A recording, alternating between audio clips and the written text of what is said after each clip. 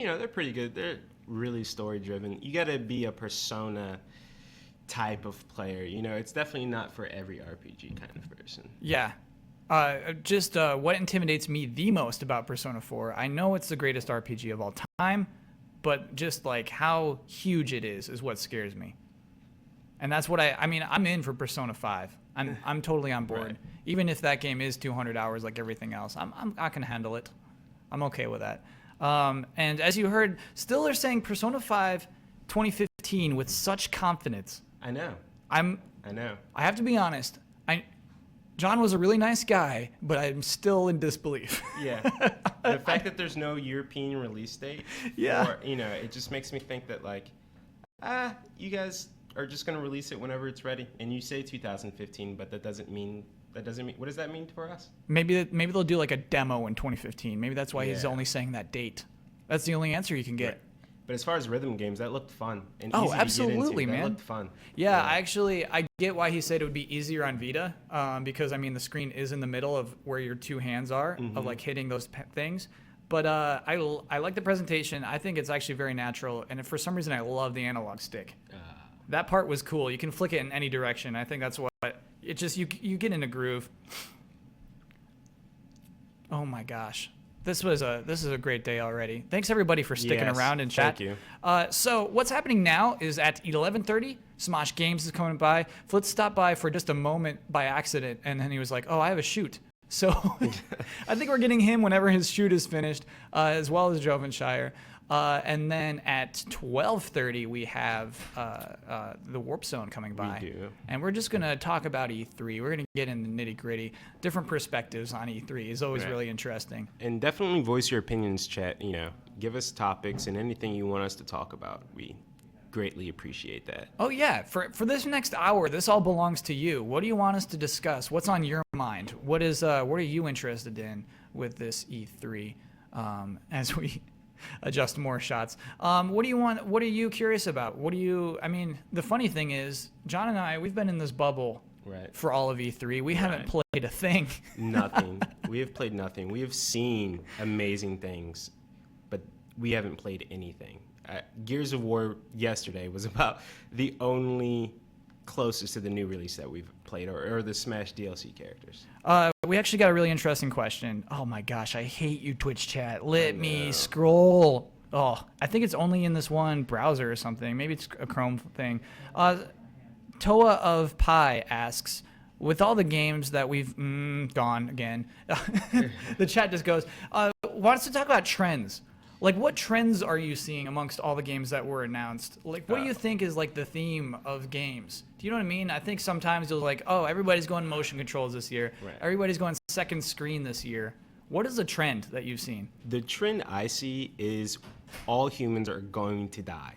I see more post-apocalyptic things in this E3 than I think I've ever seen. Humans do not have a good track record, so I guess they're just going to put in video games that we're all going to die. I see a lot of abandoned space stations. I think Elyse said that earlier in the week, that you just see every time I see somebody in space and they're all alone, and I'm just like, oh my god, I've played this before. This is just like Alien, isolation or whatever.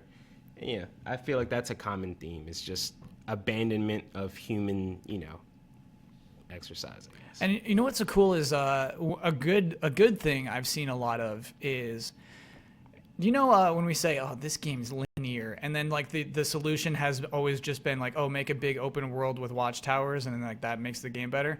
This year I've seen a lot of just gameplay options. Like the gameplay is less linear. Like you have multiple options of how to handle this thing, and that I like that. I think even like Tomb Raider has some of that going on with it, even though that's like a super linear action heavy thing. But even like Uncharted 3 tried to show off, like, hey, this is not a linear level. This is a level in which you could go this way or this way or this way, still moving forward, still feeling action heavy, but you have an option. You can drive anywhere you want to right now. Right. And so I think that's pretty cool. I think that it's weird. That is not what I assumed next generation would bring, but it seems like it's just giving people more options. Right. I mean, it's just funny to see the spectrums. Like, you have No Man's Sky, which is on the opposite end of the spectrum. They give you pretty much, that's your world. You do whatever you want with it.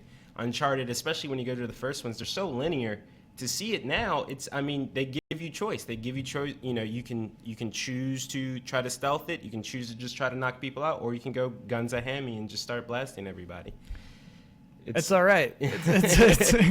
It's cool to see, because I think Uncharted in particular, I think they want to say, hey, you can do cool stuff in our world too. We're not just linear, right. Even though it largely is. Another really funny one from chat, Platinum makes everything.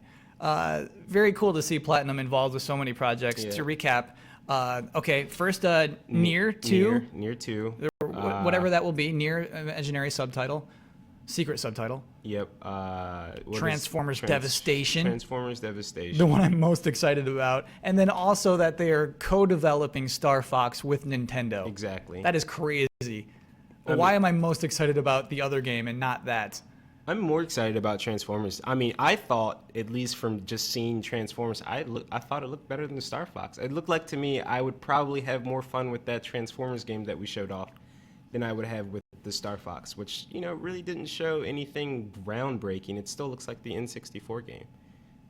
I'd still play it, though. It looks way better than the N64 game. No, it does not look that much better than the, the N64 game still had the all-range mode, still had the tanks. It's essentially, you got everything that in the trailer. In the Star Fox trailer, you got all of that. And cool, but could you at least up the graphics?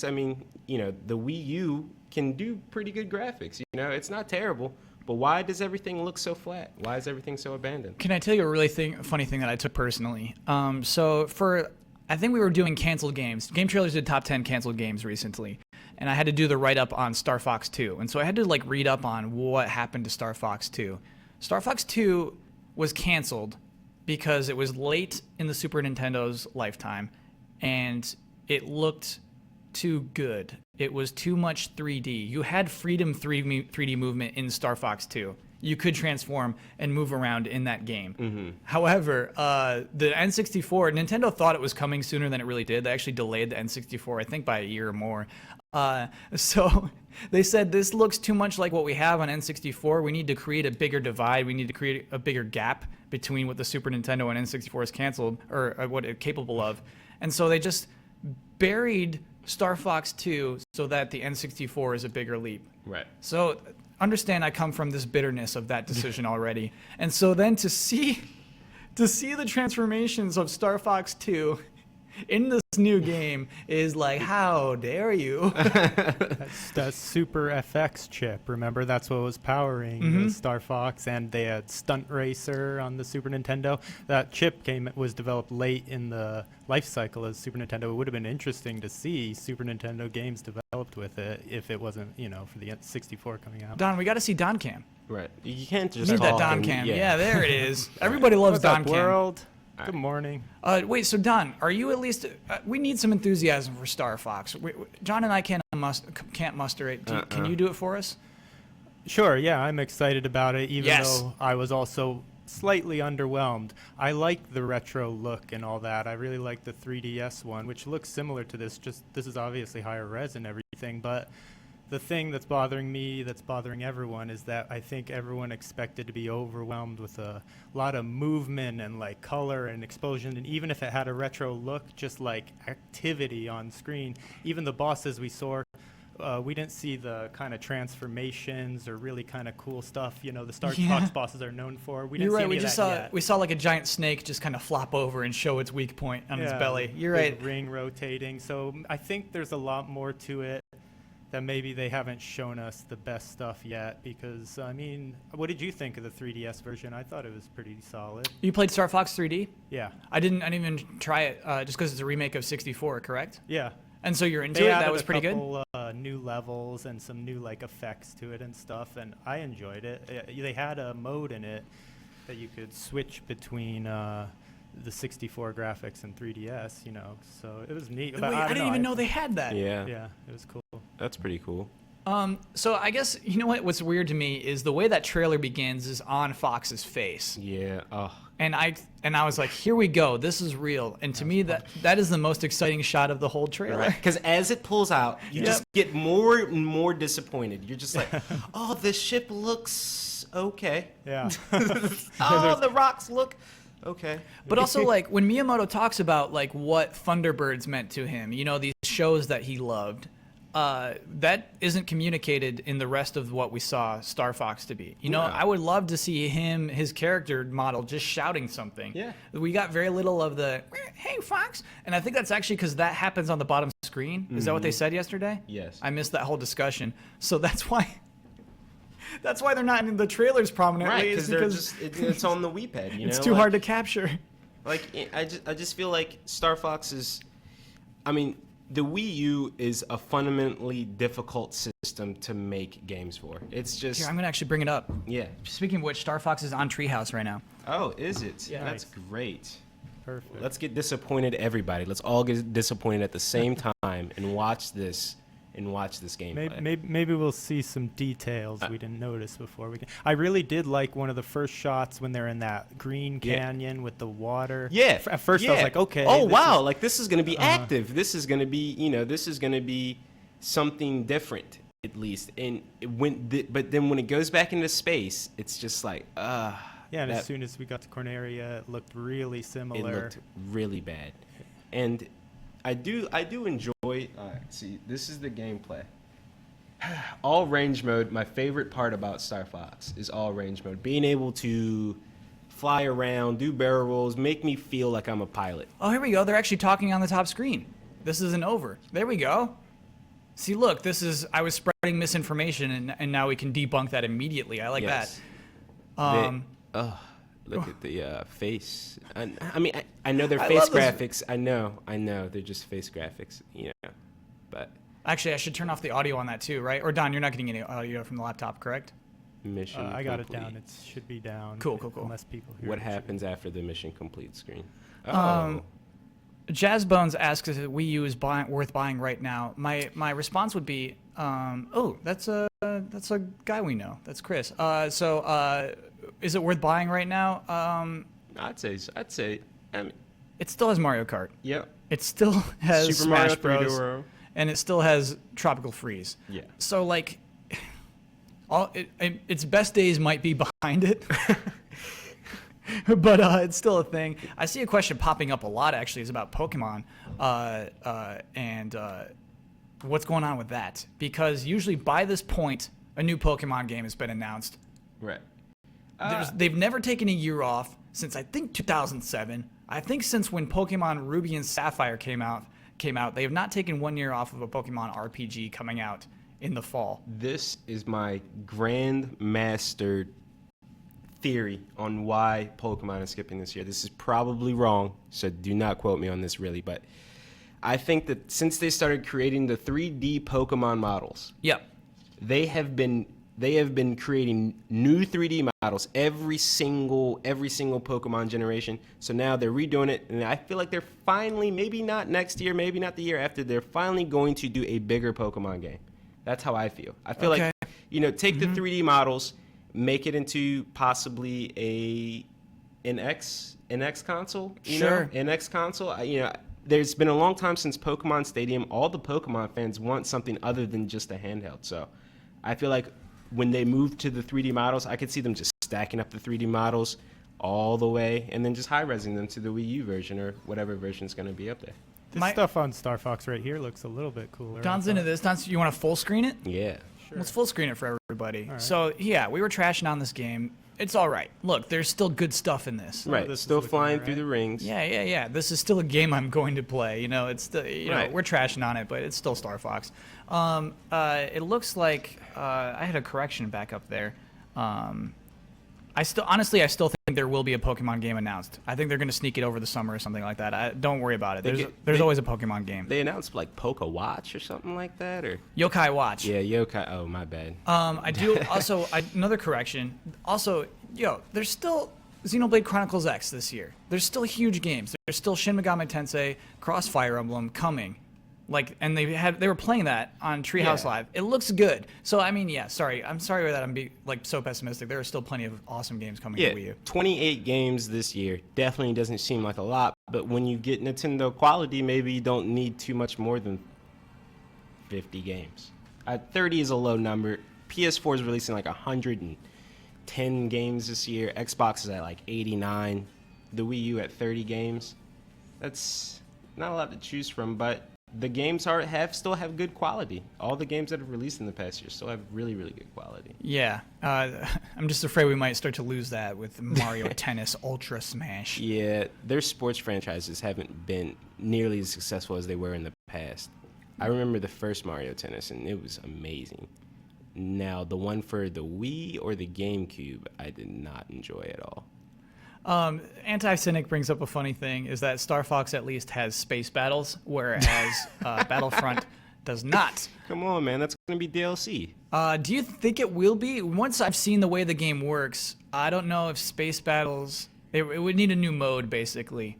It would absolutely... You would need a whole new mode. What, for Star Wars? Yeah. I mean, Battlefield has an all-jet mode, so why not have an all-star, X-Wing mode or whatever. Like, I don't see why you can't... Wait, Battlefield, you can just do jets? Yeah. There's definitely a mode where you just do jets. So I don't see why, it's just going to be DLC. I know that's going to suck, but, hey, you get space battles. That's what you want. Yeah, it's coming. Yeah, it's coming. It won't be free. No, it will not be.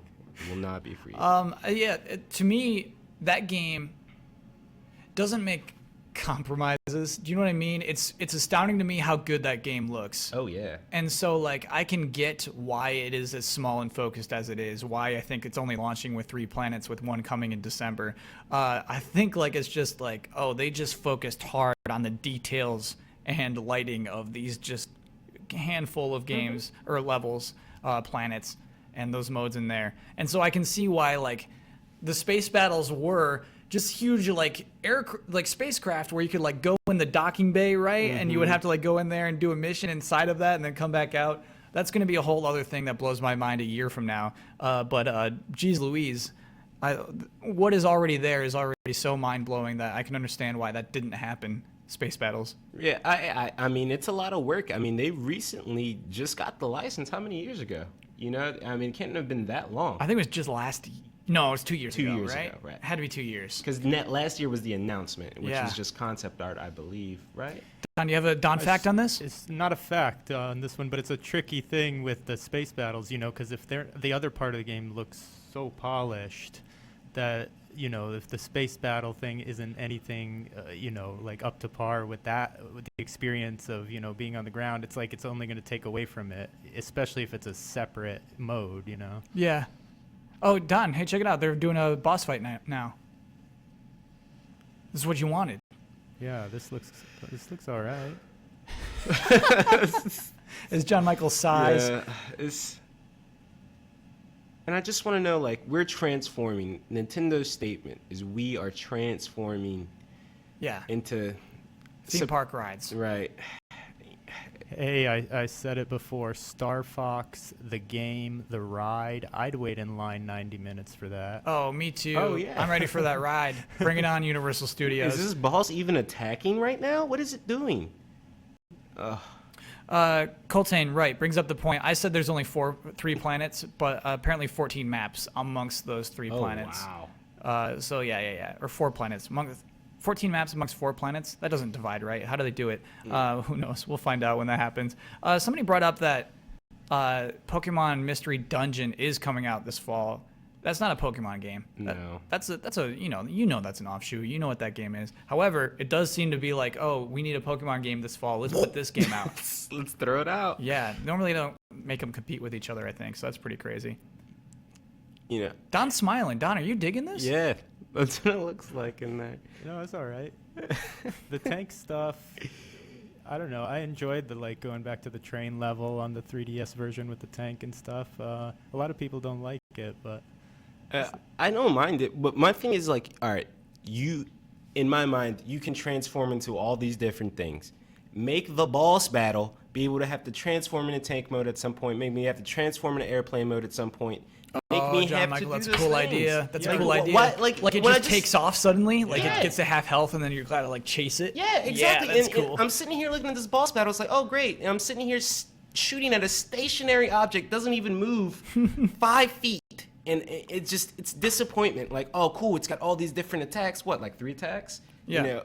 I just watched him demolish that boss, and he looked like he took his time and he didn't even try to actually start hitting it. Yeah, I didn't see any new mechanics. He's just doing the same little side roll and, the same thing the tank had before. It doesn't look like souped up in any way. Yeah.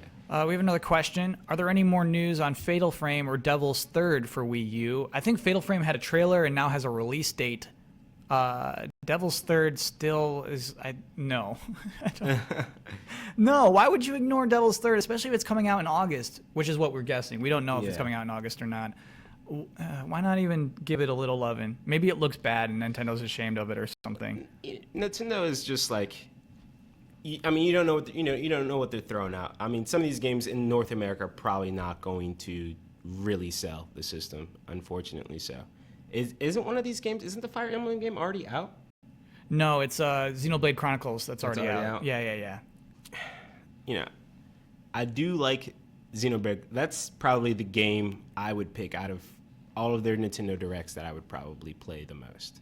That looked good. That looked like they put work in it.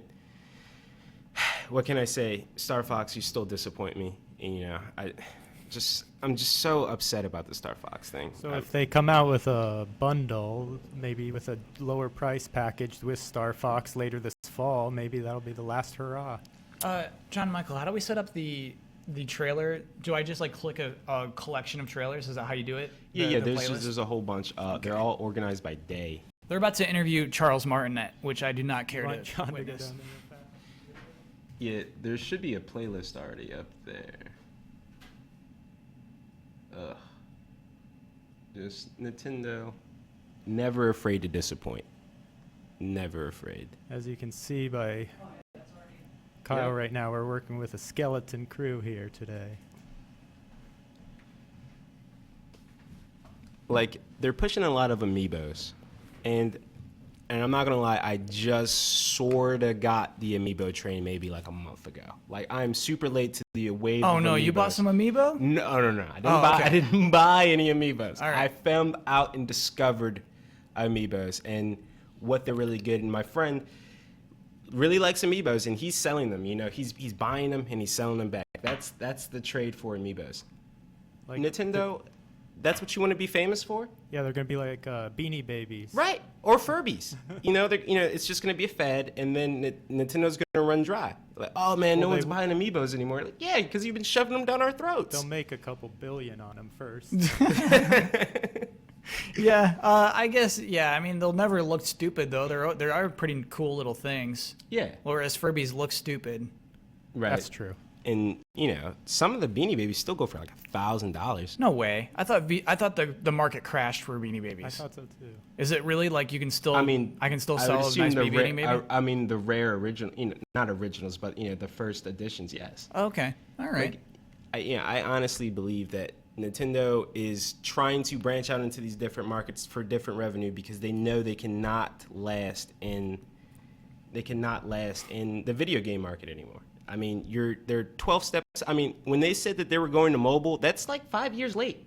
No way. What? No. I don't even. How long ago?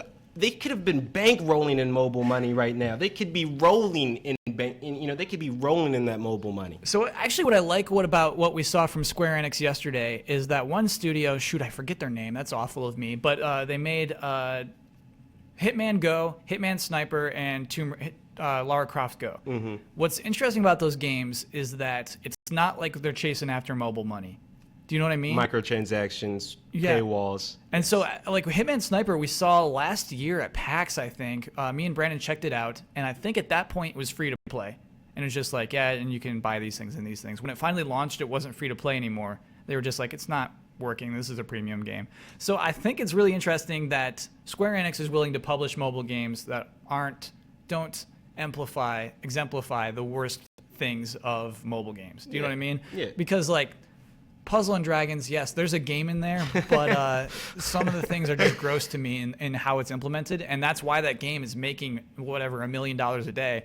And however, Square Enix on the Japanese side is not ashamed to chase after that kind of money. No. And so it is weird to see those two elements of Square Enix mobile. Do you know what I mean? Mm-hmm. It is weird to see Kingdom Hearts Mobile is a funny one to bring up too. That actually seems like a game. Yeah, that looked good. That looked pretty good for its first showing. I believe so. I don't think I saw anything that buy this many credits and you can get a new Keyblade. I hope those kinds of things aren't in the Kingdom Hearts, because that's just not how it should be. Yeah, we'll hope. I don't.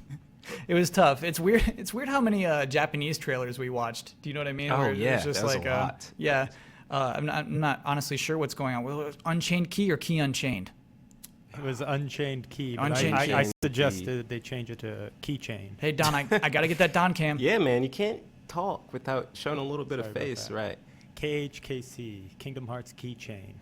Has a nice ring. to it. KHKC is really good title. I mean, Do you think it's too late? Can we call them up?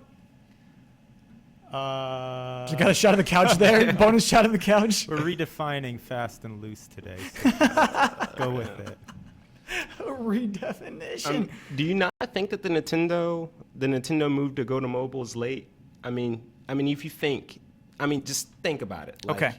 When mobile games really hit the market and they really expanded to like, oh man, everybody can freemium games. We can charge you for free. I'm not saying that Nintendo should take that route necessarily, but when you look on the forefront of mobile games, Nintendo could have been there. They could have been selling Mario on your phone for. Don't start with this. I don't want that. You don't want Mario? No, Mario's off my phone. Classic Mario on your phone? There's Classic, no button. new No Marios. buttons. There's no button on this. I agree with you on that. That's one. what makes me so mad. So I think, honestly, their games will be like Lara Croft Go, where, it's like, this is designed around a screen. You're not running and jumping because that's impossible with like, just touchpad buttons to do well. I mean, there's like Jetpack Joyride is as far as you can go, like runners, All right. I feel like is the most control. Like, Don't water down the quality. yes. I feel like if I handed you Super Mario Bros. On my phone right now, Yeah. you couldn't get past the third level. I could probably get past the third level. Okay. I would say, I jailbreak my phone, and I've played Mario, Pokemon. I've played all these games on my phone before, and I just sit here and And I'm it like, works? yeah. I okay. jailbreak my phone, and yeah, it works. No, I mean like playing the game with like digital pretend buttons. Yeah, it works. I mean, Okay. it's not like, of course, it doesn't feel better than a controller. It does not. But it makes me think that Nintendo could have crossed this threshold earlier, and we're still 2 years away. We're still, they didn't even talk about it at E3. I thought they would talk about it. Yeah, Apparently there's still one game coming this year. Matt Blair, do you want to join the desk? What's going on, man? I was just making sure that things weren't on fire. Yeah, come on over here, Come bro. on, man. No, we put out the fire earlier today. All the fires, whichever side you want. Are you guys rolling? We are rolling, yes. Really? Okay. Yes. When are you going to take a break, do you think? Never. Yeah. We're going all day. Do you need something? All day? I mean, Yeah. you want to take like a 10-minute break? I can come in here and measure some stuff. You can measure some stuff right now. No one will mind. Go ahead. Yeah. We've been on for like 4 days. It's Yeah, pretty yeah, fast. absolutely. Okay, cool. Okay. So everyone, you're. So Matt. everybody's gonna think that I brought him in here to measure stuff. I Yeah. didn't do that. Okay. Actually, this is a coincidence. Completely separate party. Matt Blair, what is happening, man? Yeah. I don't know. So Where you did were guys at hook E3 up? yesterday, right? Yes.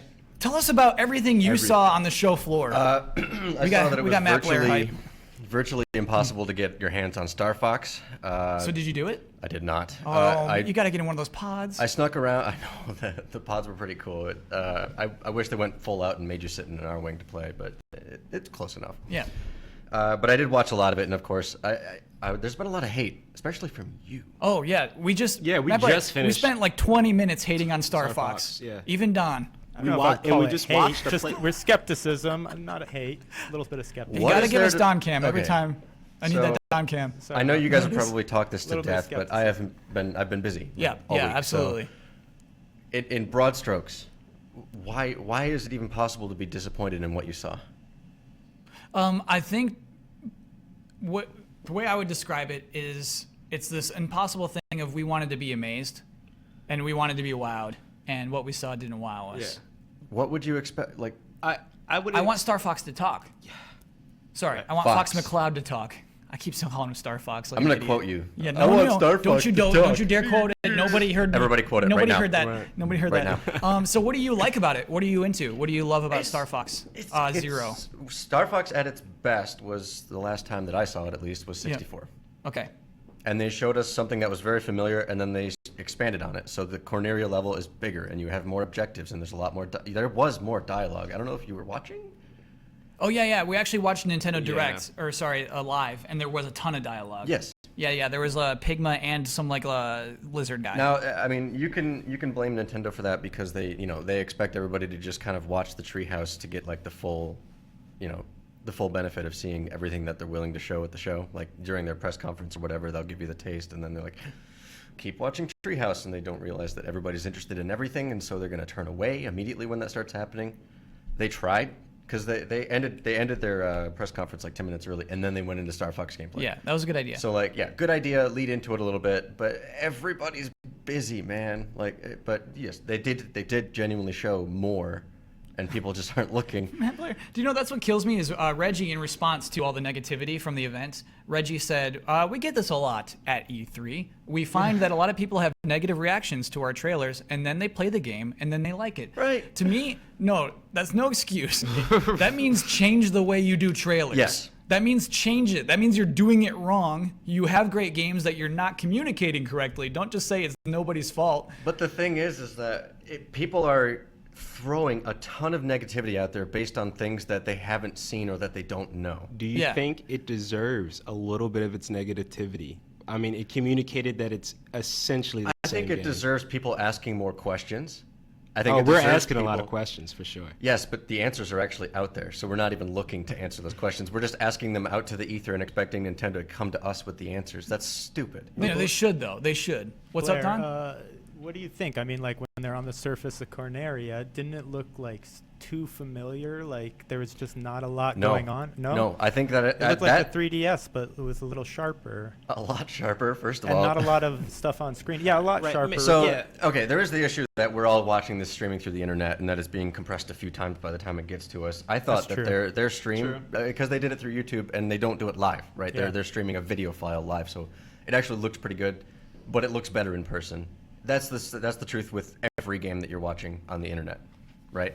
Yes. It does look genuinely amazing in person, first of all. Second of all, the familiar tone of Corneria, very important for me, because that's them referencing the last time, that's them acknowledging the last time that Star Fox was really, truly good.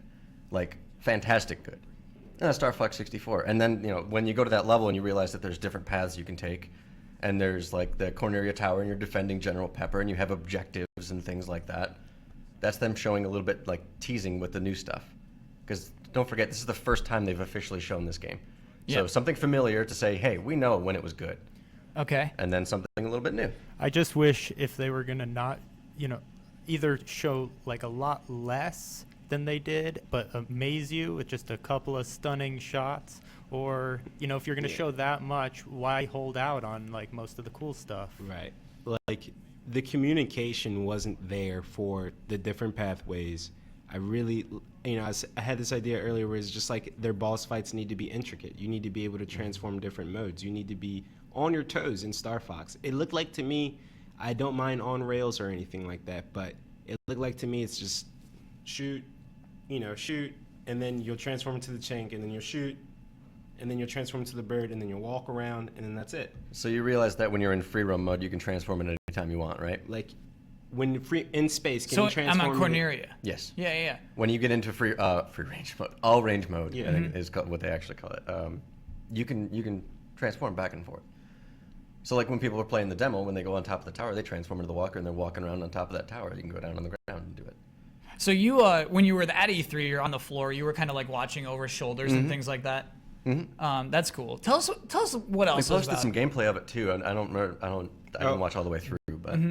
Omar caught it on the floor and caught some gameplay for us too. Cool. Matt Blair, we just needed someone, like Nightwolf calls you a hero. We needed somebody to talk good, say something good about Star Fox. I'm glad we found one. No, I just can't believe that we're hearing like negative things. That's just like, man, they're making the game. It's more disappointment than it is like, expectations are here. This is a Nintendo franchise. Whenever Nintendo puts out a franchise, you expect top tier. Like, they don't put out Zeldas just for putting them out. So when people... This didn't look anything but top tier to me. And it's just the first time we've seen it. Like, once we get the game in our hands and we play it and it's 30 minutes long and, it's one level and it's only Corneria and you can't transform when you want for some reason they've removed that from the game, then fine. I will accept that criticism when something like that happens, but you know they're teasing us. Like we don't get negative about a game that announces itself with a teaser trailer that shows no gameplay. You're just like, I wonder what that is. We'll find out more eventually. That's all the conversation needs to happen. All right, you've gotten my hopes simmered up a little bit. Okay. Yeah. You've gotten me back onto the Star Fox. I'm on the right side of the wheel. Yeah, Not on the whole the ship. I'm on the right side of the wheel. package with the reduced price package. Right. With I'm Star sure, Fox, yeah, I'm in. because there's always the chance, of course, right, that this is kind of one of the last big Nintendo franchises to hit the Wii U before we get a new console. Yeah, or Oh, Zelda. There's a chance. Yes. Sorry, I got my phone on still. Oops. That's perfectly fine. It's a casual stream. We just had someone come in and measure the length of the desk. It's par for the course. What else did you Yeah. see? Now I expect him to come in with a sledgehammer and break Yes. it all down next. So what was so that was the first thing you went to? You doors plow The first open? thing the second thing that I actually saw, and then the first thing I spent time trying to get into, yes. was First, what? I walked into when I first walked in, I saw the crazy rig that they have with the guy walking around in an Oculus and like this reverse cone shape pad. What? And so the guy's like, it's so hard to describe, but it's like a big circular frame with a harness, and the guy's strapped into this thing, and he's got like this yeah. rubber reverse cone. With like the slippery feet? Yes. Yeah, And so he's okay. walking around in a game like with a gun, and he's aiming and shooting and stuff, and Yeah. it was a little crazy. I actually like took a few Did it seconds to look move my fun? phone. Did it look like he was having fun, or did it, It look did like definitely did not look like he was having fun. I was having fun watching it, right? but like because they have the monitor up for what he's seeing, and of course Yeah. it's the Oculus, so it's 2 screens, and so it's kind of tough to watch one or the other. But I don't even know what he was playing. It was some tech demo for some crazy course. shooter or something like that. And the guy's like, he's just so confused. He's like trying to move, and he turns around and he's trying to walk forward, and he's like, wait a minute. And he never put it together that you're supposed to be able to walk and shoot at the same time. So he's like walking, bam, bam, take a couple of steps. And I couldn't tell if it was just so disorienting that it just doesn't work, or if the guy was just really bad at it. Just sounds cumbersome. Like when Yeah. I learned to scuba dive, all that gear strapped on Yeah. you. You know, you're trying to figure out what's going on. Yeah, exactly. And you know what I love about that is like you're not going to be better at the game when you're doing that. That is strictly for people who have a lot of expendable income who want to just just infuse themselves into a game. Like that thing is expensive. That weird Oculus I'm setup. sure. I'm sure it is. I mean, is that going in anybody's living room? No. That's like the only thing. Like, yeah, we can set it up here on the stage, right here to over here to the Can right. you That's imagine about it. the guy that comes home to the wife or kids or something? He's like, "Look what I got, kids!" Oh God! $17,000 later. Only Daddy gets to use it though. I don't want you on my little Omni thing. Okay, so what else did you see? What else did you go to after that? Actually, surprisingly enough, straight over to Destiny because it was kind of right in my path. So, Am makes I me mad. going to turn you around on Destiny now too? No, do because you like Destiny? You already Yeah. like Destiny. You already love it. You don't need to see it at E3. The line was short. I got right Oh in. man, of course it was short. Who would waste time at Did E3? you get a shader code? I did. Can I have it? No. No, actually, it's already slated for somebody else. Otherwise, I would. What is probably this? What's the shader code? Just an exclusive, like basically paint job for your armor set that you can walk away from. You play it and you walk away, and it's exclusive to E3. Something cool they did. What does it look like? It's like kind of a mixture of gold and green, like really dark green, I think. Cool. And then no one else will ever have that. Correct, unless people sell it on eBay or whatever. And you already gave yours away? Yeah, I will. Okay. Very sneaky. You're right. And that seems like a secret answer, but is that why you went to go to Destiny? Is to get that weird code? Yes, but it's also there's some kind of weirdness around the Destiny thing because they announced the price of $40 for this thing. Yep. And it's like, okay, so what exactly do you want people to spend $40 on here? Yes. Because the last time we spent that much money was for a season pass for 2 full sets of DLC and stuff Right, like that, yeah. right? So it's like, what are we actually really getting here? And I haven't had the time to do the research yet, so I apologize. I came on stage talking about it. I looked at it. I mean, you get a lot of missions. Definitely over 20. Couple Sure. strikes, 1 new raid, blah, blah, blah. My thing is, it's not the $40. It's the how fast. I just spent $40 on the season pass. I just bought the game $60. That was last year. That wasn't even the collector's edition. So I feel bad for anybody who bought the collector's edition that now has to put out another $40. And then not only that, you got to spend the $40 and another season pass. That's $80 within a year investment. So Right. you know the total game is like what? I'm doing. Oh no! Don't do that math. That'll just be Well, depressing. all right. Well, let's simplify the math a little bit because there's something that we can compare this to easily. It's the same company, for Christ's sake. It's Call of Duty. Okay. There's a new one every year. Yep. And the ravenous fans buy it every year, and they subscribe to what is Call of Duty's subscription? Oh yeah. Elite. Elite doesn't exist Yeah. anymore. They got rid of that. Yeah, but they finally got rid of it. They still do the DLC season pass for every game. Yeah. Right? And then the DLC stops when the new game comes out. Mm-hmm. So people that through Activision's eyes, you have people spending $110 to $130 a year on games for Call of Duty. Oh yeah. Yeah. I'm sure in their mind, like, oh yeah, they'll pay for it. They'll do it. You can hear it. Is this them being like, oh, well, it works for one game. We have millions of people playing the other game, so why not? Like, let's just blah blah blah. Another thing that sort of what I hated about the announcement is that they tried to explain that the weapons from the previous one, that, yeah, you could be a unique guardian. You can keep the weapons from the previous one and take them into this next expansion. But then they sort of came out and said that, well, the new weapons that you get with this one, there is no way to ascend your old weapons. Okay. So your Gallahorn, which is the most rarest gun in the game. Do you have a Gallahorn? No. Do you have a Gallahorn? I just got mine 3 weeks ago, and I'm so upset that they announced this. Huh. 11. But it doesn't happen until November, right? What? The expansion. The expansion is You in can use August. August. Or September. August Okay. or September. One of those months, somewhere in there. You can use your Gallahorn all summer. Yeah. That's not enough time. You know, it took 13 days of game time to get that 13 days of game Days time. of in-game Oh my play. God! What is It's it? gameplay. What is the actual weapon itself? It's just a rocket launcher that is, it's a boss killer. It's a boss killer weapon. Cool, Yeah. cool. And I got it. I just got it 3 weeks ago. Super pumped, stoked. I was at home, had my headphones on, and then I got it. I jumped up top with my girlfriend wakes up. I jumped would up probably top, do the same thing. super pumped. And then now they announced this, like, oh well, your old weapons won't be as strong as the new weapon. You can still keep them, but they won't be as strong. Like, great. Now there's no, I can't even bring it in. You should bring it in at least just for the memories. You know what I'm trying to track down what the real issue with this is, because we sit here and we think about, like, we think we know how much content we're going to get for our money. We think we know all of these details about the game, but what it really comes down to at the end of the day is, are you going to feel like you wasted your money? I gotta turn this trailer off. Don't look up. Oh, okay. We got an outlawed trailer. Is that okay, spoilers or something? Oh yeah. That trailer is outlawed. That one we cannot have. So Kyle.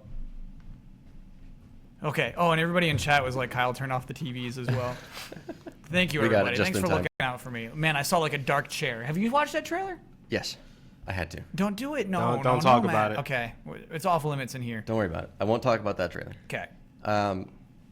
But at the end of the day, do you feel like you're gonna have wasted your money after playing through all of the content that you get? And I'm assuming that you have a pack of buddies that you play with on a regular basis of some kind. Yeah. Right. So you're continuously getting gameplay out of this thing, and of course, like, they've modeled some of the parts of the game on MMOs, but there's no subscription. But there is a subscription because you're paying for regular updates, and if you don't, then you're not going to be able to play the game because everybody else did. Yeah. Right. So it's kind of a brilliant business model, of course, Yeah. but like, we feel like we're being taken advantage of right now with these announcements. Yeah. But Right. still gonna pay. But at the end of the day, when you pay for it and when you get a ton of hours out of it, are you really going to look back and be like, oh, damn, I wish I didn't spend my money wasted on my that. money. Right. $40 isn't a big. I just wish that, like, it wasn't so soon after. I mean, you just released if they had just bought in a pack by itself just a month ago, it was $20. So then within 4 months, you're asking somebody to spend $40 extra because you really don't have a choice. I mean, you can sit at Well, your you own- do. You could just stop playing the game.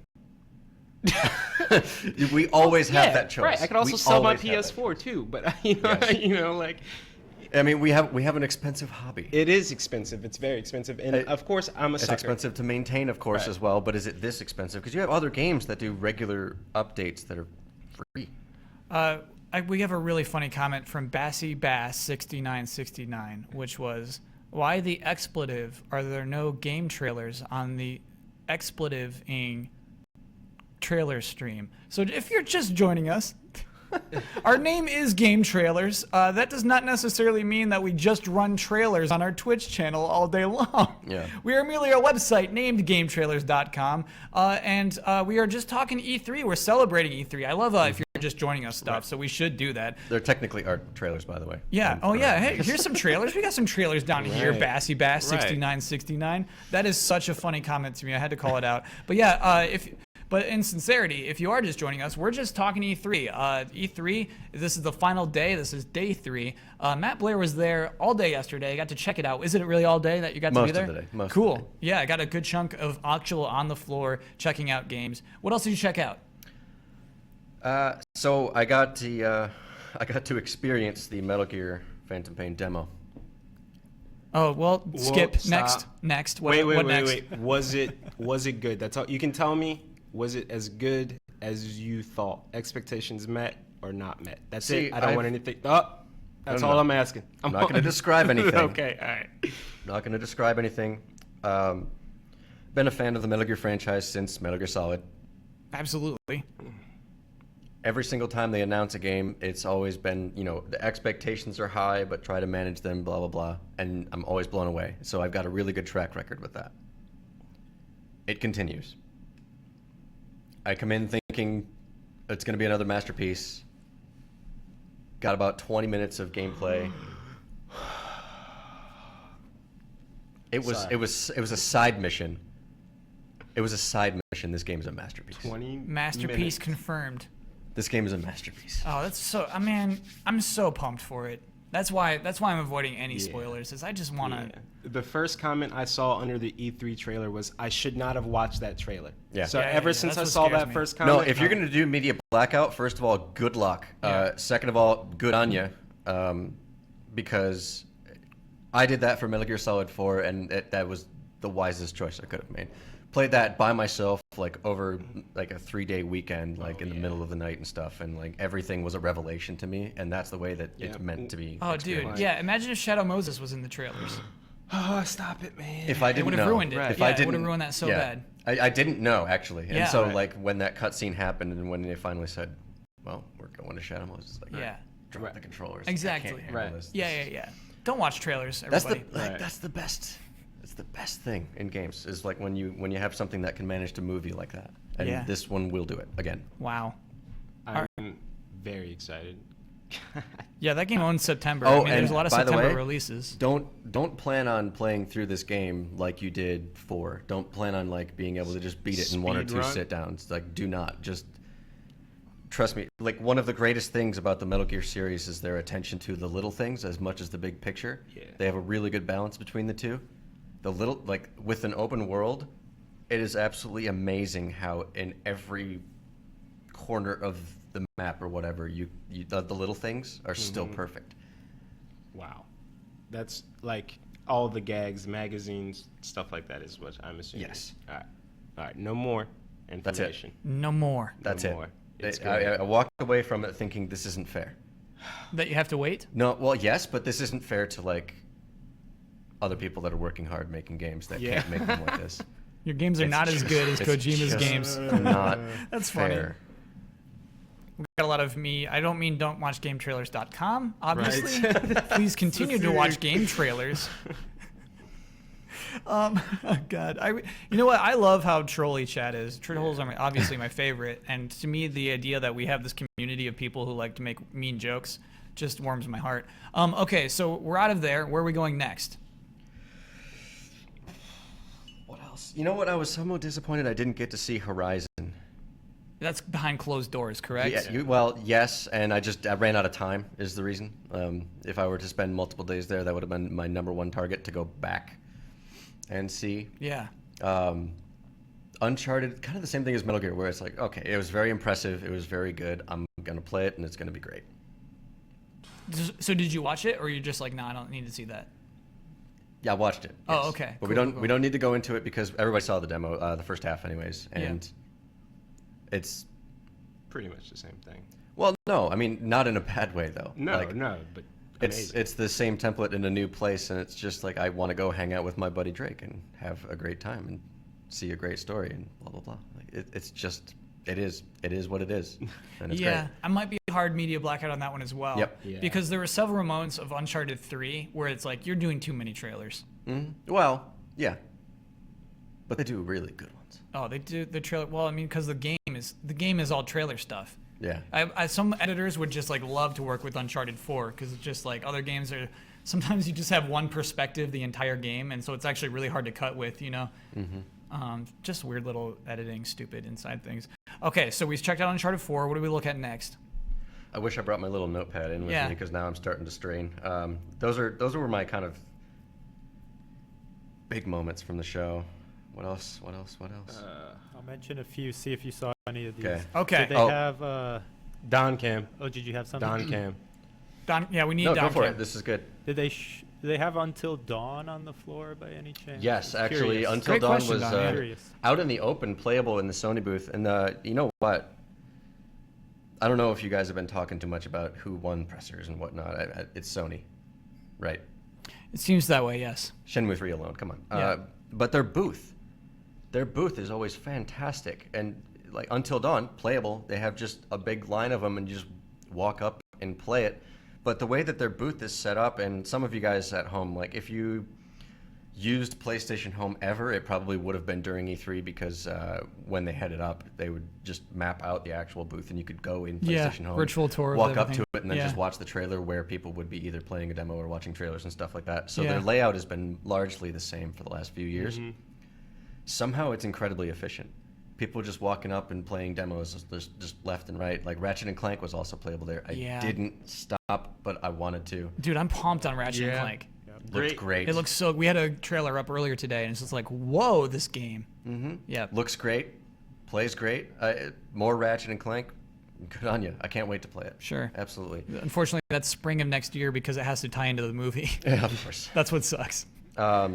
Until Dawn, I didn't actually get to stop and watch it for too long. The gameplay is kind of surprising. Like since the last time I saw it, it was kind of hard to recognize. It's a new area and a new demo and new characters. So no Hayden Panettiere. Well, if not this part of the demo that I actually saw, she Sure. might still be in a different level or something like that. But Was it some other actor where you're like, I kind of know who that is? Is it like that? Is the game full I didn't of those get to people? hear it. Oh, okay. But the gameplay, it was intriguing to me because it looked different from what I had seen. I'm starting to think like there's maybe a little bit more to that game than just kind of like a Heavy Rain-esque, let's walk around with this static camera. And somebody else is definitely going to be able to give a much better demo of that. I don't know if you guys had one of those yesterday on the stream. Did anybody come back having played it? No, because they're just only playing like the super good Right. games. They're all just like, oh, we played Dark Souls 3. Right. Well, okay. I if think we didn't, might have some Until Dawn. We can, or one of those roll-in clips later, maybe. I thought I saw something. Oh, cool. Like a A little off-screen off-screen display. stuff. That's we'll cool. need to take a closer look at that, and hopefully we'll have something up for you guys, maybe next week. But yeah, very intriguing. A lot of people want to know if you checked out Morpheus. Line was way too long. I had about a 3/4 of a day to get through, and the lines for everything big is going to be at least an hour. Oh, So yeah. Oh, wow. And that just sucks at E3 when you don't have a lot of time. I Yeah. get 2 hours today. Hmm? I get 2 hours today at E3. what are you gonna do? What should he do? Oh, well, I got to shoot my show, so I'm just going to be running around. Yeah. But if he has time, what should he check out? Yeah. If you get time, check out Horizon. Okay. Or Star Fox. Come back with the Star Fox. Star later. Fox you might be able to finagle your way into the line. That's the thing. That Sony has a great booth for that. Nintendo's is the worst. Well, you just said you can't get into Morpheus.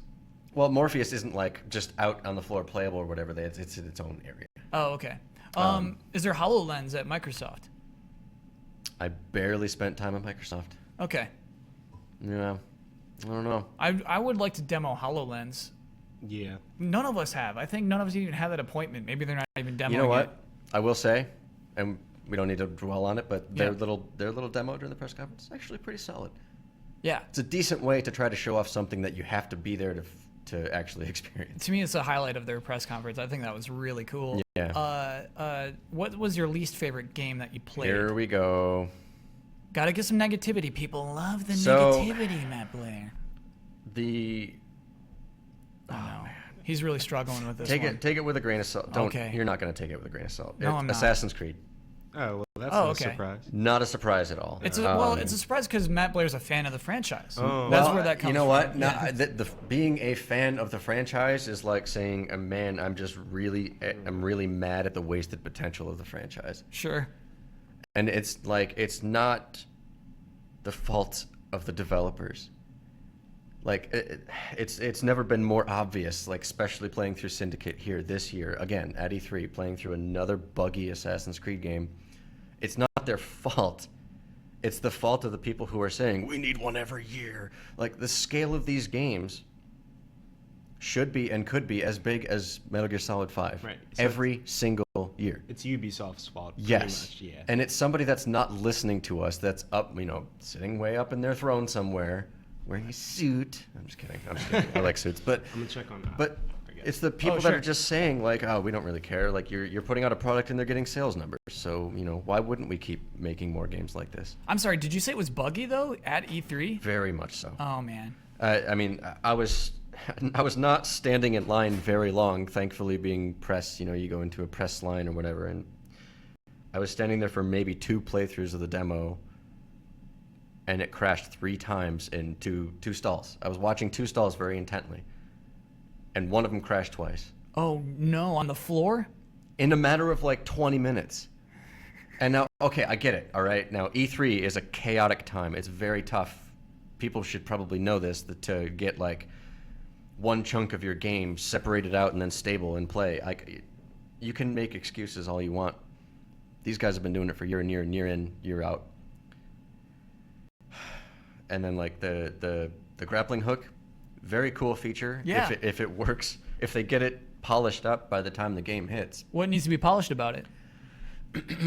One of the times I saw somebody grapple onto the roof and then he kept going. And he was climbing in midair like Spider-Man style, and then he finally just climbed out of the area and then the game crashed. Works as intended. I would take that, actually. That's actually how you like go propel yourself in Just Cause, is you grapple a thing and then you just move forward. Well, no, see, there's 2 ways that you can use it in Assassin's Creed Syndicate. Like, Okay. When you're standing on the ground and you see the rooftop, you can go and like throw it up to the roof and then just kind of zip up to it, and that's very fun. It's very cool. It's very smooth. It's a good way to get around. And then also you can go straight forward or like across a ravine because the streets are really wide. You're in London, right? So you throw it across this wide street and then you make like a big tightrope and then you can kind of climb across it. Okay. And this actually makes pretty cool implications for the other parts of the game where it's like you've got this guy in the middle of a street or like in a, what's the name for the area in the middle of a building? Big square building. Courtyard, thank you. In the middle of a courtyard, and it's just like Clutched on. I can't reach him, so like I'm just gonna throw a rope across and then climb across, and then I'll drop down and stab him in the throat. Like, cool. There are really cool things that you can do with it, and this is exactly what I was referring to when I said wasted potential for the franchise. Because you know what's gonna happen? This game's gonna come out. It's gonna have a lot of bugs. People are not gonna forgive it because the Ubisoft track record with Assassin's Creed of releasing buggy games. And everybody's going to hate it. And there's so much potential in here because there's a lot of new characters and they interact with each other in entertaining ways. There's a lot of potential there, but nobody cares about that. Yeah. Because you're going to be able to crash the game or you're going to be able to break it or whatever.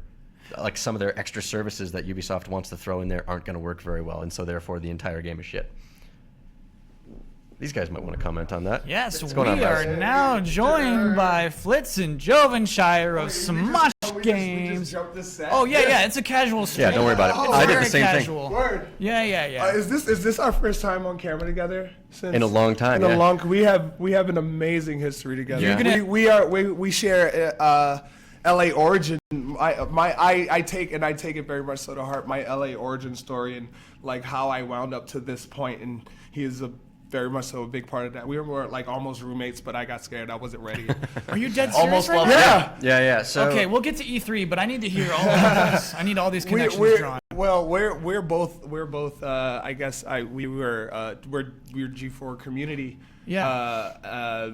In love with the network and the network that reached back to us and I feel like helped allow us to become the thing we Ooh, I'm pulling a muscle. The thing we want to become. No, it's a lot of all that E3 walking. That's how I woke up this morning. Was my leg? My leg hurt so bad. Yeah, the thighs are like no more moving. Yeah. But yeah, and I was a one of the big, I guess. When Stickcam was around, I would host the after party before Captain Smee. Was the one? No. Okay. If anybody in chat actually knows who Captain Smee is, I'll be very impressed. they're super throwback. There's a giant history of people who were driven by a network to become the people they are today. So, and we share in that. Yep. So Matt Blair is here because of G4, and you were here because of G4. Yeah. I was going to school at CMU in Middle Michigan, and so was the guy enigmatically called Captain Smee. I got it. Captain Smee. Where's Captain Smee right now? A deeper story about that character. Where is he now? We won't get into that. I gotta know.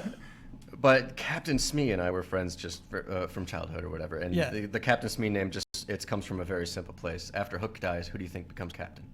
Oh, I get that. Sure. And there you go. But but yeah, I was going to school for just broadcast cinematic arts, and I'm like, okay, well, cool. And while in the free time, the G4 chat and stuff was just booming, and I'm like, I know why you guys are doing this, and so I just hop in there and just kind of do some random odds and ends here, and start to get to know some of the people from G4, and so that was my in. So when I moved out here, I was coming out to get a job at G4. As was I. And it's amazing how roads just go, and then it still just does this. We actually, Joven and I just had the chance to cover some aspects of E3 with Microsoft. Yeah, we were doing stuff with Xbox's Daily Show. Yeah, and the amazing thing about that is it just so happens that the sound guy and the camera guy that we got to work with were the sound guy and the camera guy that were there for my first E3 and Comic-Con experience. That's pretty cool. Provided by G4 because I was their super fan. How do you, and you know what's probably pretty cool is I doubt that many sound guy and camera guys get recognized. It wasn't at first. That's the thing. They didn't even recognize me at first. Sure. And then they were like, wait a second. And then we started just talking about like how we had accidental handshakes that became a thing and jokes. That's and funny. It all comes. Well, that reminds me of the it was some kind of award show recently where Will Smith was like, wait a second. The camera guy. He was on Fresh Prince of Bel-Air. See you again. That's awesome. I'm glad. And that's what brings it back. You guys are having the first time we're on camera. moment. Yeah. This is a beautiful moment. But E3. Let's talk about great transition to E3. Wait, but E3 Captain basketball. Smee, what does happen after Cook dies? Is there mutiny? Does Smee really just get to take it without a fight? Sorry, I think that Captain Smee is probably the only guy on that ship that actually had the respect of the crew. No, he didn't. He's a beta. He's a total he's just like, hey everybody, I'm the new captain now. And then they just droopy kick him dog. Off. They kick him right off that boat. There's no way he's gonna be captain. Yeah, the only reason he's still there is because he's Hook's lap puppet. So Yeah. dog. Yeah. Lap puppet. So maybe he's like the captain of his own ship and no crew.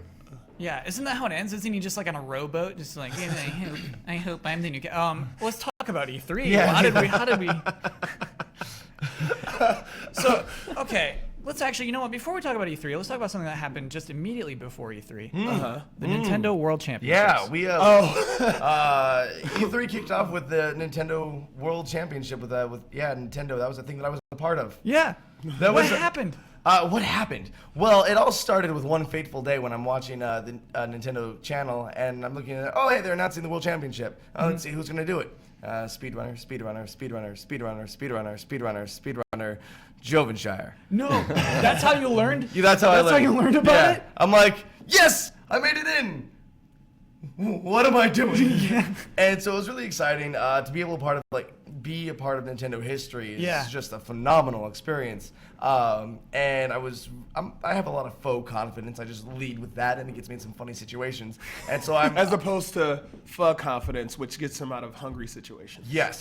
I get it. Oh man, I love pho. As opposed to SME confidence, which gets you nowhere. It gets you on a boat. Yeah. And so we're on stage on the wings, coming out one at a time, and it kind of hits me. I was like, no. I don't want to go on this ride anymore. Heart attacks. I'm pregnant. I don't want to go on this roller coaster. Wait, did you do practice leading up to the event? No, we knew nothing until we were literally standing on stage. I did not know I was going to be doing Turf War in Splatoon. Yeah. I did not know who was going to be on my team in Splatoon. By the way, we're mad you did Turf War. That's like the least competitive version of Splatoon. Like, why not do the ranked mode, the one where it's like King of the Hill mode? Yeah, they had some options. Maybe that was because that's the one you start off with, so it brings in a new audience if you saw the World Championship. I can understand that. I did not win the Nintendo World Championships. I did get taken out with a group in the first round. Yeah. Now, don't get me wrong. I knew I wasn't going to make it to the end. Yeah. But I put up a really good fight, and we did Turf War, and I had no rollers on my team. You can't do Turf War and not have a roller. You got to have a roller, but you can't communicate with your team ahead of time. No, right? we couldn't. We didn't even know who was going to be on our team ahead of time. Yeah, you need that. You got to. So it was bad luck that that we didn't have any roller. Okay, so we go into like the underground, as it was called, and then you have to do a speed run in a classic game to then stay in the competition. Yeah. I had to do a speed run against other speedrunners on a game that I haven't played in 20 years.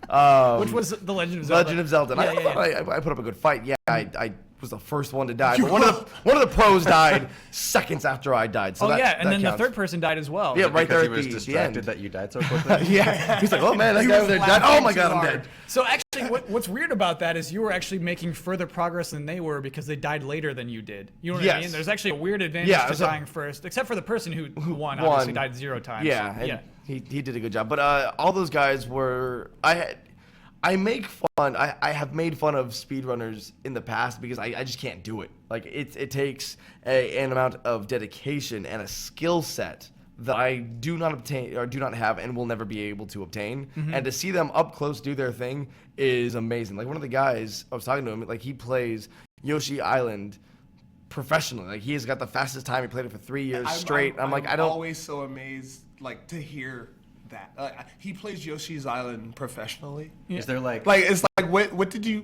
college did you go to? But at the same time, which is it's an interesting thing because a speedrunner knows that speedrunners do classic games. You don't really have speedrunners of like, oh, I just maybe Bloodborne or something like that, but they're all classic games. And so at the very end of the competition, we had one speedrunner, Cosmo, who's an amazing, talented guy, does like all the Legend of Zelda speedruns, and then someone that qualified to make it there. John Numbers. Yeah, who also is a professional Smash player. Oh, I didn't know that. Yeah, professional Smash player, but also like he fought his way to the very top. Yeah. And then won. Yeah. Because he knew that you can wall jump in New Super Mario Brothers, where Cosmo did not know that.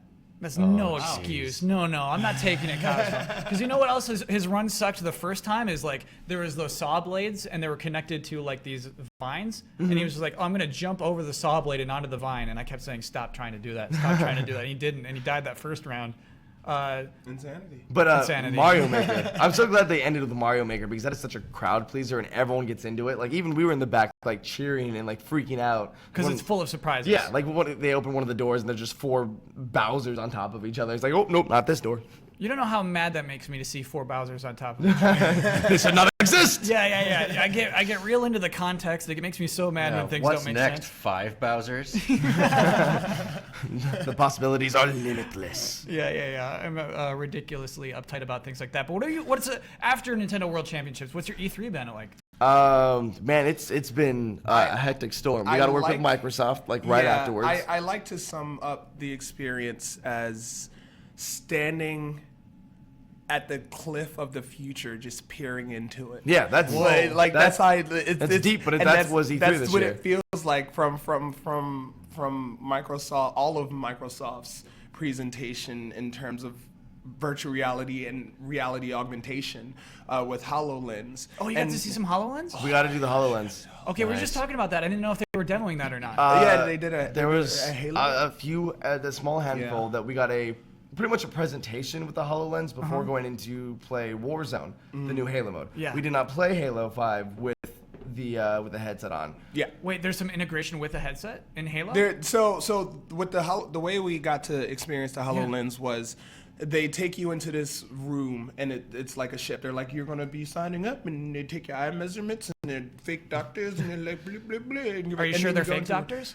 I actually don't know if they're fake doctors. They've been real doctors. I mean, they're not Time Lords, and I think that's all that really matters. Yeah. Okay, sure. And you go in and you sit, and it's like you're going to be going on a spaceship ride, and they tell you all this stuff, and then they put the one person at a time. They put the HoloLens on their head as they sit down, and you see the person, and they sit down and they say, okay, stand up. Can you see all 4 dots? And then you walk towards the wall, and they say, turn right. When you see your objective, walk towards your objective, and you turn right, and then you it's see like, nothing, and you see nothing, and then it goes. Blick, blick, blick, and you and hear then you the sound too. Yeah. And it's really easy to forget you're not wearing headphones. The sound's just going into your head. It's really freaking interesting. You walk towards it, you hit the checkpoint, you turn right, and you can look out like windows, and you can like look, and it's augmenting the space around you. Yeah, just like if you're playing a video game and you said, "Oh, there's on my HUD, I see like a little point of it." You're in the video game essentially. And so we walk down the hall, and there's a table. Then all of a sudden, like as if you were in this ship and you're about to go into like this giant battle. Yeah. Like the thing started, like the map pops out of the table. Comes out of the table, and then you can like you can go close and like look around. All right, see where your objectives are. Can you put your hand in it? We didn't try. I didn't want to Yeah, I get didn't try. I shot didn't wanna get in by trouble. Microsoft security. You can't touch the not real thing, sir. Can you not? Don't touch the air that's right there. Yeah, okay. But like I was kind of like cheating. I was like looking up. I'm like, all right, it's not there. It's there. It's not there. It's there. It's not there. It's there. It's there. I don't know. It's magic, and like that's what I liked about Xbox's presentation was it really seemed like they were just opening the doors to the future of gaming and kind of raising the bar. Now, don't get me wrong, I loved what PlayStation did, where it was like, hey, here's all the games that you wanted to see more of. So that's great. And both really kind of went hand in hand, and it's nice to see that hand in hand play. Yeah. Speaking of hand as in hand, opposed to all the fighting. I don't want a console war. Yeah, I'm tired. I just want awesome video games and awesome consoles. I don't need a war. Yeah, I didn't hear it as much this year at E3, but you always hear, oh, who won E3? And so after every presentation, someone's like, oh man, these people won E3. Oh man, these people. No one won E3. Like everyone just did a great job. We all just won. Presenting, everyone brought something different to the table. I think EA's was the weakest because I don't think they've learned how to adapt their presentations like Microsoft did. EA hasn't. How do you mean adapt? So when so watching the EA presentation, they start off strong. Yeah. You had, I believe, Mass Effect to start things off. Yes. Which- Sweet teaser. I'm like cool jetpack stuff. Like that's my game. That's my favorite franchise of all time.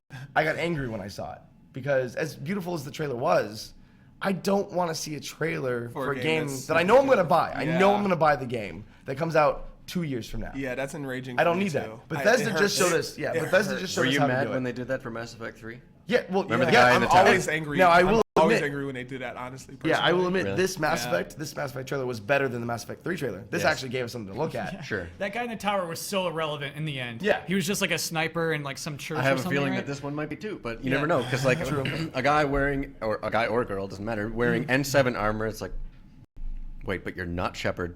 New galaxy. Because you're in a new galaxy, Yep. like a galaxy far, far away in the future. Look at all these questions that I have that won't be answered for 2 years. And maybe they, who knows by the time they get there, is that a question that they feel is worth Yeah, answering? maybe it's Because just- they didn't for 3, Yeah. right? Like the only thing that you got from 3 was like, okay, it's on Earth, or from the trailer, it's like, okay, it's on Earth. Yeah. That's pretty much the only thing that stuck.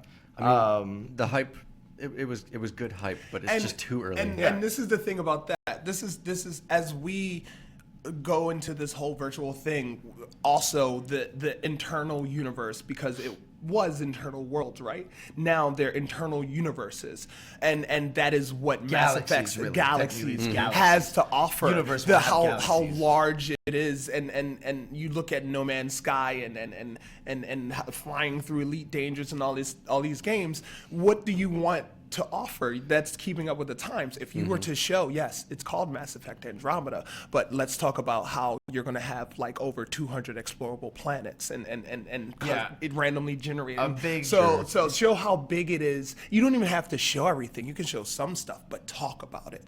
Talk about how big it's A going to good be. positive about it being practically 2 years away. It says holiday 2016. I'm putting my money down. It gets pushed to March 2017. Smart bet. That's a good smart bet. I like that. It's look at what we're capable of with the Xbox One and PS4 right now with games like The Witcher or Dragon Age. Like I put 170 hours into Dragon Age, and there was still more stuff for me to do. Imagine 2 years from now in a BioWare game, how much I will be able to explore and do. That's gonna be an amazing game. Yeah. And it's funny because I started thinking about, I'm like, so what was the overarching point of what we have to look forward to with the future of video games, with them being open world and ultimately expanding to open galaxy universe? It's like, okay, God. Like that's what what you are. Like, what do you want to play video games? It's not even. It's like, hey, you want to go be God right now? You feel like doing that? You want to escape this reality and go explore a whole new, and it just keeps. And that's it's really fun VR with it. So. And that's what gets the whole conspiracy theorists like all riled up, because they're like, is this the Matrix? Could this just be a video game? And we just keep going deeper and deeper into video games, and it's like maybe, but for now, I'm happy to be here at this time where I get to. So if we're in one right now, which one is it? I don't. It's actually scary. There right? was one when I was at Morpheus. It's funny that you mentioned it. When I was at the Morpheus booth, I was watching a video. It looked like one of the characters in the game was wearing Morpheus headset. Also, I was like, how long until we do VR or virtual reality in a game? And then in that game, we put on another virtual reality headset, and then we're now in a completely different reality. Simulator. That's all we are. Yeah, it hurts your brain to think about. Scary. Well, it's been done before, but at a smaller scale, right? Because when you're in a game and you go like Shenmue, That's right. walk into the arcade and play some old Sega games, but they were new then because you're playing the game in '86 and blah, blah, blah. Plenty of other games have done that, but it's crazy. It's fun to think. It's coming, right? Yeah. Obviously. Yeah. At the same time, I thought it was cool that EA, like you can be God, but you can also be like a tiny little yarn creature. I love that they showed Unravel. What is with Yarn? Why is Yarn so hot right now? Yarn's hot. Invest in Yarn. It's hot in the streets. It's physics. All the gang members are buying up the Yarn. So like, we're gonna like it doing with because knitting it's caskets, son. it's endearing, right? Because it offers you a new way to play by thinking about physics in a different way. Yeah. So it's technically pretty cool and conceptually pretty cool and gameplay wise pretty cool, but then the chicks dig it. Yeah, that's true. It does. Yoshi's Woolly World. I'm looking forward to this game. It's gonna be a lot of fun. I'm gonna play with my girlfriend. It'll be great. But if she can put down Smite. Yeah. If she can put down Smite, which she's gonna be kicking my ass at that game soon. Yoshi didn't need to be a Yarn game. I get that's their brand right now with Kirby's Epic Yarn. Yoshi could have just been another Yoshi Island for the Wii U and not been a Yarn game and been just as good. Unravel does look amazing. The physics in it, everything about it's gonna be really fun. I feel like it's being subgenre as it's a Yarn game. You're right, but I think We're everything making a can new do Yarn that. game for the new generation. Mass Effect Andromeda will be Yarn. It was weird. It was weird though that EA like announced that. It was just like, we're making 3 new IPs. Here's one. The others we're not ever gonna show you today. Like, why even mention that? Hey, we have new stuff coming and then not show it. That always bugs me. Mm-hmm. My biggest my biggest reluctant disappointment. It's like I'm existing in this weird void of happy sad. The expansion of the MMO, the Old Republic. Yeah. And them putting knights in front of it fooled me for a point in time. Yeah, we were just watching the trailer, and I am just so sad because I'm probably going to sign back up for the MMO. Yeah, they know what they're doing. Oh, I was so excited. My brain was doing so many things as I was watching the cinematic trailer. Those things that tend to fool us so damn often, and then when it was doing research and it finally clicked, and it was like, wait a second, this is not the game you were meant to be. You've disappointed me. And tears just rolling down my face. What was the game it's meant to be? We'll see that the next cinematic installment universe. to the Knights of the Old Republic, as opposed to an expansion to the MMO, the Old Republic. So the MMO is Star Wars, the Old Republic. The next word is Knights. Knights of something All else. of those words in a slightly different order. Yeah, it's a different game. But and that was kind of like EA, like we were talking about what EA did wrong. There is an audience for sports and racing and mobile games, and there's a lot of money to be made there. You need to know your audience, especially during these presentations. Like on Twitter, I follow everyone in the industry, and when EA started talking about racing games and then mobile games and then back to racing games and sports games. Oh my gosh. Like literally, that's when everyone's like, "Oh, great. I'm glad they're talking about this because I needed a bathroom break or I needed lunch. Like, you know your audience. You know how you do that? Hyped. You know who did that absolutely perfectly? Who? Bethesda. Yeah. Oh yeah, you know when they introduced their mobile game, it was like cushioned shortly in between huge announcements. So they come out and start talking about Fallout, and it's like, well, you know what? We made a mobile game, but we made it. It doesn't suck. Yeah. Yeah, it's like that is. Here's Also all the here, things that you take can do. It's like the reason we made this is because we wanted to have a game to play on our mobile devices. Because let's face it, every other one sucks, and you're playing it begrudgingly because you have this device and you want to just play something and burn some time. And it's like, well, this one's the least crappy. And this So is, let's come out on stage and say like this. You know what? We've been looking for this game too, so we made it. Brilliant, absolutely brilliant. Yeah, You know, that attitude. that's all Todd Howard.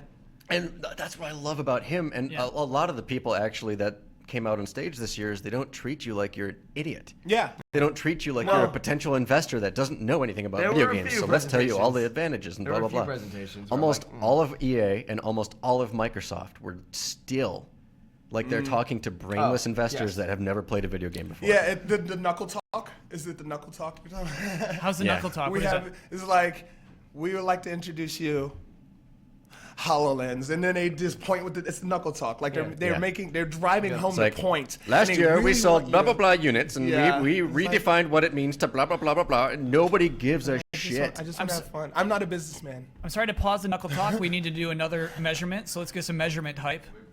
Okay. Do we have any measurement music? What are we Don? measuring exactly? What are we up Wait, to? what's being measured? There's a new show coming in. That's amazing. New shows Today? coming in. Yeah, today. Are you keeping us out? I am so happy with this level of casual. Did you guys get to play Blast Ball? Oh No. yeah. Did you go in and check it out? Did you go? I watched like 30 seconds of this because I had to run to the other end of the oh, this hall. is another Metroid Prime. We got to play Blast Ball. Sure. No, this is the same thing. Oh, it is. It's all the same game. Well, Oh, that's so funny is confusing to me. So at Nintendo World Championship, like this Yeah, is I'm part of old. it, and we were allowed to play it before everything started because they didn't want us to walk on stage and play a game that they want to show off that we've never played before and look silly. But they said nothing about it being Metroid related. They're Yeah. like, here's this new game. It's called Blast Ball. And it's like, oh, because like they were like, all right, guys, you have to put your phones away. Okay, your phones. If we see your phones, you're gonna be disqualified. You're gonna see things in there that are gonna be super secret, and you can't tell anyone. And then they just kept building up to this. All right, guys, we're gonna be playing this game soon. It's not ready. We can't tell you what it is yet, but you guys are gonna be practicing. So just don't take any pictures or anything. And then finally, he takes out these Game Boys. All right, guys, or 3DSs, and they're like, all right, here's the new game. Are you guys ready for this? It's a game called Blast Ball. Here's this ball. You're gonna shoot the ball into a goal. It's like, oh, it's soccer with guns. Yeah, and you're And so like for us, it's like, Yeah. okay, it's a fun game. And then during the presentation, they're like, oh, it's Metroid. It's in the Metroid universe. You're like, oh, that's cool. Okay. Why? But why? Because See, you I were don't care watching that it. I You don't- had seen gameplay of it before they said it was Metroid. Well, yeah, that's the See, that's I- the anyway, subliminal My- trick with a franchise. My experience with it is I didn't get my hands on it until we were up in a Nintendo booth. like the And last we thing were we did playing yesterday. together. And the amount of screaming and shite talk that came from it made me a bit excited about the application of it, because sometimes we're on road trips and sometimes we play Smash Brothers together on our 3DSs. or we're all And in a this is- plane in different yeah. rows and yelling at each other. I'm like, So this opens up more opportunities. I'm glad to see another game that had drawn us in to that degree. I don't care personally that it's connected to Metroid. I really don't. I feel like it could have honestly well marketed alone. It being But- attached to Metroid is what's going to sell it. Right. If you have just Blast Ball, it's Yeah. like, Right. Well, I have a there are a question. million. Sorry, just to finish that up. But like Yeah. on the eShop, there are a million games that are just similar, not the same game type. Yeah, but see, just that's like something that could be fun. Sure, Dempamen, Yeah. pretty cool little franchise. But you know, they're making more, but it's still super cheap. And like, if it was Dragon Quest instead, it'd be selling a lot more just because that name's Yeah, attached to yeah, it, right? you're right. It's Yeah. kind of hard for a digital-only game on 3DS to really get.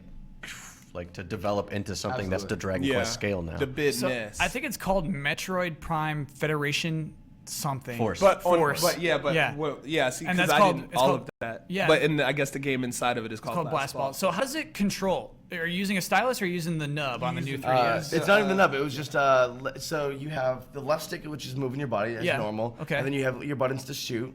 Now left trigger will That's the look one, aim. right? No, that's the the ball. lock. It will lock onto the Yeah. ball, so you know where it's at. okay. Right But as trigger, soon as can you hold look. right trigger, you can then use the gyroscope to like you can look around. precisely aim. Whoa. Yeah.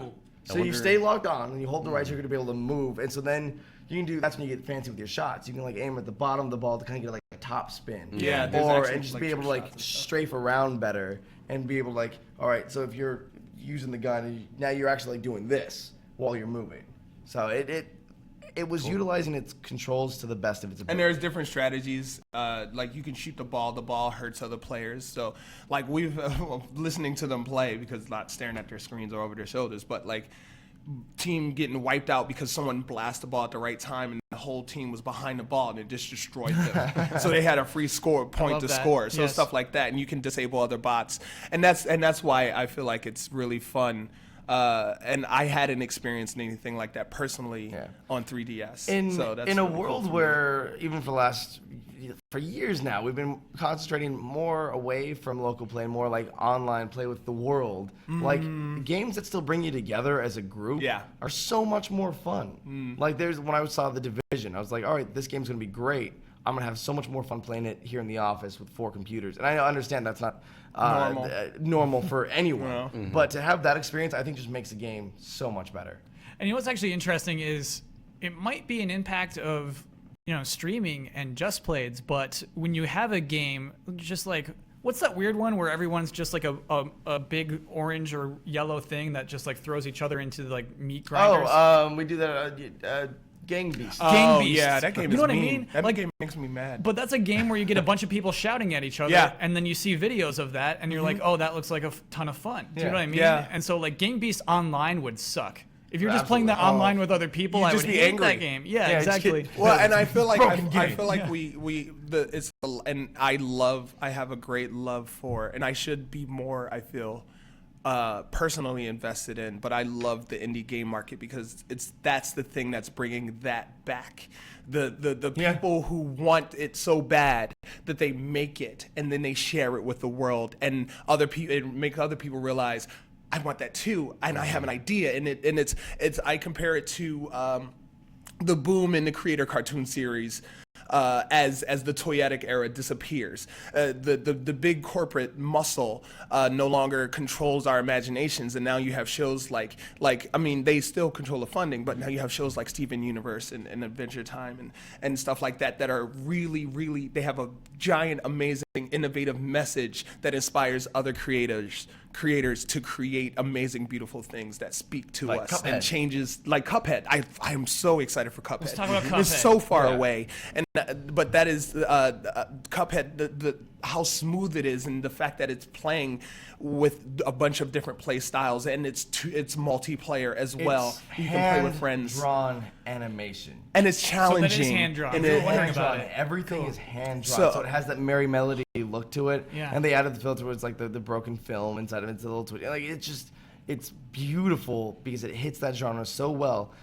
And that's why it's taking so long, is because everything is hand drawn. And its team is like what the small. They have small teams, so there's a lot more passion that goes into it. They don't have producers saying, "Well, we're going to need you to do this, and we're going to need it by X and Y and we Z." said we're going to They're release like, this "Here's game my-" a year Yeah. from now, but we're going to release it next week. So if you can just wrap it all up, what you already got, we'll do the rest of the DLC. We'll do the rest of the day one DLC. patch or yeah, something. exactly. So that's why it's exciting between that and like Thumper, which is it's a crazy. What is basically Thumper? it's like an acid trip. It's chaos. Was it the that rhythm racing- game the with rhythm? you're like racing as a scarab, and you have to hit the things on beat, and it breaks through, and you hit left A, and it's like, "Duh," and it creates music as it goes, and it gets more intense, and the backgrounds are so.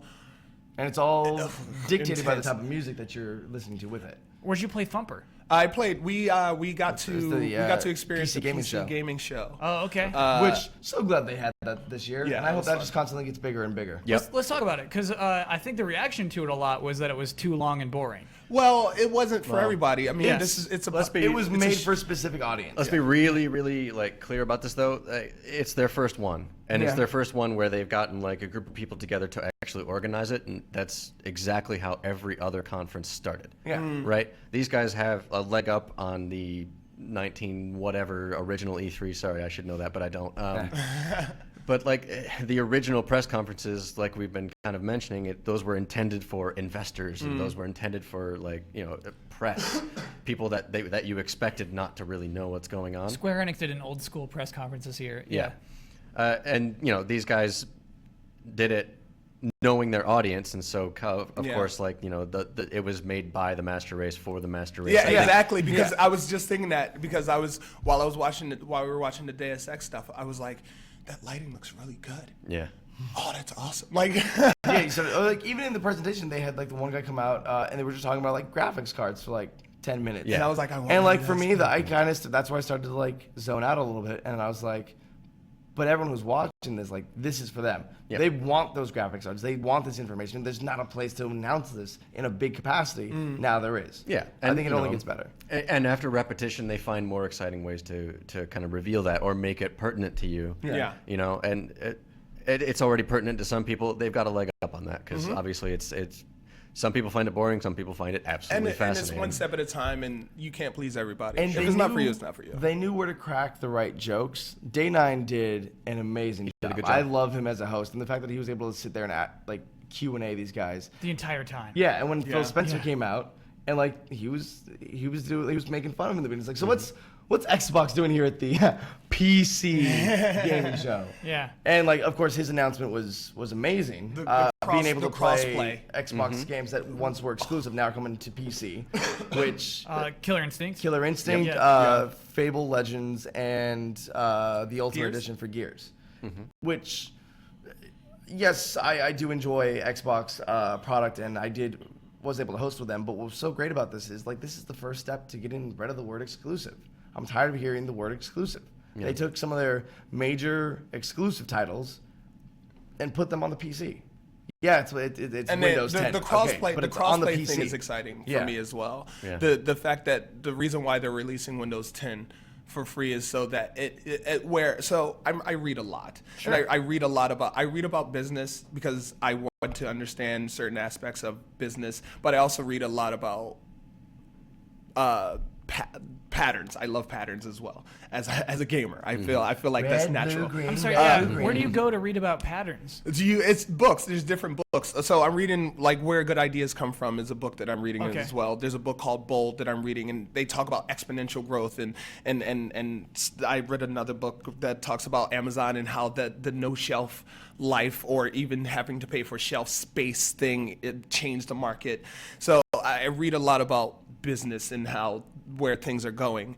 And this, I feel like anyone who has been keeping track of the industry has been seeing what could be considered a step in a point of singularity where we already have it with cell phones, where you can hold up your phone and you can say, hey, yes, we tend to forget. Yes, some people pay $600, $300 for this, but it comes with, it's basically worth out of the box, really, honestly, $9,000. Yeah. What do you mean by that? Well, everything that it's capable of doing, and the apps, the GPS, the compass, my the phone calculator. can do more than my Yeah. computer can do. Yeah, my Yeah. computer looks better, but So that being said, where your phone has been connecting with your consoles, but for some reason a console and a PC has been having a hard time connecting, now the console and the PC can connect, and it brings everything back around where every piece of technology is speaking to each other till everything is essentially just one big damn ball of entertainment for us. yeah. Well, life. Life. Yeah, It's exactly. what it becomes. Everything gets merged together. Yeah, and that is where if you stay aware of that, that's what's happening, and that's what's exciting. And I understand the exclusive point as well, because why do we have to, I understand the competition aspect, but I don't want to, again, it comes back, I don't want a console war. I want us to, let's move forward and be awesome together. what But that doesn't help when we first got on Microsoft here. have a great fourth quarter. And thus become to the reason why these things are held back. Yeah, right? yeah. Do you know what I like about the console war though? Is that like Microsoft announced backwards compatibility with the 360 this year. Yeah. Like things That's like exciting. that, I think are driven and by the yes, competition. You're Do you know what I absolutely mean? correct. That's a really good point. Competition brings Oh, out the and that best is what of I us. understand, but Yeah. it needs to. It's the word. Maybe it's the word war. Yes. I That think part that's is what a it is. little much. That Yeah. word. I don't. I feel like there's because you can develop your itself just as fast and even more efficiently without hurting yourself as much or having to be worried about being hurt by someone else through playing. As we've become the humans that we are now. We got here through playing and having fun, doing the things we love, and we've learned a whole lot about ourselves in on that path in that process. There is a play aspect that can be visited as well. Damn, I'm sorry, I got real deep. That's good No, stuff. never apologize for being deep. Yeah, see, none of this makes sense to me. This just makes me so mad. Mario Maker is going to take over the internet, and I hope so. I really do. Yeah. Mario Maker is going to be a game that you're going to cheer for, you're going to get excited about. But every time I've seen people cheer and get excited for it, there has been a group there. I don't know. I feel like it's something that the internet's going to be able to take over and just love to death. Has nobody else been waiting for this since the TI-86, 83? It's like how long? Is that the calculator? Little graphing calculators, so instead of actually doing trigonometry or anything like that, you just make Mario levels or play Snake. I did used to like modify. I would do like bare minimum coding. There was like a weird shooter game that was like Gradius basically. Okay. And I would go into the weird little TI-89 code and like make myself invincible. And I thought I was the coolest. But that has nothing to do with E3. But you are the coolest. So. I am the coolest. That part worked out. Yeah. What else did you see? What else did you do? Final Fantasy VII. Like, Yeah. Are you curious about? I'm happy. I'm excited. Yay, it's finally happening. No announcement date. Oh, no, how could you expect that? Because Bethesda spoiled me. Okay. All right. Yeah. But as for the show floor, I did enjoy this E3 because they did open it more to the public. E3 for years now has mainly just been like a industry thing, and there's been a few years where there was like some public involved. Like there was a lot of the public that was there trying out the games for the first time. It brought a new energy to this E3 that was really refreshing to see. Yeah, so how did that work? It was like each individual booth got a certain amount of tickets to give out, I think, is how that worked? I don't know if it was each booth or if there was one specific company, like it was a GameSpot or GameStop, is what I heard. I'm not entirely sure who was giving out the tickets. But real people were at Yeah, it was about like Real five, people? somewhere between Not 5,000 those to 10,000. androids we always hear about. We aren't real people. No, not at all. We're figments of your imagination. You've never seen this Augmented in real life, have reality you? on your computer Yeah. screen. Yeah. Yeah, you made us. Ontological. Good job. Now, maybe you guys are all professionals, so I'm going to bring this up with you guys here. You guys are professionals in the industry. I have the best part for me at E3 is just the presentations, because that's when I get to be a fan and be like, oh my God, absolutely. what are they announcing? Yes. On the floor, they're like, oh, do you want to test this out, or do you want to wait in this line? I'm like, no, I don't want to wait in line to play a game for a few minutes that I know I'm going to buy in the future. Heck yeah. Yeah. Yeah, I totally and relate to that. I think that's the thing I learned like about myself this year that I said out loud.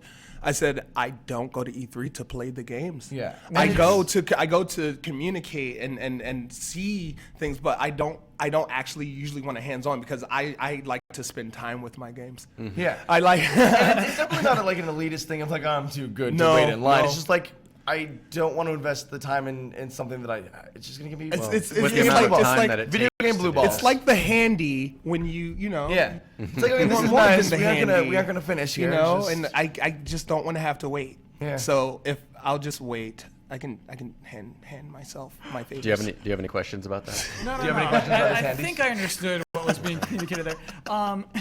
Well, actually, and I actually like the short lines at E3. There's some like weird tiny games. This is Yeah, where I play like yeah. the weirdest games. Yeah. Is the short lines at E3, and then there's people there who are enthusiastic to talk to you about it. Yeah. Just like weird, like Yeah. That's where the Connect games are. There's always a short line for a Connect game, and like that person is so happy that somebody came by to play it. You know. But it comes back to like the indie games, and when they don't expect people to come over and play the game and ask questions. Yeah. And then when you do, they're like, "Hey, how's it going?" And it's they put their heart and soul into it, and then you play it, and if you like it, you like it and love it. If you don't like it, it's just not for you. But they got some attention So, from you. what you just said, okay.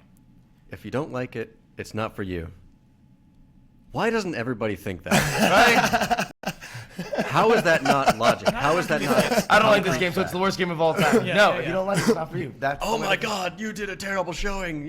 Screw you, Nintendo. You failed me. It's like that's expectations. That's. I mean, isn't that the biggest? I could talk deep about. I know. You and I both. Flitz said something, we shot something earlier where he commented about Nintendo that kind of blew my mind. I was like, that's the way to think about it. He's like, you said that I've constantly been, it wasn't until like recently, like really like just now that I've come to learn to appreciate Nintendo for who they are and not for who I think they should be and want them to be, because they are very they do a lot of remakes, and I'm very clearly all about like, yes, let's expand and evolve fast and innovate, and they take their time. They allow us the memories that Thank You creates, if that makes sense. When you think, if I say Super Mario and what memories come to mind from youngest to point now that are happy,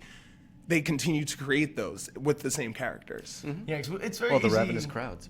Yeah. It's very easy to make fun of Nintendo, like, oh, why aren't we getting another Mario game? Why aren't we getting another Legend of Zelda game? But look at companies that put out a franchise every single year. Yeah. And then all of a sudden it's like, it's too much. Why do you keep doing this? We were Yeah. just talking about Assassin's Creed when you walked in. Yeah. See, and I Yeah. love Assassin's Creed, and I really want the next one to be good. I do say, I can say that UB is they are good listeners, and then they apply where they can.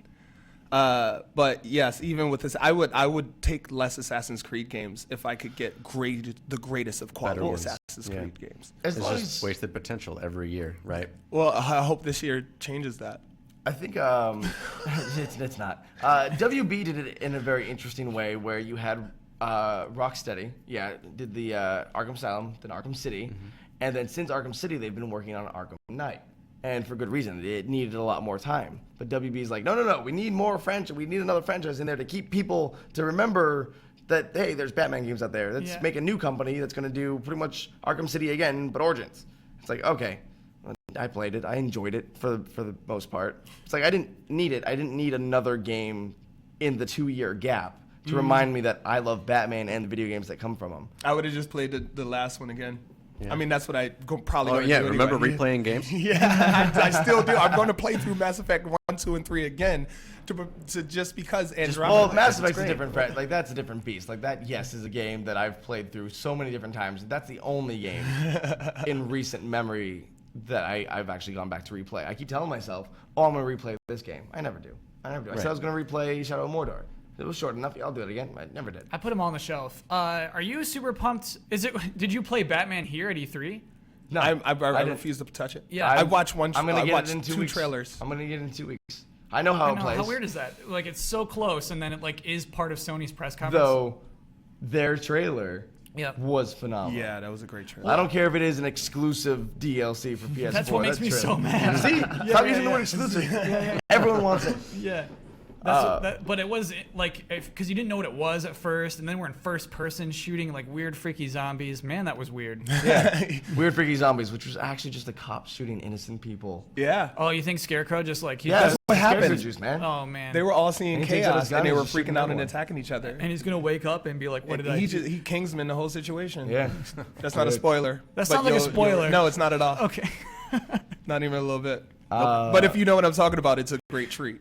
But the game, since they announced the Batmobile, as a Batman fan, I'm like, yes, Batmobile. Do I need it? Like the way it drives, it doesn't feel like a car. It feels like an old like tank game where you can just move in all these different directions and kind of shoot. I'm like, whatever. I'm having trouble figuring out whether or not it's going to be something that's just like, okay, just suspend whatever your impressions have been about this for a while and play something that's fun. Did they just make like a really fun thing to do? That doesn't necessarily fit into the Batman universe.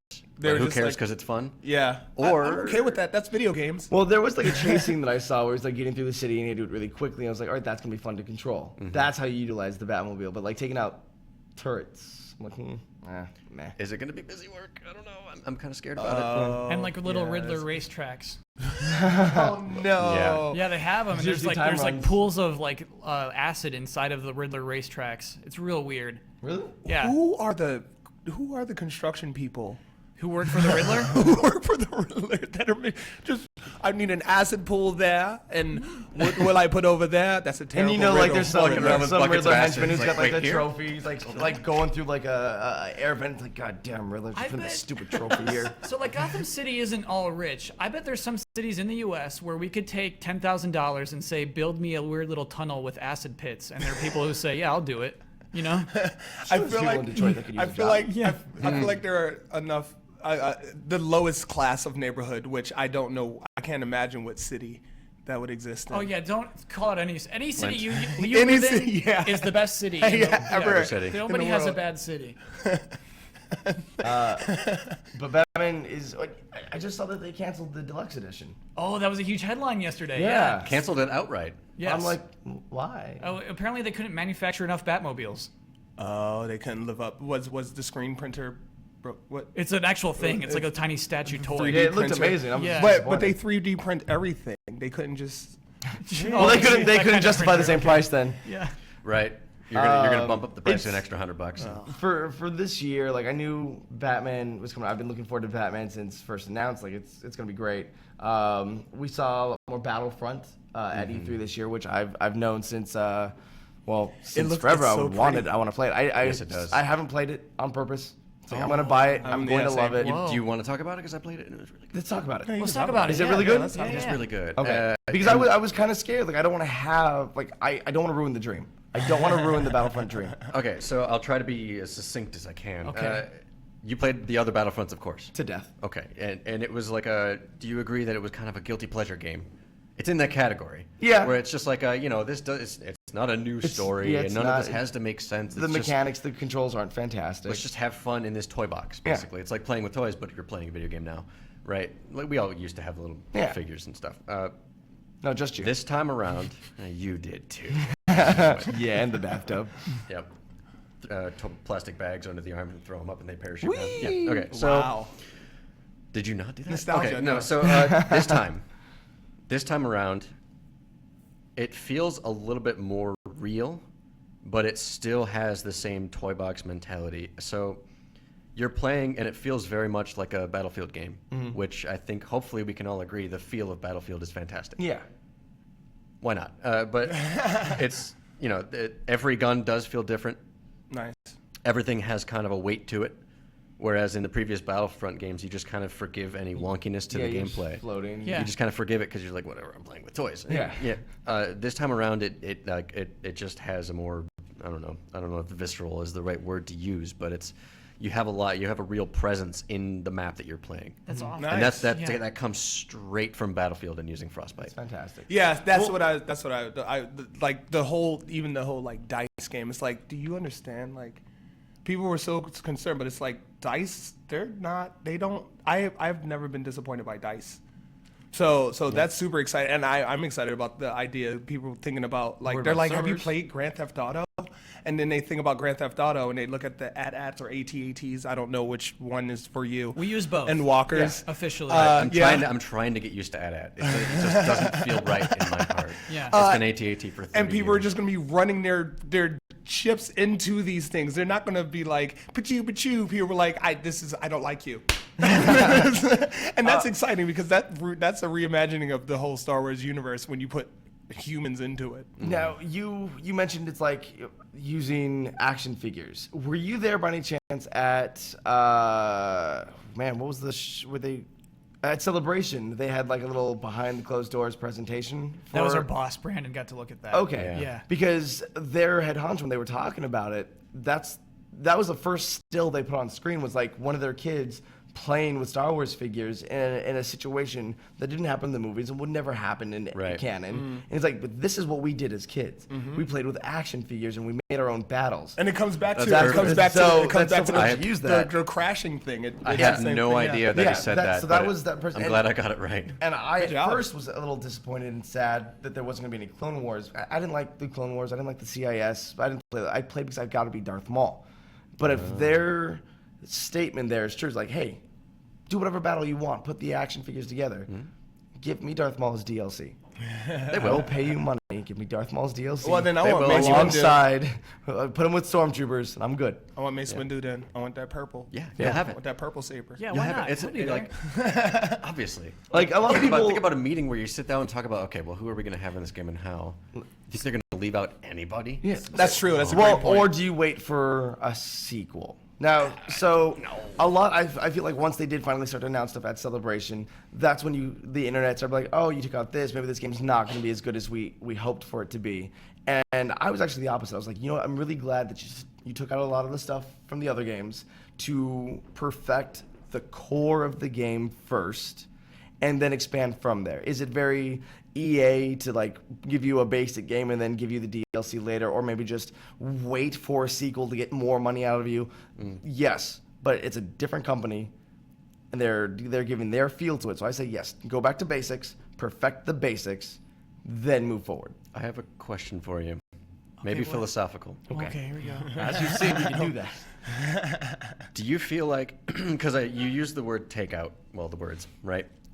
Do you feel like that's a misconception that everybody has that maybe we need to get away from? Is like, especially with a sequel. And I noticed this, it's kind of, maybe it's an EA thing, maybe it's a whole thing, but like all of their sports games, I like NHL. When they moved to the new platforms, they had to take out a lot of features, but really they rebuilt a game from the ground up, and they just couldn't get it ready in time. Everybody wants a game this year, and so we're going to make it, and we just couldn't rebuild everything because they had been working on it for years. You know, that's a really good point. Lasercorn, also on Smosh Games, he was excited and waited for this game, and then he's kind of hurt in his soul that they've taken out stuff. But yeah, you're right. They have made a game from scratch. Right? And he even said, oh, we saw the tech demo, we saw the other stuff, like it's there. Why couldn't they just put this in the game? Because you're right, it's not the same thing. They did start from the ground up, and that takes time. But to make these things look this good and to work this well, that takes so much work. It's not like it's just like somebody sitting there being like, well, let's not do this because I hate my customers. It is. That is a fantastic way to look at it. I think it comes from in part, the age in which we exist. We live in a customizable era. We live in it where if you want something, if you have a thought about something, you can usually take your other self out of your pocket and be like boop boop boop boop and get it, and then from car rides to food to even groceries. If you have like there's an Amazon thing where you can just get your groceries just sent to your house same day. Same day. Same with your furniture. So with that being said, not furniture. I waited 3 weeks for my couch. You get everything else instantly, except for furniture. You need to get that Prime. Get your level up, Future's son. not here yet, I guess. It's a slow process when it's physical. VR, AR, sure. Exponential growth trickles down. It trickles up anyway. I'm sorry, exponential growth trickles up.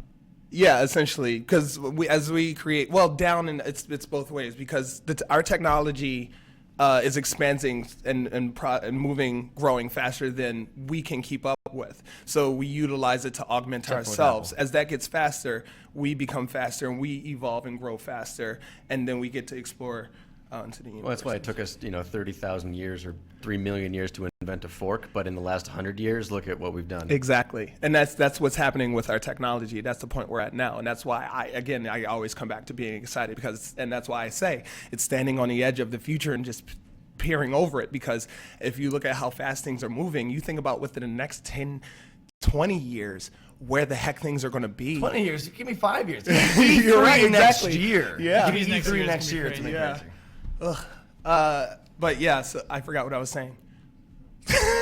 Well, we were talking about really broad concepts, but the idea of exponential growth trickling up and down at the same time is what I'm still trying to figure out. What do you mean by that? So here, take Okay. this one, move it up. Take this one, move it down. There you go. Okay. It's Okay, sort of let's everywhere. let's We're right put here? it We're like in the this. middle? Yep. It goes both ways, because as we create technology, as we were created by the universe. You handled that perfectly. I do.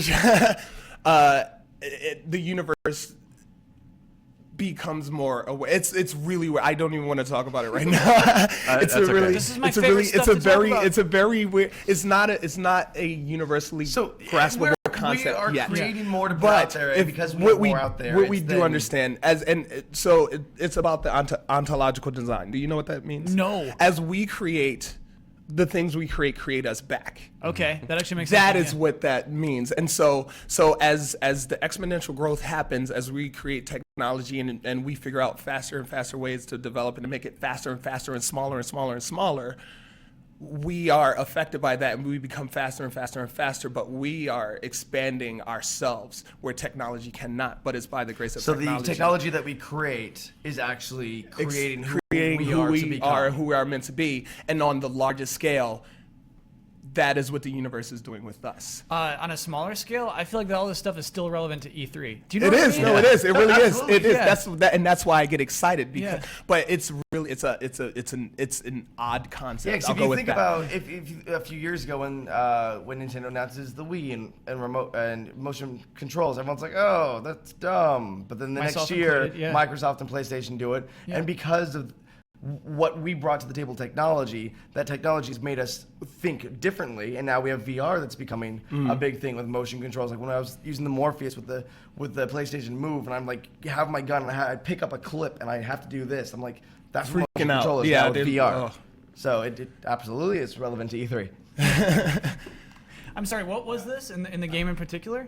So you have the triggers on the PlayStation Move. So it's a 1-1 scale with your movement, but as you're moving around, you just trigger it and you're opening and closing your hand. So we opened up a drawer, all while holding a gun. You open up a drawer, you see a clip in there, you then go in and grab the clip, and then you have to like put the clip into the gun, and then kind of make sure it's locked in, and then you can go back to shooting. Did you ever miss, or is it pretty? Like getting used to it in the beginning. Yeah. Yes, I missed. I'm like, I don't know what I'm doing with my hands. Yeah. But 5 minutes later, I'm like throwing it up in the air. Okay, I didn't throw it up in the air, but like you grab it. All right, let's go again. Keep going. Okay, you're in a car and you're like sticking your head out the window. Give me a clip. All right, grab the clip. Put it in the gun. Da da da da da. Yeah, apparently, like you can. I didn't get to try the Morpheus, but the fact that like it has a range of motion where you can lean forward without. Was there a camera? Yeah, it would use the eye. Okay, so just like the Oculus, but even in that, it takes nothing away from either one of those. That's what's like awesome. Still good. It's utilizing all the technology for it. That's a living example of what we were just talking about, where it's like video games began, where it's like we're in real life. Can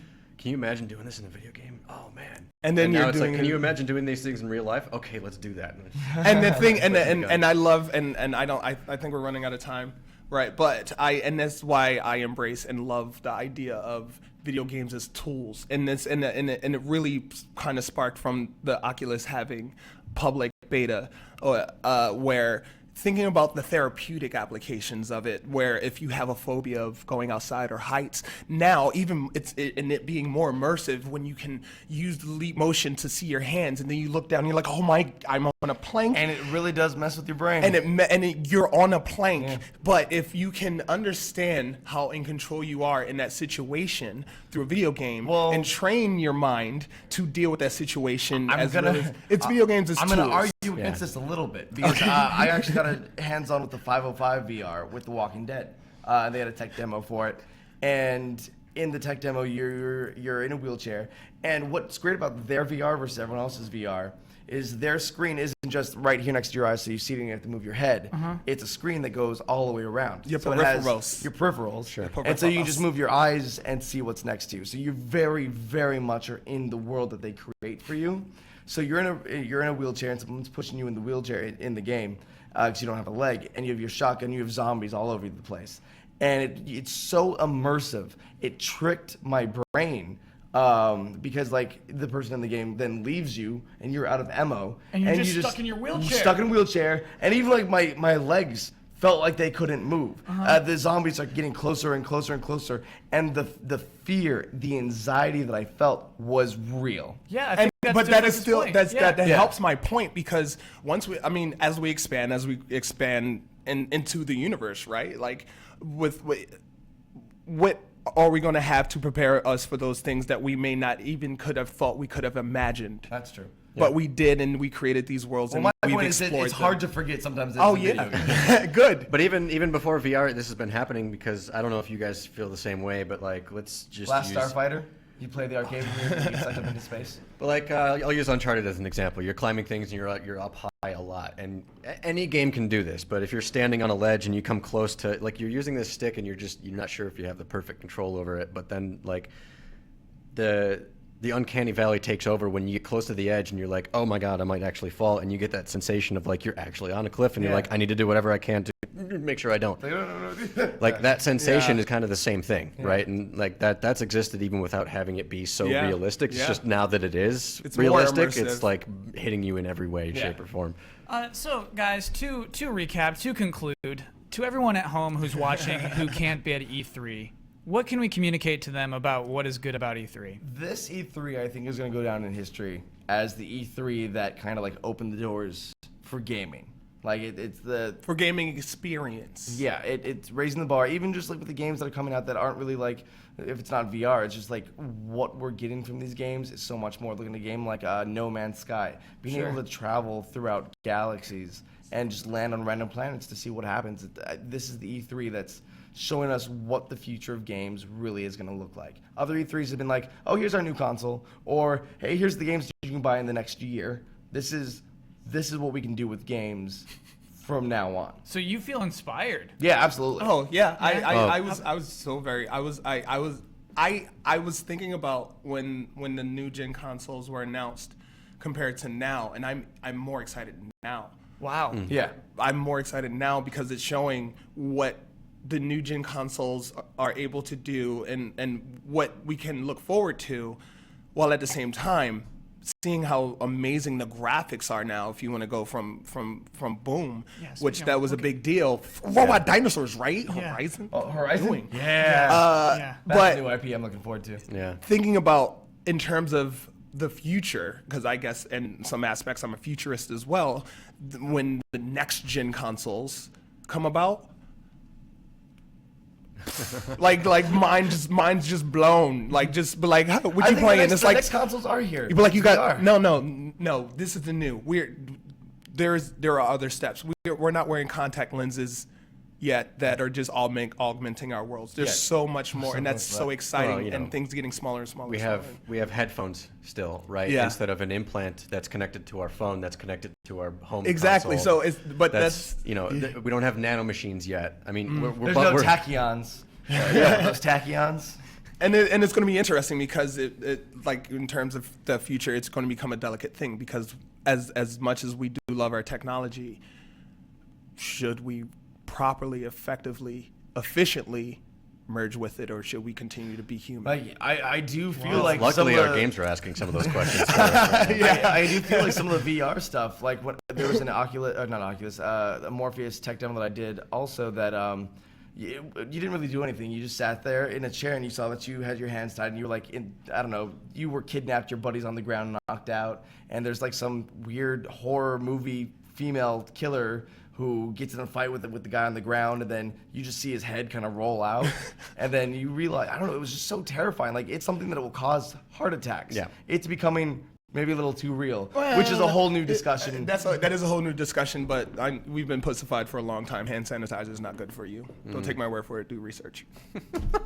No, I know it's time for us to close. I know that it's time to close, but you can't drop that one on me. What is wrong with hand sanitizer? That's a whole different conversation. If I had to relate it to E3, the whole concept of keeping yourself away from germs and keeping germs away, and you shouldn't absorb. Well, you are meant to, because that is how we evolve. That is a part of nature. I know what you mean. But at the same time, I don't want E3's germs. No, I'll that's take not the other point. germs. I was making it. You can take other germs. I don't even think you wear condoms.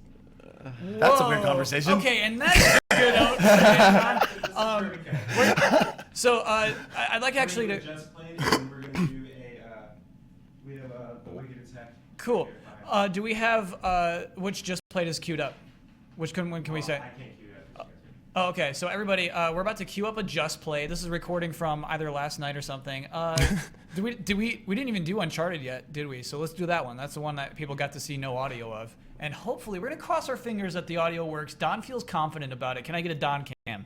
Oh my God, the chat has been blowing up. Oh, the Don puns have been. I've been doing it for like the last hour. I've been on it. I've been on doing Don puns all day. You're doing Don puns too? Is Why? Don puns a thing that's like spreading now? I missed Don puns? That's why I let this fall asleep. Is just like those are not questions. It's only Don puns. Lego Dominant. It started with Brad yesterday. There's Lego Life of Brad. Hellgate Lawn Don is actually a very good The one. last one I just did was the Dawn of Us. The Don of Us. No, those are we gotta. It's not productive for conversation if we're just Predominative. Stop it. Hey, are we done yet? Oh, don't you dare. Don, do you like? Are you honored by the Don puns, or are you a little flustered? I'm enjoying everything I've heard so far. He Don had no problem with it. He done. He done. Downward spiral. Whoa. Elyse thought of that one. Oh, okay. You should have just taken credit. John Michael, how's it going? You look concerned. There is no Uncharted Just Play. Oh, okay. Let's do any other Just Played. What do you got? I've got No Man's Sky is the best one. That's the one where everyone's all heated. That's the most requested one. And You're Rolling. Okay. Just Don, do you know what folder you put it in? He's having a hard time finding By it. the way, Unravel Just Play. I think I have all of these, and they should be going up on the site today. Okay, So- we're gonna look at the Unravel Just Played. You guys should be able to watch a whole bunch of these later the today, provided I feel like doing work. This is actually more fun than working. I can see why you guys have done it for 5 days straight and let me do everything else. All right, so Don, you're going full screen on those? There we go, cool. And then our mics are Press cut event off. with me and saw a lot of games, a lot of stuff. We were maybe predicting some of the stuff that they had announced beforehand, like Need for Speed. Some of the stuff was, we didn't really know the announcement for sure, but it was based on an old franchise. And then along comes Unravel, which is a side-scrolling platformer puzzle game that I was not expecting and was really charmed by, and I think was kind of seemed to be the thing that people really wanted to focus on that event because they hadn't played it before or seen it before. There were definitely lots of tricky puzzle elements, so it paid to watch the guy before you playing it. And the thing was down. It paid to cheat, Brandon? To learn. It's a learning experience. If that person played for you, that would be cheating. But if you watch them playing and you learn how to do it, then you go through. But I mean, even it's such a physical game that even knowing what to do, it was still kind of tricky to hop around and do the stuff. But and that little guy is adorable. How can you not love this little yarn guy? Yeah. So what do you think? Yarny, is that his name? That's what the team said that they call him. So it's being developed by a studio called Coldwood Interactive. They're based in Sweden. A lot of the environments in the game are representative of northern Sweden, and we got a really kind of cool backstory from the team talking about their inspiration for the game and how they kind of came up with some of the level design. And so it's a physics-based platformer, and the character is clearly made of yarn, and it's got this really kind of neat, emotional story. The yarn is a symbol of the bonds between people, is what the creator said. And this character needs to set things right from this broken bond, and that's why he's, traversing through this world. It's kind of this, interesting idea of, this how you're unraveling as you get farther and farther away from the people that matter in your life. It's kind of got this really interesting emotional story happening, and then set against the backdrop of a really, awesome platformer that has, the physics element to it and also the yarn elements. And it was interesting because the first thing I thought of, I don't know if you thought this, when they unveiled this game, I was like, oh my gosh, it's Kirby's Epic Yarn. It's a platformer with yarn. Yarn is pretty hot right now. So yeah, Yoshi's Woolly World coming later. And so I asked him, I said, oh, did you guys, take some inspiration from this game? And he was like, what? What game is this? I've never played that game. And I was like, I don't know if I believe you. But I mean, regardless, they're doing their yarn mechanics, in a different way. It's definitely a different art aesthetic for sure. I had a great time with it. It had a very Limbo vibe to it. Yeah, it is a tricky game. They do put you in a lot of precarious situations. There's a lot of spots where you just kind of walk into certain death and then later you realize oh, there was a thing up there I could have grabbed. Okay. It seemed like a very physical game. The main mechanics were you could, swing. Obviously, you could throw your yarn over something and then swing, and you could also tie it between two places, and so you would create like a little bouncy area that you could, toss yourself up to other areas. and you could wrap your yarn around something and then pull it towards you or move it, to get in a position where you had to get past it or jump off of it. One interesting gameplay mechanic that seemed kind of restrictive, and I wasn't sure how that was going to play out over the course of the whole experience, is that you run out of yarn. That you actually, when you get to a new area, and I'm guessing like save your game or get to a checkpoint, you can ravel yourself back up, and then you unravel, hence the title, as you go through the game. And so I found a lot of people trying to solve puzzles, and then they ran out of yarn because they just didn't untie themselves at some random spot throughout that journey. And so while it's easy to retrace your footsteps because there's a bright piece of red yarn tying yourself to everything that you've done, that seemed a little restrictive. That like, I figured out what I need to do, I just can't get past this thing because of this one tiny step that I skipped. What do you think about that? Well, I think that's part of the puzzle mechanic in the game, and we just saw, a small slice of it, as these press events, unfortunately, usually are. We didn't get to see a larger section of the gameplay, so I'd be interested to see, just how difficult the puzzle elements gets. Another recent puzzle platformer that I think we all loved was Ori and the Blind Forest, and the difficulty level in that game was super steep, right? Like, it started out, you're like, oh, this is a really cute little cartoon game, and then it gets like crazy difficult, like a third of the way in. So maybe, it's going to be something like that where you really have to push yourself mentally to figure out, where can I, use some yarn and leave it behind, and where do I need to go back and gather yarn from? Which platforms can I go to? And there's some secret areas as well, but this does not seem like it's like Metroidvania at all, unlike Ori, which was like you can go back a little bit and do some exploring if you're in the same area. This seems very linear, and when I spoke to the team, they also, echoed that, saying, we're trying to tell a story. This is a journey that this character is on. It's not necessarily about environment exploration. And speaking of the environment, I think the environment's beautiful. Like you mentioned, it was based on a lot of natural environments that developers have in Sweden, and it was interesting, playing that aesthetic. You have something like a Little Big Planet, and clearly like the environment is fabricated, or you have something that fits a very particular style that kind of is based on the character. But he definitely seemed like a fish out of water. It seemed like this piece of yarn that is actually running around our own world. And so I liked a lot of the physical elements. I remember the demo wrapped up with like a rock slide, and so you kind of had to jump as these rocks were flying down this hill to get to the one rock that would be launched in the air far enough so you could jump off of it to the other side of a lake. There's one memorable moment where a car almost drives over you, and you can get a sense the yarn guy's like, what the heck was that thing? So like there is definitely a sense of him exploring our world and you seeing this big world from the perspective of this small little yarn dude. And he also had like weird little memories. I'm kind of curious the context of how those were set up, where sometimes in the background you would see kind of a projection of maybe what has been or what could have been in the environment. So like a garden or a fence in a place that's like decrepit or destroyed, or you'd see characters that maybe were there, and he would kind of like collect the essence of these memories. It was a weird kind of little ethereal context in there. I was kind of curious what you thought of that. Yeah, we didn't really get a lot of background as to, what those were. They kind of reminded me a little bit of what I saw recently in another game, Everybody's Gone to the Rapture. I mean, kind of, getting these whiffs of memories of stuff that happened in the environment. I think in this case, they're very specifically tied to the character and what the character is going through on this journey, since it seems like so much of the story is set around this emotional journey that, the character is going on.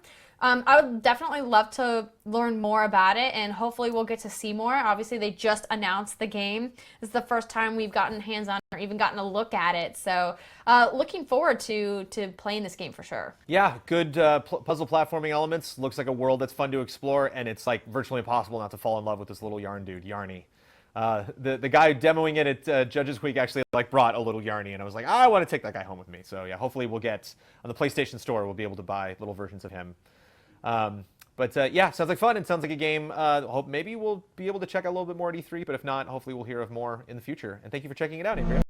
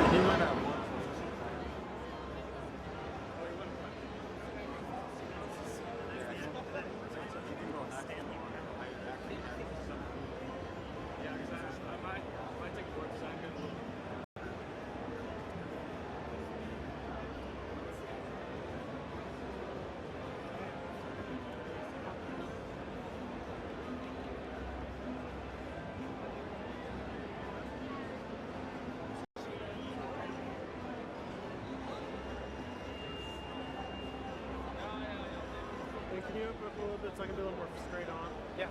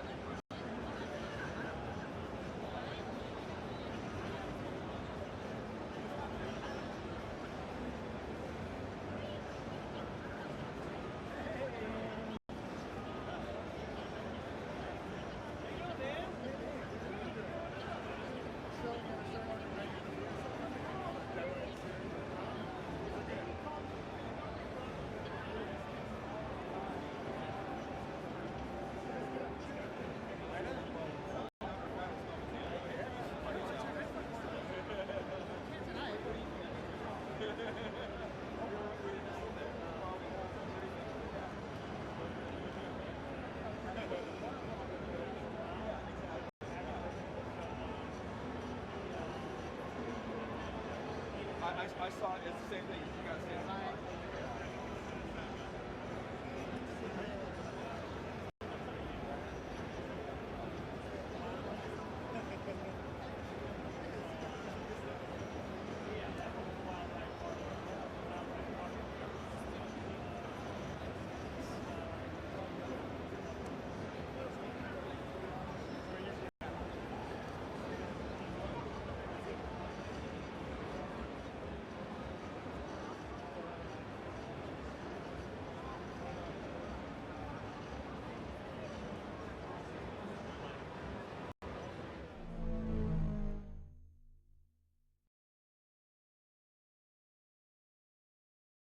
Everybody, there we are. Hello. Welcome back, everybody. I'm now joined by Schroeder of the Warp Zone. Hi, everyone. Let's talk about E3. Let us talk about E3. Let us. I like your manner of speech. So you went yesterday, yeah? Yeah. It was our first and only day. We went, as the whole Warp Zone. We Wait, so everybody? Yeah, we all went. Okay. We all went.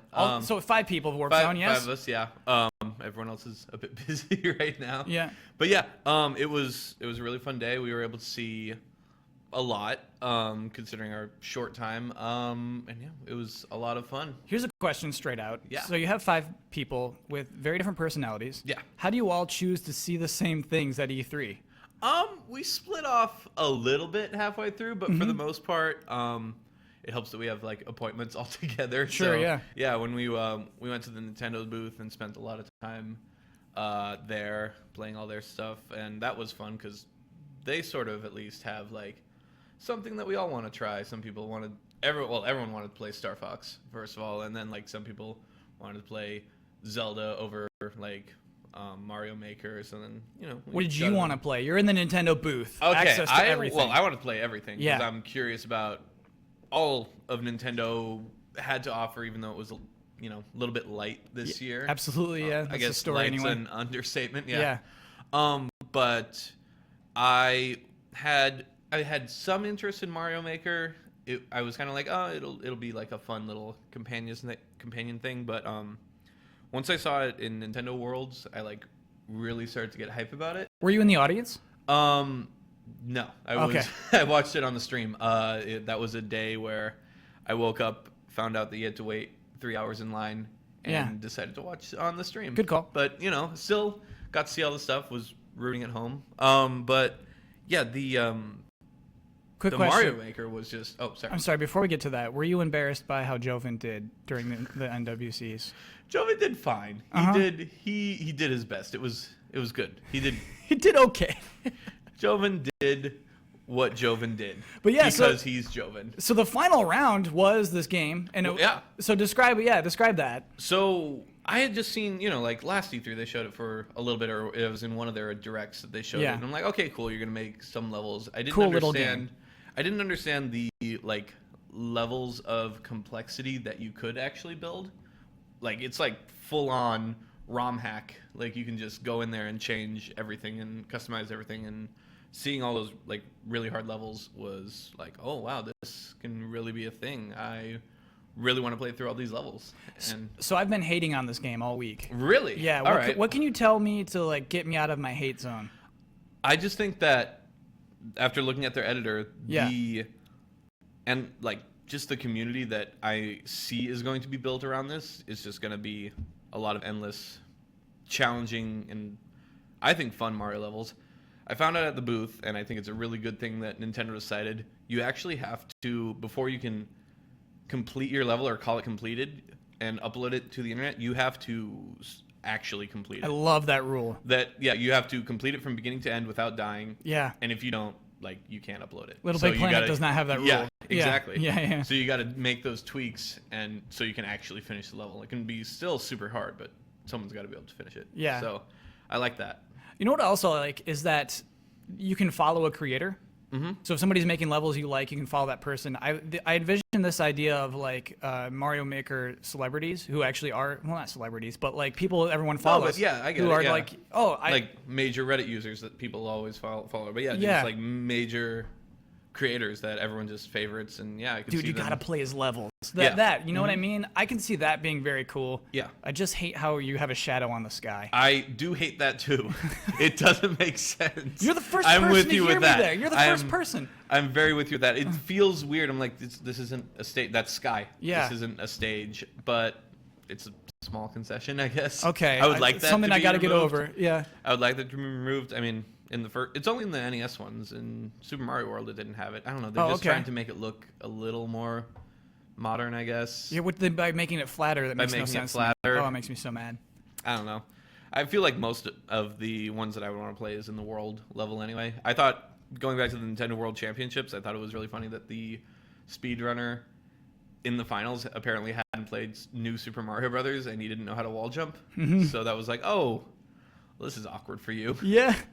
Whoops. But so one guy just like finished the level after he finally understood the mechanics of wall jumping. Like it was like, oh, this is sorry for that guy. But were people shouting wall jump? Yeah. Oh, yeah. okay. And he was like, he like figured out, oh, okay, there, and then he could like make one wall jump. But the first part had like 3 wall jumps and then a butt stomp or whatever, and if you miss it, like a treadmill take you back to the beginning. So he was stuck on that for a while. So actually, within the game, can you only wall jump when you're in the new mode? Yeah. So cool. each mode sort of corresponds. Even though you can bring sprites and stuff from other stuff, like I like that you can bring the clown thing from the Super Mario World. You can bring it into the old stuff, and then it'll change its graphics to the old stuff. But the rules are like you can't pick up stuff in Super Mario Brothers, but you can in Super Mario Brothers 3.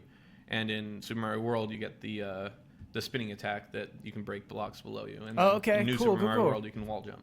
So they stay true to their games, basically, while being able to build all their physics too, stuff. even like with the way you jump and things. Yeah, thankfully, I think that they've sort of fixed the physics in New Super Mario Brothers U, because that always felt off to me. I think it was when they added 4 players, like everything got a little bit floatier. Yeah. That they seem to at least gone back to the 3DS versions, which are pretty much the same physics as Mario, at least same jump time, same speed. The way I want to play this game, let me know if this is possible.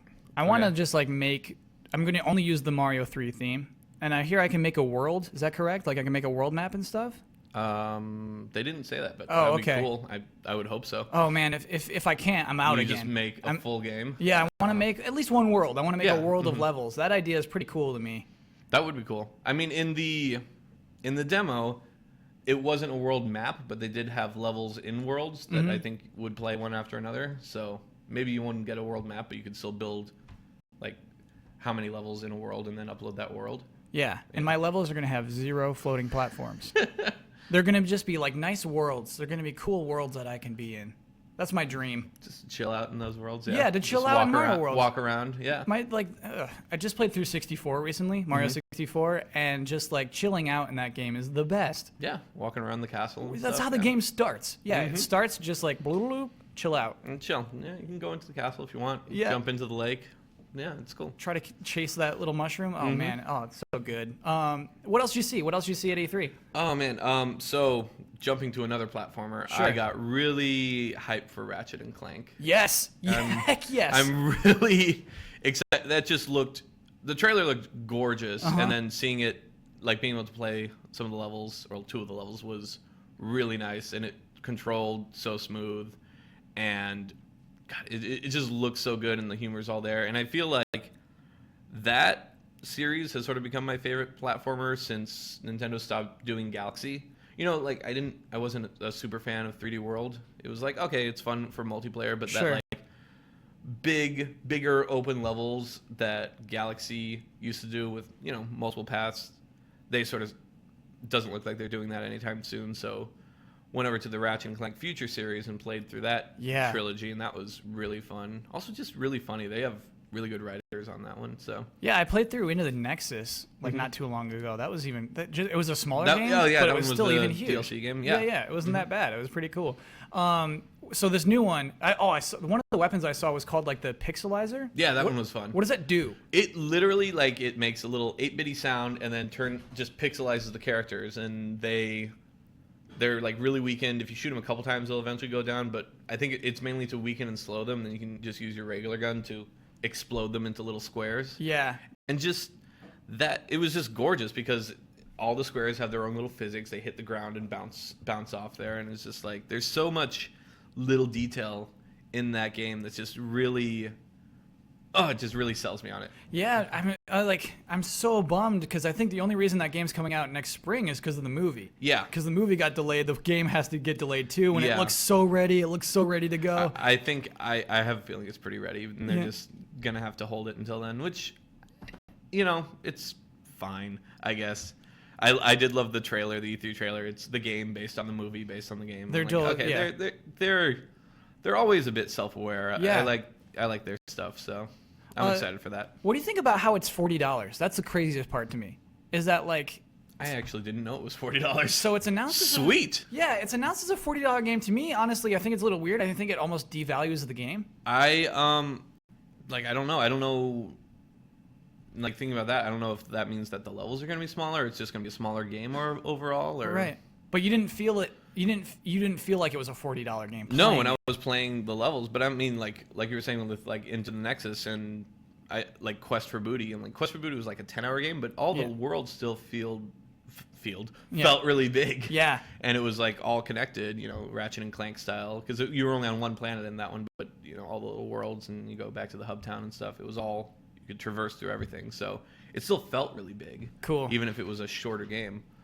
I hope it's not that short. I hope it's not too short. But $40 games are cool. I don't want to be like, hey, make them all like $90. You know. Yeah. I'm sorry for saying that. Season passes everywhere, please. I just don't want it to be looked down upon, I guess, as a cheap game, because it doesn't feel like a cheap game. It doesn't look like a cheap game at all. It looks just gorgeous, and it's using another like little feature. It's using motion blur, right? Which it's a little pet peeve of mine when people really push for 60 frames per second, but then they don't have motion blur on it.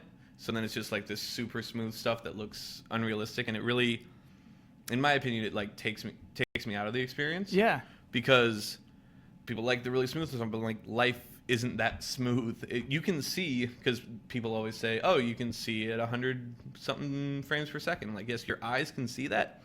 Your brain doesn't process that so fast. So like if you shake your hand in front of your, I'm seeing blurred fingers. You see blurs. Yeah. So, but if you look at a 60 frames per second video and someone does that action, you won't see the blur, because it's just like you are focusing just on one little thing. So then you don't have to like the blur won't come, so they have to compensate by adding motion blur. And I think a lot of games don't do that. Ratchet and Clank does that really well. Gears of War kind of does it well. I think they're getting better at it. But do you know why I like having you as a guest right now? You're the first person. We've been streaming for 5 days. Yeah.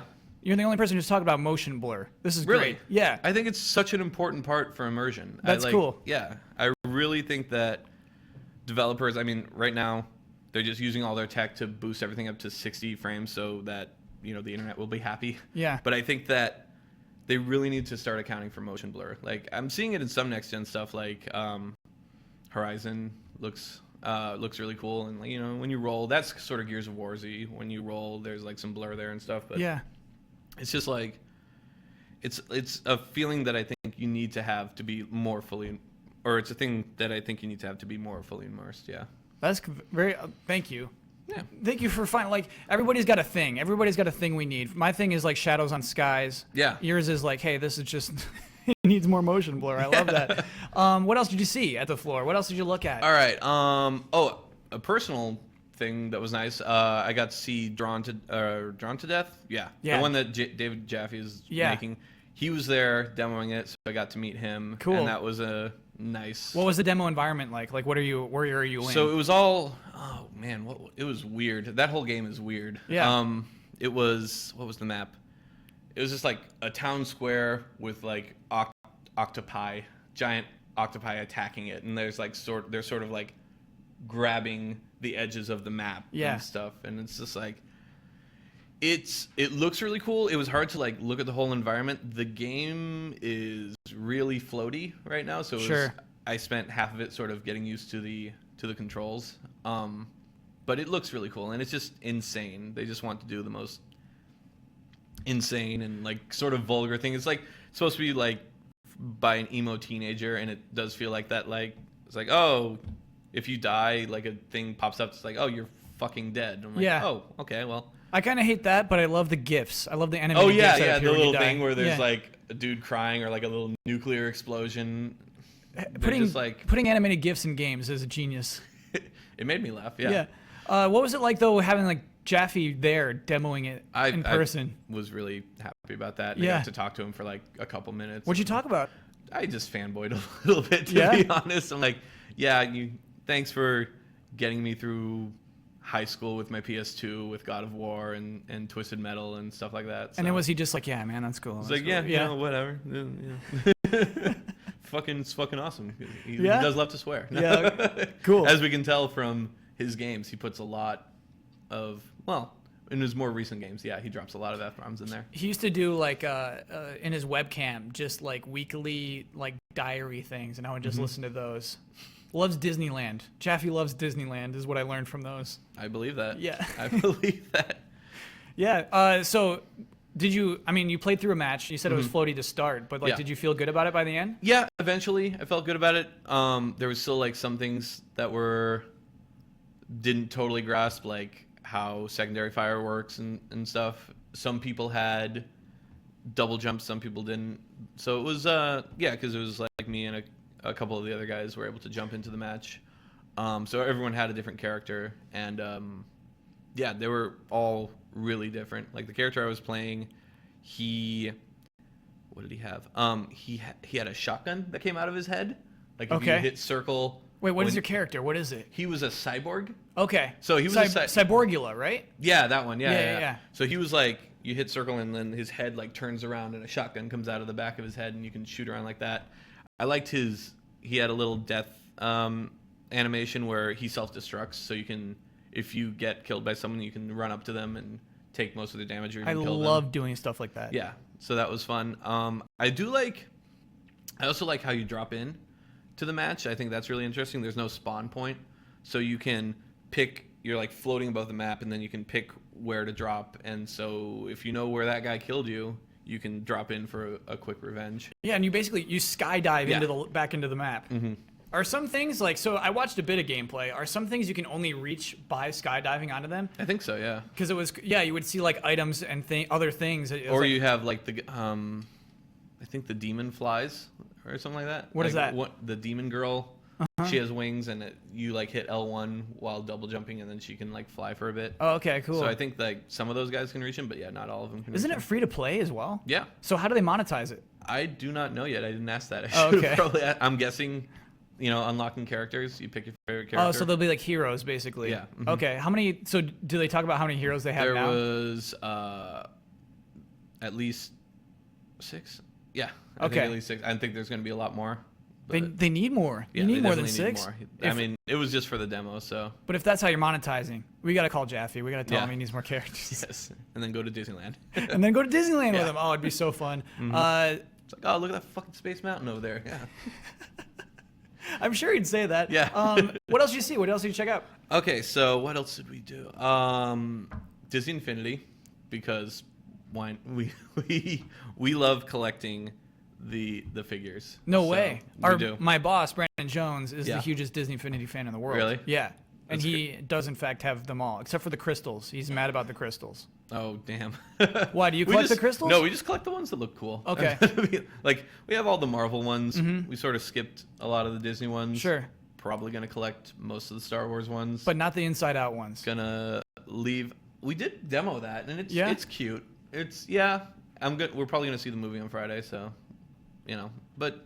Wait, so do all 5 of you go to the movie together, too? Yeah, we do a lot of things together. Listen to this unity. I actually really like that as a team. Yeah. We tend to, like, every summer, we always pick movies together and go and see them. That's pretty cool. And I mean, because then, when you're doing your comedy stuff, you're all on the same page. Yeah. You know what I mean? Like a shared reference. Man, that's awesome. Yeah, we do probably too much together, but it's worked out for us so far. So. Absolutely. So when you actually, do you ever finish a demo and then when you're all talking about it afterward, do you all disagree about like how good or bad that game was? Yeah, definitely, yeah. What was a contentious game amongst the Warp Zone? Davis really liked For Honor. Okay. And I was a bit indifferent to it. But he got in and played a few matches. And I only saw the trailers and stuff, so he might have a better opinion of that. But it seems like a thing you got to play. I was the same way. I do think, maybe it's because I missed that demo. So because we had some people come back and just sing praises of it passionately of For Honor, and I don't know if it showed that well in its presentation or something, but like when people play it and come back, they're crazy about it. Yeah, I think it warrants a playthrough. Yeah. Because I don't feel it yet, but maybe if I was able to get a few matches in, I'd be able to feel it. I think it's that idea of just the power of a sword, that a sword can just hack and kill you so quickly, and then that's all of us have. Yeah. Nobody's got a gun. I can see the appeal of that. But of course, you need to play it. It's one of those things you need to play. What were you playing while they were playing for Honor? It was in the Nintendo booth. We stayed in the Nintendo booth for probably a bit too long. At the end, you're right. We kind of skipped past the Nintendo booth. Yeah. So we were able to go to like the behind the scenes part of the Nintendo booth. Upstairs. The upstairs part. Which was really cool. Got to say hi to Reggie and almost talk to Miyamoto. What do you mean almost? He walked out of his because that's where his private office is up there, and he walked out of it. And as soon as he walked out of it, like people came to go talk to him, and then he like talked to them real quick, and then walked back in. So you were waiting. So we in were line? like in line, yeah. We were like, don't make it obvious, just stay by the Wii U. We were like playing by the Wii U and wait and looking over our shoulder, waiting for his conversation to be done, so we could go like say hi or anything or touch him, which sounds kind of weird. What would you have said? What if you given the opportunity? Oh man, I don't know. Just like thank you for so many things. I mean, Mario, obviously, and just making Nintendo what it is, Okay. It was just, just a good thank you. Good thank you. Yeah. All right. But the thing is... And then ask about Galaxy 3. Yeah, exactly. Once the good stuff is away, then you got to get to business. Then we need to be like, okay, so you're saving all your stuff for the NX, aren't you? I think that is... I think he would just smile and wink at you and then just run away. Yeah, and then he'd go back, close the door, close the little thing on it. Honestly, I think that is very much the message that Nintendo communicated. That's what they're doing, and they need to just have a down year, I think, to recover from the Wii U. It's a bummer. It's not going to take off. I think they realize they're not going to make fetch happen here. Yeah. So, just. I like that, by the way. They're not going to make fetch happen. They're not going to make fetch happen. So I think, and they keep saying, no, Zelda's going to be on the next. I think that they're going to do a Twilight Princess and drop Zelda on the Wii U and then drop it on the NX. But we have to assume with the NX, like, this is mean, but when the Wii version came out, it wasn't that much better graphically than the GameCube version. And that will probably happen. Also, the Wii wasn't that much more powerful than the GameCube, so... Yeah. I imagine, though, the NX version will just be graphically superior to whatever the Wii U version is. Like, yeah, I think that the best version will be on the NX. They're just going to... I think their next console is going to play catch up to 360 and PS4... Or 360, Xbox One and PS4. Yeah. Because I think they've lost so much third-party support that they just need to get that back. And, I mean, their games are great. Their first-party games are great. Except for Metroid Fusion or Metroid Prime. Except for this. Blast Ball, fun stuff. No, talk about it. Let's dish it out. What's going on? I mean, I feel like I'm with everyone on just the surprise that, we're going to get a new Metroid Prime that's starring, like, cutesy versions of, like, cutesy offshoot of Samus that stuff doesn't look really connected. It looks just like, and they even said in an interview, it plays more like Gears of War. Well, we don't want Gears of War. We want to explore and go through maps and even backtrack, we want to do the Metroid things. And this is just, it seems like you have a singular objective, then you go complete that objective, So it's mission based. Yeah. Okay. That's what it looks like. I mean, it could be different in from the demo, but that's what it feels like to me. So Flitz and Joven talked about Blast Ball, the Blast Ball portion of it, and how that controlled. So is it the same with the multiplayer co-op? Yeah, it's the same. Where like you hold down R and then tilt the 3DS itself? Oh, God. I might have not used that. Yeah. Oh, okay. Because it sounds like L is lock on and then R is basically how Metroid Prime and GameCube worked. Yeah. Is like you couldn't. But move with and the shoot XL, you got an extra stick. So they said they didn't use it. Why didn't they use the extra stick? They said they don't like the nub. I'm gonna have to talk to them. Because you know what? This is why they lost. Yeah. That's why Joven didn't make it to the finals. Yeah. But what is it? There is like a Gears-esque game on 3DS right now. It's Ironfall. And that game, you can use the nub on it. Mm-hmm. And I got to be honest, nub is not good for third-person shooters. It's not great. Yeah. It's what they gave us, and I think it's better than nothing. Yeah. It is better than locking on and using the face buttons, Yeah. Or even drawing, like in Metroid, what was that? Bounty Hunter? Metroid Prime Hunters for the DS? Yeah. Like that was just... That was pinky. You put the pinky on this end and then the stylus there. That was... I never tried. Do you remember? That. It actually it came with a thumb thing. Yeah. So you could like sort of go like that, but it was... I tried it. It sucked. It sucked, yeah. No, it was not a good way to control. So at least I'm like, you could have given us a second analog, but at least we got this, so it works well enough. It was fine. You know what's so funny is how different things are now that we have just the internet and Twitter. I mean, we had the internet, obviously, when Metroid Prime Hunters came out, but Nintendo would have gotten demolished if they announced this thing where you had to strap a little nub on your thumb to play our game. They would have. We would have made so much fun of them. It was really silly. I even tried to use the nub because they also used it for Super Mario 64 when that came out, when they did the remake on DS. They're like, oh no, yeah, you can totally just use this like a pad. Just stick that on there, and yeah, you can control Mario. That worked for like 5 minutes, and then I'm like, this is awful. Yeah. I'm gonna just use the D-pad and only have 8-way controls. I'll get through it. That's what's so weird is like you want Nintendo to change faster and faster. They're changing. They're at least not putting nubs on our thumbs. Yeah. They're getting there. They're getting there. Yeah. So you spent a ton of time there. What else did you see at the Nintendo booth that you liked? Star Fox was a lot of fun. Cool. I will give them that. That was super. It was fun. I'm just not a fan of tilt controls. So in my demo, I didn't use it. I'm just like, okay, I'm just gonna hold this pretty straight because you can still fly around and you're. Did you have to hold it like this? Yeah. Well, you can sort of recalibrate when you hit. You can hit like the left trigger and it'll sort of just recenter it. So wherever you're holding it, then that'll be the new center. So yeah. So but I very rarely looked at the bottom screen to aim because if you just hold that there and still move around with the stick, the reticle still goes with you. So then it felt like regular Star Fox. Okay. And and they told me it wasn't available for the demo, but there'll be other control options available. So I'm like, that's awesome. I think Splatoon was that way. It's just like yeah. Splatoon. It's just like, first thing I'm going to do is turn that off. Yeah, exactly. And use a Pro controller. Absolutely. Yeah, if you're right. If I can just switch to Pro, Yeah. that's going to change my impression big time. We have a lot of split opinions on Star Fox. Really? Yeah. So what made you like it? What made you give you a good impression? I just liked that it first looked good. I was, it's just been, like, the 3DS looked pretty good. It was nice to see, like, a really smooth, really, like, I don't know, just good feeling Star Fox as opposed to, like, the GameCube versions and the DS versions. The 3DS one, I mean, was the N64 one, so that sort of gets a I pass. forgot what the DS one was called. Is that Assault? Star Fox. No, Assault was the one on the GameCube? Command. Yeah, was the one absolutely. And that you sort of tapped and controlled your other guys.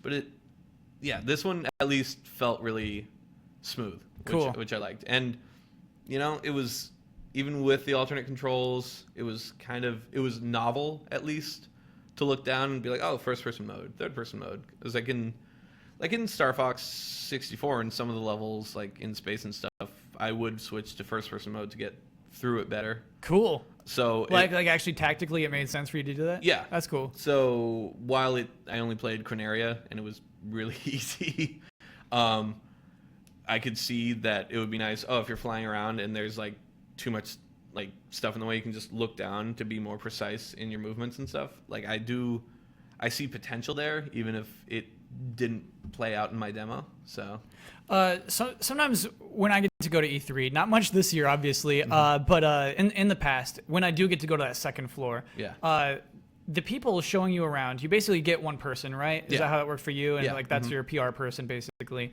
I feel kind of rushed when I'm playing games, and I definitely feel like it's time to go at a certain point. How did that work for you when you're just like hanging out? I think it was because we had such a big group, we actually were able to split off and play our own games, that they didn't exactly keep track of us well enough, so we were just able to just hang out and just, sure, let's play Mario Maker again. Or let's play another round of Star Fox, or Zelda, jump in on that. And so we were just hanging out in there. Because they had Smash last year, obviously. I'm sure a lot of people stayed around for Smash. And the guy was like, oh, okay, come on, man. Yeah. It's just like, my opinion on that isn't going to change if I play one more. You're right, I should go. Yeah. No, it eventually was like, okay, we've spent probably too much time here. We should leave. What else did you see? Where'd you go from there? Where did we go from? Oh, I do. Can we go back and talk about Triforce Heroes or Triforce whatever? It's Triforce Heroes. Okay, it is Triforce Heroes. I'm not big on this game. That game frustrated the hell out of me. Okay, I'm so glad to hear that. Oh my god. All right. What's going on with Triforce Heroes? I don't know how that's going to be playable online. Because even in the same room, like, we still just had so many communication problems. And like the bottom screen is a bunch of weird emotes, right? Yes, that's your form of communication. Yeah. Someday they're going to learn that voice chat's a thing. It's been a thing for years. No, it's too dangerous. The kids can't hear voice chat. It's too dangerous. Yeah, but in the me world, they can show pictures of dicks and have Splatoon cum jokes. That's fine. We were wondering about that. Do you think there's a person whose job it is to like go in and clean up all the Miiverses? I'm sure that we've had a similar conversation. I bet you there's just one guy that has to, maybe a team of guys that just has to scroll through everything before just it gets sickening like, stuff. Dick, no dick, no dick, no dick. It's just And you probably see like just things that would shock you for your life. Just seeing like the things that people draw. I'm sure they draw terrible things. I'm sure the things that get through are very tame, I'm sure. But you're best buds. Mm-hmm. Why are you having a hard time communicating through Triforce Heroes? It was just like first we all shared a life bar. Yeah. That is actually a plus. That's a plus? Yes, and here's why. Okay. We almost like ended our friendships because of Four Swords Adventures. Okay. Where we would just dick around and not do an objective. And it's just like, oh, cool, I'm going to pick you up, throw you in a hole. So that's what the health bar prevents. I get that. It was just a breakdown of society when we got through that. Was that college? It was it was early college. We just like almost lost our shit. There was Game Boy Advances thrown. Wait, so Warp Zone's all college buddies? Yeah. I did not know that. Yeah, we've been together for a while. We haven't been Warp Zone for a while, but cool. We've been together and known each other for, I guess, all of us about 10 years. Yeah. Oh, awesome. Yeah. How many E3s have you gone to together? This is our 4th. Awesome. Yeah. So anyway, back to this trying to communicate with each other. You have this shared health bar, but it's just like hard to do an objective. Yeah. Okay. So because in the totem, one person, the bottom person has to walk around and aim, and the top person has to like do the objective, like swing the sword or shoot the arrow. Yes. And timing the person to aim and the person to shoot the arrow was a nightmare. Where it was just like, no, turn, shoot, and you think you have a shot, and he keeps moving, and you got to yell, stop. It was just a lot of yelling, way more yelling than I think is necessary for a Nintendo game. And you know what I would do? I would just be mashing the shoot icon too. The little guy who says shoot. That is what I would do. This is why I'm like, this is not going to work online. Yeah.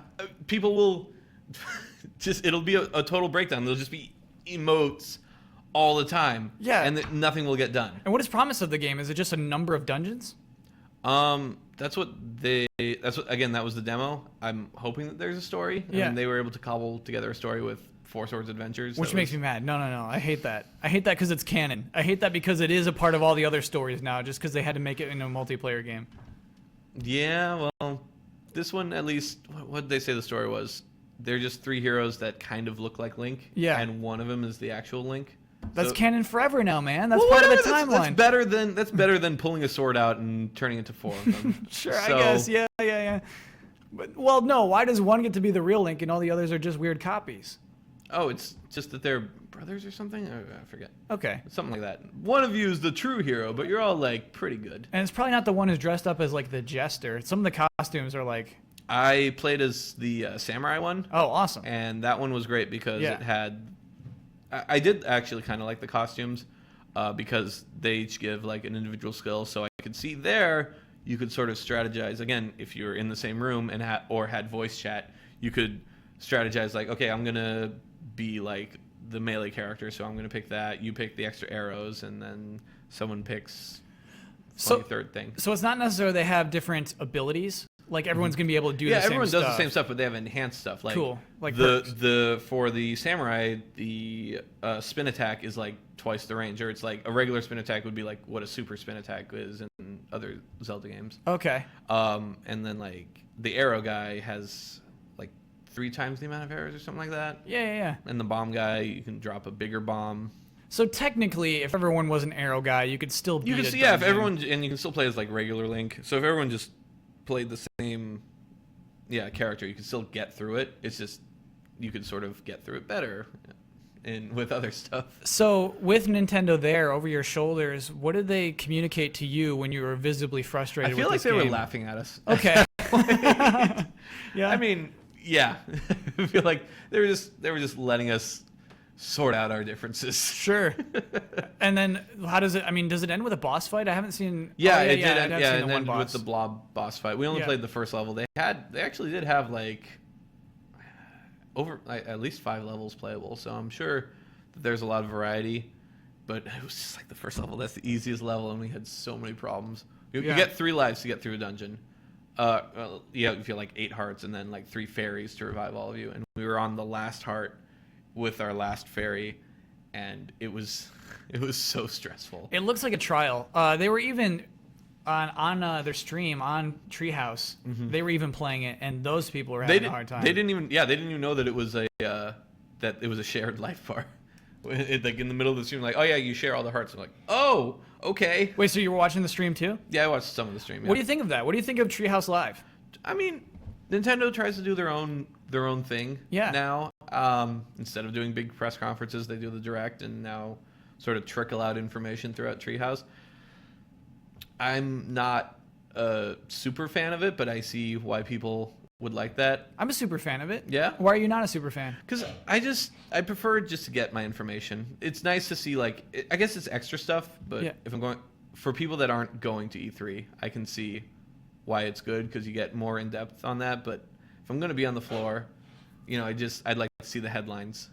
That's what day 1 and day 2 are about, seeing all the headlines, seeing what we need to plan to see on the floor. So yeah. And day 3 is about those short line games, basically. Yeah, day 3 is like, cool, what did we miss? Yeah. Day 3 is a bummer when it closes. Yeah. It's the strangest thing because you feel depressed, and then everybody who is working there is so happy to clean up. Yeah, they're just like, oh god, they're like, get out, get the fuck out. And watching like the monitors shut down is like watching the stars disappear from the sky. Yeah, we were in the Disney booth because our appointment was like at 5:30 yesterday, and we started a little late, so they were taking us through the whole booth, and like while we were playing something, just boop, boop, boop, boop. Every monitor went down. Yeah. And all of a sudden there wasn't jaunty Star Wars music or Disney music playing. And we're just like, okay, we're going to finish this demo up real quick. Yeah. We're good. Get out. And they're just, I mean, they were friendly telling us to get out. But they're like, yep, okay, well, we can't show you this last thing. And it's like, oh, okay, that's fine. So wait, did you only play Inside Out or did you play other stuff in No, we were Infinity? able to play both Star Wars things. So we got to everything except for like they're adding a new cart mode. Oh yeah, because of Sumo Digital. Yeah, that's awesome. So I'm sure that'll be cool. Like I did like the Ninja Theory additions in that game. It did feel more. It was still very simplified, but at least you had options and you have like skill trees. So what are those additions to people who aren't familiar with what Ninja Theory is doing in a Disney game? So we were like, I mean, we really like to collect the stuff, but we like to play through it too. We were disappointed in the Marvel stuff because it was more just punch, whatever. Ninja Theory has come in and actually added a combat system into the characters, which it added a lot of flair. Like you could do short combos, you could do heavy combos. You have special attacks, like Vader could force pull, other characters could force push, so you can do a lot of things to enemies. Do I have dodge rolls? Yes, you can roll. Nice. You can roll. Vader can't roll, but he can super jump. So, which was really funny to see. It's a fair compromise. Vader doesn't roll. He's not a rolling kind of guy, actually. He definitely doesn't run. Like, I liked his character because it's just he walks through everything. Oh, cool. Even if you're holding down the run button, he's just kind of like. So they keep that. Yeah, he's just like, cool. Nope, I'm just walking. That's awesome. Too bad. You're not gonna get me run. Yeah. You're not gonna get me running here. Yeah, that's cool. So yeah, I mean, they all played really well. Ninja Theory more worked on the prequel stuff. So while some of that the Clone Wars, right? Yeah, the Clone Wars episode. Like that's where most of the fighting takes place. The original trilogy stuff is more because you have like Han Solo and Leia. That more relies on shooting. So the original trilogy stuff, even though it was really cool to see all that stuff like in their art style, which we're a big fan of. Yeah. It did feel like the older Disney stuff because it was mostly based on shooting, and that really hasn't gotten a big upgrade. So you actually like the Clone Wars stuff, maybe a little more? Yeah. That's interesting. And not story-wise, let's put it there. Yeah, exactly. That's what's interesting to me because that would be the least appealing part to me, and I think that's what you get out of the box. I think that's the pack-in one. Yeah, and I was a bit bummed about that. I'm like, especially because, and I even asked them, like this is based on a canceled TV show. Yeah. Like, did you guys know about this? And they said that even though it was canceled, Disney wanted a prequel era thing, and Clone Wars, I mean, the art style matches pretty well. With they barely changed anything. With their toys. So they went with that. So, and they got back the voice actors and stuff, so that's cool. That is cool. I was just, I was surprised, and they were just like, yeah, well, Disney does what Disney does. Sure, absolutely. Yeah, and it's interesting to see more people excited about that. You know what I mean? Because when we come to these, normally we're just talking about like all the cool games. Yeah. And so it's nice that you're a person who's willing to say, "Hey, Disney Infinity Star Wars is all right." It's all right. Yeah. Kids will like it. Did you see anything else? So that was the last thing you did. What else did you check out at your show floor? What else did we check out? We saw a bit of Mad Max. Wait, why a bit? Because we didn't get to go into the demo screening because we had to go, but we saw like at least the trailer and a bit of an explanation on the open world, and it's just been getting so many mixed reviews. Yeah. I'm a huge fan of Mad Max, particularly after Fury Road. Yes, that movie was awesome. I feel like the game is a little screwed. Why? Even if it does well, just because so many people are comparing it to Fury Road. Yeah. And it's not it's not going to be Fury Road. Or anything close to that. Nothing close to Fury Road. Brandon Jones just entered the room. Hello. Brandon, are you good to go live already? Yeah, look at him come right up on the desk. That is professional. Okay, that means I should go. So everyone who's tuned in so far this morning, thank you so much for watching. Now I'm going to hand off the microphone to our host for the rest of the evening, until GT Time Live, actually, to Brandon Jones. Shorter, thank you so much. Thank you. You can hang around and talk to Brandon if you want. Yeah, sure. Okay. You got nothing to do? Yeah, we have chilling. We have Just another. repeat everything that you guys just said. Brandon, How long have you been I have on a the feeling we're about to because we have another Infinity fan right here.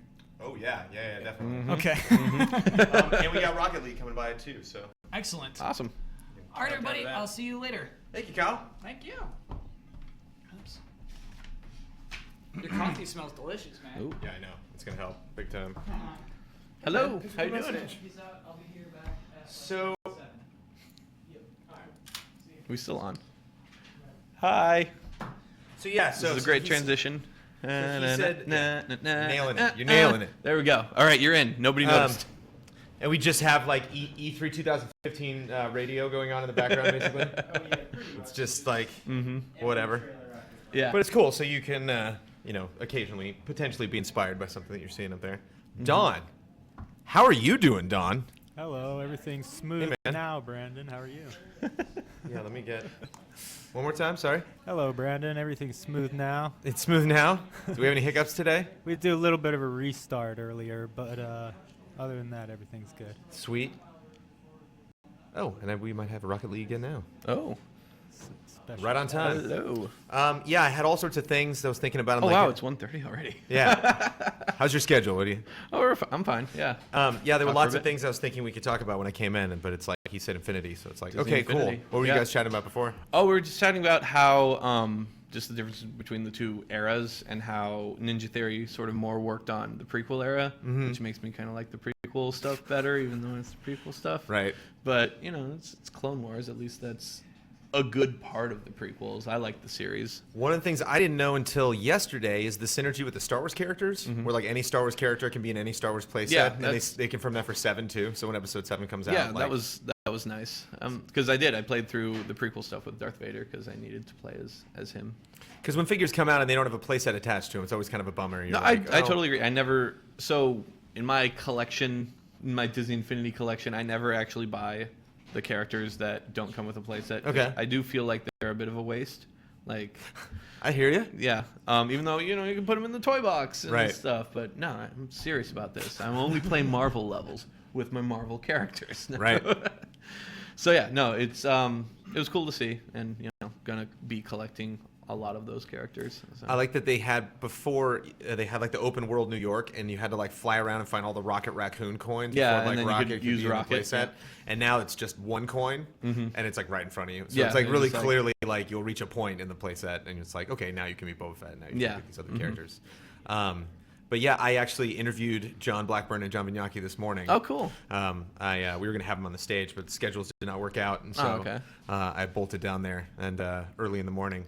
Yeah, and I asked him a bunch of questions. Hold on, let me bring up my list. So were you in it since 1.0? Like, did Yeah. you always? Yeah, Yeah. There was no question. It was a thing where we were watching it and we're like, oh my god, this is gonna make so much money. Does that come from the toy side or the Disney side or the game side? It comes Like- from the Disney side and the toy side, Okay. and the game side, because we, like Davis and I primarily, we collected pretty much all of 1.0, like, and then we sort of pumped the brakes a bit. Right. And we're just like, okay, maybe we'll just get the Marvel stuff for 2.0, and but yeah, it came from the Disney side, and we really liked the art style with the toys, and they just look nice on the desk. We have a few on all of our desks. Yeah. They did a really good job with Yeah. the style. Yeah, and, I really like that. It's really cool to see all the Star Wars characters come together. And Yeah, they look really good. And it's always fun to see, like reinterpretations of characters that we love, whether it's like Lord of the Rings or, like stories that we know for a long time. And Yeah, it's the just- Infinity Vader is just like this beefy dude. It'll just like can one hand crush your head. One thing that I was so excited about, I said in the interview, I love that there are 2 Hoth demos at E3 this year. Two totally independent demos of Hoth. Totally different thing, but everyone loves Hoth. You can go. Everyone loves to see the rebels lose. There's just something about those toe cables, man. They just they toe cable you right in the heart. You're just like, you did it. And they both controlled better than Shadows of the Empire, so there's that. Whoa. Shots fired. So I thought it was cool that the Star Wars characters can interact. I wanted to confirm that. Yep. One thing that I thought was interesting, I snagged Mickey Mouse. They had like 4 different characters. Oh yeah, I got Mickey too. And I was like, all right, it was between Obi-Wan and Mickey Mouse, and I'm like, I already got Yoda. I got a lightsaber, I got a Jedi already, so gotta get Mickey Mouse. But I asked them, I'm like, wow, Mickey Mouse, that seems like a card you'd play maybe later, like a desperate card, like in 4.0 when you're out of franchises. Yeah, it would say. Well, I think if you really think about it, they have really yet to dabble in like a lot of their movies. Yeah, I've been wondering why they haven't done more Disney franchises. Because they got to save something, save it for and Mickey 4, was one of those things that I thought they were going to save. Yeah, and they said that when they got Mickey Mouse as the Sorcerer's Apprentice, which is like the actual legal like title of that character, that the deal was that they're like, well, we got to do Mickey. They call it Red Pants Mickey. OG Mickey. OG Mickey. I like that. But so got him. So I put him right next to Yoda, and those comes. Let him fight it out. Yeah, exactly. Give him a lightsaber. Well, they're not going to do anything until the game comes out. They haven't announced a release date yet, but hopefully it'll be like end of summer. It'll be end of summer, early fall.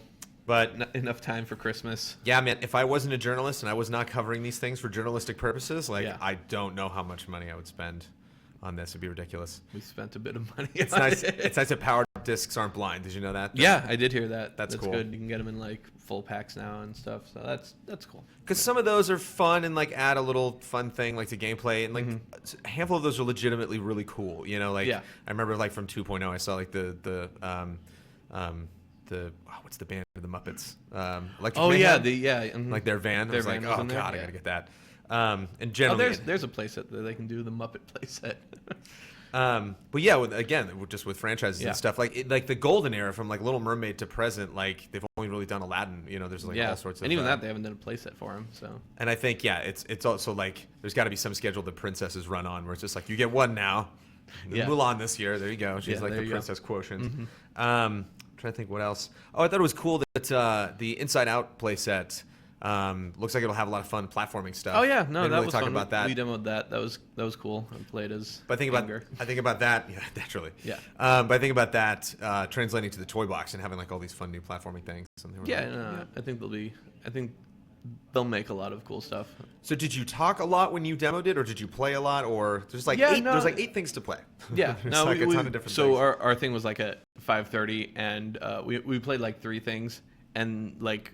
I was talking about it earlier, how just, once closing time hits, everyone, really wants to get out of there. So it was just like we were playing, and then just all around us, all the monitors just turned off. And we're like, okay, yes, we'll finish just have it on a master switch. We'll just finish this real quick.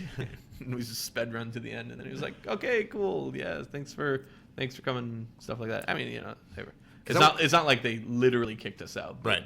But they kind of did. Yeah. I went to Judges Week, and I had like an hour, maybe like even a little bit more, but I had like the, Rise Against the Empire playset. I had the Twilight Republic playset. They had like farming. They had just the hub in general. They have a whole new world where they explain to you all the systems. They had the racing. They had Inside Out playset. And I was like, I don't know, I didn't have time. I had to be really selective.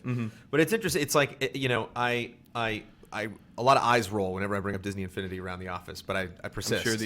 I'm sure the Twitch chat is for all the reasons that I asked you why you love it. Like all those are on 10 as far as like how much I love Disney and games and toys and collecting, and like being obsessed with all those things. But at the same time, I look at what everybody's bringing, and a lot of games are, bringing some things that are better than anything Infinity's bringing, but it's just that one thing. Yeah. And it really is a lot to digest. Like, but do you have Star Wars? Right. But I mean, even the Disney stuff that they're bringing in, all these crazy new modes, and they just seem like they worked really hard and made like a massive investment, which is, we just said like it's so expensive, and they're obviously making so much money, and it's like they are obviously spending it back on the franchise, and providing a lot of stuff, because there were like 3 playsets last year. There's like 7 this year or something crazy. So so that should be good. Cool. So when we get that in, you're down. You'll do some co-op. We'll do absolutely capture some gameplay, whatnot. Yeah, sure. I'm totally down. Super fun. Let me see.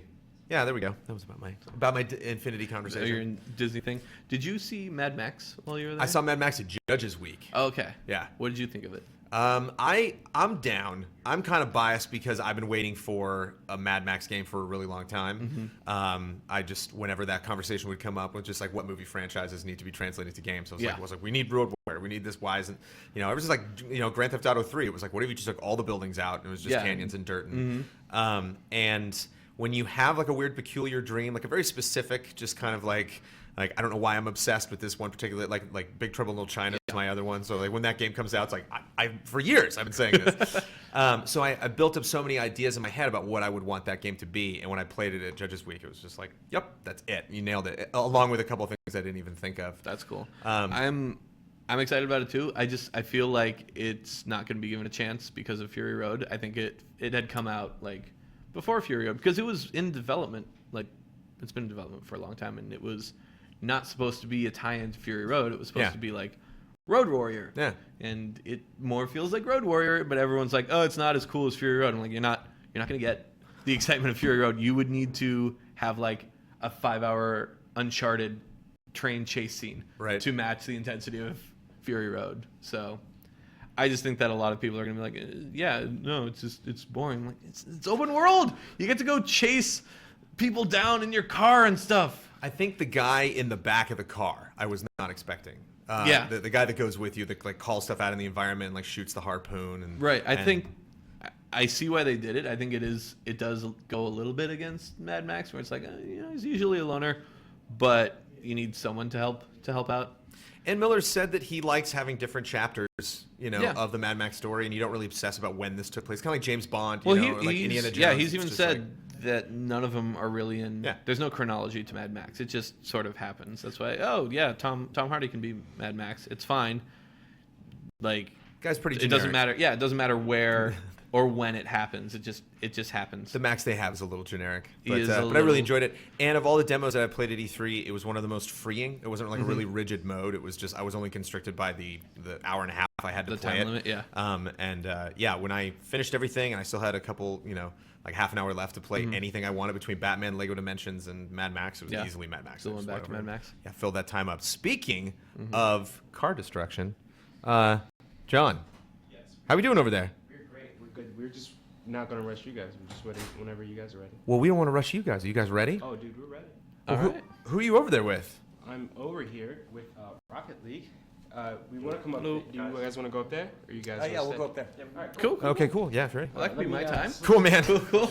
Thanks so much, man. It was such a treat. Yeah. It's like we all work so hard here at Defy. Then like we're literally like off it. We kind of like envelop you guys. Like we're very nice. You guys are like tucked in a pod like on the back of game trailers. So but we still don't get a lot of time to chat and get caught up on things. So you're an Infinity guy. Good to know. Okay, yes, there we go. Yes, good to know. Just add that to the list. All right, thanks for coming by and spending time, man. Appreciate it. Thank you very much.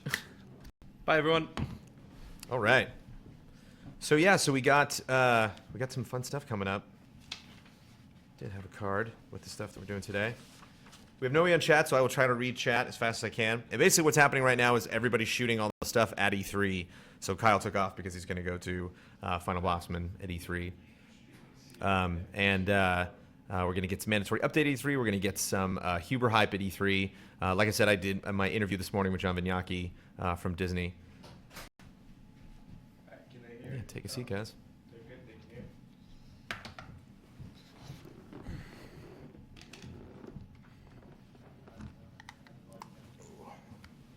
So you guys got some nice placement and some press conferences there. Yeah. How does that feel? Do you like your coverage so far at E3 2015? Yeah, we're really excited about it so far. I mean, to be honest with you, it's much bigger than we thought it would be, and so for us, it's a big win. Do we want to get the game, John? Do we want to get the game booted up and? Oh, he's got the controller there. Oh, okay. So you can just play it. Yeah, you can actually turn around and play it on that monitor. Right, you cool. can. Oh, great. This just seems like such a great stream game. This just seems like such a great game, like a perfect party game, like the perfect demo game that you can just jump in. And especially at at E3 where we can get so serious with like Uncharted and The Last Guardian and all these like big Horizon and like epic serious demos. And it's just like, let's just play some Rocket League, Yeah. It's really kind of a staple game that you You know, you play every once in a while. You don't just play for like a few weeks and then you stop playing. You're going to play it like for probably a year. And you just, whenever you don't have anything else to play, Rocket League. It's actually a sequel to a game we did way back when on the PlayStation 3 called Supersonic Acrobatic Rocket Powered Battle Cars. Nice. And we've shortened it now, a little bit easier to remember. But the fact that we still have people today, 7 years later, still online, still playing that game in groups is proof that the game has legs. And that's actually why this game exists, is because we wanted to give back to these people that have given us 7 years of their life, give them an updated version of the game, lots of new stuff, lots of cool stuff. So, and you were talking about people picking the game back up after they've played it for a little bit. Obviously, content updates, something like that would help. I'm looking at this sweet ride, and skins might be something that would be sweet. Yeah. So what the customization's like. We had skins in the original game, and in this game now we have over 150 different items that you can use for over 10 billion combinations that you can have. One of the cool things that we have, as you saw, Dave, if you could back up a little bit, one of the items that we have now is Sweet Tooth from Twisted Metal. It's also a selectable car that you can pick. That's our thank you to the PlayStation fans and all the people who have played the game over the years, and Sony was kind enough to lend this to us. But even if you don't pick Sweet Tooth, tons of customization options to go through. We were talking about Twisted Metal before, actually, because we analyze all the press conferences and the big companies and try to figure out, like, what could they possibly bring? And someone just kind of tossed that out in the room. We were like, yeah, like, it's one of those franchises, like, what do you do with that, in current gen? So it's nice that you're keeping it alive. Oh yeah, we're big Twisted Metal fans. We actually have a car that we bought off Amazon a few years ago that was our inspiration, sitting in the office. It's a giant, and even the Sony Santa Monica guys are like, where'd you get that? But we worked really closely with them specifically to bring their model in and to use that from their existing materials and get it as close to the actual Sweet Tooth as possible. And then our own cars, as you can see, tons of things that you can customize. Our rocket boosts, our wheels. You can choose your paint color, your paint type, so you can go from metallic to matte to semi-gloss and things like that. That's great. You can even put hats on your car if you want, which is one of the things we really like to do. We have some really interesting ideas that aren't in the release version of the game, but we're also exploring some other things to add further down the line. And we also see that we're big fans of video games in general, so we actually have items from other games in there too, Blacklight, and we have items from Warframe, and a bunch of independent games that we enjoy, like Phoenix Rage and Edge of Space. So we want to give people as many options as they have and to represent any way they want to represent. So this is all unlocked for the demo for E3 purposes. Right. How is this unlocked in the actual game? In the actual game, we didn't want to go. We didn't want to go overboard with some kind of complicated unlock system or item drop system. So it's really straightforward. Whenever you complete a game, win or lose, online or offline, a new item will unlock at the end. That way, no matter how much you play and how often you play, you're always going to get something new. And that's the whole approach that we want to take, is keep rewarding the player for playing. It's also a platinum trophy game, and the way that it's set up for the trophies is also reward you for playing. We don't have any crazy level grinding or anything weird like that. It's all about thank you for playing our game and encouraging you to play the game. And that's a good point to bring up. We are playing this on the PlayStation 4. Is that the only place people can access this game? It's not. It's coming in on July 7th on PlayStation 4 with Sweet Tooth is the exclusive PS4 thing, but it's also coming in on PC on the same day. And we're one of the only games in history to actually support cross-play between PC and PS4. So you'll be able to play against PC users on that day. I mean, that's a big thing, because that's something Microsoft has certainly been talking about a lot at E3. Yeah. So that's it. Yeah, that's great. It's hard. They should talk about it. It's a hard thing to do. Yeah. Yeah. So why? Because it's a hard thing to do. Why was that really important for you? I mean, it's cool, but like specifically, is there any reason why that was like a major initiative? Well, I mean, matchmaking is going to work better the more players that you have in the game. So we wanted to give it the best support it could, and have as many players online as possible. So yeah, speaking of matchmaking, let's make a match. All right. If you're ready, I don't want to rush you guys, but I like your sweet ride that you built, and I want to see it f some stuff up. So Dave right now is playing an exhibition match, and in the game you can play 1v1, 2v2, 3v3, 4v4, and you can also play unfair versions, 1v2, 1v3, 1v4, if you really want to test yourself. I know Dave spends a lot of time in the office trying to beat unfair mode. Now Don on the TriCaster, Mr. Don Casanova there. Call me crazy, but this seems like your jam. This seems like it could be in Don's camp. Is this your jam? This looks fun. From what I don't know almost anything about it, but so far I'm completely on board. Excellent. Don is a trials man, so he's no stranger to crazy customization and getting sweet air. And we are Trials fans as well, actually. We definitely like that game. So in the Rocket League gameplay, in terms of how it works, is On the surface, it seems like a very simple concept. It's football or soccer, depending on where you're from, and it's straightforward. It's none of the stuff that nobody likes. There's no flopping. There's no offsides. There aren't penalty kicks. It's just getting the goal into the opposite colored goal. But where the game has its layers is that it's more than just hitting the ball from one side to the other. The more you play, the more you realize that you can do things like power slide, like Dave did just there, and you can jump, and you can double jump. And when you start to master that, you realize you can start doing flips and bicycle kicks and side flips. And it's completely physics and momentum based, so you can drive up the walls and drive on the ceiling. And if you're really good, you can even fly through the air. And so that's one of the things that we're really hoping that players discover, is that the more they play the game, the more that they can realize they do. And for us, it's been one of the big inspirations, is watching our community play in our beta and watching them do things we didn't even expect them to do. We didn't even plan for them to do. And that, as developers, those are the moments that we really live for. Have you talked to FIFA at all? It'd be great to have like an Argentina logo on the back, you know. It would be. It's we've had discussions amongst ourselves how great that would be, but so far no official licenses. So do you guys have a history with soccer? I mean, how did these two things? This guy. Okay, yeah. How did this mesh? How did this happen? I've always loved soccer, but we started out actually making a car combat game, and we were trying to look for different kind of game modes we could use with the car, the rocket car concept. And one of our developers put a ball in a big arena, and we started playing it, thinking maybe this would be kind of a little neat side mode. And then we didn't get any work done for like 3 weeks because we couldn't stop playing it. Eventually, we were like, "This is the game that we need to make. This is the full thing." So that's how it started. If you go to E3 and you have a game that has like Rocket or League in the title, there's usually lots of death and killing and like. Yes. Not to be an old man about it, but it's nice. It's refreshing to have a game that's like got that Twisted Metal aesthetic, where I can like create a badass ride, and it's got seemingly. Have you scored a goal? Has a goal been scored? This is strenuous.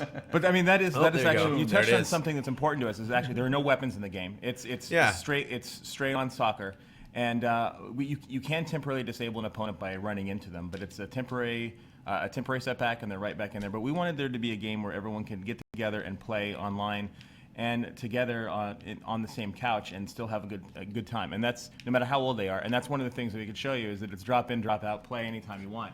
So at any time I want, I can just come in here, replace an AI immediately, and have Dave beat the hell out of me. And so is it 2-on-2 or 3-on-3? Or you mentioned that was customizable. It's 1v1 all the way up to 4v4. Are the arenas scalable at all, or are they all the same size? On launch, they're roughly the same size, because what we want to do is we want people to get a good feeling for the game, understand how to play the game, and what it takes to understand the rules and get all that going. But we have a very aggressive post-release plan, where we plan on supporting the game with a combination of paid and free DLC. Where we continue to add on to the game. One of the things that we really want to stress that we're proud of and that we like to tell everyone is, in terms of arenas, we have several ideas for new arenas, and whenever we do add a new arena post-launch, you will never pay for them. Arenas will always be free. We don't believe in splitting the audience, and so we're not going to. The things that you would pay for on DLC when it starts to happen are things like additional cars, customization items, things along those lines. So, how do you get good at this game? What's the skill ramp like? What's a strategy? Because Practice. Yeah, but I mean, I see you leading a lot. It's like it seems like momentum is just a huge deal. There's got to be some plays that you just shouldn't do because they're going to be really really difficult to recover from. There's a lot of layers to it, and I think that's one of the reasons it's been doing so well in beta is that. When you first start, it's kind of just bumper cars. You're driving around like this. You know how to steer. You know how to drive. And then like the next little layer is you figure out, I could double jump, and I'm just going to score on that. And then after that, let me let this replay finish. I'm going to skip it. Yeah, thank you. After that, you learn that there's a way to kind of kick in the game, and that's the dodges. So if I press any direction and I double tap, it'll do a little flip, and you get extra boost out of that. And so you're basically kicking the ball, and I can even do it to the side like that, and you can even do a backwards one. And that'll also give you additional boost as well. And so, that's kind of the second layer, is when you really start to play a lot more in the air. But then the third layer that people eventually get to is the rocket flying, and some of our veteran players are just insane at this, where they can stay in the air probably more than they're actually on the ground. That was gonna be my next question. Actually, are there any people that you work with directly that are like just pinball wizards at this? That just for some reason they get it. Yeah. Well, we have the crew that made the original game, the Supersonic Acrobatic Rocket Powered Battle Cars. We played that. Dave is actually one of them, though. Yes. Yeah. We played that so much that we're all pretty good, but we're nowhere near as good as some of our community members. Oh yeah, we have shout out to Steve Bills, who's probably our best overall community player. The things he does are amazing. Right here.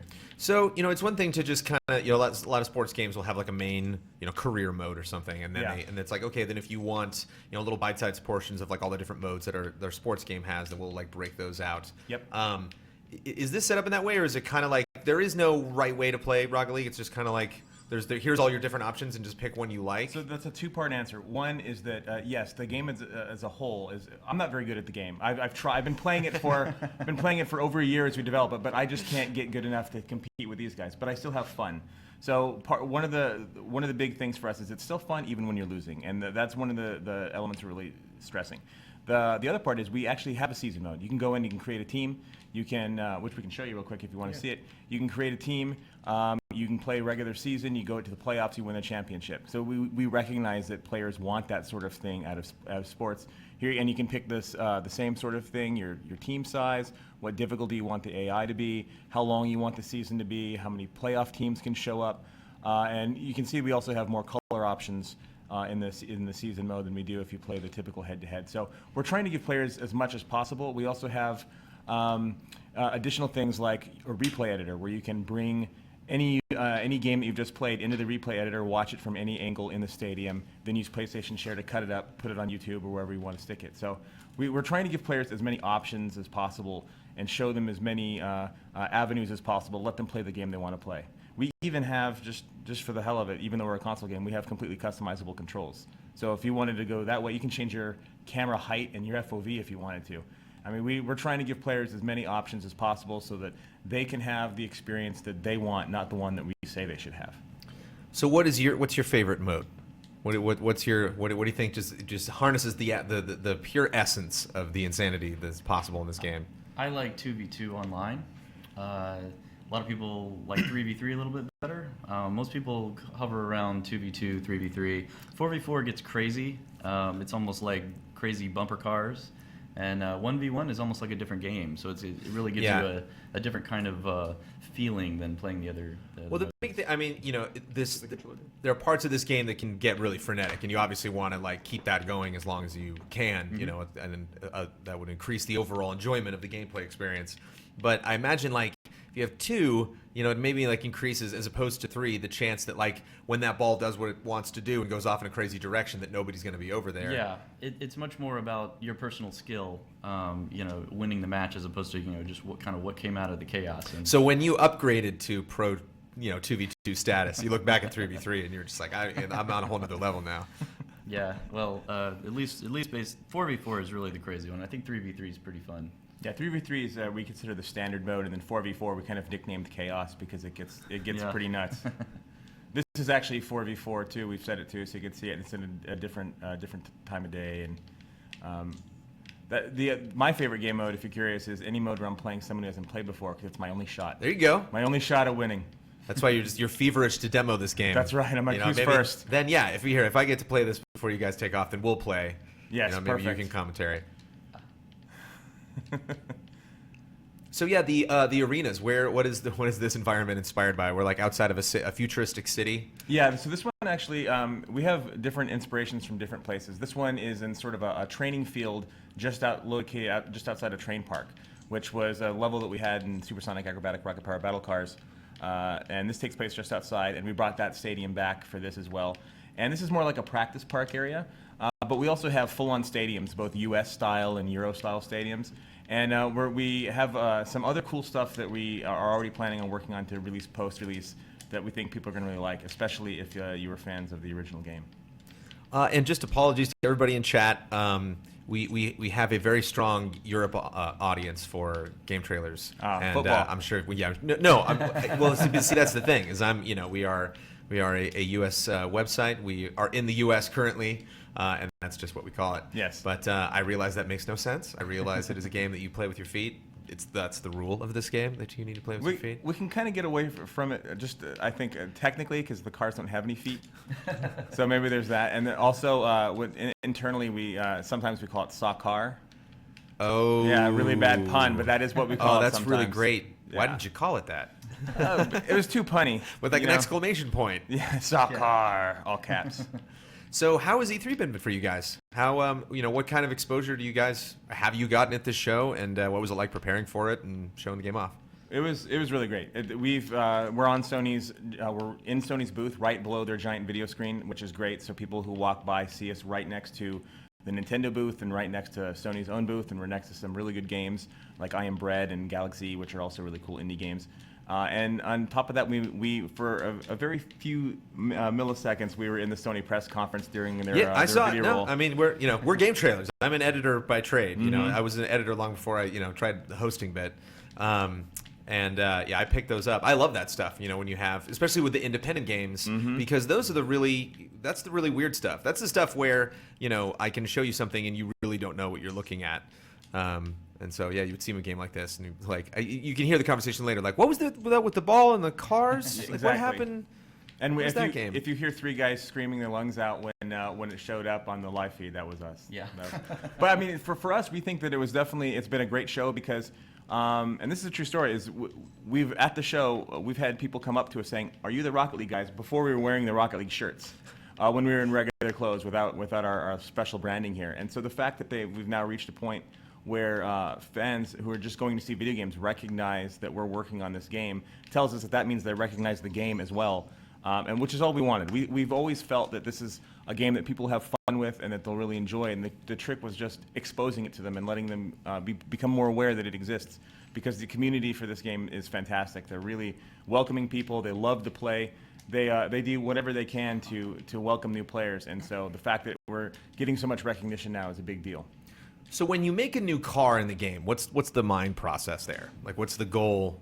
Like, do you really have fun with it and just really try to think outside the box, or are you trying to fill like a hole in the roster, or is it one of those fighting games with just like 70 characters where they just kind of like just the more the merrier? It's all cosmetic, and in the first game we weren't able to have that ability to personalize your car, and I think that's what really people are really looking for is some way to add some kind of identity to their character online, because the online community is so strong with this game that if you're going around doing these amazing goals that everybody talks about, you want to have some kind of personalized identity that people say, oh, there's that guy, he's the best player I've ever seen. Who's Steve Bills? Yeah. This is probably the best player I've ever seen. Yeah, he's a very good player. He plays all the time. He streams sometimes too, and once Rocket League comes out, we're gonna give him a lot of promo. And he needs to be watched. He's amazing, the things that he can do in a match. Well, that was actually going to be my next question. You were talking about the capture, and obviously when you have a game this crazy, when lightning strikes and you just get really lucky and you get like the most amazing goal, you definitely want to capture that and you want to show that to people. Is there a way? I mean, you've talked about your community and people that already have access to the game. Is there a way they can get that stuff to you? If I'm someone who's passionate about this game and I got this amazing goal that you guys would love. Absolutely. So we're the entire studio is incredibly active on the forums and social media and Reddit, and we're all over the place. We have an official Reddit thread and our Reddit board, and we have our own forums, and we're on it all the time. And by we, I just don't mean Dave and I mean practically everybody is on that thing all the time, talking to people, listening to what they're saying, watching these videos. And then because this game has a built-in replay editor, you can take entire games, look at them from any angle, and that allows you to cut them up in PlayStation Share to share them very easily. So once you do that, we're going to be able to find them very easily, and we plan on regularly highlighting community videos. We're already doing that on our YouTube page. But we plan on doing a lot of community-focused things. One of our plans, I haven't really talked about it before, but one of our plans when we come out is actually to take some members of our community and use their streaming keys and put it on our own streaming channel, so people can have an official venue to watch some of our better players play. And we've been talking to some of them quietly, but I guess it's not so quietly now. But it's one of the things we really want to push. We love watching our community play because they are better than us. and the things that they can do inspire us to try to figure out new ways to impress them. Have we talked about spectating? Is that a thing? Is that a possibility? It is a thing. It's not a thing on launch, but it is something that we've been talking about. So part of our aggressive post-release plan is once this, because we'll add features to a game forever. Our biggest challenge as a studio is we want every game to have everything in it. And so we just need to say, okay, let's release the game, and then we can add features afterwards once we know what everybody wants. And that's our strategy. We're going to take this game that we think is in a really good spot now, release it, and find out what the community wants. But things like a very structured tournament system, a true spectator mode, these are all things we're actively looking at and are looking at for post-release. So I'm going to go to chat. You know, you guys have heard a little bit about the game. I'm going to have them throw some questions at you. We already had some good ones. One guy said, these guys are genuinely, Bosman Soul says, these guys genuinely seem really into the game, which is awesome. Oh, yeah. Which apparently is rare, I guess, at E3. We definitely made it's the like, game wow, for you guys are having fun playing this? Okay. Yes, we do. And well, that's a great point because depending on how much you know about Sonics, we've worked on a ton of games that people have heard of. We've worked on Gears of War and Unreal Tournament and Nosgoth for Square Enix and Bulletstorm, and these are all games that we've worked on. But this is the game at the studio that we're constantly working on in between every other game we're working on. And so for the last 2 years is when we finally said, no, we have to finish this game. Yeah. We have to do it. We have to get it out. We love this game. One of the things that can be fun about this game that you brought up, that like, you know, this is like a pastime for you at work as well. Like, it's really fun to play. You know, when the guys get together to, you know, beta Halo at the end of the workday, like, it's not a chore for them. And Dawn, one of the things I loved about Trials, the original Trials, or like Flat Out, you know, those like those old games, like, yeah, they were just those types of games that just would suck up the whole office. Just everybody had to watch it and had to like see the spectacle of it, like a Smash Brothers or something. But like that's kind of a more, you know, like big, like AAA, like high profile game. But like these types of games just sneak up on you, like you're just not expecting it to be that fun, and then just like.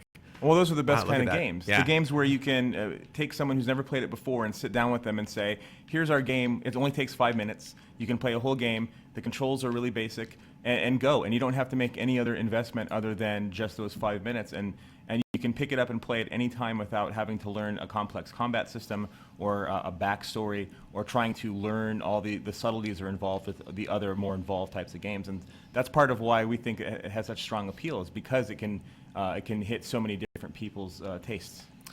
Somebody brought up a good point that I didn't think of. Bigger car, bigger hitbox, right? That's true. Mean, Sweet Tooth's a big box, you know. So like, is that advantageous? Is there any way to like work against it?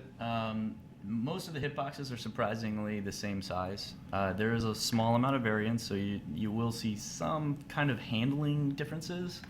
But for the most part, I think we've actually showed people online the actual size of the hitboxes before, because we want to be very upfront about that. We like to keep all the cars very much in balance. Some people will swear there's major differences between cars, but we can actually show demonstrably that they're not very different. But at the same time, you know, when I look at this, it seems like one of those games that, like, if I got better at, I couldn't tell why. You know, it's like, wow, I scored that goal. Like, what? Was that luck, or am I actually, like, you know, getting better at this? So I can see people that are, you know, are superstitious about things, because it's just like, it just worked, you know. On a Tuesday, I'm just amazing at Rocket League. It's all skill based, and that's our focus. That there's not a single stat advantage or anything. All the cars are the same speed. They're the same. They have the same stats because there are no stats. We want everyone to be on an equal playing field, and this is all about how they want to express themselves and which one they just think looks the coolest. But it is like a fascinating physics play, you know, at the core of it, or it seems to be. You know, so you're just constantly creating that moment every time that thing goes up in the air. You know, and like you want to route the camera at it so you can see where it's going to go, but at the same time you're not looking at the people around you, so you have no idea who's going to be there, you know, crashing into you when you get to that spot, and then just that constantly over and over and over again. Yeah. How long are matches typically? 5 minutes is the standard, but if you're tied going into the end, it can go into overtime. We don't have penalty kicks or anything like that. It's actual real time is a little bit less than that if you keep watching the replays and things like that. But on average, you're looking at 5.5 to 7.5 minutes probably. Are you a sore loser? Yes. This is our unfair mode where we have 3 bots against just Jeremy and I, and they're also our best bots. So they're kicking our butts right now. And so you can adjust that AI. Yeah, you can. And what's it's a 5? I think was the max number 4 for players. Yes. Split screen, you can do 4 on a single machine. Okay, but it's 8 online. And you can also take 4 split-screen players and go online and play 4 other split-screen players if you want, or 2 players on one machine, 1 on another, 3 on another, any combination thereof. It's up to 8 players. Cool, and that works. So 4 guys can be on a PC and 4 guys can be on a PS4 over the network. Conceivably. In theory, the one thing we want to make sure that, and this is a limitation of PlayStation and PlayStation and the way Steam is set up, is there's no unified friends list. So you can't like invite a friend from Steam into the PlayStation. It would take a little bit of some high-end finagling to make a scenario like that happen. But technically, it is certainly possible if you were to hop in at the same time and figure out a way to do it. Right now, our main goal for the cross-platform stuff was just to have a bigger player pool, which, given a lot of the politics and the technical difficulties, is really pretty much the only way you can do crossplay right now. So you showed earlier that you had a lot of references to other companies yes. That make independent games that you guys love. Have you not necessarily worked, but have you do you spend a lot of time talking to those guys when you go to events like this? Do you get to have a lot of time, or just enough time checking out other games and socializing with people, and maybe Absolutely. getting feedback? Because there's some games that are just kind of like a quick What Remains of Edith Finch, or there's just like a very linear specific demo, and then this, which is just it's gonna be different every single time. You can play it for an hour or 2, we plan to, or you can play it for just 5 minutes. We talked to so it depends on the game, and we've talked to it's everything from something cordial we think your game is cool, can we put you in our game because we think it's cool, to and that's it, and they're like sure, to things where we have very involved long conversations, like the Sweet Tooth, for example. Long process. We were working on that a long time. We worked very closely with Sony Santa Monica. We took their original model that they've used in the last Twisted Metal, and we brought it into our game, and we did everything we could to make sure that it ran well and that it looked exact as possible. And then we have Warframe items, and we talk to those guys all the time. And the Blacklight items, we have lots of cool things planned with those guys. So it depends, but we're all game developers, and that's one of the advantages of doing the cross-promotional things, is we like each other's games, and it's easy to talk to another game developer about your game, about their game, about games in general, and so it's actually a pretty natural process. And we'll tell you here on the broadcast right now, if any independent game out there is interested in talking to us about it, we're absolutely open to talking to anybody out there about maybe getting some of their stuff in our game, because we like to help pay it forward. There's a lock on to the ball, right? I'm just that's sinking in right now. You can toggle that. It's called ball cam, and you can toggle that back and forth. So I'm one of the players that likes to play with it on almost all the time. Mm-hmm. And some people toggle it constantly. Some people play with it just straight in front of the car.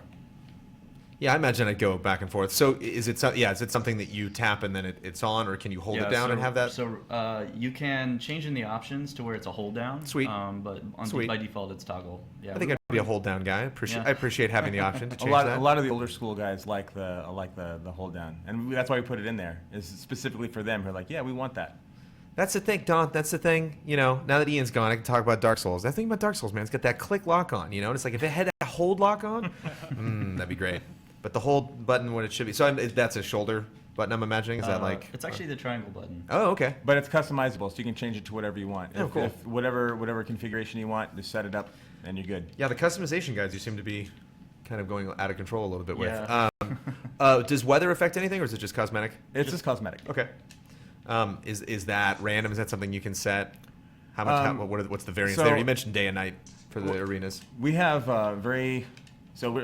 there's a bit of an involved answer in that we are detail freaks, as you might have guessed from all the detail we put in the game.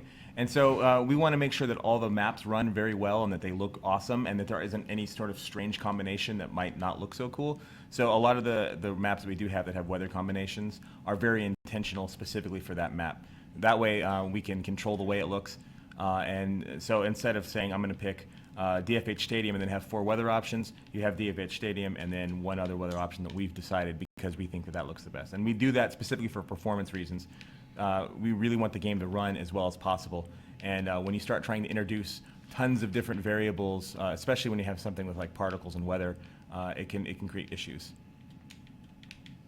And what are the numbers? I know those can be kind of fuzzy, while you guys are in development. But let's get some numbers. What about arenas? I mean, skins, cars. 7 arenas, 10 cars plus the Sweet Tooth as an extra if you're on PlayStation 4. We have 150 items that can be unlocked. 10 billion possible combinations. We have those are fun numbers to figure out. Oh yeah, that was do the math. You're like, whoa. I remember that day well. We were going, wait, is this right? And we did it. We had a whole bunch of different people doing the math. Like, it's right. We have 1v1, 2v2, 3v3, 4v4 matches, plus the unfair mode that Dave and I are getting destroyed in now. We have training mode, practice drills, free play. We have the season mode we already talked about. We have the replay editor. And we have a countless number of fans who are behind the game, which we're really happy about. Now, you guys went just the alpha beta route. Did you do early access? How was this revealed? How did people first get their hands on your game?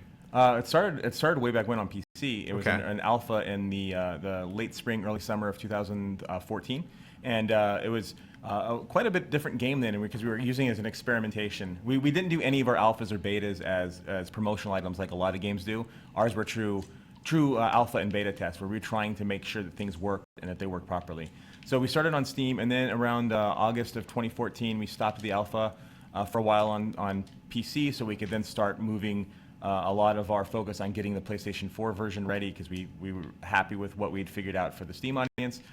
We ran one more alpha near the end of December, early January on PC, and then we did 2 betas on PlayStation 4 in April and in May. Pardon me, they lasted for about 3 weeks total, and they were invaluable. They gave us so much good information that proved that our matchmaking works, that proves that our servers can handle people playing the game, and the bugs that folks did find, it was great because we go in and we fixed them, and this is now the result of all that hard work. And so we're coming out in 18 days. July 7th is when this game comes out. Congratulations, guys. Thank you very much. So there isn't going to be another beta. I know a lot of folks have been asking, is there going to be another beta? There's not. But when we come out in 18 days, the game is going to run very well, and we're very happy with how it works, and we think people are going to like it. So were you guys on a strict schedule? Like, would you have liked to have had another beta, or were you able to kind of pace out how you were given your community access to this game leading up to launch? Well, that's a complicated answer because... Well, we got a lot of time, guys. Let's get into it. We definitely would have liked another beta in some respects, and in other respects, no, because the longer you're working on something, the longer you have a reason not to release something. Yeah. And we, like we mentioned earlier, we really wanted this game to come out. We've been keeping this from our fans for a long time, and we need to release the game. We need it to come out, and we need to find out what people like in the real world and what they really think of the game when it's finished and released, and what they truly want us to add to the game. And so that was very important to us. Technically, we think the game is very sound and it's running well. And there's always a reason to test. You will always find reasons to test. There's always going to be bugs and stuff. But for us, the timing is right now to say, pick a date, July 7th, and we're going for it. Yeah. I know this is probably a company policy, maybe not to get into stuff like this, but like, what are some sweet bugs? This looks like a game that would break in really weird ways. We actually had a bug in the beta where gravity suddenly became horizontal, and as soon as kickoff happened, the ball just went straight in the goal, and everyone's cars went straight in the goal as well.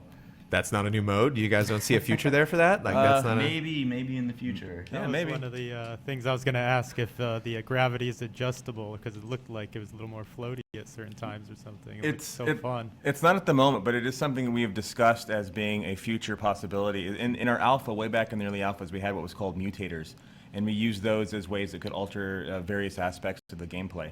We haven't abandoned the idea of mutators. But we wanted people to get the base idea of the game first and to understand it before we started adding some of the more wild and bizarre things to the game. So once that's definitely not something that we would rule out, and it is very specifically something we've talked about before, but nothing specific to announce. This looks fun. Are you able to actually, at some point, I see you going up on the walls every once in a while, can you somehow go so fast that you can travel across the ceiling to the opposite side? I'll show you in a minute. You can get about halfway. Oh, cool. With a full boost. This looks fun. Colin's getting into it. This is the kind of thing, like, you end up sometimes just messing around for hours just trying to see what kind of physics things you That's can pull what out. I love, is just a game with a fun physics system and speed. Look at that, where you can just play around. If you go fast enough, you can also destroy other cars to temporarily disable them to get a quick advantage. Do I just stop in place and get stunned, or is that like a respawn situation? You'll explode, you'll disappear for about 3 seconds, and then you come back. Right where you exploded? Right where you exploded. Oh, okay. Or no, sorry, right around that zone. It's like it's near the goalish area. So, even a franchise as sacred as Mario Kart wasn't afraid to get like BMW licensing. They're Nintendo though. If Ford came along, or if somebody came along and were like, we want you to blow up our cars. Well, I'm sure as unlikely as that is. When Nintendo signed that contract with their golden pin, I'm sure that was our pins are still Bics. But we would definitely be open to. I mean, I think we've shown in the game that we're definitely open to teaming up with anybody and helping out, because we love games and we love stuff. We love pop culture. We love being involved in the process. So we would be open to doing anything with any number of folks. Orange, the winner is you. Just keep cleaning up. We do have. By the way, I want to mention this. We do have secrets in the game. There are secret things that you. You don't want to bring up secrets. Well, that's all I'm going to say, because I want people to look for them. But just know that there is they exist. Go look for them. There are things to find. Mouse and keyboard for this game for some reason? Is that something? I mean, obviously it would be a preference for some people, but like any advantage there, or have you found in a community like a little sect of people that prefer that?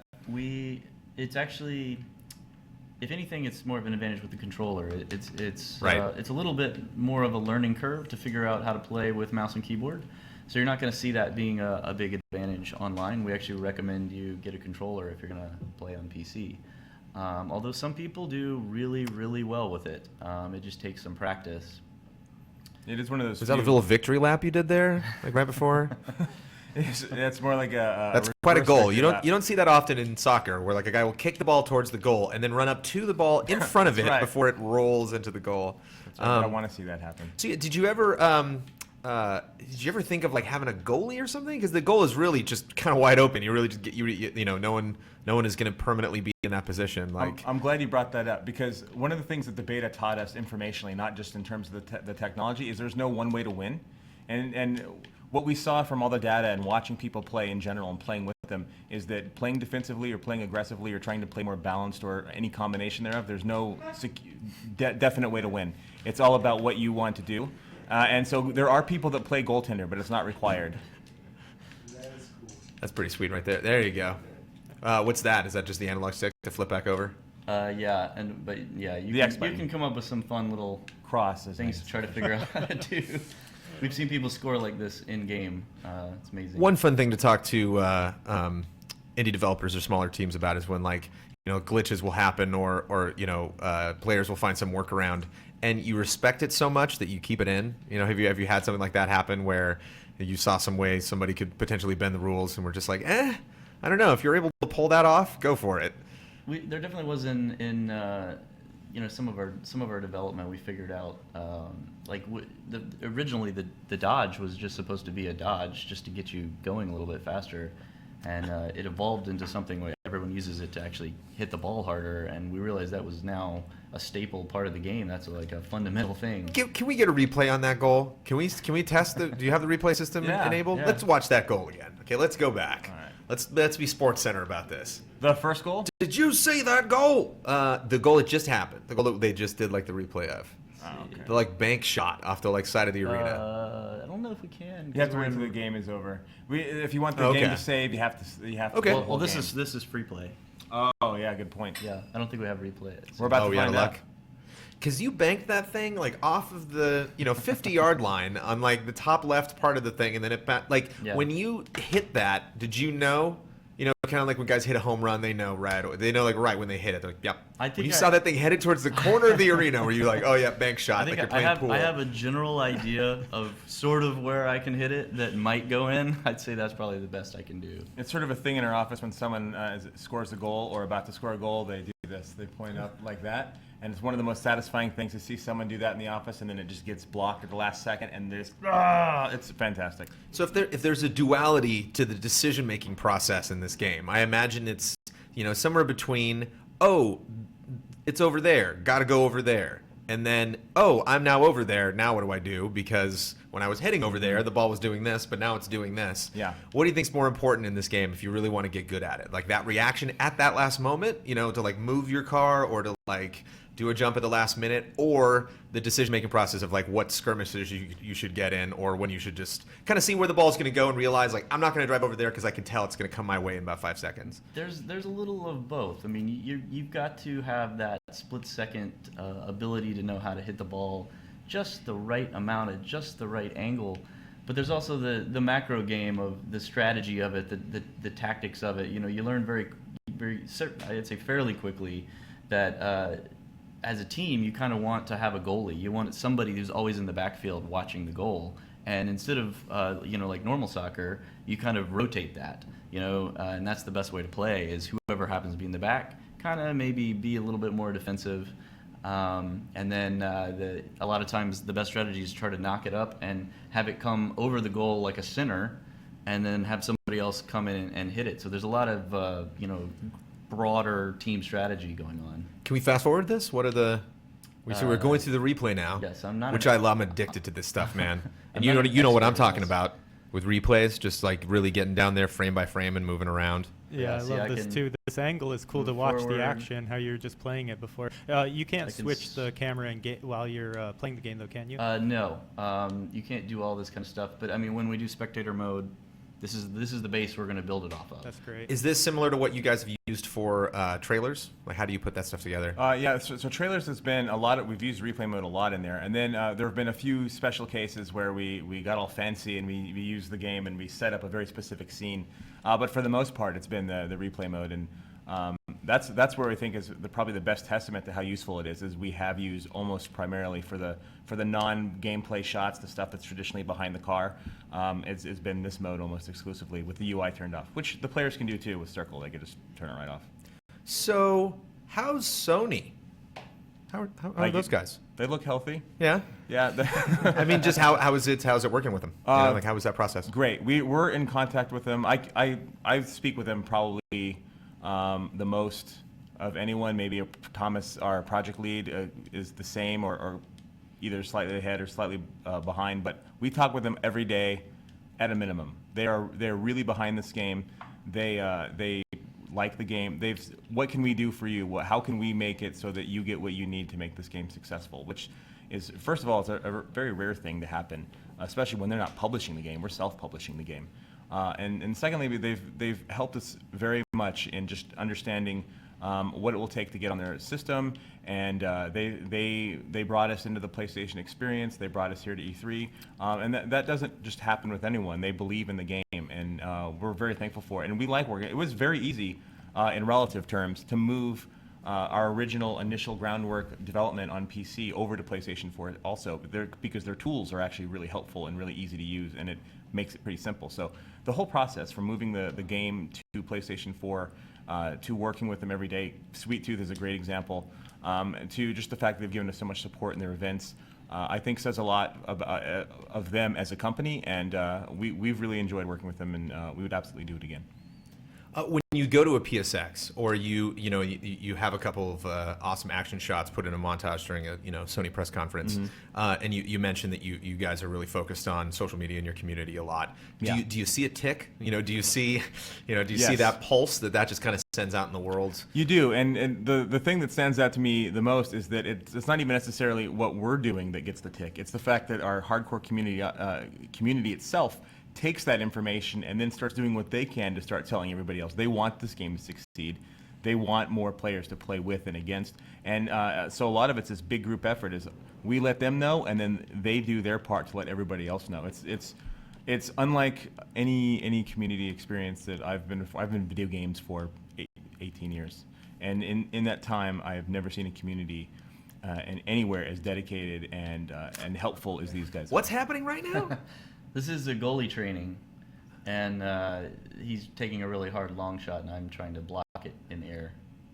But now you got the rocket boost? You weren't getting up that high before. Did they just give it to you for this mode, or is that like a power-up you can grab? No, you always have this. I just wasn't seeing an opportunity in other games, and I'm not as good at it. But, you just don't need it. Layers. At your skill level, you're past it. It's not, But that goes back to the layers thing. See, things you didn't know you could do, you could actually do. Yeah. You just need to be aware. So yeah, it takes people a while to figure it out sometimes. What all you have to do is kind of angle yourself up and rocket boost, and you can go all the way to the ceiling. So this looks awesome. I imagine when you get a little better at it, you can just almost have somewhat aerial matches a little bit. Yep, absolutely. I like the respawn time too. It's nice on these challenges. You know, so you can just, like you were saying, like to get better at it, you know, it doesn't take a while to load if you just literally want to like repeat. I'm not the best at this, but this is our aerial training. So all it will do is lob balls at you, and you're supposed to not just hit them, but actually hit them in the goal. Yeah, we need our design director Corey to show us the proper way to do aerial. That guy's crazy good at aerials. Yeah, Adam is too. Yeah, definitely Adam. Adam is I was considering giving him $50 to help me with my trophy quest on the first battle cards because they're so hard. He's like the only one I know that can actually do it. He's like, no problem. Meanwhile, I'm like, help me. So we were talking about early access, or just kind of like, you know, people getting general access to a game like for the first time. And you know, I think there's some games, you know, that systems like that work really well for. You know, if you're having a game, you know, like this that has microtransactions or has, you know, is a game that can slowly develop with a community. It doesn't necessarily like have to like, you know, launch suddenly. And this seems like a kind of game that, you know, would be an okay model for early access because it's so approachable, you know, because it's a game that, you know, you can walk up to that like you can get the general concept of it right away. You can see why people are really enjoying it. Is that something you guys have enjoyed? Looking at other games that don't necessarily. We had like a spitting match the other night about No Man's Sky because, you know, Sean Murray's, you know, professed that like it's just a difficult game to demo. There's just so much going on, you know, and here you have this fun. It's like you can sit down, you can play it, you know, you can have quick 15-minute appointments, and there, you know, you get Rocket League and you want to get more of it. Was that intentional? Sorry to take like 5 minutes to ask the question. Was that intentional? Do you guys like, let's make a game that's a simple multiplayer game so we can really enjoy showing it off? Or is that just kind of like a perk, you know, based on where, you know, the game that you guys decided to make? What do you think, Dave? I mean, it's a very watchable game. That's one of the coolest things about it is you can look at it immediately and be like, wow, looks really cool. It looks really fun. It's really intense, and I think seeing the depth in it is something that it takes a little bit more time to kind of explain. But that's why it keeps kind of opening up new avenues to people. The longer they play it, they're like, wow, I didn't realize there was so much more to this game than just knocking balls around a field. But at its core, let's make a fun, accessible, straightforward multiplayer game that anyone can play. It is a perk to see how many different things, ideas that people come up with, both internally and externally, and watching how the game can grow. Because sometimes we didn't even think about some of the stuff that actually is ultimately we plan on putting in the game. We didn't realize we even needed to until we started seeing certain reactions from people or certain. Look at Don's face. I don't know if you can see Don's face, but look at that man's smile. Look at him on the good. monitor there. This is looking more and more fun. I can't wait to try it. Excellent. Thank you. Yeah. So how much? So what kind of access do you have at E3? So if I'm going to E3, I mean, you know, if you're going to E3, you only have a couple hours left. Yeah. If you want to get access to this game, but yeah, where is this game at the show floor? As soon as you walk in the West Hall, you want to go straight up the center area. It's directly below the Sony Videotron sign, and we're right there in between I Am Bread and Galaxy, and we're right there. You can't miss us. We're right there on the walkway. We're also, for reference, the GameSpot Kind of Funny guys are right behind us to the left. So that should help give you a bit of a map. But yeah, I think there's only like 2 hours left in the show, so they literally better run. And especially in LA traffic, running would be faster than driving. And just that's a good point to bring that up. You know, thank you guys for coming all the way out here. No problem. You know, we're a little bit of ways from the show, and it's so great. As I mentioned before, just like a really great, you know, palate cleanser, a great game, you know, to play to rock out. I think that's like, you know, you want to start with like the big, serious, heavy, theatrical, epic moments like from E3, and then just like focus, you know, now that everything's kind of like winding down. So what are you guys up to today? What's your Thursday like at E3? Like, do you kind of get used to like a rhythm of the appointments you have to go to, or is it like a whole new bag, you know, every other place you go to? Yeah. Well, go ahead. It's been pretty different every day, actually.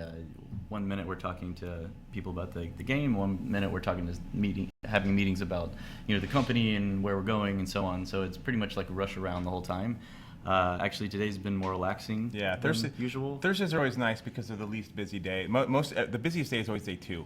Because that's when badge swapping starts happening. You know, people are like, here, you go in and check this out. And all the major games that were being shown on the first day have now been seen, and now people want to see everything else.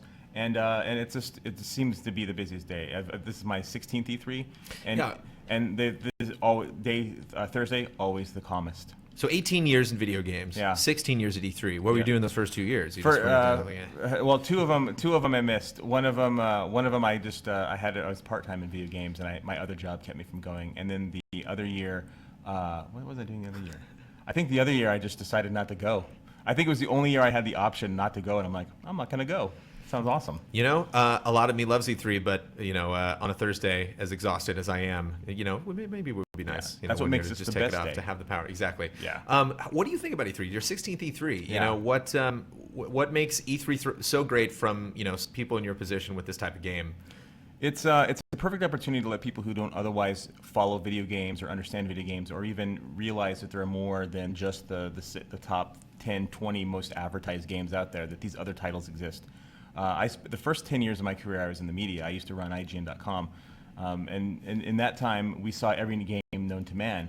But the E3s at those periods were always about the big pillars. It wasn't about indies or the smaller games. And then once I moved into development, over the last 6 or 7 years or so, I've noticed a good shift now in the way that people cover games in general, where they're more about, tell us more about these individual games, where you might not otherwise hear of them, and they're inexpensive, and they're accessible, and they're cool, and they're nostalgic. They remind you of games you played when you were a kid.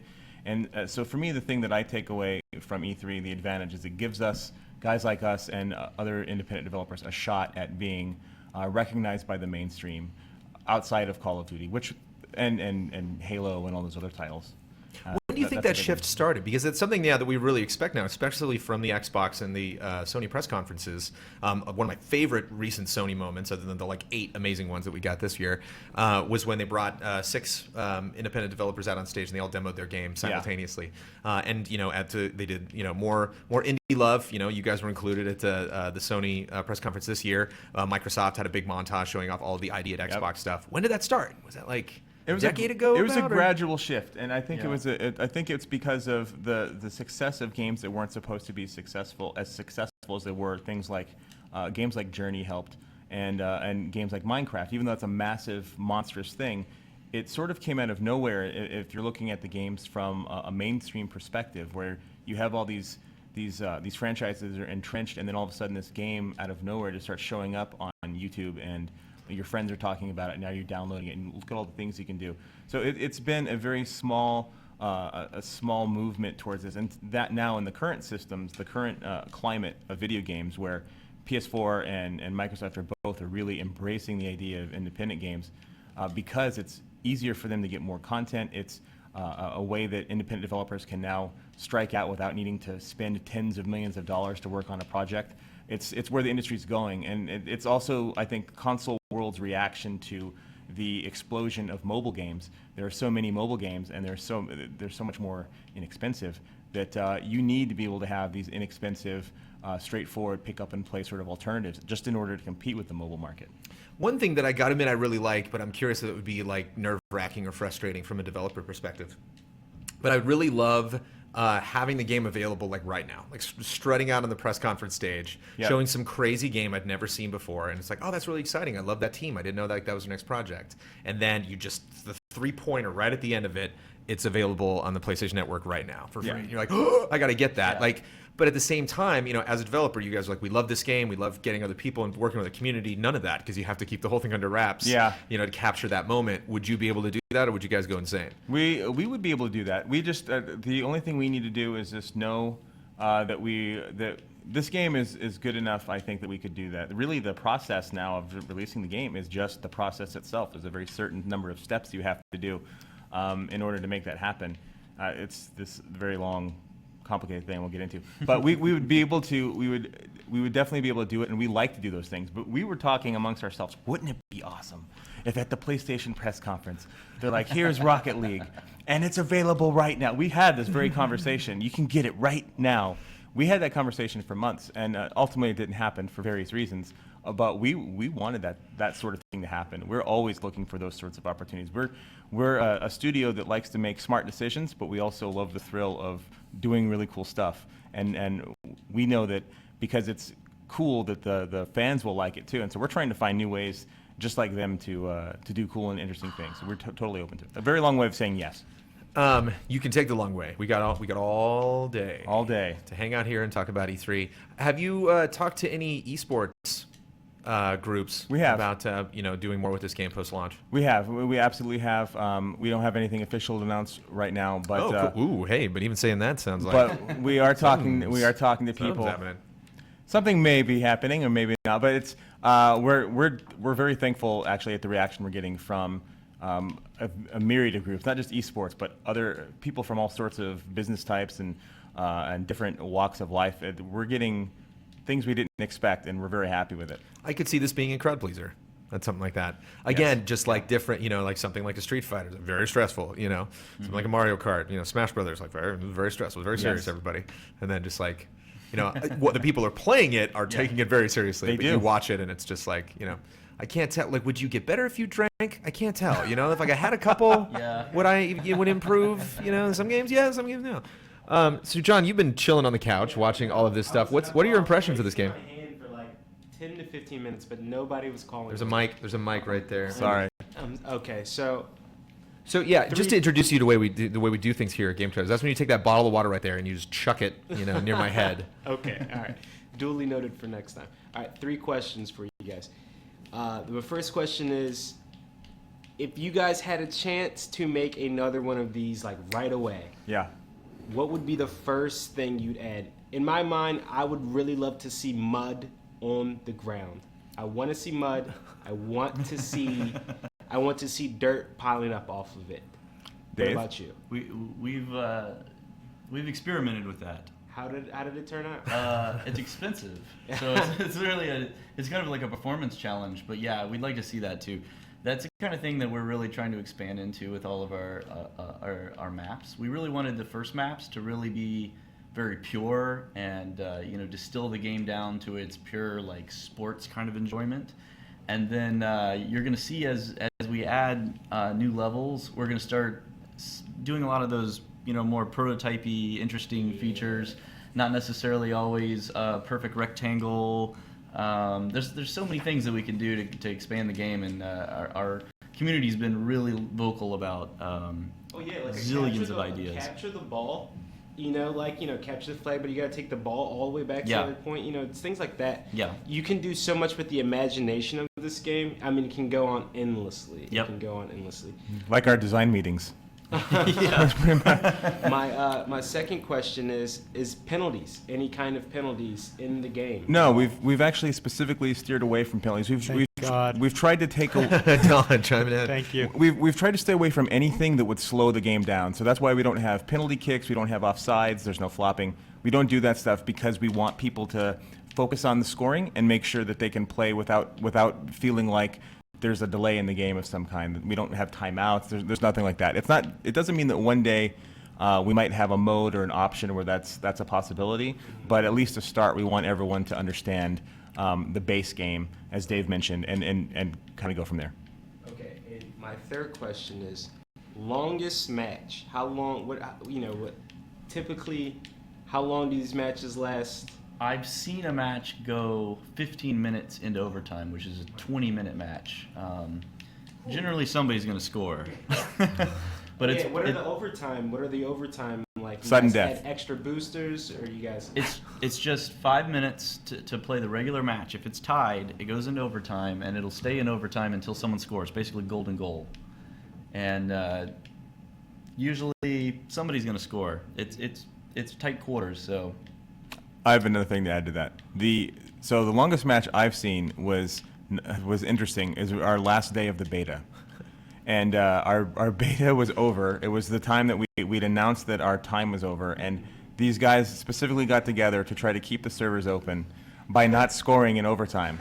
So they were driving around and they were hitting the ball. And I don't know how. It was a while. It was a long time, and they were doing it for a while. We're like, we can't close because someone's still in overtime. So what we eventually did is that we started hopping into the stream, because they were streaming it too. We started hopping in their stream and telling them, we're watching you. We know what's happening.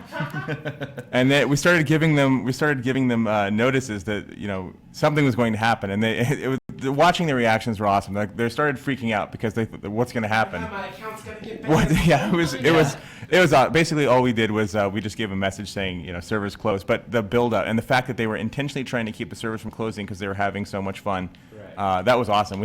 We had folks in the office huddled around desks just watching what these guys were going to do to see what they would do to save the ball from scoring on purpose. Okay, all right. One last question. I know I said 3, but one more. All right. So 2 months down the line, this game is out. This game is already out. You guys already have a DLC plan. You guys already have all that stuff. What is the next game? Because this game looks pretty great, but I want to know what's cooking up there. That's what I want to know. Oh man, I wish we could talk about it. Something super duper cool as this, because this is great. But the most straightforward answer we can give you without talking about what's specifically next is that we as a studio really, the team that's attached to this game, really wants to support this game for a long time. To give you an idea of how we like to support our games, we put out a patch for Supersonic Acrobatic Rocket Paddle Battle Cars 3 months ago, 7 years after it came out. So we support our games. We have a large team actively supporting our other game, Nosgoth, for Square Enix, which is the Legacy of Kain multiplayer, asymmetrical multiplayer game. And so which we have fans of. You literally just you say that word and that's a magic word for some of our guys. Start rubbing themselves everywhere. Nosgoth. It's what we do at the office also. But what's important for us is to make sure that the games that we have, that we support them well, because it doesn't matter how much you're paying for a game. It could be $5, $20, $50, whatever. You're expecting a certain experience and a certain quality level, and if there are things that your audience expects and you can't give it to them at the time, but you want to give it to them, then you should. And that's what we're trying to do, is we want to give our fans what they want, that because they spent their money with us or their time with us, that means something to us. And so we want to pay them back with supporting the game. You're not directly just moving on from this game. We're not directly just moving on from this game, no. We obviously, we're a business and we have lots of ideas. We have so many ideas floating around the studio, it's actually ridiculous. Like you said, there's an infinite number of things that we can do with it. So we look at it as almost like a platform more than a single game. Yeah, that's actually a perfect way to think of it, is as a platform, not a game. Thank you guys. And Rocket League made more of a sense as a new platform to launch rather than the first game. One more time. What was it? Supersonic Acrobatic Rocket Power Battle Cars 2 wouldn't be. Well, originally the working title was 2. But it's so many. It's fun to say, but it's hard to remember. No, but then you have to have like the subtitle that's just as many words underneath that. Yeah. You know, so you're just like 12. I will tell you this: you watch Steam. You know, it just fills up like the whole page on Steam. It is a super early. It's super early, and it's not going to be the first DLC pack you guys see. But we are going to have various homages to that title appear in our DLC packs. So yeah. You'll see forms of that title return in DLC in the future. Okay, I can't take it anymore. I got to play this. Okay, excellent. Here you go. Here's my controller. Okay. All right. Am I going to pop up on the right? I think that's perfect. That's good for my perspective. Yes, you will. There. So why don't we just yoink? So basic controls are R2 is accelerate, and L2 is the reverse. Okay. And then cross, as Sony likes to say, is jump. Well, I don't want auto. I want. You want to be on his team or against him? I want against him. So that's be on orange. I'll be on orange. Okay. And so those are your basic controls. If you want to change your car, we can quit out real quick, and you can do that. And you can mess with customization. All the way. Oh, okay. And so you also have a boost button, which is on circle, and you increase your boost and that boost meter in the lower right-hand corner by driving over the lighted circles. Just give me like 30 seconds to figure it out. That was your teammate. Oh, that was my teammate scoring on me. Oh, scoring on you. Yeah. Oh, never mind. I'm sorry. Good job. But I will warn you though, Dave is extremely competitive, and he's not going to hold back. All right. Okay. Let's do this. Or his version of holding back would be my version. Don, you can. I mean, you can literally also just put it on this, you know, and you don't have to change angles, and you can get in on this if you want to. Yeah, I mean, this supports up to 4 players, so if you have a charged controller, you can. Whoa! Why did I just go flying? It's drop in, drop out. You can just drop in anytime. Is there like an explosion when a goal happens? When the goal happens, it explodes and everybody flies out. You'll see it in the replay here. Your body. You might need a cable for that one. Yeah. All right. I know where to go. Okay. Oh no! Oh. So one of the things that, even though I've been playing the game a long time, I still have the skill level of someone who's just starting. It's just one of my weaknesses. The thing that I recommend about being new is is to be a little bit more aggressive, so you can at least see what your potential is in terms of how fast the ball can move and how fast the car can move. And then at least that's what I like to do as a newbie skill level guy. But a lot of the more skilled players and the older players like to hang back and be more reactionary as opposed to being aggressive.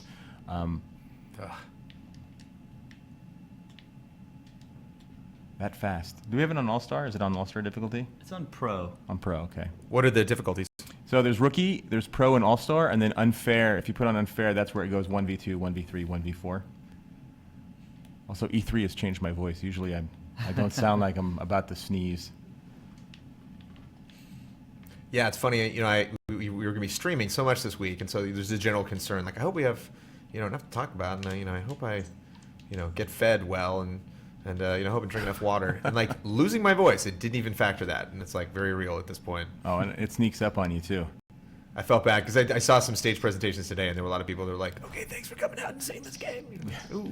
Well, PlayStation Experience, Adam Boyes, who's a very important third-party guy at Sony, he had been speaking so much that when we were, I was on this panel on the last day. When he came out to talk to everyone, he literally could not speak because he had been speaking so much, and which is unfortunate because he had a lot to say and he couldn't because he was just so wiped. So we're just word to the wise: don't kill yourself. It's just point at the game and say play it. Is there a button to correct myself while I'm in the air? No. You have to. You got to get good. Yeah. It's physics based. Some of the more advanced players though will use boost sometimes to try to change their trajectory, but it's entirely momentum and physics based. Are you all charged up over there? Trying to be charged up over here. Yeah. Maybe it's Did you on this system, Dave? Did we activate the third account? No, get out of my goal. There we go. No. Okay. So you can score on yourself. So very quickly, you'll just have to choose this third user when you sign in. And the ones that they're using already are Rocket League and SARB PC. So the other two you could pick from. Okay, now I'm slowing down a little bit. Now I'm trying to get more methodical. Try to get nope, get out of there. No. Also, if you're not, one other thing I'll add for the folks at home that haven't seen that in any footage, because I don't know why I haven't done it, Dave, but we haven't done it yet. We haven't taken footage. You can change the perspective of multiplayer of the split screen also. If you prefer horizontal, you can do that too. Yeah, it seems to be a studio preference to do it this way. But for you horizontal fans, the old school Mario Kart 1 fans, we have it in there. You gotta give it another try. This try is not working. How do the controls feel?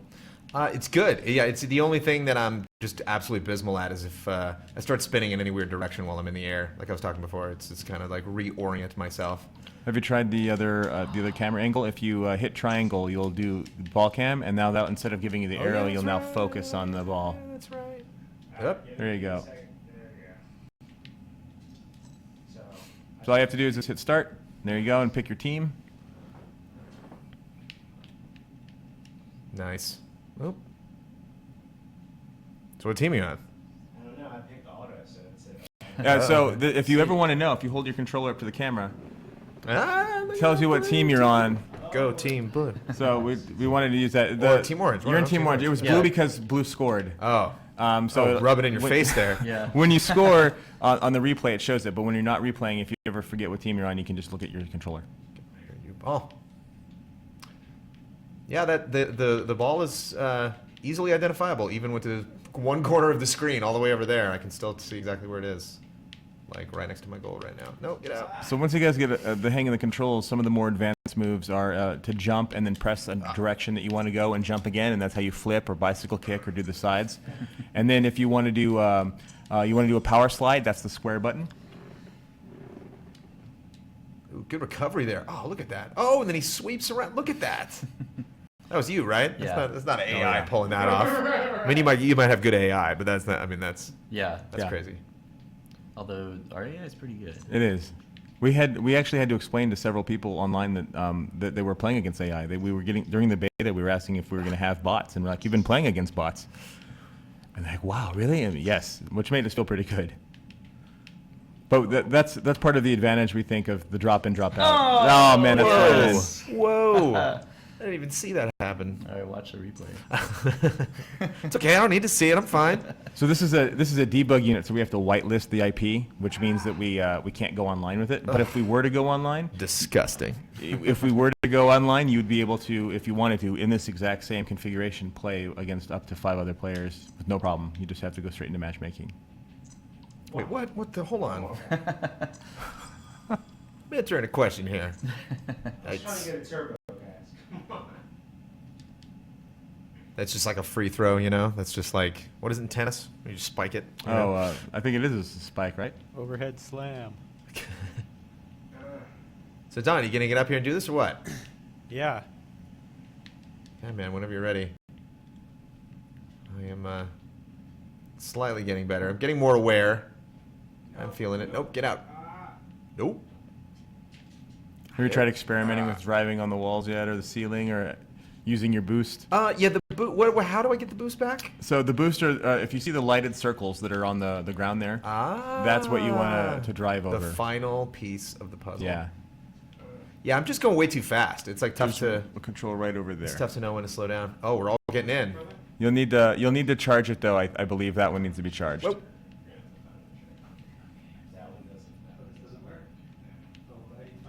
Keep forgetting about the. No, don't go back.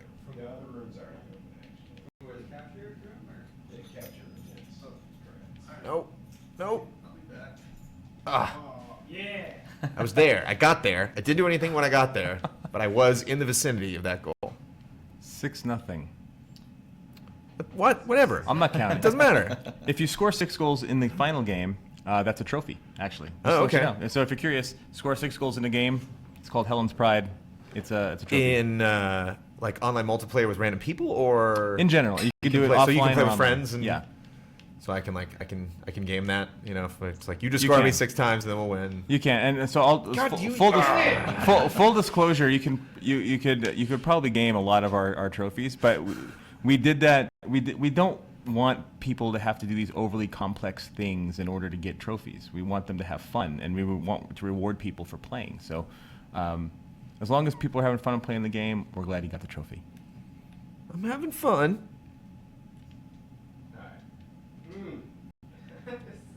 So to keep up with this. Only 5 seconds left. You should go take him to DFH Stadium, which would be perfect.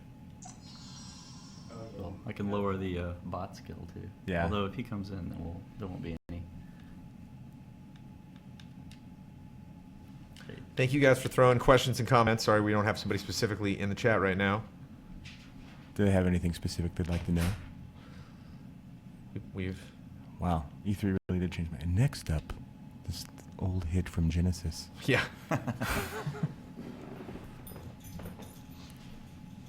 Don's grinning. He's ready. It's gonna happen. Let's get it on. It's about to happen.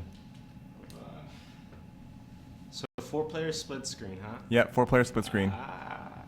Yeah, people are rooting for me. I don't know why that's happening. That's a bad idea. I mean, do you get phenoms? Do you get like hustlers? People that come up and they're like, "Oh, Rocket League, what is this? I've never played." And then just like, they just drop the controller. That hasn't happened yet. Most of the fans who are fans love telling us they're fans, and we're glad that they do, because then we know that we can just play against them and have fun. Which one do I join? Just do auto. We'll see what happens. And remember to check your controller. I think you're blue. You're on the blue team. Yeah, you're on the you press in the right stick, it'll show you behind view, and I kind of use that to figure out who I am. We just both jumped over it. Got it. The other way to think of it is the cars on the screen right now are either blue or orange, or different shades of it. So. No, get out of there. Come on! No! Come on! I just hit it into my own goal. Yeah, baby. Sweet. Let's watch the replay of that one. That was totally So- me. This was me jumping right. So yeah, for reference, it looks like John, we're on the same team. Yes, we are on the same team. I see the attempt could to you, block John? it. Right there. Could you, John? It's terrible. I thought we were gonna get Team John Don, but it didn't happen. All right, here we go. Here we go. So for you guys over there, Ooh, that, yeah, get it over there. Get it over there. Wait, get back. For you guys over there, if you want to change your camera, just hit triangle and you can toggle between behind the car and ball cam. So what racing games that aren't car combat games do you guys like? Like what, if I've played... Here we go. Well done. Personally speaking, I love the Burnout series, and and I like Forza Horizon quite a bit. Cool. I played the hell out of the Fast and the Furious, but even though it's Fast and the Furious licensed thing, I played the heck out of it. I got to check out a little bit of Forza today. Forza 6. Yeah, and I dug it. It looks really good. The weather effects look really great. Yeah, they're a really good team. They definitely know how to make card games. No, get out of there. No, I scored on my... Come on. You're just loving it every minute. Really good. I mean, he's doing trick shots.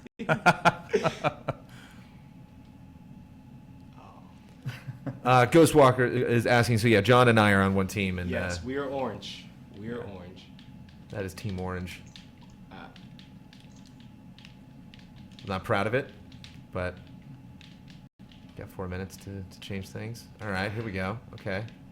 And if you guys wanted to, you can also play 4 players on a team versus 4 AI, or you can do 3 versus 1 and the rest AI, any combination. Oh, I like how when it's above you, you can see the little, Yeah! Yeah! Wait, that's Oh, man. Nice. That was an own goal. Because, I mean, when I first started out, everything was just like big hits. You know, it's just like, I'm going to hit that thing, it's going to go flying, and I hope it goes flying in the direction that I want to. And now I'm like starting to juggle a little bit. Now you kind of like, I really want to just keep it on one side of my car and try to steer it. I was trying to save it. Subtlety. Subtleties are a big deal. Every inch is a mile. Yeah, the subtlety is what I really get from this game. Yeah. Oh, nice. Oh, no. Yeah, that jumping boost, I haven't... Yes! That's rolling right now. All right, now we're even, right? Coming back. Oh, no, close. Close in to one. Yes. Well, you guys are playing. What would you like to see in the game? What would you like to see next? I know you want to see mud. You want to see mud. What else? What else do you guys would like to see? Just crazy. I mean, I think one of the things... these are we've tried a couple different arenas. How many different arenas have we seen? 7 at launch, but we're gonna add more post launch. In this current play session, just for reference for people checking out. We've gone through all of them, almost all of them. Almost, yeah. I don't think you've gone to the rainy stage, the stormy ones yet, have we? No, we did one stormy. Here we go. Yeah! Yeah, get out of here. Get out of here. Good. Just crazy shapes of arenas. Here we go. I think would be fun. Or the ball, make the ball any different kind of object. Make it a skull, an air balloon, anything to make the gravity just a little bit different. In the original battle cards, we had a crate. Probably that'd be the first thing I would start looking for. You mentioned there's a lot of secrets in this. There are things to find, yes. I love that. Yeah. There are certain, like Sweet Tooth, for example. Sweet Tooth is not available at the beginning. You have to unlock him in a very specific way. I'm wondering, for some reason, I'm imagining. I was thinking of pinball earlier. It'd be fun if you had things on the ground that are a little more, that like this thing can ping off of, that maybe like pop up and lower. So here we go. So the good news is everything you guys have mentioned are things that we've. Yes, do it. Go. No. Everything you guys have mentioned is something we've talked about or debated or are considering. So these are so at least we can tell you that we've definitely had these discussions on all of these so far. So we have no original ideas, is basically what you're saying. Here we go. That would be a. Yes, it's done. That's not. No, that's lost. That would be. I guess that'd be one way to look at it. This is intense. I'm also imagining the ball blowing up for some reason, like some kind of version of hot potato, where like you have to get contact to reset it, and it keeps ticking down, like it's like a 10-second timer or something. And when I was first watching you guys play this, I thought maybe it'd be cool if the fields were bigger, but this actually feels like a pretty good size. The size of this field feels pretty good to me. I don't know. Yeah, there's been a lot of iteration for many years on that. This feels like a pretty good. Oh no! Oh god, I get so close, but no! Oh god! Yeah, get out of there. And so all of the things that I'm picking up on the field, all of that's turbo, right? Yes. Yeah, just some kind of Mario Kart. This is it. Pick up, some kind of Pele. Red shells. Red shells in this game would be Lightning pretty, bolt. Yes, get in there. Oh no! Yes. That's in. Yeah. Yep. Tie game. Well done. Minute and a half. All right. It's getting real silent. I just noticed right now that the ball changes color depending on what hemisphere of the the match that it's in. That's nice and helpful. It's gratifying. When it turned blue, I was like, great. We're big on details. I mean, every stadium has its own soundtrack and has its own crowd reactions. And there are hidden things that the crowd does based on what you're doing if you're doing them long enough. I mean, we've given an incredible amount of detail to as many things as we possibly could. And that's part of the discovery. We want you to discover more and more every time you play. What's the story here? You know, am I a young, cocky Rocket League player that like my dad died in a match, and I'm just trying to,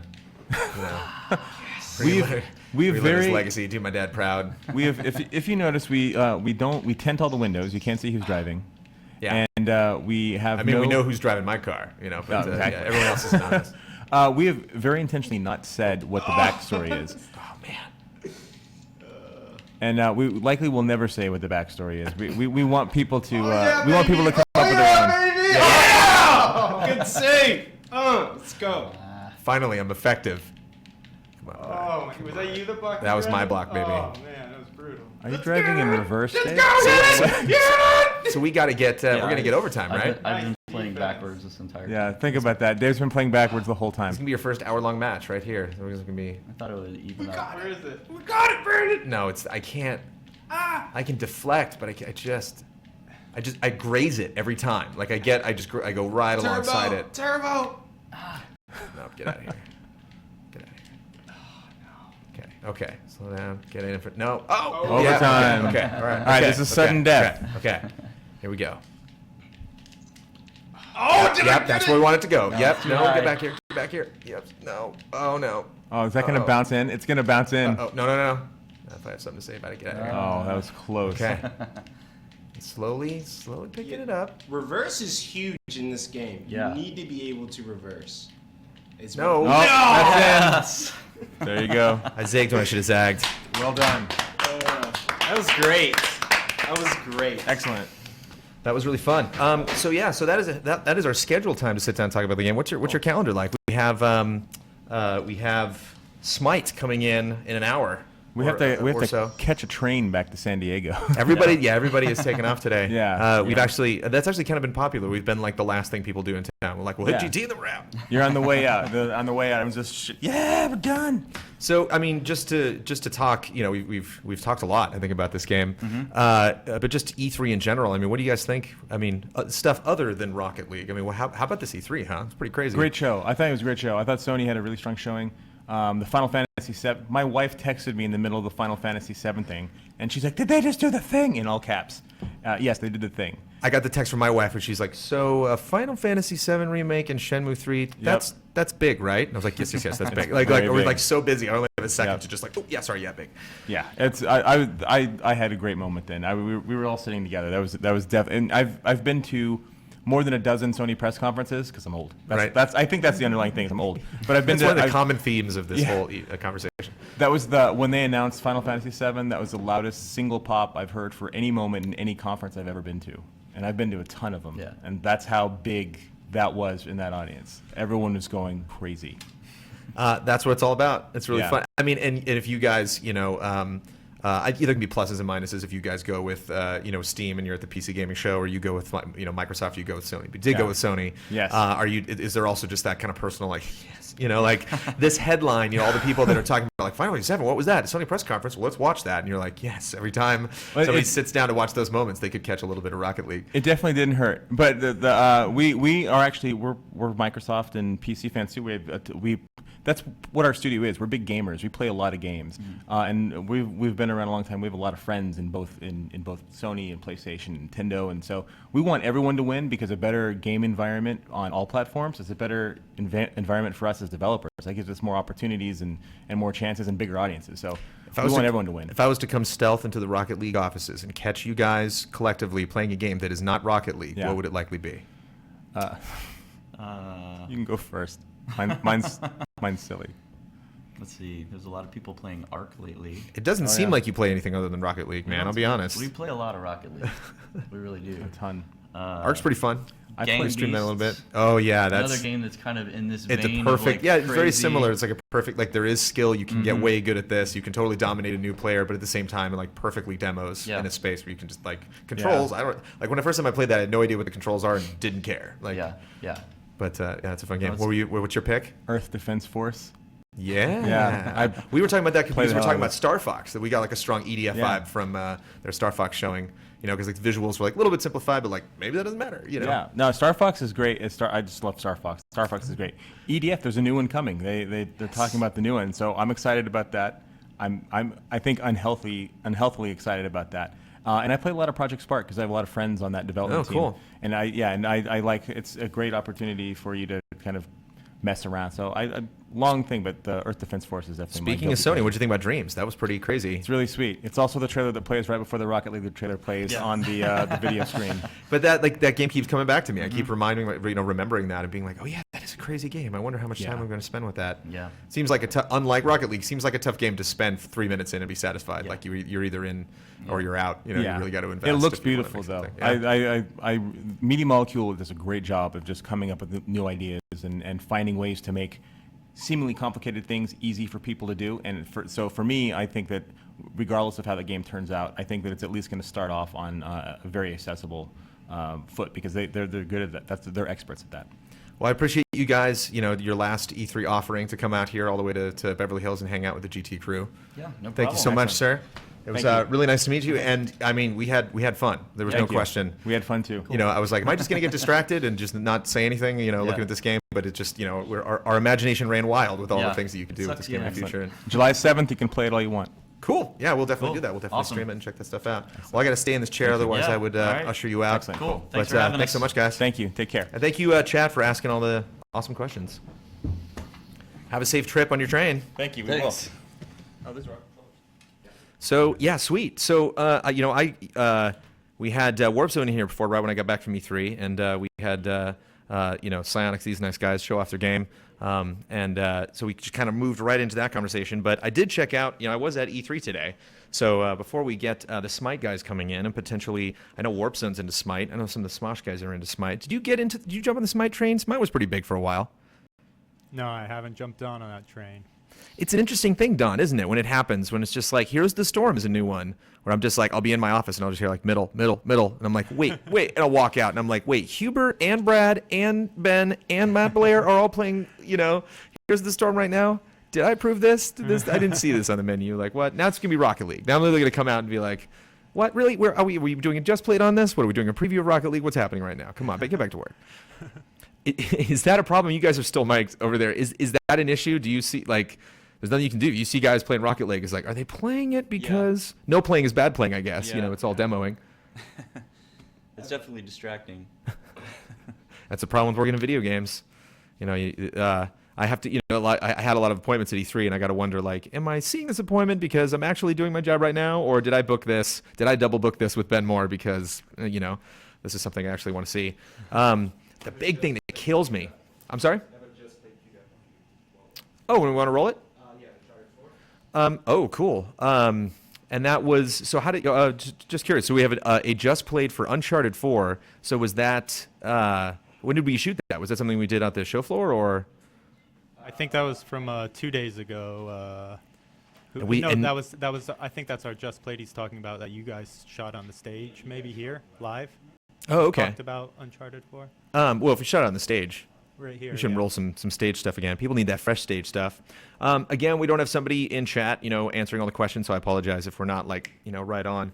Daddy Jones gets no respect. Then we're not right on there in chat, to chat with you guys. But we basically have about an hour to kind of wrap up the post E3 stuff. Hopefully, I will maybe get more of your comments and questions from chat. But because it's 6, hopefully, then it may be a little bit late because it's a hell of a traffic time to be driving, either towards, downtown Los Angeles or away from downtown Los Angeles. But if we get lucky, then we'll get some Smite coming in, and that's another great game to just have on in the background and just keep playing matches over and over and over again. We'll see how many full matches we can get in. And then the night absolutely takes off. We have Nintendo World Report coming in, so we'll just get one final grading on Nintendo. I know we talked about Nintendo a bunch today, but they always have very interesting opinions about Nintendo. Then at 7 o'clock, roughly, We might start at 7:30. We might push that all the way to 8. Hopefully not. We're going to do GT Time Live. So it's something we've always kind of talked about, like whether we should do GT Time Live. And since we're just overworking Don today, we figure, hey, why not? But yeah, we're going to be clipping that out and putting that up later. It's going to be a standard episode. It'll be interesting doing You're the One Who Started This Conversation, because we're going to have people starting conversations in chat basically the whole time we're running it. Because we're playing it so fast and loose this week, I actually haven't had time to check the rundown that Kyle sent out. Thank you guys so much. Rocket League leaving the building. That was a good time, man. That was, you play those games that you get better at, and then it's just like right when you have a chance to put the controller down, you're like, now I get it. Now I'm actually, I was good at deflecting, but anytime I actually wanted to try to make a goal in that. And then after that, we were going to do a trailer score, a bunch of trailer scores. And that's actually something, once I go through the stuff that I saw at E3 today, that we can talk about, have a bunch of trailers here that I was going to plan on doing trailer scores on. But I could potentially have too many. So I want to throw these trailers out at you and gauge, like, what's the A-tier trailers, the B-tier trailers, and the C-tier trailers. So if we're doing the trailer score segment later, and we run out of... Nathan the Demon just taking over chat right now. Sorry, guys. If we, if we don't have time to go through all the trailers, then I can know, like, what trailers do you want to see? Do you want to see a score? So yeah, we had to ban the Demon earlier. I guess he's back, Brandon. We have to ban the Demon. He was here this morning. What's up? His little Destructoid heads. Yeah, he's having a good time. Yeah, it's a whole Destructoid camp that are just spamming it. You're gonna have to ban him. Can you maybe do that? Here, I can get the chat up on my phone. Can you maybe take the laptop and just clean up the chat a little bit? I unplugged it, so you got a bunch of battery on there. Aaron, I'll switch to chat over meow. And I can talk about the stuff that I saw. How was today, John? How any memorable things? I mean, obviously, the awesomeness of the Shenmue 3 reveal. We'll never attain that glory ever again on GameTrailers.com. That was the coolest thing that's ever happened on this Twitch channel, and the coolest thing that will ever happen. But hey, you gotta just move on, and you gotta do other stuff. Was there anything even close to that excitement level? No. No, we had Atlas in for the Persona dance game. How did that go? Yeah, I had a feeling that's what that game would be. To tell you the truth, it literally was not as bad as I thought it was going to be, and I feel like the chat liked it a little bit too. It wasn't, Kyle did pretty good too. He actually did better than the guy that came in and demoed the game, so I thought that was pretty cool. Kyle is a savant at some games. Well, that's the thing about E3 is, like, there's some games that are good games, and then there's some games that are good show games, and that seems like a good game. Rocket League, great show game. Smite, great show game. We're gonna have Rock Band tomorrow on GT Live, like, awesome show game. Rock Band is like the game that you reserve for the end of the parties. I went to the Xbox party, and all the PR guys were like tweeting out. They're like, "Oh no, all the drunk people have found us." They were just like, "Oh, let's get in line and play Rock Band." So yeah. You want to queue up some just B-roll, or you want to queue up? We don't have to queue up. No, we don't have to queue up these shows. I'm gonna just rattle off all of this stuff that I saw today, and okay, and we're just gonna talk trailers for a little bit. But yeah, let me make sure. So I'm gonna be out of chat. So are you? So you're in chat. So you're good. Yeah, I'm on chat. I'm about to. Once again, he's back finally, so I can ban him. Let me bring up my schedule. So yeah, just so I got to look at my schedule on my phone over here. So if yes, correct. Or they could. Rocket League was a little bit early, so who knows? We're about 40 minutes away from 4 o'clock, so they could show up a little bit early. But yeah, if anybody, so I'm just gonna talk a little bit about what I did today, and then when we talk about trailers later, if there's a trailer that we didn't talk about that somebody mentions in chat, definitely want to see any trailers that I'm potentially missing, and I will take notes thusly, because I care about trailers. I don't know if this is obvious. I don't know if I've proven that point before now, but there's so much happening at E3, and it's so easy to miss like some amazing cinematic for a game. Because a lot of those amazing cinematics aren't necessarily announcements, so it could be something that could potentially fly under the radar. I saw Forza Motorsport 6 today, which is another one of those games that just looks amazing. I think you can be nitpicky about the differences between multi-platform games on the PS4 or the Xbox One, but if you're making a game exclusively for those systems, if you're something like Forza that's so ingrained in the Microsoft camp, and they know if they're going to make a game, something like Gears, I also saw that today, that game remastered. Like, man, that game looks really good. And Gears is funny because I played the definitive edition. I don't know what the advanced edition, the ultimate edition. There's only like 20 adjectives that you can use if you're going to make a remaster to pick from. But Gears, I remember, as being one of those games at like the beginning of the last gen, because we got the 360 before we got the PS3, that clearly, I don't know if it was going to establish like a new level of graphics as in a way that like I want every game to look like this, but clearly something was happening. It's kind of like when we saw 1313 for the first time, that Star Wars game, and we could tell that it wasn't, this Gears generation. Like this is next gen. This is there's just, it's the smoke or the lighting, and it's just like how much stuff my brain is trying to process looking at this. And so Gears was a game kind of like that, and Forza was really great. I mean, this game is just absolutely gorgeous. Oh, sure, great. Talked about HoloLens a little bit when we talk about Forza. They mentioned that there's a Halo demo that people have been talking about when they check out HoloLens, but Forza, because they have all of these modeled cars that you can go in and check out, seems like such an obvious play. Wait, a Halo demo for what? HoloLens? Related to HoloLens? Yeah. Ooh. It's not you like playing Halo. It's like a weird little demonstration. I'd be curious to know what that is. I'd be curious too. That's what I would have loved to have checked that out, but there's just only so much time to check stuff out at E3. They want to know what's your reaction to Final Fantasy VII. What's my reaction to Final Fantasy VII? We can get into that later. That's one of my trailers, actually. I'm gonna like make enemies actually, because Final Fantasy VII is not one of my favorite Final Fantasy games. But which one is? 6. 6 is the best RPG I've ever played in my life. There's no question. I mean, that's not online. Like it's tough to rival a game like Final Fantasy 11 or 14 or City of Heroes or World of Warcraft or something like that versus something like 6. But 6 was the first time I actually legitimately cared deeply about a character in a video game, beyond just like Mario's iconic, gotta love Mario, Mega Man's a trooper, gotta love Mega Man, or I really prefer this character in this fighting game, but like, oh my god, that guy died, or like, oh my god, that, like, these two characters are arguing, it's like, get along, guys, or like that whole concept that like, that a friend and enemy in a video game can be, on the same team, can be on the same thing, that like you can have like, Hubert, uneasy alliances. But just the complexity of the story, like the first time, and actually saw it on the Famicom. I saw it played in Japanese. I had a friend who was Japanese, and he owned a Famicom, and I just went over to his house one day, and he was like, let me show you this game specifically, and he like loaded up a save right before the Opera House.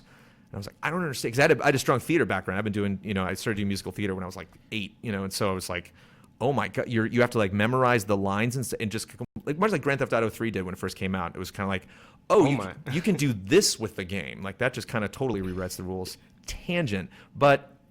So it really surprised me, actually, that nothing against Final Fantasy VII. That game's incredible. You can look for reference. If you guys don't know, I cut the Final Fantasy retrospective. I wrote and cut that thing, and I gave, hopefully gave 7 its due. It was really, the music in that game is incredible, which again, with that announcement, the music and the shots and everything, the way that they package that is like everything I'm all about. It's like, I love game trailers. I think the videos are the best way that you can possibly announce a game. Mm-hmm. Love when they tease something and then literally just roll to video and you let the video do what it needs to do, because you can conceptualize like absolutely everything to perfection about that announcement. And, we can get into it later on Trailer Score. I don't want to say the same thing twice so close. Is Destiny in your Trailer Score or no? No. So what's Destiny? They want to know. They say, Jones, what's your thoughts on the Taken King trailer? The trailer, not the game. Here's an interesting thing. No, so I'll put that. So I also have honorable mentions over here. So trailers that's like, oh god, I would love to talk about these, but just there's a lot of trailers to talk about. Destiny's interesting. I actually got into like a tiff one time with somebody from Activision about Call of Duty, because we've done this for a long time, and actually like I'm curious to bring it back. It's always tough to like lay more projects on everybody because everybody is like so strung out. But we used to do Trailer of the Year awards. Mm-hmm. So now we do Game of the Year awards, and then one of the categories is trailer. But like I've always wanted to do like a whole new campaign just for trailers, and they're breaking up like best sports trailer, best action adventure trailer. I was talking about Call of Duty trailers, and we nominated something, but it didn't win, or like we didn't nominate Call of Duty, and I actually got an email from the PR people who was like, hey, like, look at this trailer. I'm surprised this trailer didn't get nominated. And one of my response to her was, I'm like, there's like a way you do Call of Duty trailers, especially at the time. This is like before Modern Warfare, so like there was a way to do these old World War II trailers that they would do every time. They had the same font, would come in and be like, in the tide of war, things changed when you answered the call or whatever. And so I'm like, when you see the 4th or 5th trailer that just follows a very specific format, it's tough to like be super excited about it. But it's understandable because you have a producer coming in and producing all this media, and they do want to have a format to it. And I just get that from Destiny. They just like the trailers seem very formulaic in how they do it. Oh yeah, fast cuts, images of explosions. Even down to like they'll have, oh man, don't put this on the background. I'm just kidding. But like I'm gonna be so distracted by this gorgeous demo. But even just like, at the end of the trailers, they'll have like bump, bump, bump, bump, bump, and then show a clip, and there's like dun, dun, dun, dun, dun, and show another clip, just kind of like building up. And it's strangely, actually, at the end of their trailers, will show people just like walking. They'll have these amazing shots in the middle of just like jumping and shooting the new bow and doing lightning attacks and everything. And then like the big ultimate ending to the trailer will be them in just badass outfits, just like walking down the hallway, like we're here and like by ourselves. Okay, that's all the that stuff. Coolness you just saw is embodied in these characters. That's what you put at the beginning. But there is one line in the Destiny trailer that I really enjoy where he says, oh, you must know Oryx because you killed his son, and that's why he's angry. And so that's kind of fun to have this continuous story that they're not just constantly throwing out new characters, This but it's is like my problem repercussions. with that is that in Destiny, the guy you're fighting after you kill Crota's son is supposed to be a god. He's supposed to be a badass, and Destiny's supposed to be 10 years. Why in the year after the expansion are we already fighting the biggest, baddest person in the Destiny universe? So they'll think of something. Yeah. That's what I thought about when Deathwing came to World of Warcraft, when they did Cataclysm, and I'm just like, I'm fighting Deathwing. Like, how are you going to top Deathwing? Deathwing's it. There's not much you can do with the established power cycle of like how power works in the World of Warcraft universe. Yeah, I mean, I would just assume in World of Warcraft, like, they don't have, you're not fighting. I mean, how long was it until you actually fought him? What, a year, 2 years, 3 years? Till you fought who? Till you fought the biggest, baddest person in World. Oh, in World of Warcraft? Yeah. Oh, you like 4 or 5 years, a long time. It was like the third or fourth expansion. Yeah. Because, that's how it's supposed to be. You're not supposed to be fighting gods already. This is Bungie's first MMO, or not MMO. This is their first try in an MMO, and they've already broken their own economy. They've already gone ahead, and now you're fighting the biggest, baddest person. It's gonna just be a downhill climb from here on out. Well, but maybe think about it's the biggest, baddest person for your concept of Destiny right now. True. And maybe like Destiny 2 or whoever, how they decide to do not just like, oh, here's another expansion, but like, no, here's we're totally changing things. And people have said, I heard House of Wolves. Yes. I heard that was pretty cool. Yeah, Compared to like other expansions, I thought people were excited about the way that was set up. So hopefully they're learning these, if they do another big launch, another like big $40, $60 purchase, that opens up, new modes and stuff like that, and potentially new bad guys. Yeah, I hope it's just not, you don't get like a, excuse my phrasing, Dragon Ball Z kind of enemies where it's just like, you thought you fought the biggest, baddest guy. Well, no, there's actually 2 more extra guys that are bigger and badder than that guy. So I just hope it's not like that. Bungie's pretty good at having a track record, or at least trying to continue the story so it's not out of this world. You got your phone on you in case I do. Smite shows up? Smite is I actually have the front desk person coming. Oh, great. Shuffling them to me, but I do want to change this B-roll, so let me get up and do that. I don't know. That's pretty good B-roll. I like what I'm looking at. That's some handsome B-roll right there. So let's talk about trailers. Actually, maybe I can just talk about honorable mention. These are all great trailers. Some of them actually aren't trailers. Maybe we can start there. So it's tricky to really discern like what a trailer is. I'll give you an example of something that did make the list and something that didn't. The Hoth gameplay from Battlefront, that's a gameplay demo. So there's nothing framing that whole experience other than somebody playing the game continuously, and it's cut in a really effective way because you're switching back and forth between all of these different perspectives. But it's one match. It's not really, it's selling Battlefront, but it's selling Battlefront in a way to directly focus on Hoth. And so if you had kind of a quicker cut of all of that stuff with like a little bit of, titles in it, or just kind of like set up, story-wise or plot-wise or gameplay-wise to talk about the systems, and you overlaid that over the video, then that would be more like of a trailer. Whereas Horizon Zero Dawn, which I put in the trailers that I would like to talk about, which a lot of people on social media reached out and they said they really liked that video. That has like narration, it has like a story, they introduce the character, and granted there's this huge gameplay chunk right in the middle, but they set it up and then they conclude it with her having VO at the end. There's ESRB at the beginning, they have the big logo reveal at the end, so like that's more of like a classic trailer. So yeah, I put Hoth gameplay on the honorable mention side, because there are so many. I feel bad for all of these things because these were all great trailers. South Park, The Fractured Butthole was, I literally just said that title and everybody in the room laughed. So like that was really great. It was really fun to see Matt and Trey at E3. We got them at the Game Awards and we got them now at E3. I think those guys in video games like match up really well. But people weren't really expecting that. We were. We mentioned it in our countdown to E3, our Ubisoft video. We were like, yeah, they might do another South Park. That was actually Daniel Bloodworth that wrote that script, so he was very, very astute there. And that was a funny video, but it was similar to not only stuff that they did for Stick of Truth, but stuff that we've seen from South Park before. So again, why got an honorable mention, but it is worth mentioning. Somebody mentioned Beyond Eyes, which looks like a great game, had a cool trailer, but it was just kind of short. It really kind of leaned a little too heavily on text, I thought, to cue you up. I think one that I feel the worst about putting on the honorable mention list is Firewatch, which had a really good trailer. Again, I'm sorry that I don't have, because I got chat over here. I'm just going to go through this list as fast as I can, but if you guys are throwing out suggestions, I apologize that I'm missing them potentially.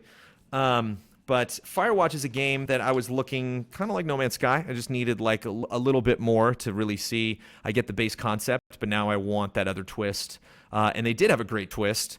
A couple interesting twists, some really cool lines of dialogue in this. There's one time where the woman that you're speaking to says, "I don't talk to the other guards as much as I talk to you," and I thought that was a nice moment, kind of setting up like, oh, okay, they're going to have this relationship without suggesting, too much what that relationship would be. And then there's a big twist at the end of it where, she says, if you're not in the tower, then who is? And from your perspective, which is a, pretty hefty walking distance from where you usually hang out, you can see someone is staying in your tower. And that's kind of a nice Hitchcock moment of playing on your expectations. And they really, played up how it's a pretty game. It's a not cartoony game, but it does have a lot of like bold, colors, kind of a Team Fortress style. And I think he's got really big hands whenever you see him operating, tools and machinery and stuff. But so it seems like a cozy, colorful indie game, but it does have this kind of dark angle, and it was a game that I needed a little bit more from, and I thought I got that. So again, there's so many. I think there's maybe 15 trailers that I could potentially talk about. So I didn't put that one on there. Apologies to that.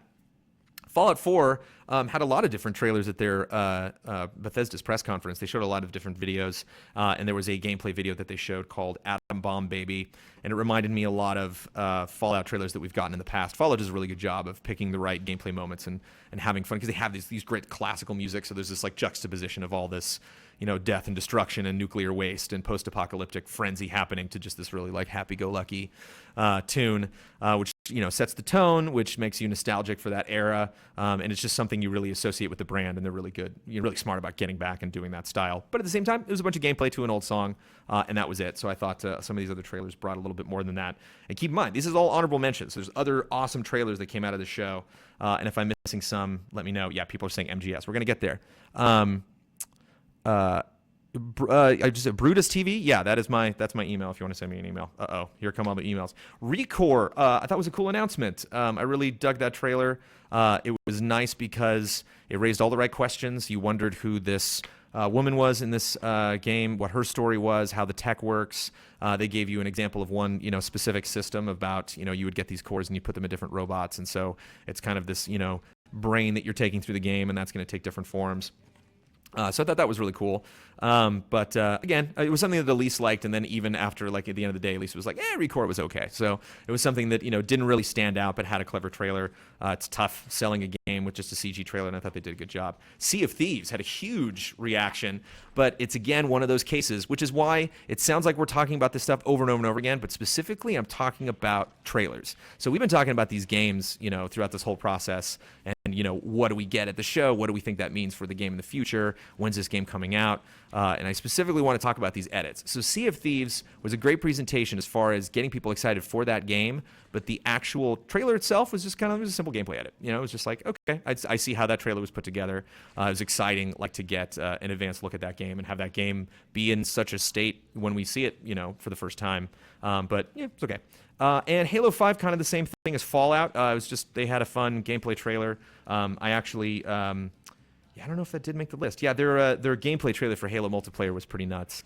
But it was just weird that I put it on honorable mention, because I just remember a time when Halo trailers were just, every single time we would get a new Halo trailer, it was a massive event. And it's been really fun to get updates on Guardians, but all their advertising has had so much mystery in it that nothing has really had that big story impact that I usually associate with Halo media. So that's why I put Halo on the honorable mention list.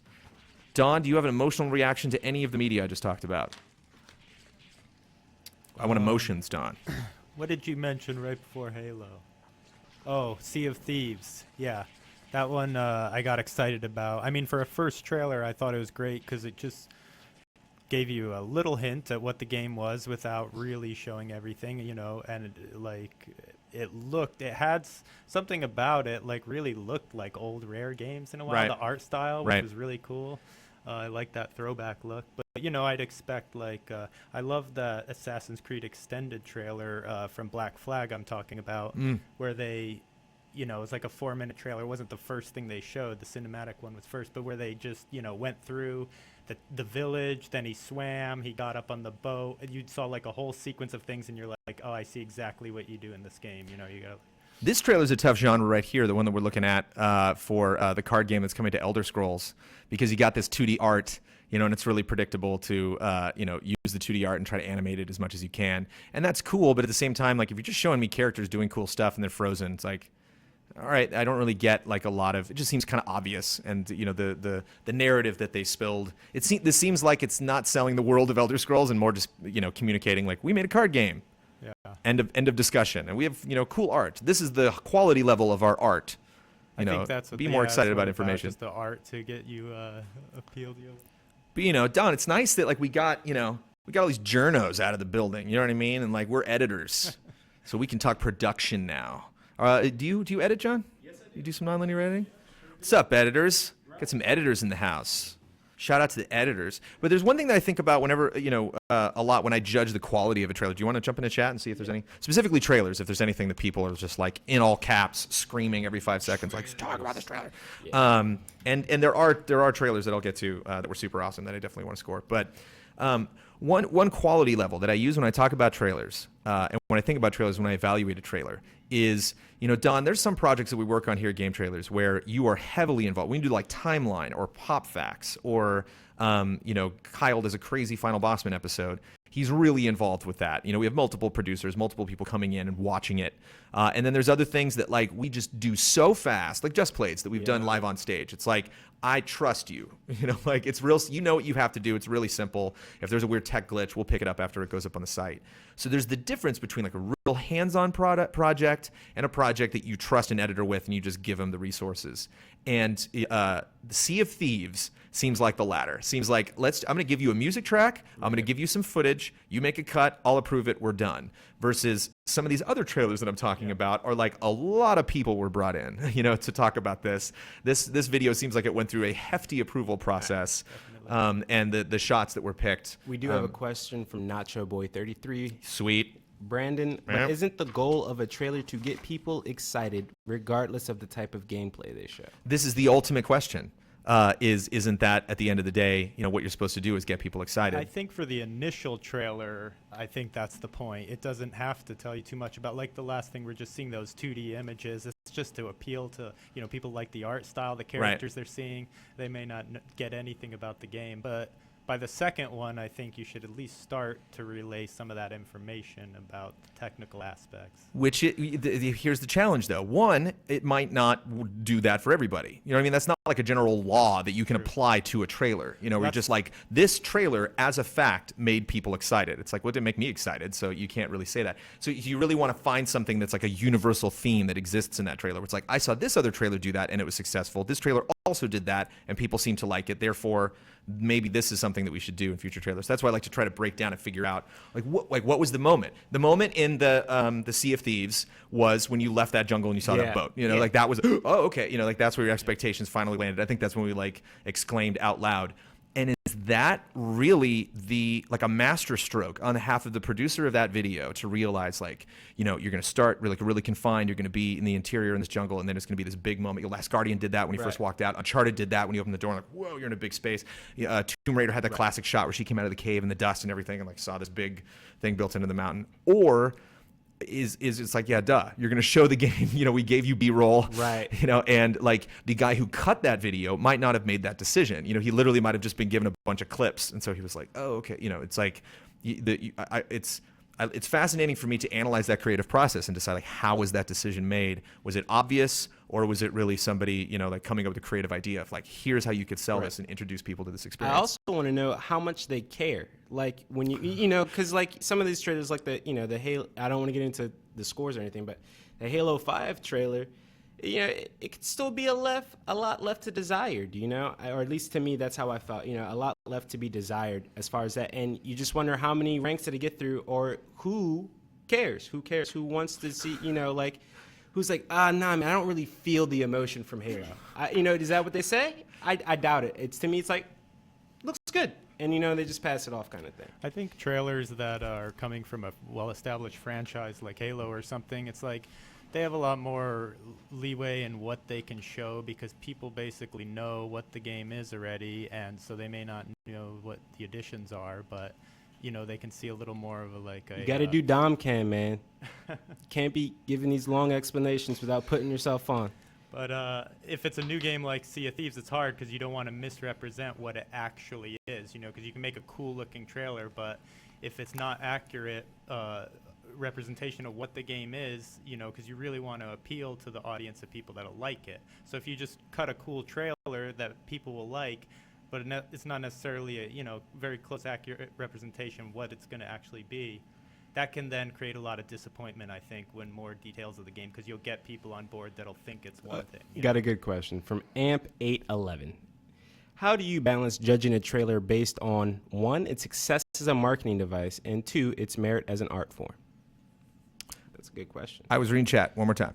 It says, how do you balance judging a trailer based on, 1, its success as a marketing device, and 2, its merit as an art form?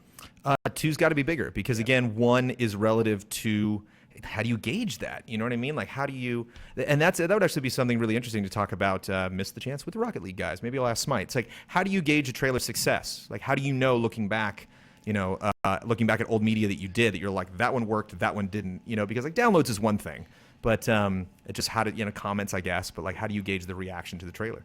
Right. That first category. I can remember one of the first trailers to really get me like, oh my gosh, was that Halo 2 trailer, which was live action, I believe at the time. And their marketing, they had an idea. They hired, it was pretty much film from the get-go when it came to their marketing. It was like, no, we want to make this at least a live action looking trailer. And then that was the art form. You didn't need to see gameplay. You already knew what was going to happen in Halo. You didn't need to see gameplay. You didn't need to see Master Chief throwing sticky grenades on anybody. No, you knew it, and you didn't need to see anything. So that's probably one of the most perfect trailers ever, I'm done. So we got about 18 minutes until Smite gets here. Smite seems like a game we could play. Smite be here the rest of the night. Right. We could just keep playing Smite over and over and over again. Ben Moore comes back. He's not going to want to talk about E3. He's going to want to talk about Smite. Are we still online? We are still online. I'm on the computer right now. It says, the answer says, all right, that's from the same guy. I would have thought number 2 was lesser because the aesthetics question is way harder to quantify. Talk about a board meeting. Really interesting responses. Thanks for answering. No problem. As always, art should always come before the money. I know people looking at it, but definitely art should always come before. Let's see. We have... This app is acting funny. Oh, I think it's because I got the Wi-Fi on. Duh. Isn't that exciting? I'm trying to connect to chat. Because we only got like 17 minutes left, I'm actually going to talk about the trailers that I picked. So these are the good trailers, man. And we might not have time to get to all of these. Maybe we do, but I just want to put like what trailers are at the forefront. Like what trailers are clearly like the ones that you guys are anticipating, the ones you guys are really excited about. And again, some of these you might want to be like, I'm just going to start off with Call of Duty. And a lot of people are like, oh, Call of Duty. It's like, it's just every time. But these guys cut, man. These guys bring it. Again, it's like, you talk about from Don's perspective, somebody that's like given all this footage and told to make an edit. Doom is another one actually we just saw, which I also put on my list, where it's just a gameplay cut, and it's kind of predictable because like the maps you're looking at or the maps they're showing at E3. The Doom trailer is basically just a cut down of the gameplay session that we already saw when they debuted at Bethesda. But watch that cut. Watch every single the music that you're listening to and every single thing you're looking at, and like how how it builds and how like everything is so intentional. It's not just like what were the other things I was talking about? It's not just like Fallout 4 where it's just kind of like showing all the the craziest things in some crazy order. It's specifically there's just like a fantastic flow to like what you're looking at, and specifically this is the multiplayer trailer for Call of Duty Black Ops 3, and it's cool because a lot of times you'll get these really, tight acrobatic moments. I mean, it's the way I imagine you do it is you just have just an ungodly amount of multiplayer matches, right? And then you're able to go back through with the camera, and then you just do time code reference when you're like, oh, that was that amazing grenade toss that the guy did. But if you're going to grab that moment and put it in trailers, probably like 6 to 8 seconds that you're going to show, because like you just did that one thing. Your mount up onto that wall was a little fuzzy, but like when you finally got up there and did that shot, it was incredible. And Battlefield does that a lot on their Twitter feed, where they'll show a guy just like across the map, doing like a knife toss. Mm-hmm. But the stuff in the Battlefield trailer, the stuff in the Call of Duty Black Ops 3 multiplayer trailer from E3 is like the shot even of itself is like Cirque du Soleil, this crazy stuff that the guy does. There's like one sniper shot that he makes like off of like a wall, like while he's on a wall, and he's not equipped with a sniper rifle when he jumps on the wall. He like shotguns a guy and then like jumps on the wall, pulls out a sniper rifle, looks down the scope. And I know what people could say would be like, yeah, well, the guy that he was shooting was still, was probably in that area expecting to be shot, and they were setting that shot up. And it's like, yeah, that's true, but the guy still shot the guy with the sniper rifle on the side of a building. Right. And so there's just a lot of really great movements, especially because I went to a Black Ops 3 event before E3, and that's like a major thing that they talked about. So they're like, we didn't want any movement that you could possibly do get in the way of what you wanted to do. So like vaulting is so much easier, sliding is so much easier, and you can really slide for a long way. You can aim anywhere when you're sliding. You can transition any move into the next move. And I thought the gameplay demo did a really good job of demonstrating that, especially because Call of Duty Black Ops 3's story trailer when they first launched was like, it was okay. Yeah, I wasn't really but their impressed by it, multiplayer trailer was literally like, oh my goodness gracious, this is insane. This is you wanted to get that yeah. good. You're like, yeah. I want to do that thing. I want to school a guy look just the way that I did.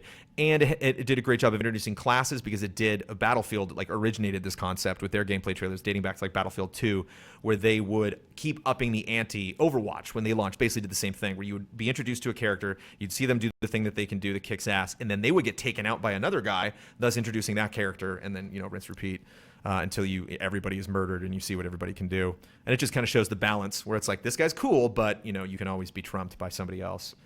So yeah, Call of Duty. Dark Souls 3 got a pretty good reaction in the room, despite it being super simple.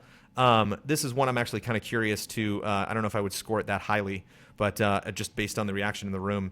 So let me know in chat which trailers you don't like. So it said Call of Duty and Dark Souls 3. If you're like, no, I don't like those, I'd rather those comments fill up in chat, because then we can know what's bad. Whereas everybody just talks about trailers that they like. We're not. We're gonna end at get to the end of this list and be like, well, they're all good, So like, I just want to figure ones that you guys are just like boring. I don't care. Like, you guys have already talked about that game a lot. A lot of people say, or at least I saw a couple comments saying that they didn't really like the Final Fantasy VII trailer. And I mean, like, I get why you can be. It doesn't really elicit much emotion outside of you could have put that announcement on a news article. Probably would have almost gotten the same amount of excitement if people woke up that morning and that'd be the first thing they saw. They would have hopped right out of bed. I actually totally like an idiot forgot to put it on the list, so I have even more trailers that I want to talk about now. But I really like that trailer. I'd actually like to save that for last, or maybe even save it for. I mean, obviously that's on the list, and I'd like to maybe save my comments because that trailer is genius for a lot of reasons. But it may not necessarily be the best trailer of the show. So we got Call of Duty, Dark Souls 3, which you talked about briefly, but it is a brief trailer, so I don't know how much more we can say about it. Especially because some of the stuff that we saw in that trailer doesn't necessarily translate to the gameplay demo that we saw at the show. So lots of crazy questions about Dark Souls. Did we nail it? Is this Dark Souls right here? Did we nail it? Or is this... Wait. Yeah, I think it is, right? Dark Souls. Nailed it. There we go. Nice. Right, they picked There's a woman weeping crouched on the floor. It must be a Souls game. Because there's so much like weeping. Bloodborne, there's like all the people praying. Somebody asked, does Nintendo have a good trailer at E3 this year? I don't think I see any on your list. Yes. Oh, I have a Nintendo trailer on my list. It is from a franchise that always does awesome trailers, Super Smash Brothers. I was curious about their Ryu reveal. Because there's been some announcements in Smash Brothers. Great transition there, John. There's been some announcements in Smash Brothers that like boggles my mind how much work was put into this one announcement. Kind of like I'm talking about Final Fantasy VII. Just like, wow, like there was a lot of thought about like how do we introduce this character. So much so that people make like fake videos, and like just kind of like. And something we talked about earlier about like that I mentioned with Destiny, that can potentially be bad if you have a strict style about how you do the trailers, and they can be kind of predictable. And these trailers are not predictable that they do. The Roy trailer was ridiculous. But at the same time, well, specifically the Ryu trailer I thought was better, because the Roy trailer had like a little bit of an intro, but really just focused on gameplay that was available in Smash, where a lot of these things, like the Little Mac trailer, had its whole CG intro with its own art style. So right before Smash Brothers came out, they really went all out. And now like they're a little bit cheaper, like they're a little bit easier to produce.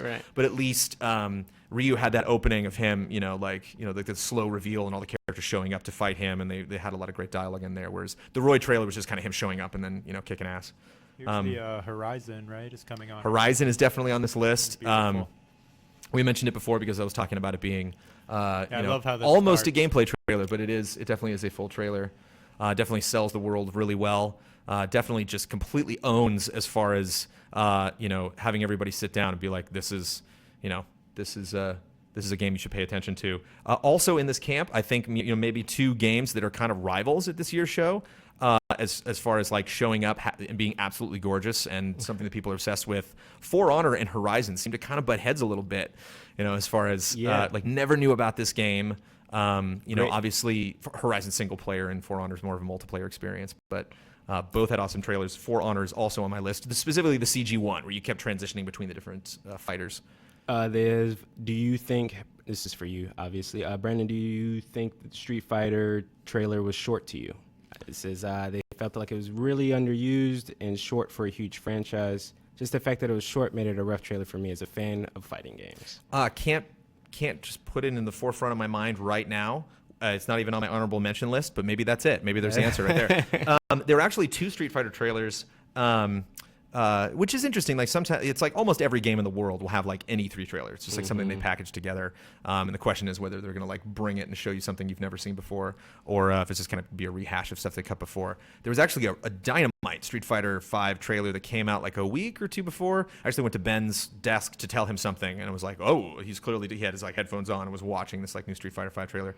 And I think that's when they first introduced the limits or whatever. There's so much information at E3. I can't forget what those things are called. And that was cool because it was one of those trailers that had a lot to say, but did it in a fun way, had a lot of energy like Street Fighter does. Nope.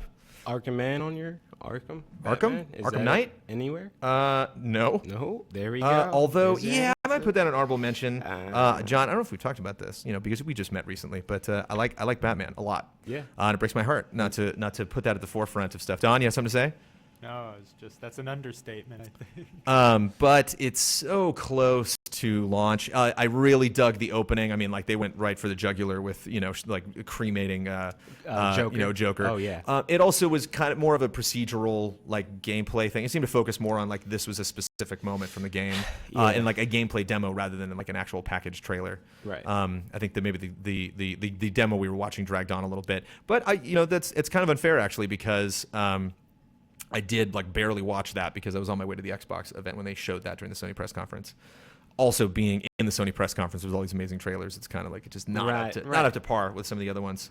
But I do love Batman. I got more. Is there any other comments that are trailer relevant? Deus Ex: Mankind Divided was pretty awesome, especially considering they had this great CG trailer, and then we got to revisit a lot of these environments, specifically that one with the big with the wings with the yellow neon sign. The riot happens in front of, the guy gets beat up. We saw that actually in game, and it looked pretty close to the CG trailer. Yeah, that looked really good. Yeah, good selects, good writing, really good writing at this year's E3.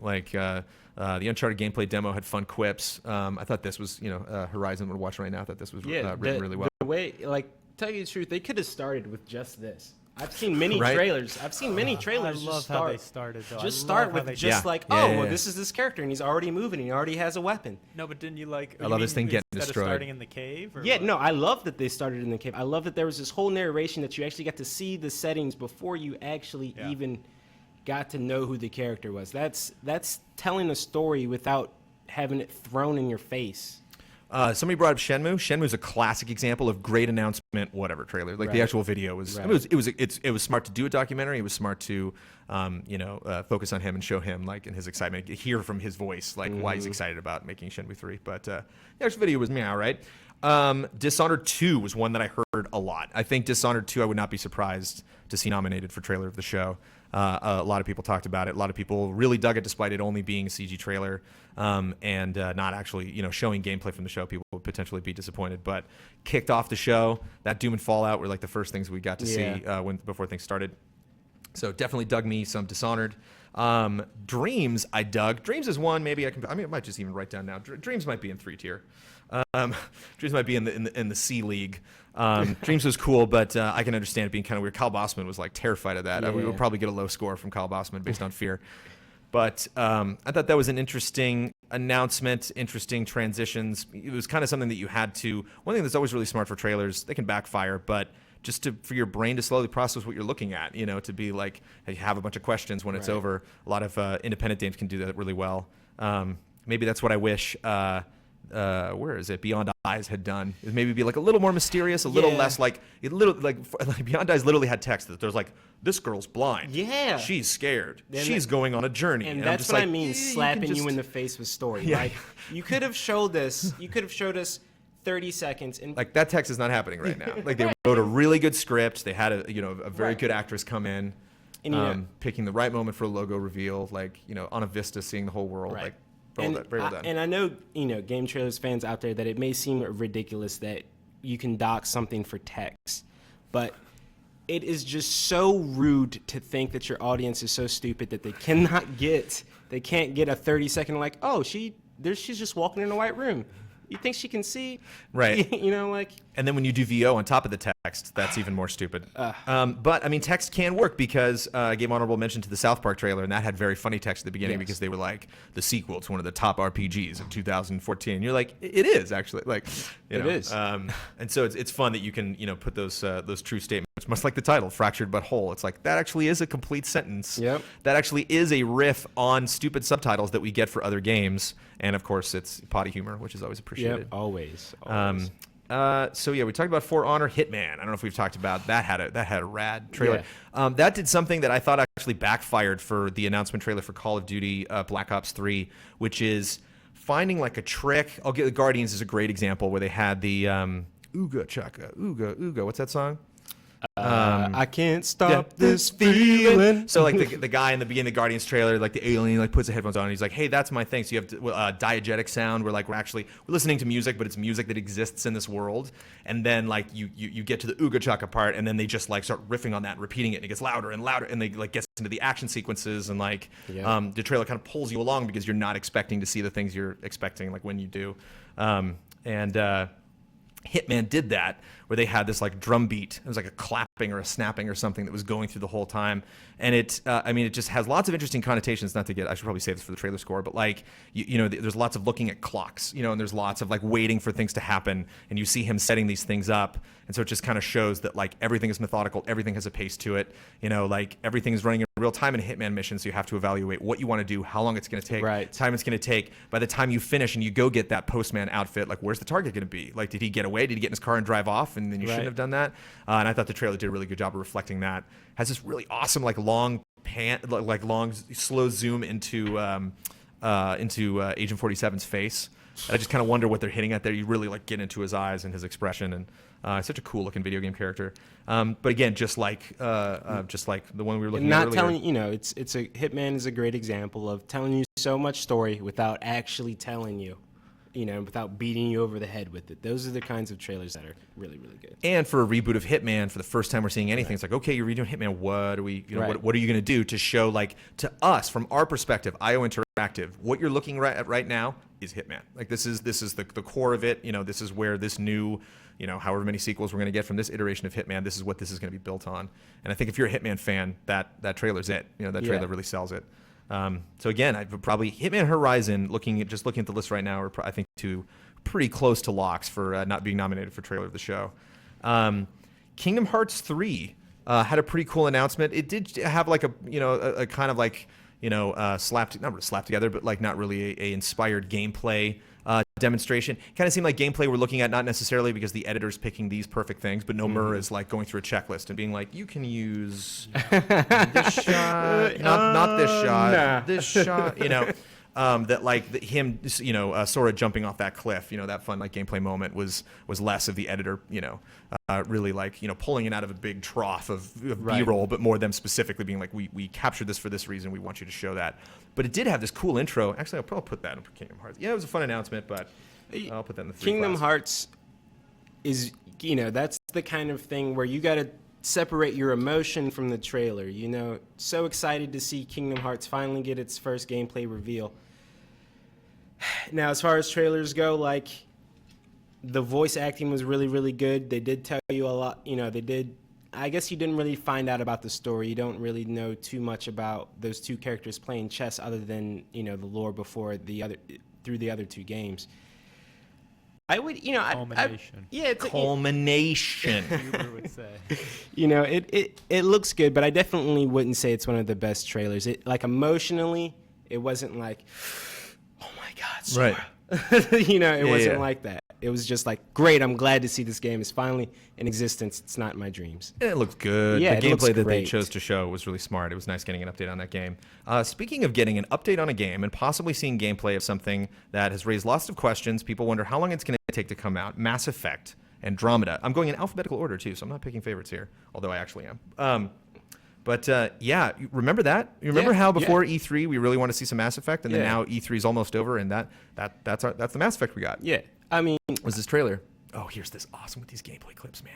Go full screen on this, man, so you can see some of this stuff. Wait, okay, I'm sorry. We have to stop everything because we were talking about Call of Duty earlier, and I want to point out my favorite shot in this trailer. This is ridiculous. I will point it up where we can get to it. I think it might be this. Right. Maybe he goes later. Because it's in the cave. Yeah, I think this might be it. Yeah, watch this guy go into the cave. So like hops over this, boom, takes that guy out. Right. Pistol. Takes this guy over there. That guy in front of him gets taken out. Jumps towards the wall and does the blink. Watch this. Whoop, blink. Shoots the guy behind him. And like, how long was that shot? How long were we following that guy? And again, like you can even argue like that was probably staged. Like all those guys were probably picked to go in that direction and set up that shot. But that's work, man. Like that. It's still work. It's still again, like Don, like if I was to give you a bunch of footage and a piece of music and be like, put a gameplay edit together, it just doesn't require the same amount of work as something like that. Even I think. that, coming out of the smoke there, the camera was rotating around him and everything. They just take no prisoners. Call of Duty every time when they dish out trailers. So yeah, there's Mass Effect. So yeah, Mass Effect Andromeda. I just thought kinda wasn't good. It was neutral. It wasn't good, wasn't bad. Maybe I'll put that in my 3 tier as well. So John stepping out. Apologies if chat is blowing up right now. Why are GT staff too scared to tell the COD devs to stop ripping people off with the same damn game? Because it's not the same damn game. It's a very similar game. It's the same franchise. It's predictable in many ways. But yeah, that multiplayer's nuts. There's a lot of cool things that they're doing with that multiplayer that I really dig. Seems to be like a huge divide between single-player Call of Duty and multiplayer Call of Duty. They're kind of like 2 totally different conversations. Ratchet & Clank had a Dynamo trailer, really snuck in there. I consider a week before the beginning of E3 to also be E3. Yeah. So Fallout is kind of like my cutoff, where Fallout was like as close to an E3 trailer. We did do a trailer score on that one. Apologies that we haven't been doing trailer scores for a couple weeks. We've just been like prepping up for E3. But they won't call it E3 trailers. But if a trailer comes out like 4 days before the Bethesda press conference, like that's okay. You're getting this out so I can watch this now. And Ratchet & Clank was one of those, and we got this fun introduction. Love the text, the movie, the game of the movie. The game of the movie of the game. The reason they didn't put it out, and I think it's strategically is really smart. I mean, it would have gotten lost in the shuffle. Yeah, look at that Sony press conference. Like, right. Okay, there you go. It would have gotten lost in the shuffle. So the fact that they did it before, you even got some box art before, great. It was a great trailer. I totally enjoyed it.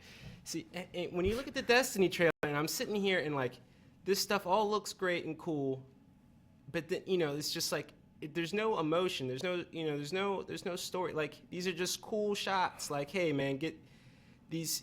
They're not telling a story. They're not trying to. Well, what can you show in a Destiny trailer? You can show the cool ship shots of when I arrive on a planet. When I first arrive on a planet, it's like that's going to keep going forever in Destiny. They're going to have those shots. They're going to pick that right at that story moment where like then you go to the planet. The ship goes flying by. There's the look at our awesome armor and we're walking into the zone. And then there's targeting an enemy and doing some cool super moves. There's the shot with the wings. That's the only shot that elicits any emotion. Like, oh. And I think this exact text has been used over and over again. We're like, get ready for the next big thing in Destiny, or like get ready to go down to the dark below. Right. It doesn't elicit a lot. it doesn't elicit a lot of something new. I mean, kind of cool ending there because it actually was creepy. I played the single player a mission from the Taken King, and it was very creepy, satisfyingly so. Almost done. We talked about Super Smash Brothers, the Ryu reveal. Hello. Soup's on. So how are we doing? The Smite has not yet showed up? Smite has not showed up yet. Okay. So Unravel was one. I think Elyse sent me a message. She's like, make sure we're talking about Unravel. It was weird for me because I hadn't actually seen that trailer, so it was interesting to see. You played the game. I played the game. Before. So they cut up stuff that I had seen, and they had Smite. What up, Joey? Joey. We can smite Joey. You just checking in? Just for fun? Yeah, just want to check something on this. Oh, sweet. Joey, everybody. Yay, Joey. Let's get a camera on Joey. Get Joey in there. What's going on? What's going on, Joey? The lower half of Joey. He has a head, I swear. Oh, no, wait. No, now he's Well, back to Joey. There he is. Yeah, Joey's the guy. Joey just fixes things all day. Imagine if you did that. Imagine if you just fixed. Now, camera not on Joey, or just looking at the couch. There we go. So it's weird to play a demo and then you see the trailer afterwards and see the moments that they picked and why they do it. It didn't have as much of an impact as I would have liked because I had seen the demo before. But totally for me, I was like, oh my God, this thing is so cute. And I'm a guy. I'm like, oh my God, this thing is so cute. I can't believe it's so cute. They're doing so much cute I'm comfortable stuff. in my cuteness. Yeah, because this game's doing it the right way. Yeah, it's a great feeling to get that, and just I believe they started out, and it's just a shot of a piece of string. I think I think the first thing is him just stepping out, he just looks out from the. And you just see the door. world that he steps out into, and that all elicits emotion, and that's definitely one of why the trailer is so good because it tells you the story without beating you over the head with it, that you're going to follow this Yarny is his name, right? Yarny. And you're going to follow him on his journey through the world, and hopefully you can stand all the cuteness that you're about to see. You can just stand the cuteness. It's too much cuteness. Cool. I'm just looking to see if you're suggesting other trailers. Let's see. Or just what trailers out of these specifically that you don't like. Yeah, again, the Hoth thing from Star Wars was more of a gameplay video. And then they had a demo of the co-op campaign, which actually was more of a trailer. But it was okay. It was fun. The co-op campaign was fun, but the trailer itself was just kind of a recut of that footage. They just kind of packaged it together.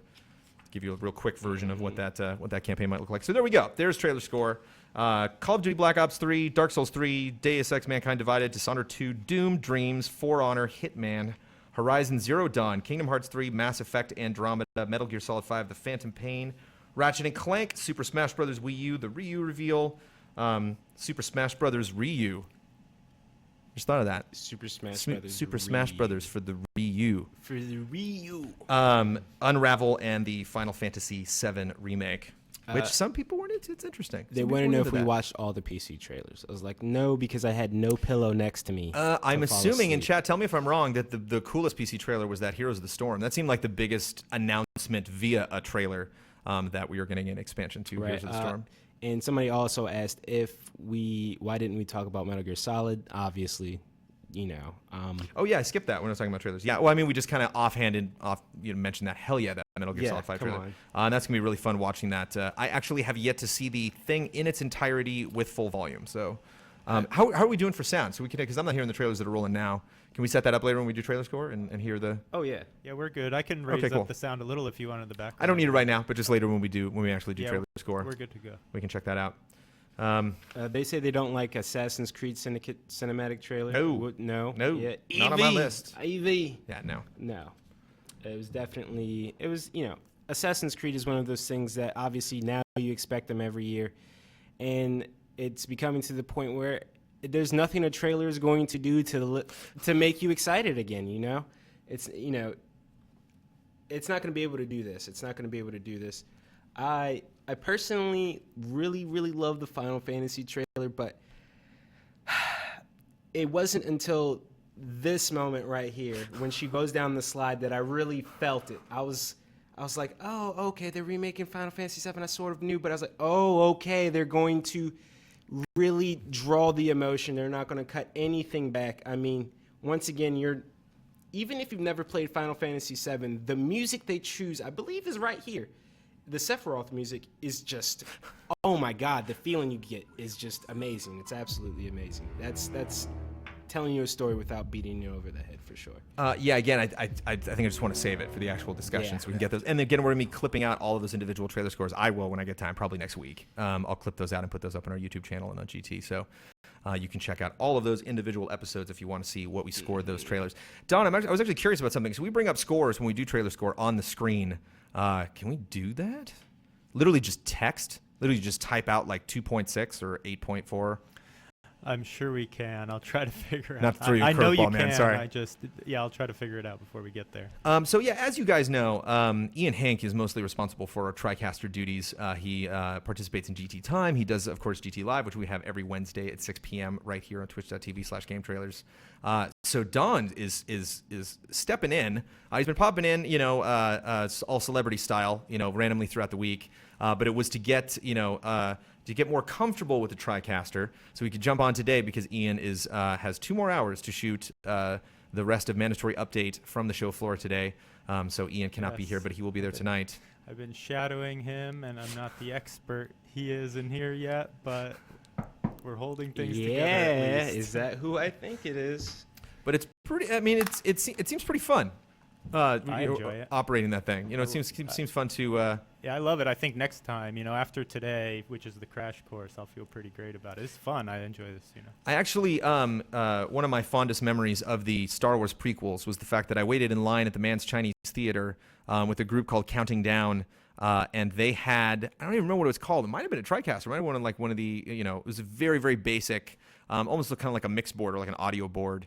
It was about the size of like a, chunky, like old school laptop. And it had all these knobs on it and stuff like that. And you can basically like run different video feeds through and like put like rudimentary effects on and stuff. And it was basically the site countingdown.com or .net that was funding the whole thing. And they had a 24-hour, 7-day a week, month, multiple months long stream. Where they were like broadcasting from, just the corner of Hollywood Boulevard, which is an interesting neighborhood at 2 a.m. And there were just always people on there, talking about stuff. And so it was fun to like get on there and like see chat, like react. It was like one of the first times I ever did like live streaming. And it was fascinating just to screw with it and think of all this, having that much control. Yeah, when we were back at Viacom, I was involved in obviously the Comic-Con live stuff. I did some live editing. I was still doing editing on that, so we do the editing live for the roll-in. So you're cutting something, and second later, 10 seconds later, it's up on screen and stuff. And then for Deadliest Warrior and Ultimate Fighter Live and all those Spike productions. If you guys are remotely interested in television production, and that's not what we're doing right here. We are doing, hopefully somewhat polished internet streaming. But if you're actually aspiring like to work in live television, if you like sports or esports or something like that, and you want to do those professional broadcasts, you will never look at one of these things the same way again after you do it for the first time. And you see like a pro TV producer calling shots, bringing in lowers, setting up guests, talking to every single person behind a camera. You'll have like the crane camera, you'll have like the wide camera, you'll have like 2 close-up cameras, like we do, that like catch like either side of the stage. And some of our, I don't know if you've been able to tell, but some of our cameras are unmanned, which is why you're looking at a 2-shot of me and not just like one, like zooming in and out to get a close-up shot. It just boggles my mind. It's like a whole different kind of personality, somebody that can produce something like that and just constantly be aware second by second of all of the things. No, we got teased? Yep. Who was that? Just a fan? Yeah, just somebody knocking. Game Trailers, let me in. You've been here on the stage for 5 days straight. You're done. I'm pulling it. This is actually probably a good time to talk about just the rest of the stuff that we're doing. If you guys are just tuning in, thank you so much for watching. Again, the numbers have been fairly consistent, which means somebody forgot to close the tab in their browser, or we must be doing something right. And we also have, Brandon, just to remind you, we have any of those Just Playeds if anyone wanted, if you guys want to request cool. Just Played. Maybe we can. People might have missed. I'm not sure. Oh, so all of those are from the stage? Yeah, these were the ones from the night before last night. That so the night when we did the No Man's Sky. Do we have? Yeah, No Man's Sky was legendary.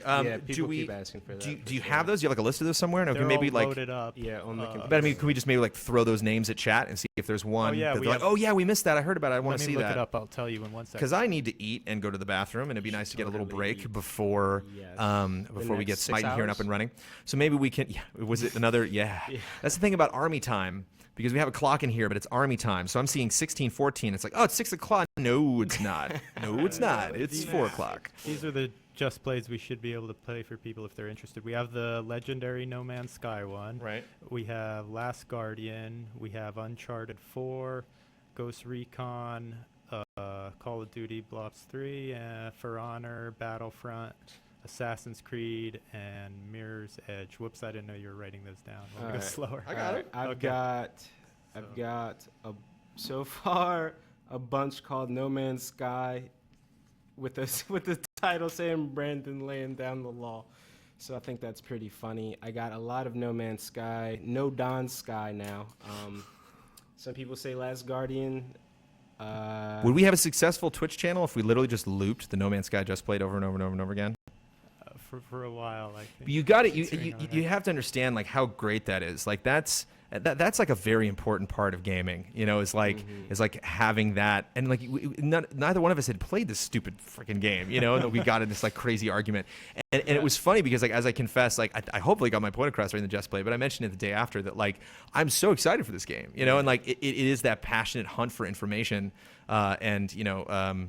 And all that layered with expectation and like my unhealthy obsession with advertising, you know, and just like, that basically leads to that moment. And it's funny because, and it's hilarious that I had it with Ben, because Ben's one of those guys, we'll have like just like a slight altercation, or like I'll say something, or I'll stop him in the middle of a conversation or something, and I'll get back to my office and he'll stop by and he'll be like, are we cool? And I'm like, yeah. What are you talking about, man? So like he'll be, you know, not because like he'll get angry, because you know, he's just like, I just want to make, you know, Ben's, I don't know if you can catch that from his writing or like some of the Just Plays that he does, but like Ben is a person who wants to be understood. For sure, yeah. You know, Ben really wants, you know, to get across, like Hubert will just spout whatever comes off to his head, but like Ben is very calculated with his thoughts. And so a lot of times we'll have, like we've had some Just Plays like that and some conversations, countdowns for sure. When we talked about when we did Game of the Year last year, and it was like Far Cry 4 versus Wolfenstein New Order, it was Ben and me spitting at each other, you know, like arguing for these two games. And I won with Far Cry. I got more votes on my side.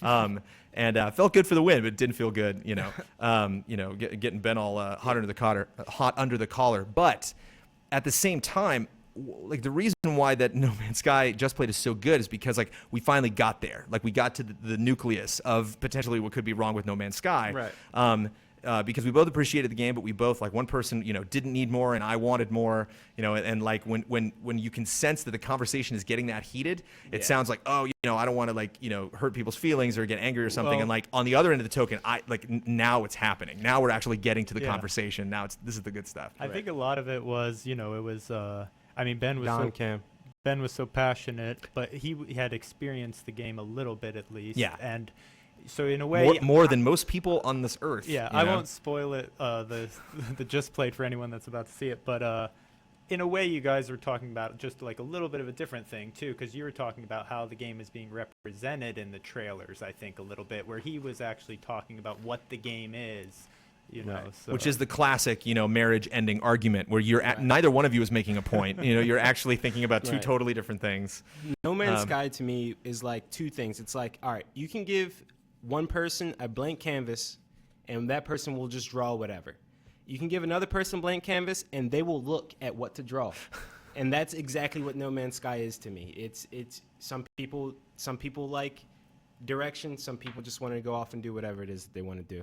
I got a lot of votes for No Man's Sky, so it looks like that's the Just Play that people want Is there a to second see. place, just in case? Uncharted. Uncharted is number 2. So we'll line up 2 so that you. No Man's Sky and Uncharted were the winners.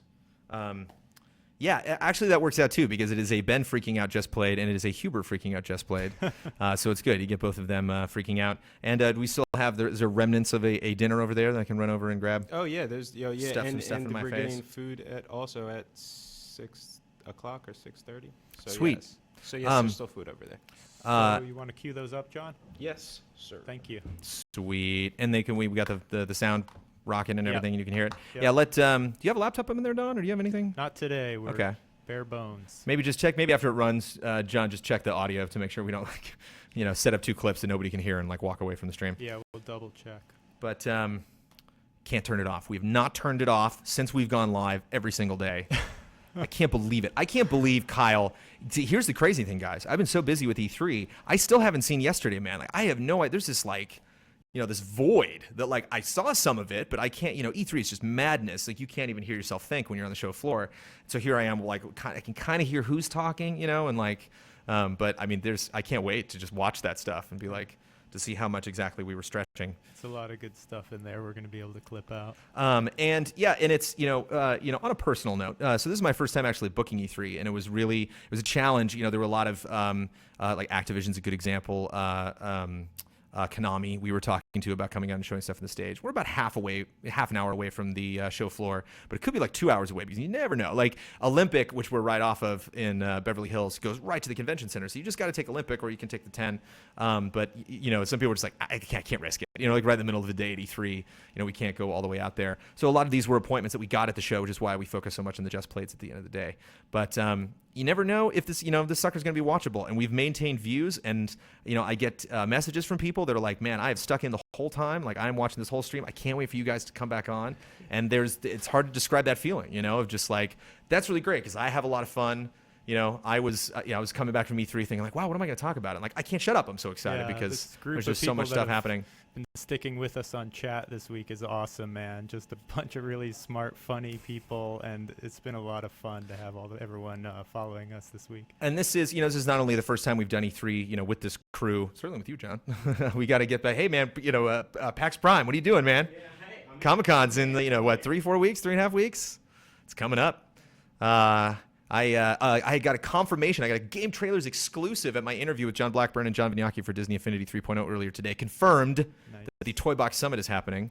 That's coming up. So I will be, of course, attending that and getting a bunch of coverage from the Toy Box Summit because I'm just crazy that way. But this summer it's like Comic-Con, PAX, Gamescom, lots of fun stuff coming up. So so you're ready to check the sound. You are ready to roll this stuff. This was like what, 16 minutes, maybe 20. About 25 minutes. That is enough time for me to take care of a couple things, and then we will come back. Hopefully, we'll come back with Smite. We'll reach out to them and see when they're going to show up. We're just going to play it fast and loose. And then, again, what we were building up to at 6 p.m., or earlier or later, the Nintendo World Report. If you guys are familiar with that podcast, they will be coming by. Two nice gentlemen who talk about Nintendo a lot. And we will be wrapping up, probably delivering our final comments of the week on stuff that Nintendo did, maybe until we get to GT Live on Friday night. And then immediately following that, we will do a GT Time Live where the special guest in the Super Seat will be Elyse Willems, who's been a fantastic host this week. And then we will do trailer scores after that. And then we will do Just Plays until we pass out or till we finish them. And then if we miss anything, we can record it tomorrow or record it next week. Because we're going to be talking about E3 next week, too. E3 ain't over, man. Because we got to do our awards, which we're going to be doing all next week. So it's just, it's beginning. It's the San Andreas fault, man. You throw the pebbles in the water and the ripples. That For Honor, Horizon, Zero Dawn, those ripples are going to go forever. So swallowed up. Quick break. You ready to roll it, Don? All right. Thank you so much, guys, for tuning in. I'll be back in a little bit, and we'll talk to you soon. Enjoy. Imagine you two guys like detectives, okay, and you're going out in E3. You'll notice we're standing for this one. We're pumped because we need information about this. Yes. It's just like, okay, we're excited about this game, but I'm nervous about this, or like, we're not excited about it, but I want to hear good news. I need a hook. I need the thing of No Man's Sky. I need to know, okay, we're getting to the center of the galaxy, great, but what am I doing? I'm going to a planet and I'm just smelling the flowers and then I fly somewhere else? What is happening in this game? Spend more. Sean Murray would not like you. He wouldn't like you. I'm sorry. All right. And that's fine. No, hold on. Whoa. The reason I am the most the reason that I am most excited for this Just Played is because this is the first, I've been working in this industry for 2 years. This is the first time that I feel like I had an emotional connection with a human being. Like, it wasn't just, hey, your game is cool. No, you said something that made me reflect on what it means to be alive, basically. What about For Honor? For Honor was different. It was like the game impressed me, but it was like, no, your vision, you going after your dreams, and the way that you said it, and the emotion with which you said it, really got to me. So there was a woman. I'm going to jump to the end of this demo really quick. I need to say this. It's been burning inside me. I want it. The entire day. There was a woman who said exactly what you said. So we're going to the center of the galaxy. Why? What's the point? What's my motivation? What am I earning? And not Alex Hutchinson, Sean Murray, what he wanted to do, the facial expression that he had is he wanted to grab this person that asked the question and shake them, but he didn't. He didn't. He gritted his teeth and he said, what is the point? What is the point of anything? He said, I have played so many games where I'm just going around and I'm collecting things to get stars, to get puzzle pieces. And those are all great. I've enjoyed all those games. But he said, I'm excited about where games are going, okay? Super Mario Brothers was the game that got me excited about games. But what I'm excited about is Minecraft, right?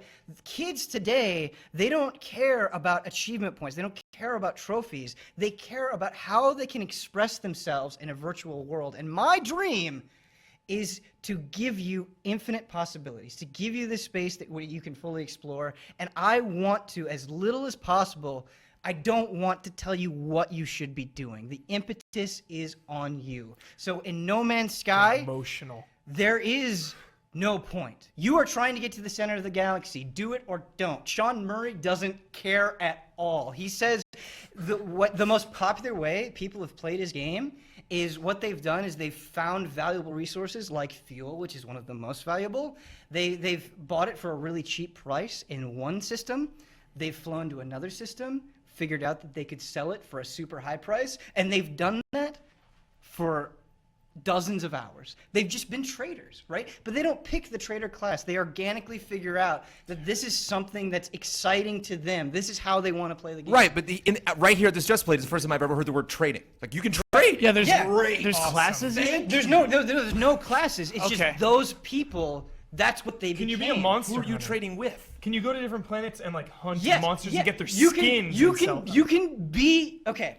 So here was something that shocked me about No Man's Sky. Okay, so he's running around and there's this creature. It kind of looks like a ram, but it's purple.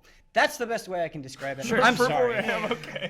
And he has his laser gun, which he can use to mine, but he can also use to shoot things. He shot the purple ram. Okay, all of a sudden, there's a wanted level. I'm not kidding. That's what he called it, a wanted level. Space police came and they started. Because you can't kill that rhino, right? Yeah. And they started attacking him. Yeah. And then he shot back, and then their wanted level increased. And then this battle cruiser came in and was like, "No, you can't do that here." And he was so cagey about getting into the specifics. So again, speculation. But what it seemed like, and what Sean Murray implied, is that you don't know what you will encounter on different planets. And I felt for him. And I knew why he was so frustrated about answering what is the point. Because he legitimately, every single time he went to a new planet, he said, I don't know what's going to be here. There might be a police force that will come and reprimand you for doing these things. There might not be. There might be nothing. You might land on the planet and there's no life at all. But at the same time, what you're talking about, like what you're saying, where you're like, you don't have to do anything. You don't have to do anything in Spider-Man 2 for the PS2. You don't have to do anything in Grand Theft Auto 5. No. You don't have to do anything in Ghost Recon Wildlands. You don't have to do anything in Super Mario. But it's different. You can, because there is this road. That's the center of the universe. You know what I mean? And you get to the center of the universe. Right. That is your kind of Sean carrot Murray on the gets up stick. on stage and demos this game, he doesn't say, I don't care what you do. You can do whatever the heck you want. What if Mario had no enemies? Oh yes, okay. No. Hold on. Oh my God. Brandon Jones, there's a difference between not pushing any buttons in Super Mario and wandering around in Minecraft, right? There's a difference. You might call, some person in the world might call both of those things doing absolutely nothing. Right. But that's not true, right? In Minecraft, what excites me the most is I'll just start digging holes, man. I don't care. Absolutely. The minute I spawn, I'll just start digging holes. I'm like, here we go. And the only thing that I want, right, this is why I buy so many packs in Hearthstone, I just want to find diamonds. And when I find them, you know what I do? I log out of Minecraft. I'm like, oh, I got my diamonds, and I'm done. That's not how anyone else plays Minecraft.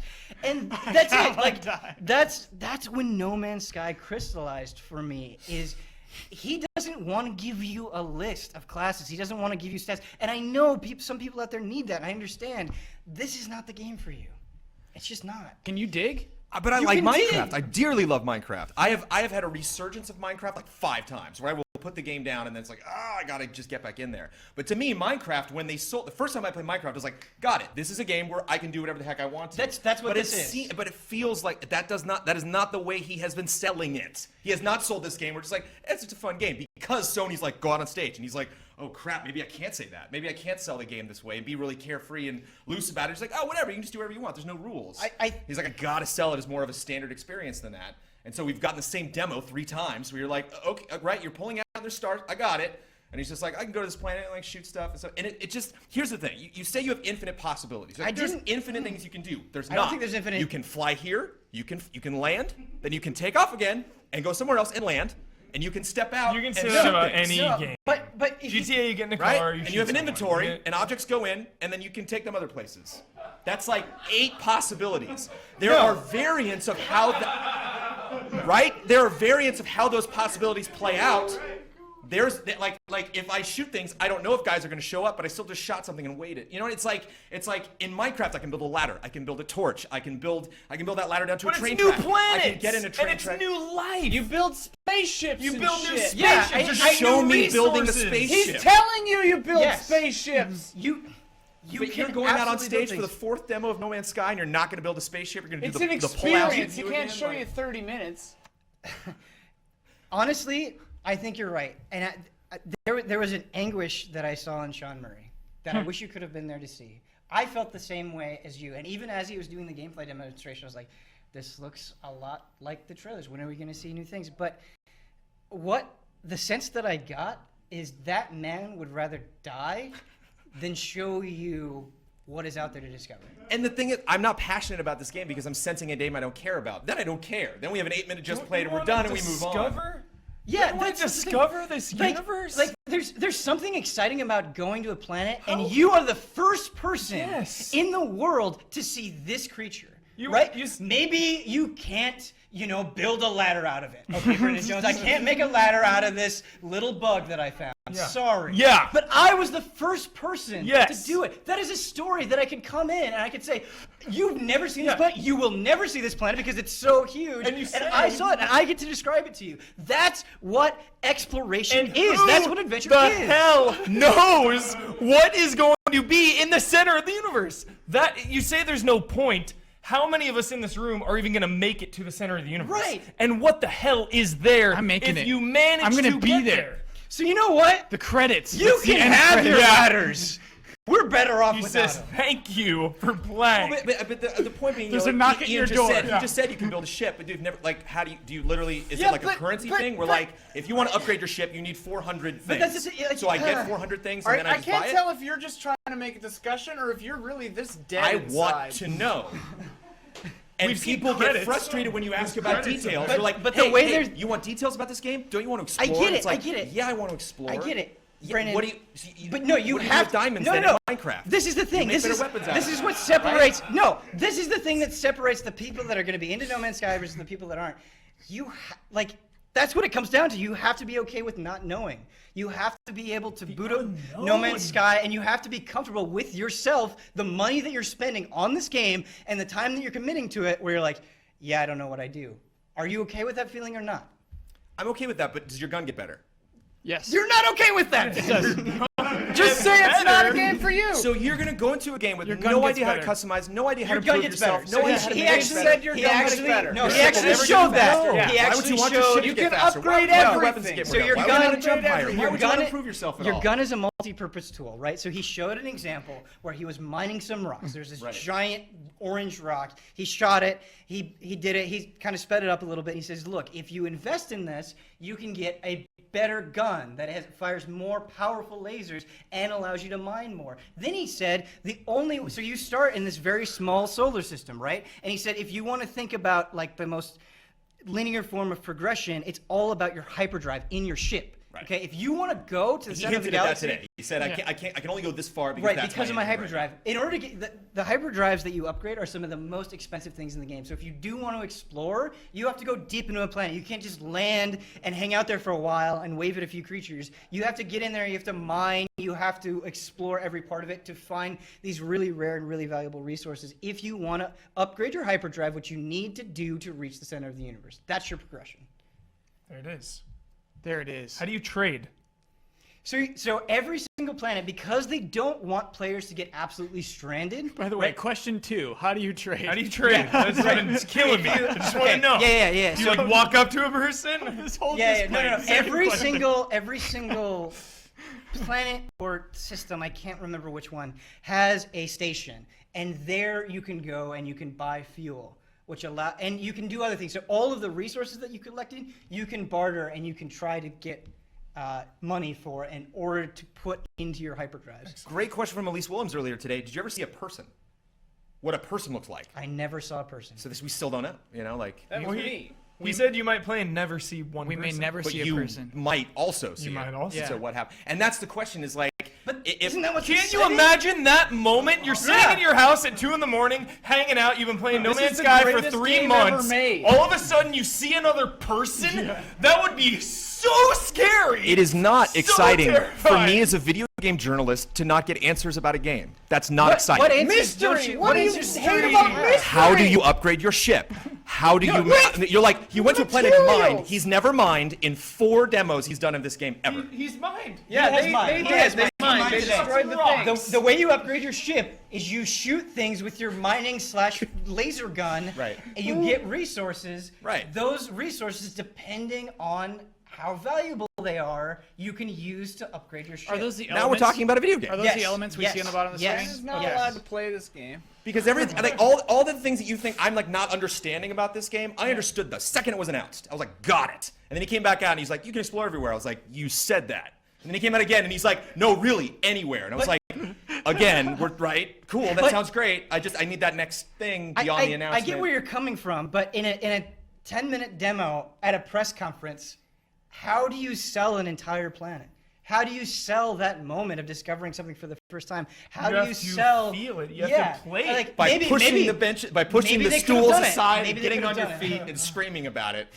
I am not less excited about this game from this, although it might seem that way, Ben. I'm pumped. I want to play this game. I mean, would you argue that this is probably the most curious people are about a game of everything that we saw at E3? They're like, we need these answers. I need answers. Which is why you're most excited about it, gave because me- you Ben actually just got gave your me all the hands on answers it, I need. and you actually played it. So all of these things are real to you now. I didn't play it. I did not play it. Well, you saw. I mean, you were right saw there. There's somebody no smoke play. and mirrors, Yeah, and it yeah. was right there. Yes. And I think the demo crashed. a lot of people are desperate for that. You know, to actually see, to put all those things together, to see the systems go, to see somebody spend more than just stage demo with it. Before I met Michael Huber, I didn't care about spoilers, right? Okay. Because I was a person that lived on the internet and I just encountered that stuff and I became numb to it. And then I met Michael Huber and he taught me the integrity of a story and how and when I saw how much it mattered to him, that's how much it mattered to me, and that's exactly what I saw in Sean Murray. That guy is it killed him. I've never seen a man look so defeated than he did. He did not want to be up there showing this game to these jaded journalists who just want to know how they can get the highest rank. He didn't want to do it. You could see it. It was so visible, right? He doesn't want to give you those answers, Brandon. I know it's frustrating, but it convinced me. All right. So we learned more. There's still. I feel like I know exactly what the game is now. The way Ben. I don't want to see described anymore. everything. I'm actually good. Yeah, I'm ready now. You're good? Dark? You're I'm dark? ready, Media blackout. You're going dark. Blackout. I'm ready to dive in and just start living. For the record, Sean Murray, I like spoilers. I like more information on that stuff. So just keep it coming if you I'm guys sorry want to. if I misrepresented you in any way. I like you a lot. I think there's any passion that Sean Murray has for this game, you have as much, if not more. No one is questioning that. Thank you, Ben, for your passionate portrayal. Thank you for of No fighting Man's me. Sky. Thank you for putting up with me and answering my questions.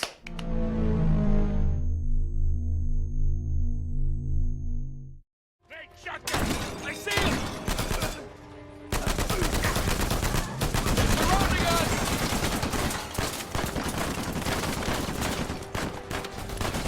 Back up! Back up! Over here. I don't see it! Move around! Behind the pillar!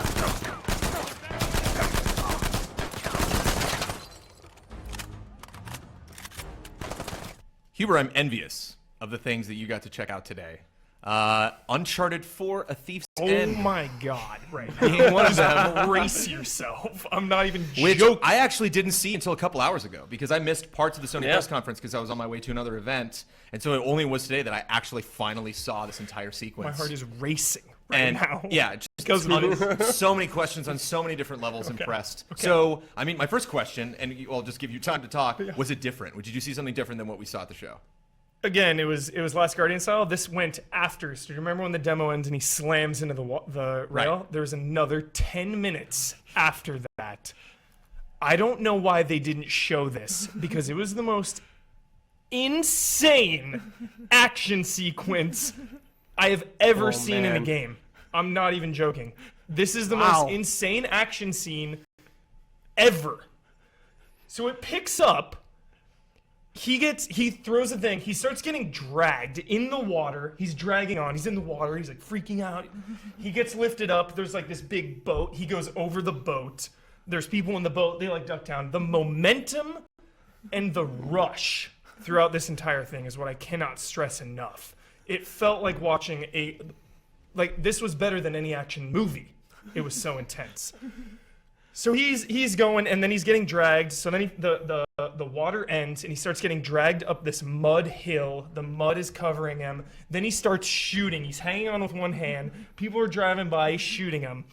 He's trying to climb up the cable. And you're not playing this. Someone else is playing this for you. Neil Druckmann himself is playing this. Where did you get all that? Presence of legend.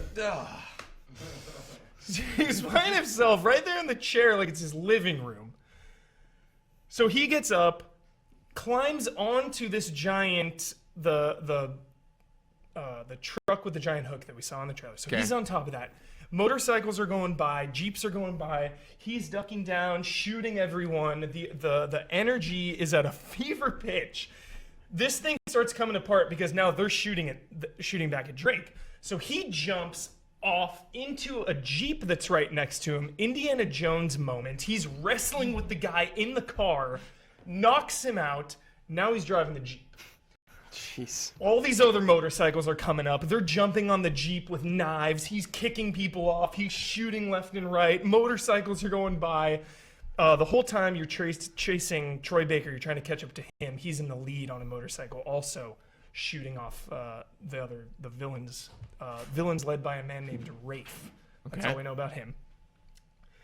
So, deep breath. Yeah. God, it's so intense. So then you finally catch up to him, and he's like, hop on. And Drake's like, no, you hop on. So you're both like arguing over him getting in the Jeep or getting on the motorcycle. Then your Jeep gets hit by the giant APC. That thing rears its ugly head. So then it gets really intimate, Last of Us style. Okay, now we're in the overturned Jeep, and it slowly starts catching fire. It's lighting up. Drake's freaking out. The graphics are ridiculous. So then he slams out the door. He pops out of the door, getting away. The enemies are like, he's still alive. Drake starts shooting them. Troy Baker rolls up on the motorcycle. He says, told you to hop on. Like, really good banter and dialogue the whole time. He hops on. Now it goes classic Uncharted 2 style running at the camera. So now you're on the back of the motorcycle. It's coming at the camera.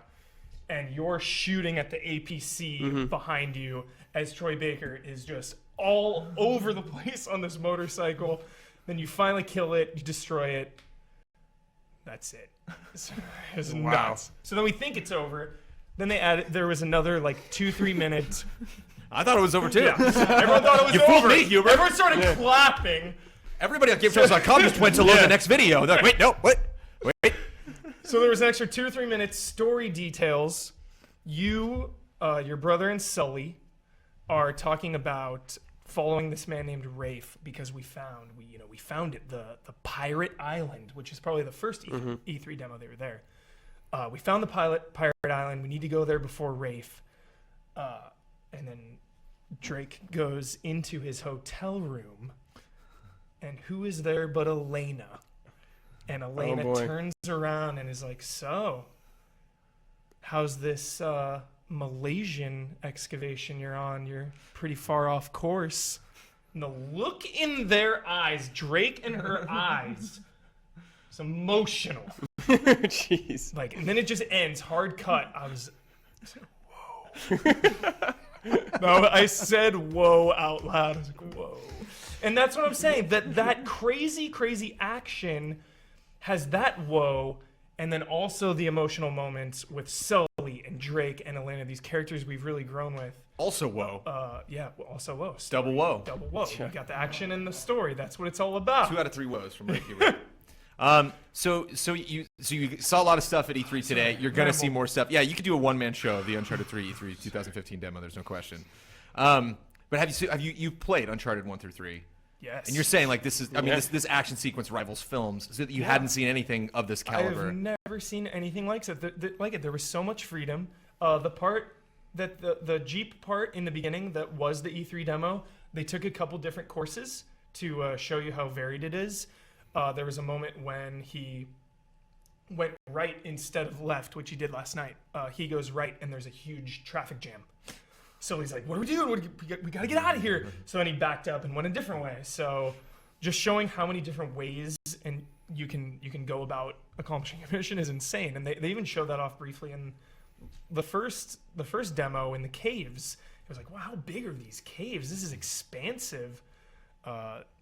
It's mind-blowing. It's mind-blowing. So do you get a feeling this is coming from guys that, you know, I mean, obviously the answer is yes to both questions, but I'm just curious what you, like, get the raw feeling that, you know, was responsible for this amazing demo that you played today. Is it just the PS4? Is it just that, like, this is stuff that they could have put in Uncharted 1 through 3, but we're not capable of with the hardware? Or are these guys that have made these 3 incredible action games and are just, like, just the pros at what they do, I mean, and they've just, you know, pooled all of that experience and all that creativity into... I think it's both. You have the tech, you have the evolution, you have the... With more tech comes more possibilities. The doors open up, and you look at the evolution from Uncharted 1 to 2 was the biggest leap.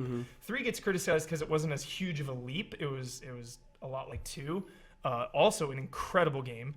Then to The Last of Us, and then now to this. It's just they keep raising the bar. I was speechless. I was blown away.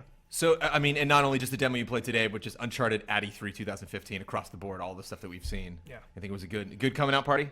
Yeah, I'm really surprised they didn't show this action scene because I think it would have left people way more jazzed and hyped because the Jeep thing was really cool. Everyone was super into it, but there was Shenmue, Last Guardian, there were huge announcements.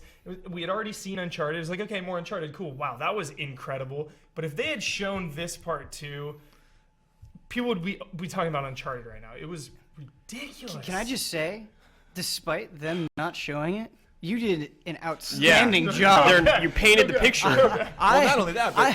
I have not been this excited for Uncharted 4 until right now. Holy cow. They were like, if you have any questions, cool, but we're just going to let the game speak for itself. I wanted to translate that. The game just speaks for itself.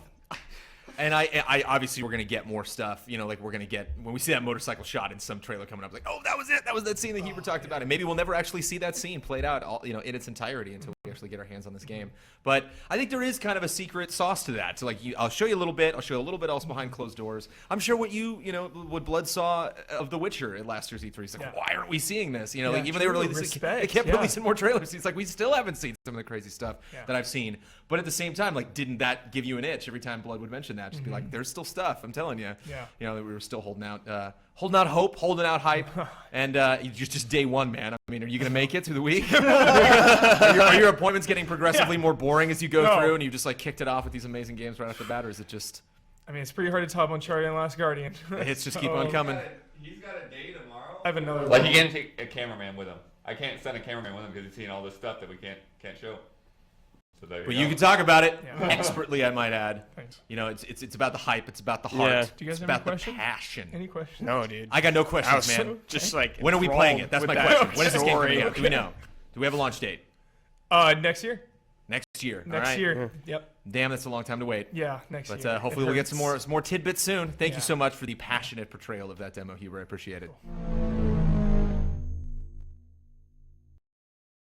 There we go. I'm back. It was weird because I was watching the old video. I was basically watching the stage. And then all of a sudden I see myself on the stage. And I can hear the volume on here, but I just muted it. Nailed it. So yeah, thanks guys. Thanks for letting me take a little bit of break. We have more viewers now. Hey, let's just roll old Just Plays, man. If that means we're gonna get 100 more people to tune in, what am I doing here?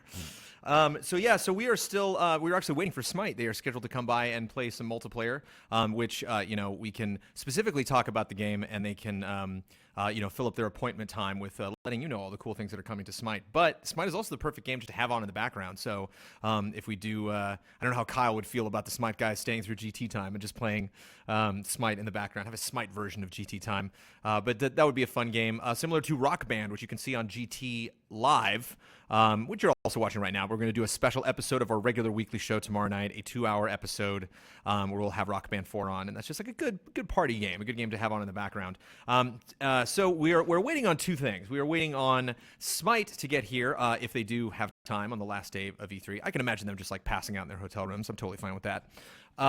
We are also waiting on Ian Hink, Elyse Willems, Kyle Bosman, Mike Huber, everybody, Daniel Bloodworth, Omar, all of the guys that are at E3 to come back from their final day at E3, from their final group of appointments, and talk about all the cool stuff that they saw at the show. I know Bloodworth saw Halo 5. I actually bumped into Bloodworth like 5 times today. It was really funny.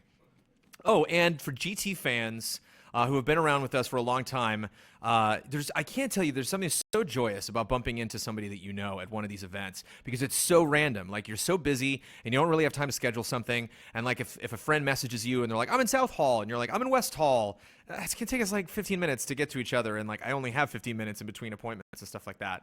So when you see somebody, you just like bump into them, and it's so great. And I'm walking out of the show. I'm like literally stepping out of the doors of the convention center, and through the open doors of the convention center, I see Miguel Lopez and Ryan Stevens, and I'm just like, nice. Yeah. So I got to hang out with those guys and talk to them about stuff. Like I confessed to them, I'm like, you guys should have come by this week. What was I thinking? I was so obsessed with like getting like a bunch of game demos and stuff like that to stop by, and like we should have had Justin Spear, Patrick Morales, and everything. It's my first time scheduling E3. I'm getting better at it. Just wait. You like to see E3? Just wait till the next one. Which is that's not that far away, right? What are we? 364 days now? I'm counting until 64 days. So the next E3 starts. What's this? What is this? What is this with the pig and the? What game I don't know. This? I don't know if I know what this is. The War of Tunes? No. This is like this is E3, man. This is what happens. Like, you can get to the end of the day. We're like an hour away until the end of E3, and I have no idea what I'm looking at right now. I've been playing these trailers all 3 straight days. This might be the first time I've actually seen this trailer. Isn't shooting each other fun? War Tunes? No. Oh yeah, War Tunes might. Yeah, War Tunes was a name I saw come up. War Tunes. I don't know, man. This trailer's pretty great. I don't know if we might have to talk about this later today. Text right in front of your face. Pick up a new gun. Oh yeah. Oh yeah, is that what that is another sign of a good trailer. Is if you turn the sound off. Is it still a good trailer? Is it still? Oh yeah. Especially at E3, because they're showing trailers all over that convention that you can't see, and you just have to look at the gameplay. It's always interesting to see which trailers captivated E3. Like when you have just like, on that first day, you just have like 40 people like, standing by a monitor for half an hour watching footage.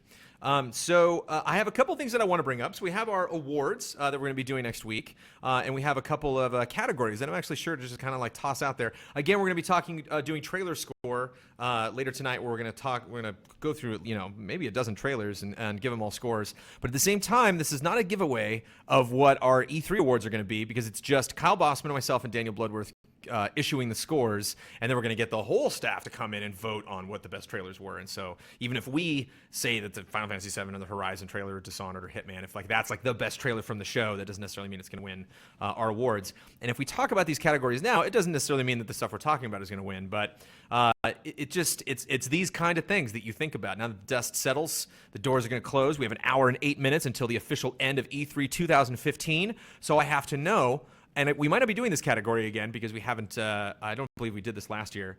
What was the biggest news story? The biggest news story. That's the question that I throw to chat. So again, probably Shenmue. I mean, because you think about and again, this is like we were talking about trailers. It's like take the game concept out of your mind and think about it just like a headline. I mean, I don't know if you guys caught it, but we were on at midnight last night on Comedy Central, Chris Hardwick's show, and he grabbed our clip of FF7. That was the news story that he chose to grab. So I wonder if the FF7 trailer, if that was the biggest news story. What do you think, John? You've been barraged with news all week. I know. I was going to say, at first I was going to say Final Fantasy VII, but I mean, probably not. I guess I got to say backwards compatibility for the Xbox. I mean, that literally, as far out of field the HD remake came, or the remake for Final Fantasy VII, backwards compatibility for the Xbox. I mean, I don't think anybody knew that was going to come. That was like a megaton bomb to drop for Microsoft fans. If anybody was super duper happy, all Xbox fans should be happy. They came out with a great press conference. They slayed the competition pretty much. Thank you. They came in and they slayed the competition pretty much, and really decided to attack this. And I don't think there is a true winner of E3. I love Sony's conference, but none of their good games are really coming out this year. So everybody wins to me. This is an everybody wins E3. Don, biggest news story. What hit you? Trials? Yeah, that was actually quite shocking and exciting for me. So that's definitely some of the biggest news for me. I was excited about that. I guess, the Last Guardian should be. That's a producer right there. There were a lot of people that seemed to kind of know Last Guardian was going to show, so I guess it has to be Shenmue. For me personally, it was Trials. That came out of left field. I had no idea. After an entire year of solid DLC. One last word points out that backwards compatibility is also a very headlineable story. Yeah, it's something that general media, that the 11 o'clock news can understand from a marketing perspective. But so what the deal with that though is there's a pretty limited number of games though that they're rolling out for that though, huh? They don't know that. The public doesn't Something know else we're not going to get Right. for a while. V8 Dave said HoloLens, I think, got the most interest from the general public. I was super stoked to check out HoloLens. Smosh Games checked it out. Did you get that? Did you get? Oh, you didn't get to. Didn't get to see it, no. So that'll definitely be something maybe at PAX or at a future industry event. I will definitely make the first thing that I check out. Somebody said I'm better than Buttons. That's the first time I've ever heard that. Ever. Yeah. But a lot of people are saying Shenmue. I'm seeing Shenmue come up a lot. A lot of people are saying Shenmue beat FF7. But I mean, you got to explain that one. I think more people know about like how the impact and what it would mean if we got into their Final Fantasy VII. When I hear news, like when you say biggest news story, I don't think of the trailer that they showed me. I think of waking up in the morning, drinking my coffee, walking onto the front door, getting the paper like this is the 1940s, and all of a sudden, bow, Final Fantasy VII Remake, or bow, backwards compatibility. If you were to tell me that, if you were to tell me any of the news from E3, I don't think it would affect me the same way. How unbelievably rad would it be to wake up and open up the Los Angeles Times, for June 15th, 2015, Final Fantasy VII Remake on the front, more than because actually, unfortunately, some shitty things have happened this week. We actually had some horrible crime-related events happening this week, and I felt bad, being like, oh, should we still talk about games with all these terrible things happening in the world? But yes, this is the perfect time, well, you need games to talk about the things that are good in life. To watch a Shigeru Miyamoto puppet rock out to the star theme from Super Mario Brothers. We need that as a society. Boy, biggest news story, Nintendo puppets. That's the biggest news story. Come on, what we're talking about here, And Reggie Muppet doing push-ups. How do you? I'm sorry, Fallout. There's nothing. What do you do? Doom. Right. You got to get in line. Today I did see a news story that Halo's going to have microtransactions. Chat, let me know what you think about microtransactions on Halo. I'm sure it's not going to be good, but I just want to know your thoughts and/or questions. Halo's news story. Halo's not going to generate news unless it's bad press now. Now that they've got added microtransactions, it's just like, what are you doing to the game? And it's the thing that you're buying from Halo is actually, of course, there are these packs, okay? There are these packs that you can get that give you new armor cosmetically, give you some new weapons, and possibly a new vehicle. Now, you can earn the points in the game, or for price, you can buy the pack. I mean, that's a news story that's cringeworthy. That's what they don't say at E3. Yeah, that's the kind of headline they'd put on the front page of the LA Times. Only bad news. Hey, well, there we go. That's a perfect transition into my next category, biggest disappointment. And disappointment's interesting. Like the word disappointing is something that we've put in videos before in game trailers, and people can get kind of incensed. But it's tough to we always redefine it every single time we mention the word disappointing. Because when we mean about disappointing, something that comes to mind for me that was disappointing, but I necessarily wouldn't put on the top tier, just personally, was the Animal Crossing board game. That was really disappointing. But the disappointment is tempered because I didn't know that was going to happen. It's not like I knew if I knew they were going to talk about an Animal Crossing game, they had put up a teaser or something, Preview for Animal Crossing, and then it turned out to be the stupid board game. That would be some prime disappointment because I would have specific Animal Crossing expectations going into the show. So it's more disappointing to expect something than see a Right. bad show. So I had hopes, but like I can't, my hopes can't line up with my disappointment because that's just me being an idiot and just being like Red Dead Redemption 3, or like, and it's like, or 2, I guess. But it's like, you idiot. Rockstar's only been to like 2 E3s in the history of the company. They're not gonna, so like there are lots of reasons why it shouldn't be there. So a disappointing something should be something that you go to the show being like, this could be pretty cool. And that ratio of like, this could be neat versus no, it's not. Yeah. Like the bigger that dip is compared to how high that spike was beforehand, that's disappointment. And so it's tricky because sometimes we'll, mention a game, if you have like this arc, and like you end up here as opposed to other games where you were here, and people say, well, this game that you were talking about is still better than this other game. And it's like, yeah, but I started even higher in my anticipation.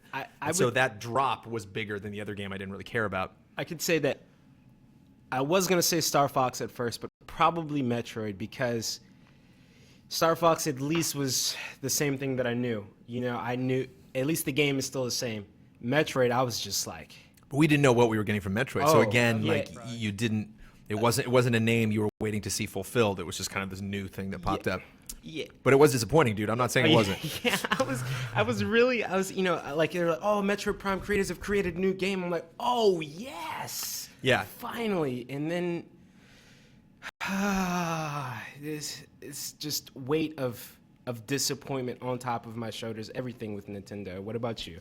Well, we actually chronicled this. We went through the different press conferences, and it doesn't mean that the only things that were disappointing were the only things that they showed at press conferences, but these were our least favorite things from the press conference. We're looking at Battlecry right now.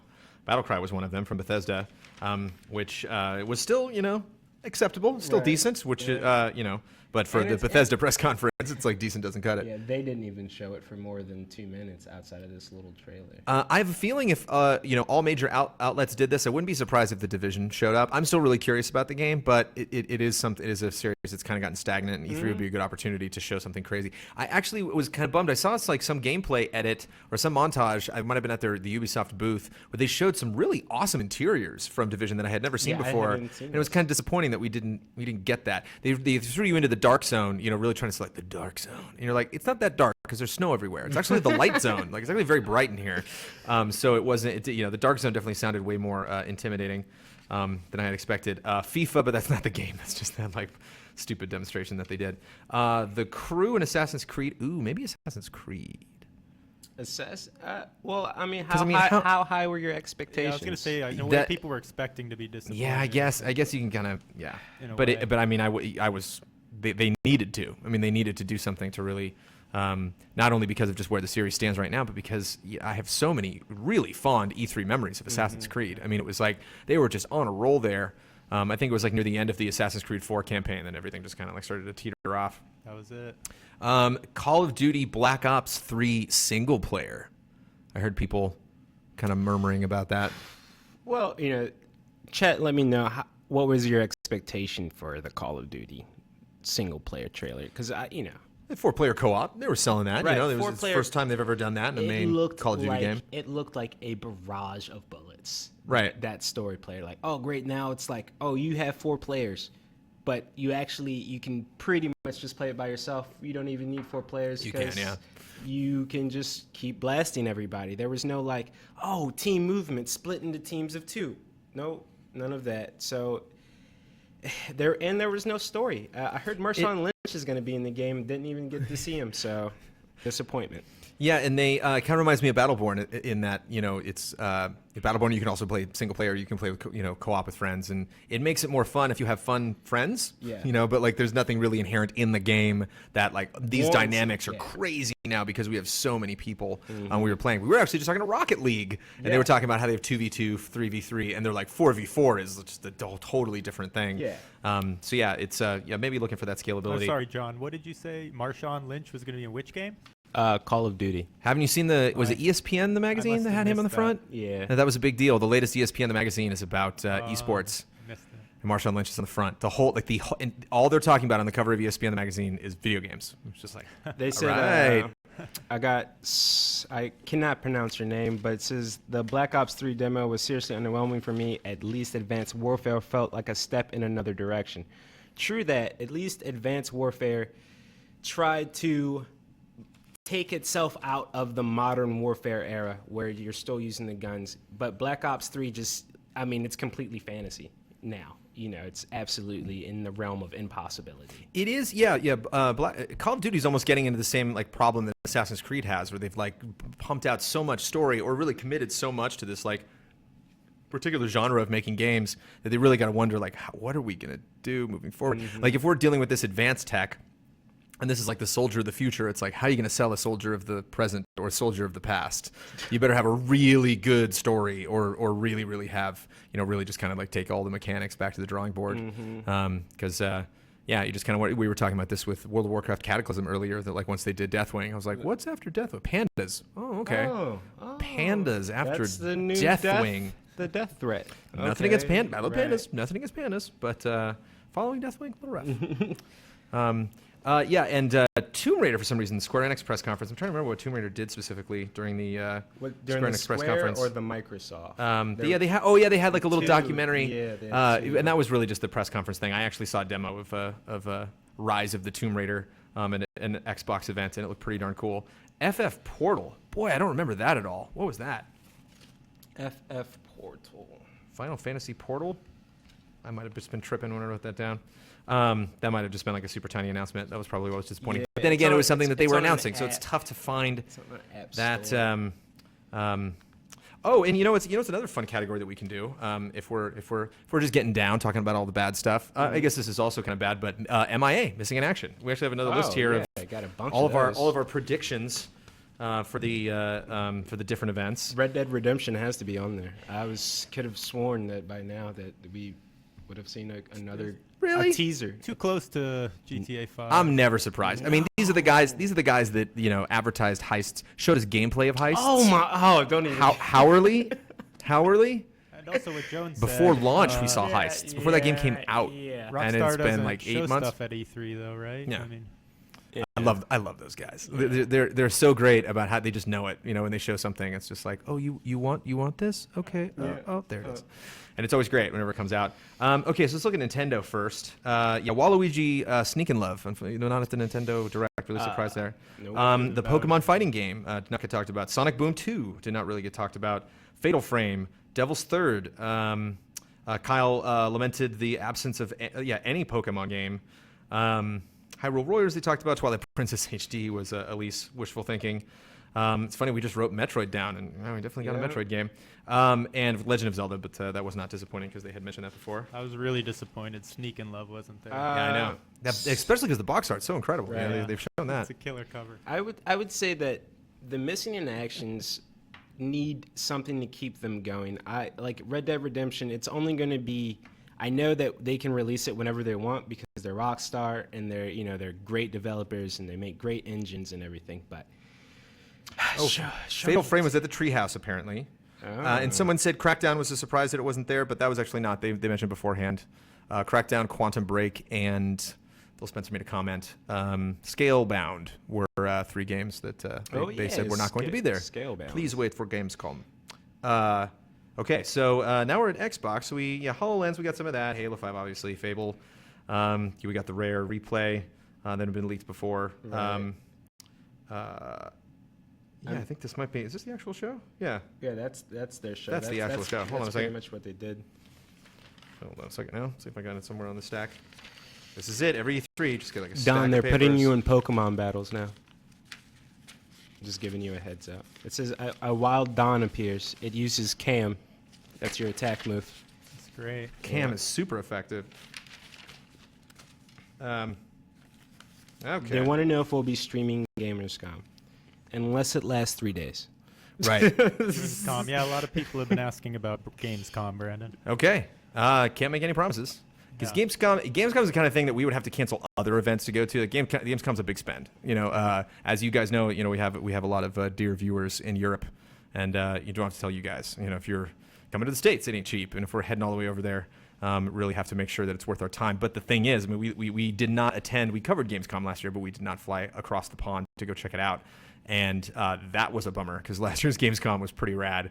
So it's definitely something that is on our radar. It's definitely something that not only Game Trailers, but The Escapist and Gamefront are also interested in. So we could possibly be attending en masse and send a couple people out from each quadrant of the Defy Media gaming division. Road trip. And conquer Gamescom. Yeah, for sure. Love Germany. My yeah, he says my lovely wife was born in Germany. So he says we don't have to go, just do streaming coverage. But in order to do the stream, somebody's got to go. Yeah, we can't. So we can't just sit here. But yeah, I would. Apparently, we can't just sit here. People have told us they make sitting there look easy. Fallout 4, we mentioned Wolfenstein. We didn't get anything of that. We did get some Elder Scrolls Online. We got that card game. And Prey 2 was kind of wishful thinking, but that didn't pop up. We got nothing really like. We didn't see Zelda. That was an MIA for me, which was like they mentioned that. They said that was going to be there. I know, but when you have that, get something, get us hyped about something. You know, like you're not hyped anymore, John. No, they lost my steam, as I would say. You know, like I just cannot fathom that they did not talk to anybody before they went into this press conference. Because they recorded the video before it was done. They recorded the video and they shipped it off to YouTube, and then YouTube streamed the video or whatever. Nobody must have looked at that video and said, you know, maybe we need a heavy hitter and not just Star Fox. We need something that's going to keep the Nintendo fans salivating at the lips. If you show me Zelda in December, right after Star Fox, I'm not going to care. I want Zelda now. I want to see gameplay. I want to see the control gamepad motions. Because, go ahead. Yeah, the Star Fox should have been their heavy hitter. It just had a bad showing, I guess, for that. You know, the trailer hasn't gotten most people excited, but a new Star Fox should be pretty big news for Nintendo. Got word from Smite, not showing up. There you go. Would have been fun to have Smite. Smite didn't make it. But I mean, you know, that's E3. I was supposed to check out, I saw a demo of Rise of the Tomb Raider at an Xbox party, but I didn't actually play it. But I sat next to the guy that was playing it, and I could hear the guy taking us through the demo. But I was going to get hands-on and just straight up miss the event. Just straight up, like, scheduled the thing beforehand at one corner of the show, and then was on my way over and showed up at Xbox like 10 minutes late. Just like, hey, I'm here for Tomb Raider. And they're like, yeah, that's not happening. The chat is saying Persona 5. True that. Persona 5 was a missing in action? The trailer, I believe they did show, was just the same trailer from before. Oh, that's right. Yeah. So, okay, chat, you are correct. Persona 5 is MIA. So that is a decent MIA. Well done. I saw somebody also talking about, I believe it was Ahab, mentioned in chat when we're going to be doing the secret word during GT time. So the bet for the special E3 live episode of GT time, first time we've been doing GT time live, which should happen in a couple hours. Kyle is going to say a word, and he's going to say a secret password. And then the first person in chat that responds to that secret password, he's going to count the number of letters in their name. And then the closest person that said the number of letters in that name wins that bet. Minus 7. I put 7 characters because I figured there's a nice average. But we'll see. I have not done good in bets. But Ahab was specifically looking for the rule set of how that's going to go down. And that's how that's going to work. And he's going to do it probably at the end of the episode because that's when we do bets. So just throw that out in chat and see who's the first person to go, to jump in.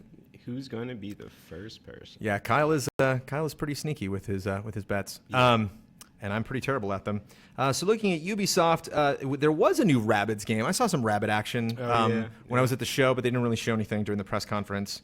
Watch Dogs 2, I don't really know if that was like a very tear-inducing missing in action piece. But did you get Andrea's reaction to Rabbids by any chance? No, was she a big fan? I know in an episode of Ladies in the Lobby, that was the game she chose to have her consciousness uploaded into. So into Rabbids? Yeah, I assume she likes that world. Yeah, I don't know, but that would kind of grind on you a little bit after a while. Be like the Minions, going to the Minions universe. Like, I don't know how much of those guys I could take. What is this game called? Rhyme and the Witness? Rhyme and the Witness, are 2 different games. The Witness is being developed by Jonathan Blow, who did Braid before, and he's been working on it for a long time. It is a open world where you're on an island and you're walking around different installations that have different puzzles, and you're accessing them. And there's a lot of like connecting devices across a great expanse of a great distance. So like you'll like hike up this mountain to get to this tower, and then you do a puzzle to like point a radar dish at one direction and then go over to another tower and make sure those two line up. And it's something that, you know, Jonathan Blow gets really, really into games that he's working on, works on them for a very long time.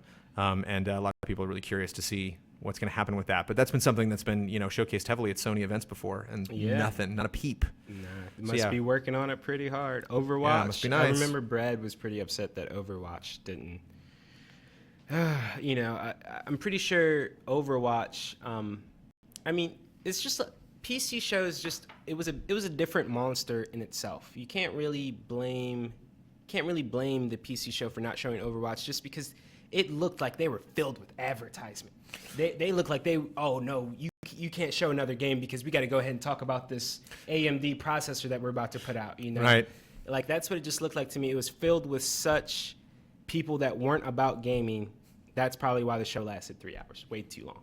Well, we're about gaming, but we're necessarily about new game announcements or game development. And someone said Overwatch is at BlizzCon. There we go. Oh yeah, it'll definitely be at BlizzCon, and that, you know, I think we shouldn't have been anticipating too much Blizzard news. Same thing with Rockstar. You know, it's just like one of those weirdos that doesn't like E3. Those graphics card announcements are pretty exciting to a lot of people.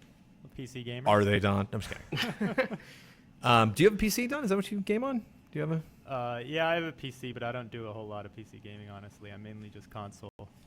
One of the big MIAs, you can't really put a specific name on it because we don't know what that would be, was, I'm trying to think, is the Art Engine? Is that what made Valiant Hearts and the Rayman games and Child of Light? Yeah. And Elyse was upset that that didn't show up at the Ubisoft press conference.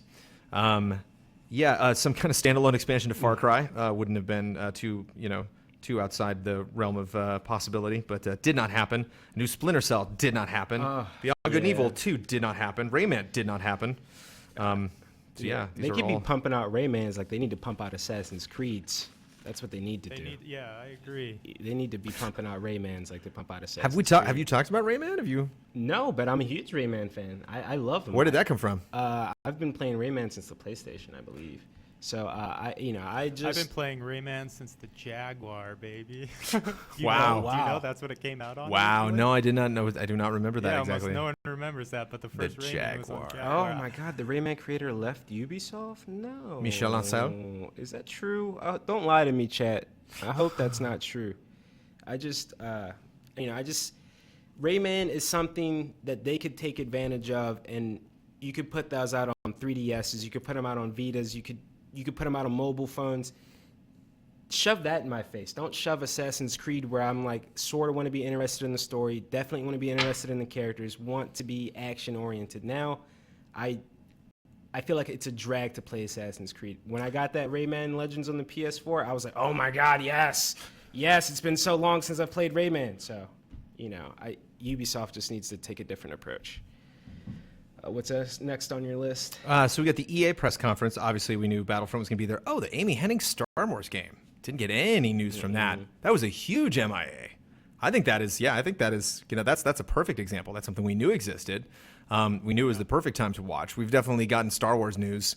When we first got that tease of Battlefront trailer where the AT-AT like brought its foot up in Hoth and smashed down, and that's all we had for a real long time. So like they could have just made some sort of announcement, which makes you wonder. Episode 7's coming out, and it's like now's the time before you get episode 7, like to just something, so like once the party gets kicked off, when episode 7 comes out, and then all these other games and all this other stuff starts coming out, then we can at least just like lump that in, which makes me wonder. D23, big Disney thing. I wonder if that the debut of that game is going to be at D23, which should be later in the summer. Very possible. You going to that, Brandon? Oh yeah. Wow. Yeah. Don't know where that is though. All right, no, that's no, it's not a secret location. That's in Anaheim. It's the Toy Box Summit that I don't know where that is yet. Need for Speed game was not there. Mass Effect was there, even though that trailer was kind of cryptic. A new IP from BioWare we thought we might see. That Criterion game, that was also MIA. Oh yeah. The thing with the ATV, that sports game, the extreme sports game did not show up. And whatever Hazelight is working on, we didn't get. That was also missing in action. We did not get an update on that. There's a lot to be shown. Some games can't get shown at E3 though. You gotta, some games just can't get shown. It's just not. There's too many announcements. There's just too many announcements. If I get it, I get why marketing does that. Just because you got to be strategic in revealing. Like Resident Evil is a great franchise, and I know they're working on a Resident Evil 7 now. But if you were to throw Resident Evil 7 into this E3, it would have gotten smashed. Right. It would have gotten destroyed. Oh, who cares about Resident Evil? There's Final Fantasy 7. There's, Nier 2 just got another sequel. It's like it would have gotten stressed. So I definitely agree that some of these don't have to be there. Some of them definitely don't have to be there. That was the EA press conference. Yeah. For Sony, we definitely, we're looking at Guerrilla Games' new game right now. We definitely got that. Until Dawn did not appear at the Sony press conference. Gravity Rush 2, I don't know how serious we were about that. Yeah, I was surprised Until Dawn, actually. I was really surprised that didn't have a bigger show. It was playable on the floor, though, huh? Yeah, Drawn to Death is at the show. It's playable. That was not at their press conference. And I played Drawn to Death at PSX, and they had a new map. That was, again, one of those games that's, just on a couple of kiosks right on the show floor in the Sony booth, and just walked by a bunch of times and saw new gameplay of it, didn't have a chance to actually play it because it is impossible to play everything. Persona 5 we talked about being a huge absence. Hellblade was at a pre-E3 event, but I don't know if I saw that on the show floor. Chat, correct me if I'm wrong if you guys were at the show. Agent, LOL, we laughed at. Bloodborne DLC could have been a possibility. Sony press conference didn't happen. Witness, which we just talked about. Morpheus was definitely there.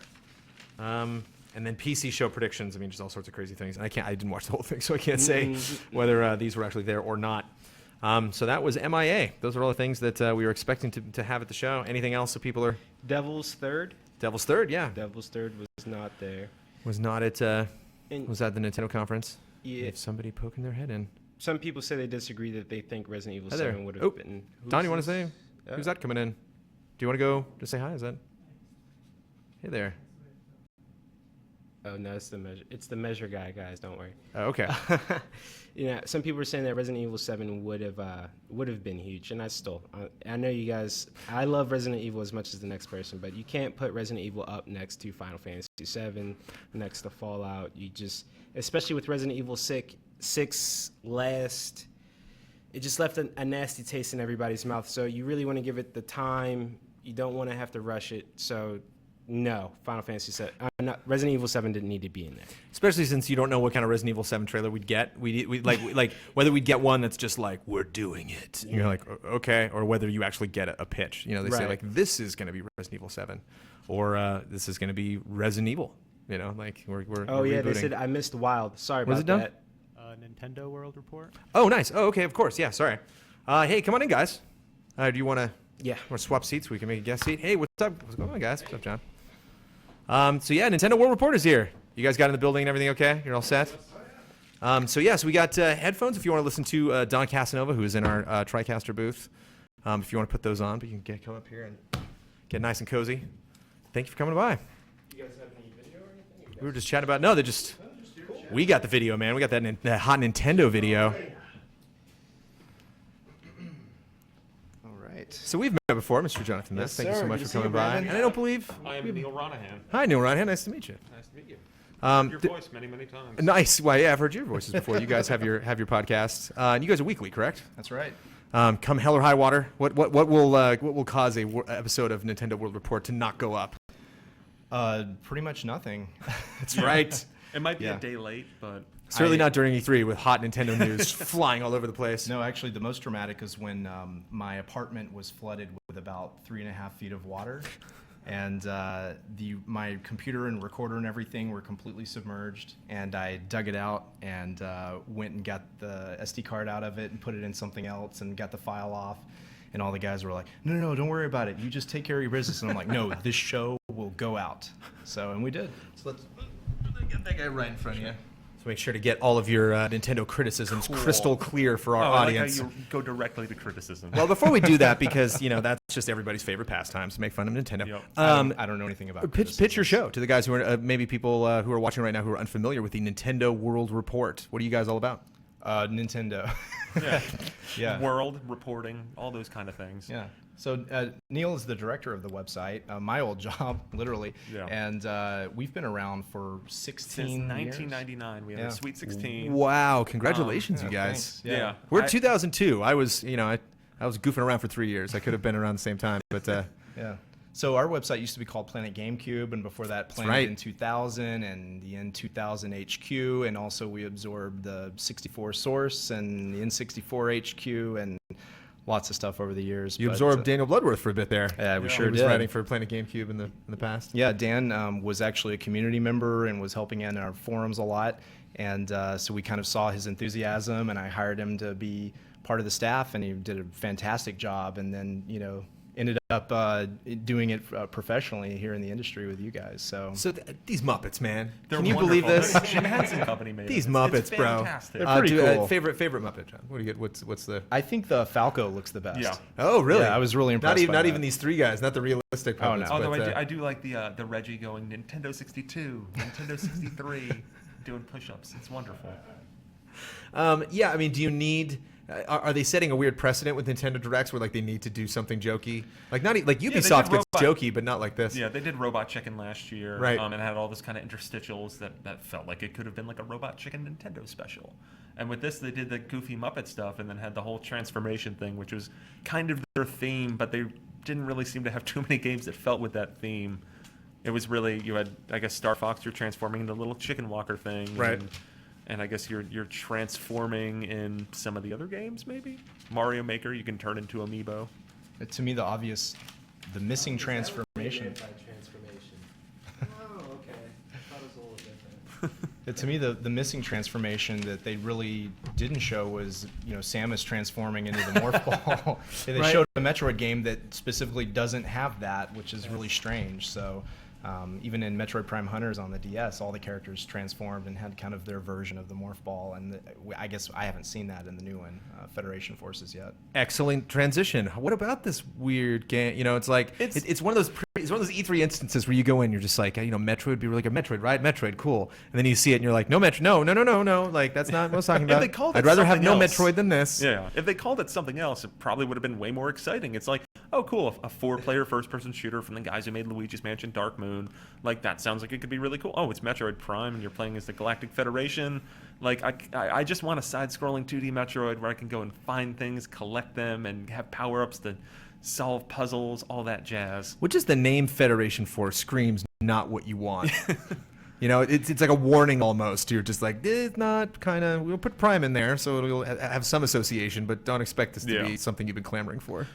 I guess for me, I love Metroid to death, and I really like the story of Metroid a lot, but it's not the main reason that I play those games. And so when Nintendo gets new ideas for different Metroid games out of the story, when they say, we really wish we wanted to explore the Galactic Federation and what that means and what's happening outside of Samus, I just think that's not really the part of Metroid that I care about. I would love for you to do new things and explore different aspects of that universe, but maybe not that part of it. But I think this game is fun from what we've played, the multiplayer blast ball competitive thing.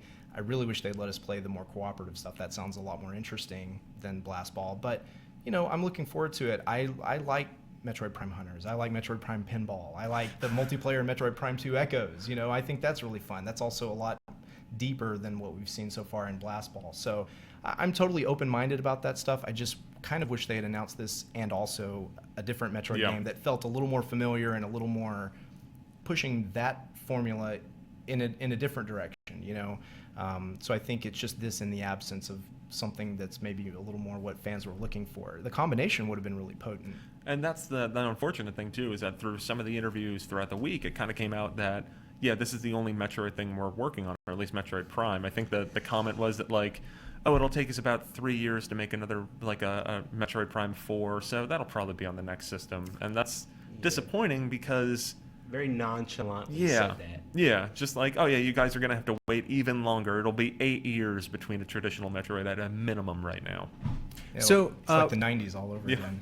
So one thing that I really appreciate, guys, I'm very grateful for, is we still have 33 minutes left in E3 2015 if you're going to the show floor. You guys have obviously gone to the show floor. Were you there all 3 days? Yes. Oh, yeah. So you were so comfortable with all the content that you were going to see that you're like, you don't need to be at the show right now. We'll cruise all the way out to game trailers and hang with you guys and chat about stuff. Did you get your fill of Nintendo? The big secret is that as a Nintendo website, we basically have Nintendo's booth and like 3 other things in the entire rest of the show. So we're pretty cool. There's not really that much quantity to cover at E3 for us. I mean, it used to be different back in the GameCube days. Back then, we were going around and complaining to all the third-party publishers that the GameCube versions of their games seemed kind of missing features. They didn't have the online stuff. They just didn't look as good in a lot of cases. I wish we had those problems now, because now we don't even have appointments with those companies. They have nothing to show. Yeah.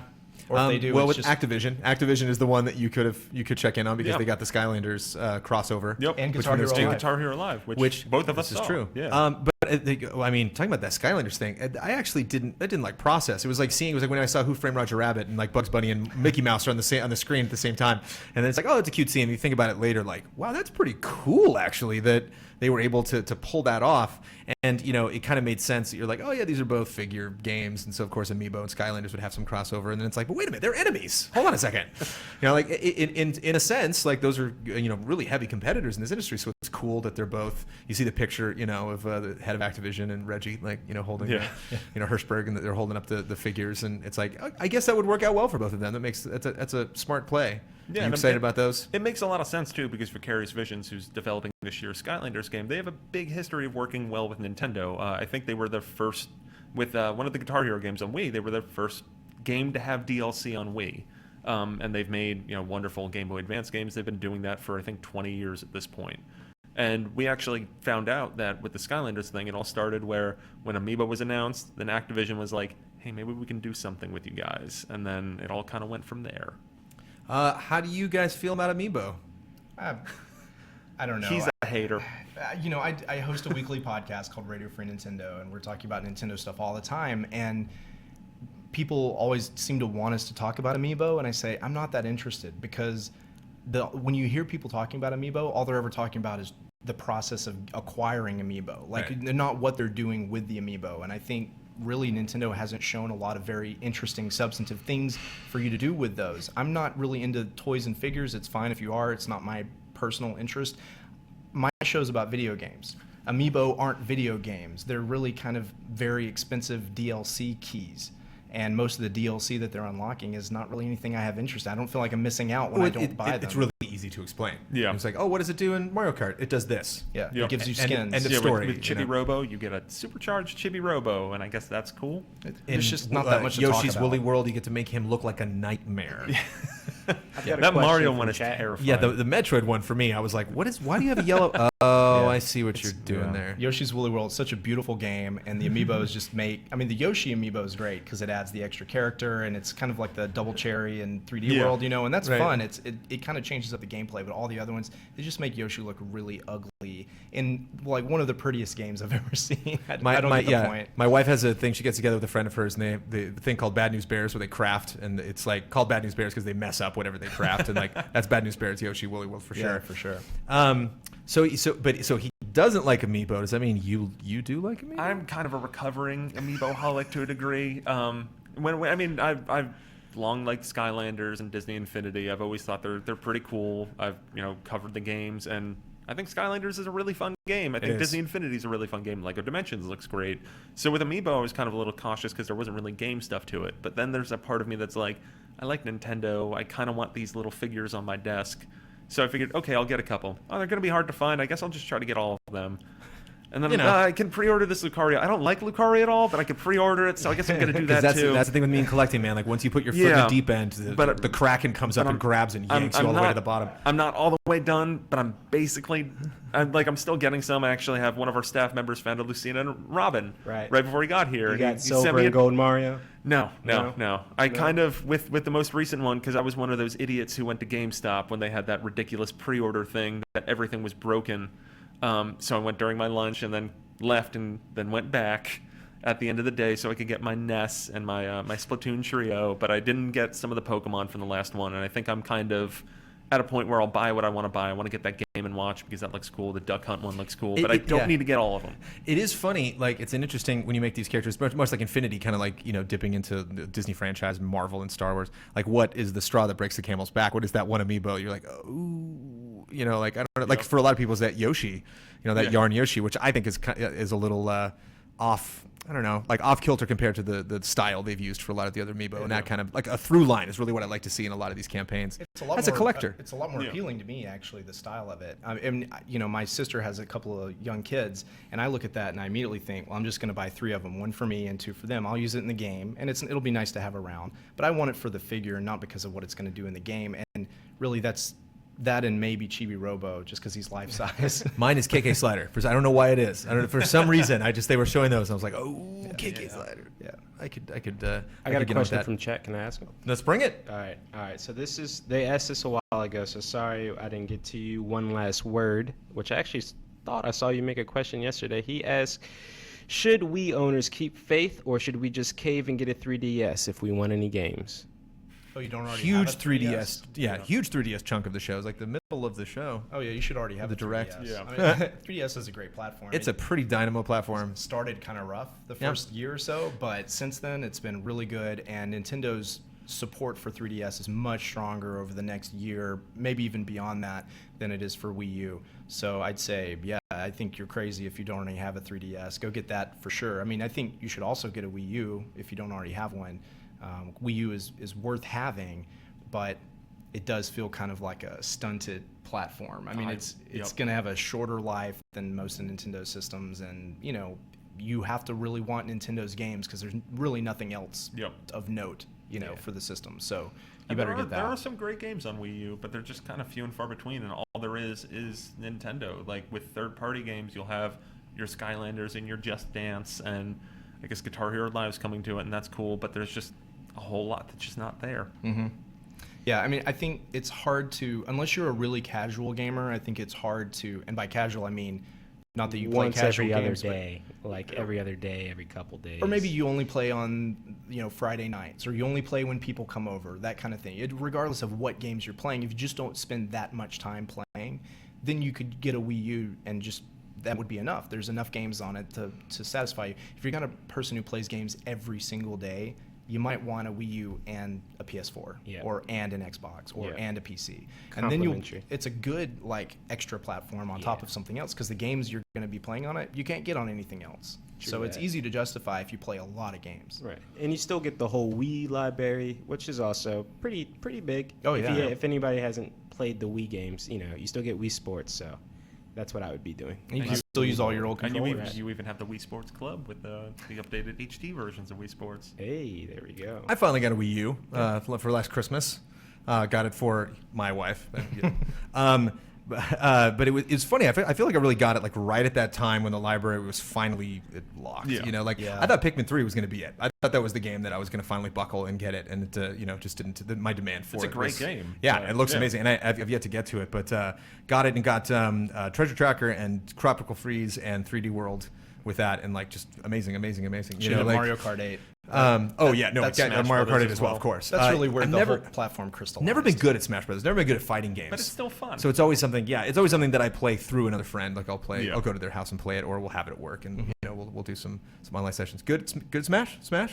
I love Smash. Yeah, I'm good at Smash. I didn't ask if you love Smash. I'm good at it in a kind of a weird way, because I've been playing a lot since Melee. I played a little on 64, but Melee came out when I was in college. Had a roommate. Oh, yeah. We played for an hour every single day after school for like 2 years. So I got really good at playing against him specifically, and after a while, you know, we kind of get bored playing with the same characters over and over, and we came up with this idea that we should just both play random. And that way it's different every time, and you end up getting pretty decent with all the characters, but you're not necessarily like a master with any particular one or two. So people always talk about what's your main in Smash Brothers. I'm like, I don't have a main. You know, I like all of them. I like to play with all. I like some more than others. I'm better with some rather than others, but you can get a lot of time out of Smash Brothers. I mean, you can play it for years and years and years if you just kind of let go of your preconceived notions about what's like the proper way to play it. Just let it run wild and it's different every time. And then it's like the slot machine. Every time you turn it on, you just kind of let the numbers roll. However it ends up, that's Smash Brothers today, and it's great. Yeah, I'm the same way with that. I'm a random player with that. I have a couple characters that I guess I'm okay with, like Lucina, Game & Watch, but nothing. I'd rather play random. That I like the randomness of Smash Brothers, the kind of the ridiculous action that happens when, like the soccer ball item, I feel is very indicative of what's great about Smash Brothers, because it's just this thing that shows up and you hit it and it bounces all over the place. Do you think that's kind of like the blue shell of? No way. There is literally a blue shell in the new one. Right. So. Yeah. No, but I mean, a lot of people, complain about Mario Kart that there is that kind of randomness to it. But at the same time, like, it is so chaotic that is kind of it. Like if you lose 8 times in a row, don't feel too bad. This game's just nuts. It's not necessarily like, oh, you really need to work on your Mario Kart skills. I clearly need to work on my Smash Brothers skills, but there also is that element of just unpredictability. I mean, the blue shell in Mario Kart, I think the thing that's annoying about it is that it's kind of like a skill-less item. It's a fire and forget. It doesn't matter if you're in last place. And also, if you're in last place, the unfortunate thing about it doesn't really help you. It helps the guy who's in second place, who will never get it out of the items anyway.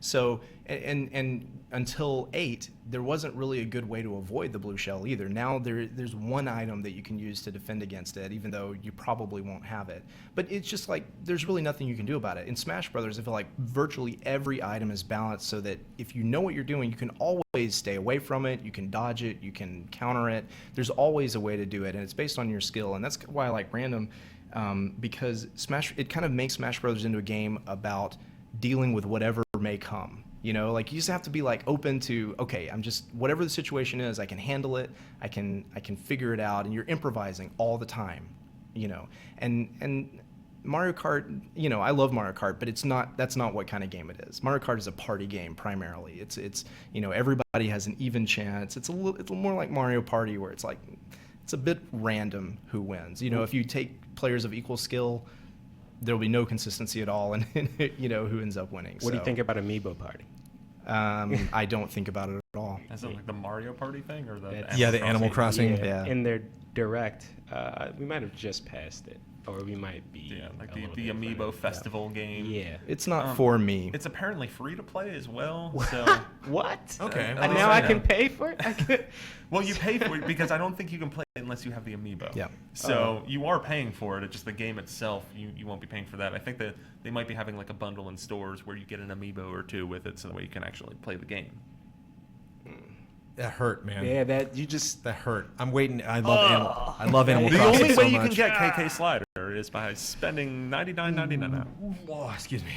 I have to step off the stream for a little bit. I'm getting ill. So yeah, it's kind of funny. We can maybe like talk about these things as they come up. So we have this like Four Swords meets Final Fantasy 3 thing. Yeah, I mean, it sounds like fun. That's demoable on the 3DS in multiplayer. Yes. So they got like little stations where all the 3DS are set up there. So yeah, Triforce Heroes make some friends. Is a lot of fun. I mean, it is exactly 4 swords with one less player. It's 3 swords. If you've played Zelda 4 Swords, it's the new one of those, and it's really good.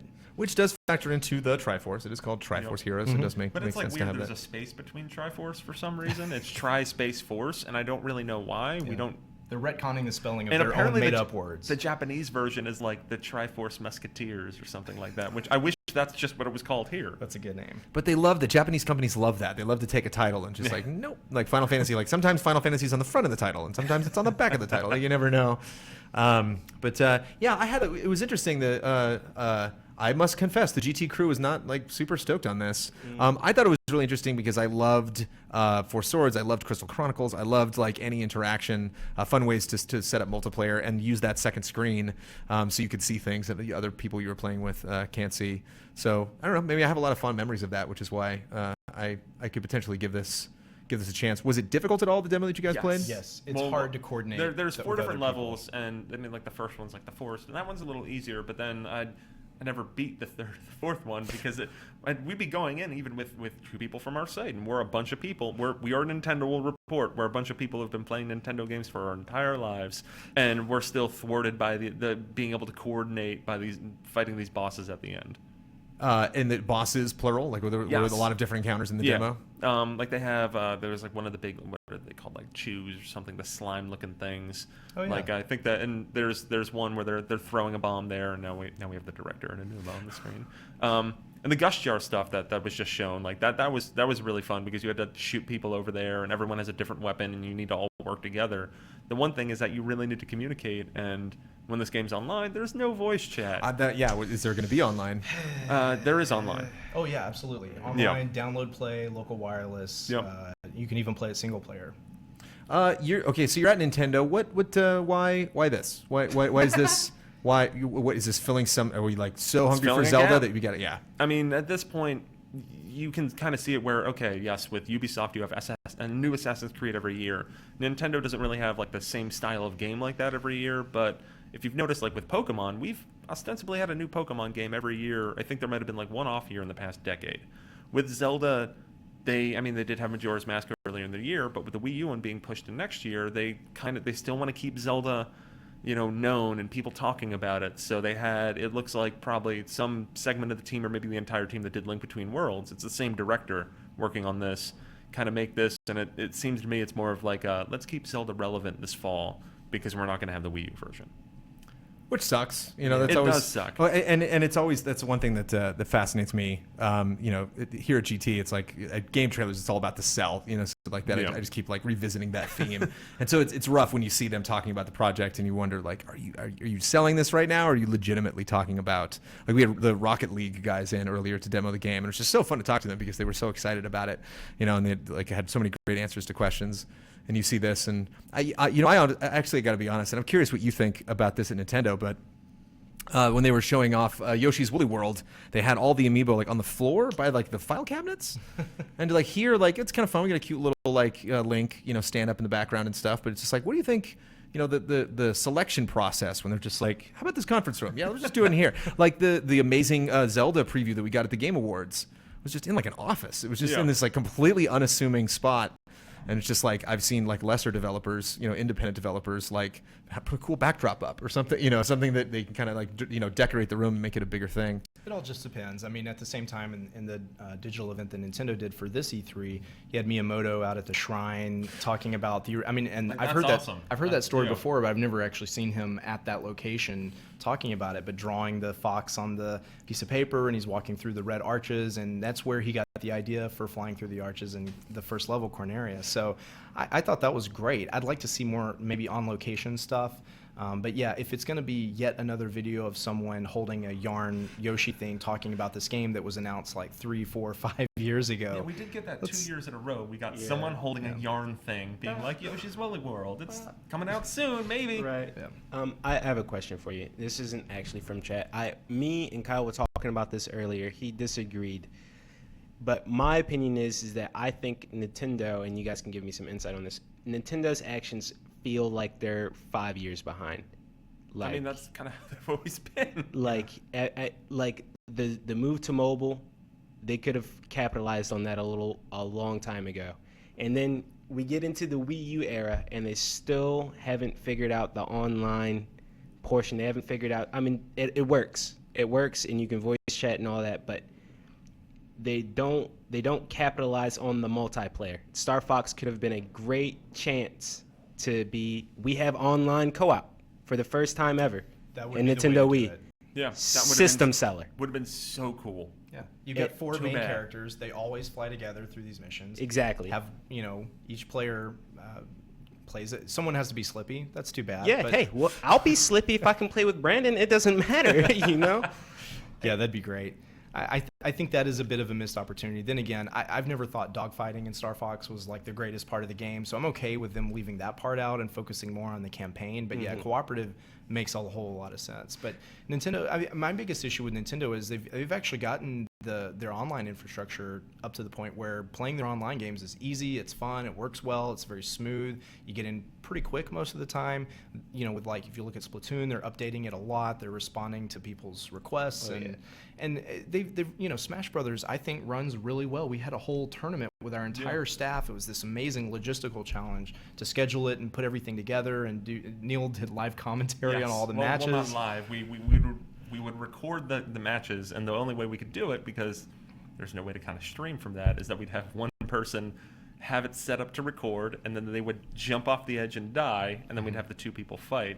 And then me and another guy from the site, Scott Thompson, we would both then watch that, and I had laborious notes about like who was playing good as one character, and then I'd commentate over it. Yeah.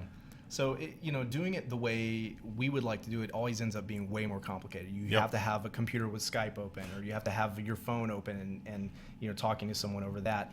And I wish it was just kind of all built into the game. That would be the more Nintendo way to do it, right? Is it's just all one package, and you can do everything you want to do with the game, and it's just all right there, and it's easy to do. Instead, it ends up feeling a lot more complicated to play these games the way we're used to, playing on other systems. My nickname for Nintendo is the fine print company. It's like every time Nintendo announces something, you're like, oh, that's cool.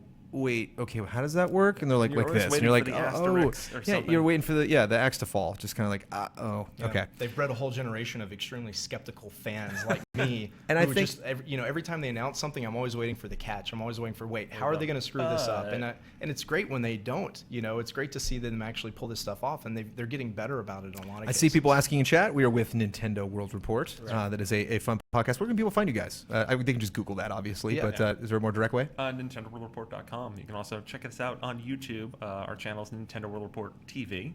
And then there's also the podcast that Johnny's the host of, Radio Free Nintendo. That's been around, what are you guys, 400 plus episodes? Oh yeah, over 430 episodes. Which we got to get on. You do that Sunday nights, right? Sunday nights? We usually do Thursdays. Thursday nights? Okay. Dude, it's. I know. I really feel bad. Like I'd love. We literally just keep going back and forth, and like we were so close one time to actually doing it, but then of course you get like anything like a month before E3 is just like absolutely hands off. But it's. I keep thinking up new ways to be pissy about Amiibo, and I just thought of a new one, and I'm really happy about it. But it's a good example of like what's wrong with that system. Like I went to go check out Skylanders Supercharged for the first time. I sat down, and they were basically like, vehicles. I'm like, oh, cool, let's do it. I get it. Like you can give me the fine details, but you literally just say that, that word, and I got it. I can imagine. Skylanders basically great at that, where it's just like, here's the one in traps, giants, swapping the characters, which is really cool. Yeah, I think the swapping was my favorite. That was really amusing. Same with me. The traps was also clever, but and then you have Lego, and they literally were just like, Back to the Future. And you're like, cool, got it. Okay, I know how that's gonna work. Infinity's literally just like Yoda, and you're like, okay, cool. And this one, they're like, Wii Fit Trainer, and you're like, what, huh? And you're like, but what? And so you like have to dig for this information. It's like, yeah, but what do I get?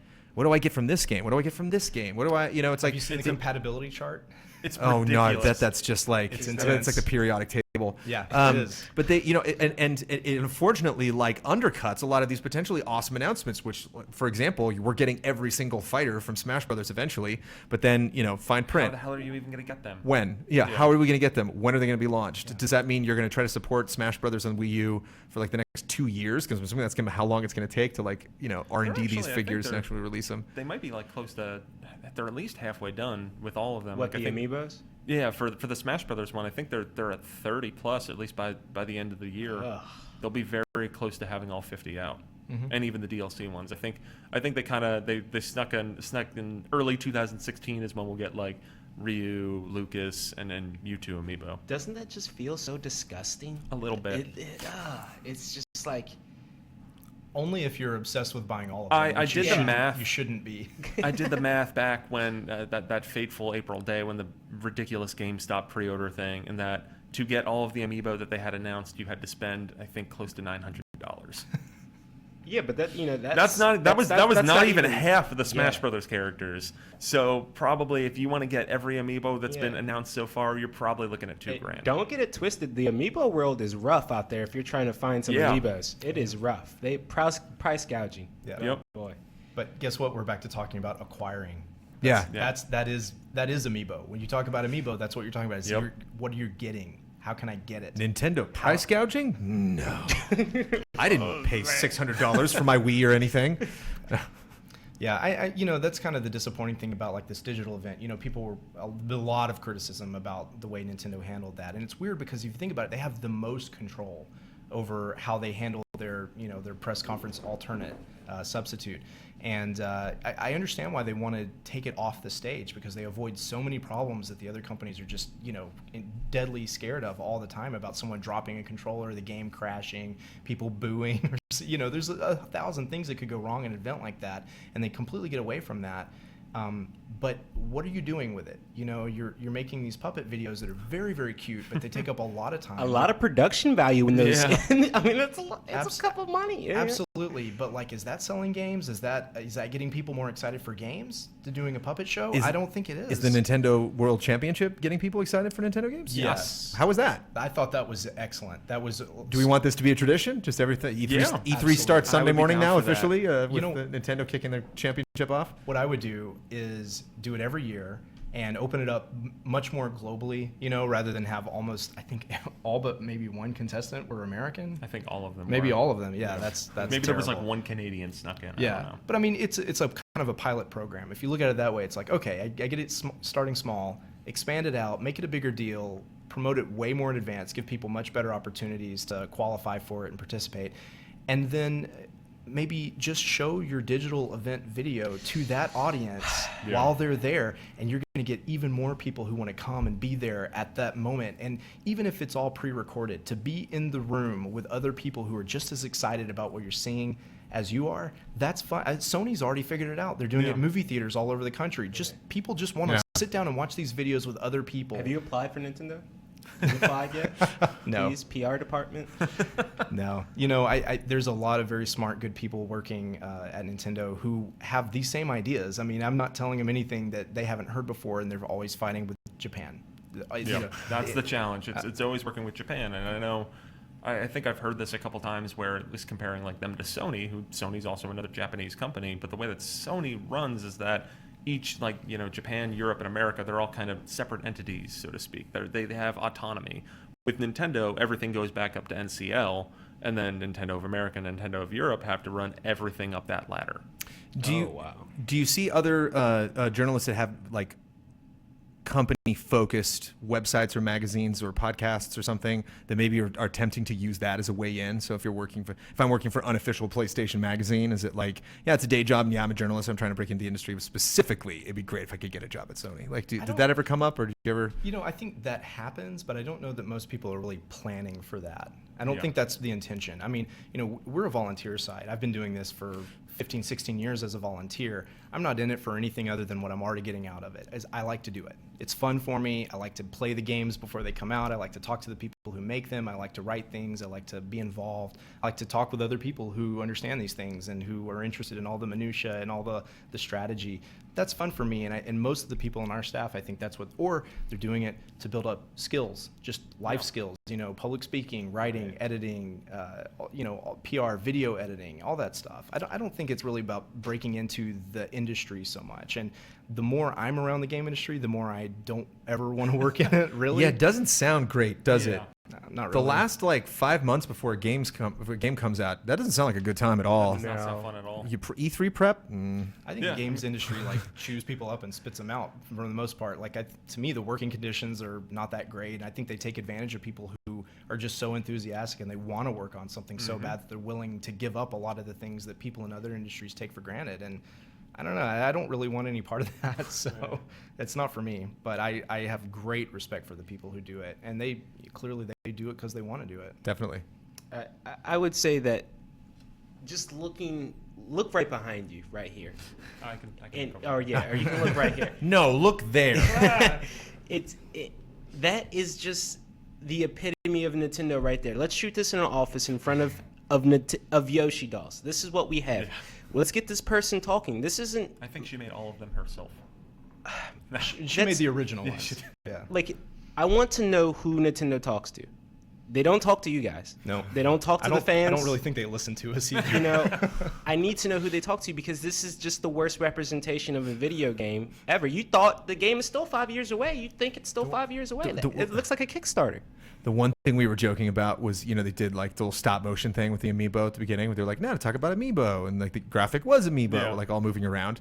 It's funny because it is cute and it's fun to see all those and how you can color coordinate make them and stuff. At the same time, like, what a slap in the face where they're just like, we're swimming in these amiibo. Look at all these like, look, we got all these. Okay, put them back in the closet. People at home are like, shut up and take my money. I'd say Nintendo like this in right general here, like what a bait, it's just like she's literally at the end of it, just kind of like lay on them and be she like, lights them all on fire. like lights one, and like Laughing. lights her cigarette, throws it behind her, and it blows up. The cockiness of multiple amiibo. Did you see the yarn Bowser in the background? Yeah. That's probably a that future whole, amiibo. That diorama is pretty cool. What do you think about the Mario yarn Yoshi? I think Don can agree that it looks with the mustache. It's terrifying. It looks disgusting. Yeah. Yeah, I don't. Some things shouldn't be amiibo. That is one of them. But you were speaking of Super Mario Maker. You were talking about the arches with Star Fox and like going to that location, revisiting that story, and everyone's so damn nostalgic about Nintendo. It's like I've heard this story 10 times, but tell it anyway, Miyamoto. I don't care. I'll listen to him talk about anything. How about those early sketches, that grid paper that they brought out? I mean, which I'm curious to get a poll. Like, was that real? Totally. Was that it? Yeah. I mean, one thing that I did like that they said is they're like, we found this. And so it's kind of fun for them to like go through that old stuff to be like, could we learn from this? And with this, how about, oh, look at that. It's like, I picture it in sepia tone, with like, only at 12 frames per second. And he's like going to his office, like, look at this. You like that moment. That was impactful. Yeah.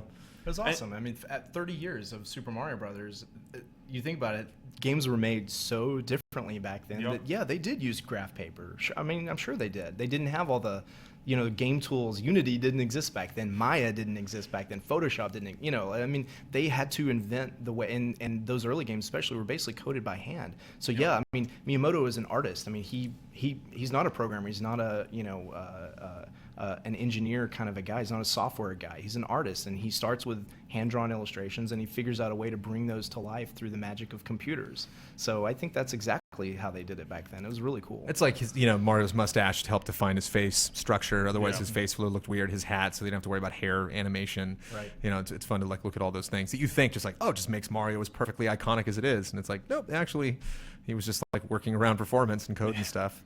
And I think some of those sketches are actually with Mario Maker you'll get like a little booklet with a bunch of stuff, and I think some of those sketches might wind up being in there.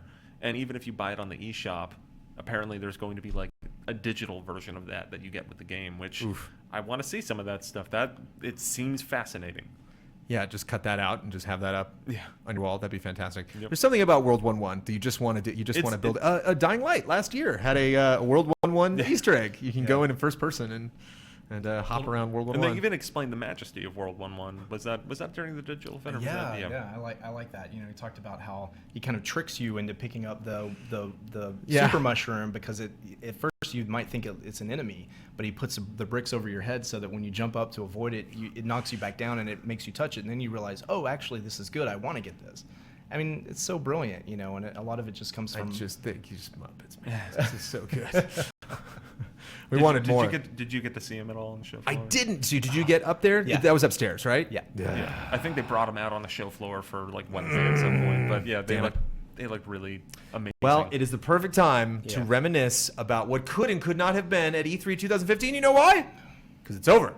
It is right over. now. Right this very minute. 6 Ding o'clock. dong. That's it, everybody. That is not the end of our stream, but that is the end of E3 2015. The doors are closed. I suddenly feel right on way the next more speaker. awake. Ladies and gentlemen, E3 2015 has ended. Please make your way towards the exit. Have you guys The monitors are shutting off. played this Yoki Watch? Or? I actually that was one of the last things I played. Was it? It's kind of funny because it's hidden on the show floor. It's the whole Nintendo thing that they've been doing for the past couple of years, where they just have random women walking around with 3DSs attached to them, and that's the only way you could have played Yokai Watch on the floor. But anyway, it does. I mean, it's very Pokemon-like. It seems like it's going to be something that at least Nintendo wants to see it be huge. They're probably talking to retail partners and stuff like that for the toys, the anime, everything. But was the game? Did you like the game?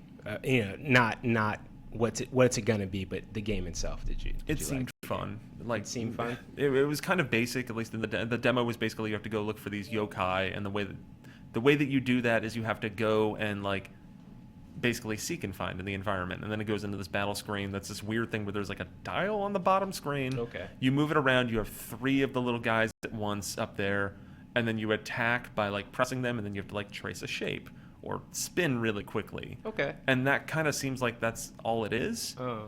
And it seems like a kid's game, and I don't know if it has the depth that Pokemon has. I heard isn't it huge over? It's gigantic in Japan. It looks a little spooky. It looks like you could capture some of those things that you're just kind of. There's this one guy, I think, like a Suda 51 game where you're just like, it's like Manja Pig or something. Now and we're it's talking. this Man weird, Bear Pig. Yeah, it's something similar to that. But it's like I did an attack with him, and then you just see because then after you do the attack, then it has like a dramatic action shot of them, and it's just this like weird looking like pig thing, and he's got this old man face, and it's horrifying.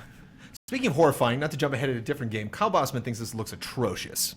He thinks the juxtaposition of the RPG characters with the paper characters is just not having it. Because he said, you know, the RPG characters are a very interesting style and they're very charming, but you put the paper character next to it and it doesn't work. It just kind of falls apart. I think it makes the Mario and Luigi characters look bad because the paper characters are so much more stylized. They're so crisp, and they have such a clear style. Yeah, to me, it's just more of an indictment of the 3DS version of Mario and Luigi. Even the last one, the characters just don't look that good. There's something about the kind of claymation sort of CGI style of them that I don't he's really done. care Max, for. you're gone. You're out.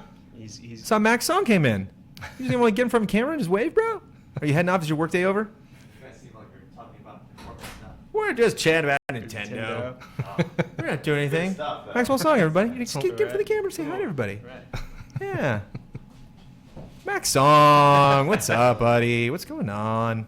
Nintendo's lineup is great, by the way. And one thing that's nice to say about Nintendo for people at home, people overseas, people in different states that have never, may never get out to E3. Nintendo puts their stuff out there. It's very clear, like what's playable, what's not. There's lines, of course. There's always going to be huge lines at Nintendo, but they do have lots of kiosks.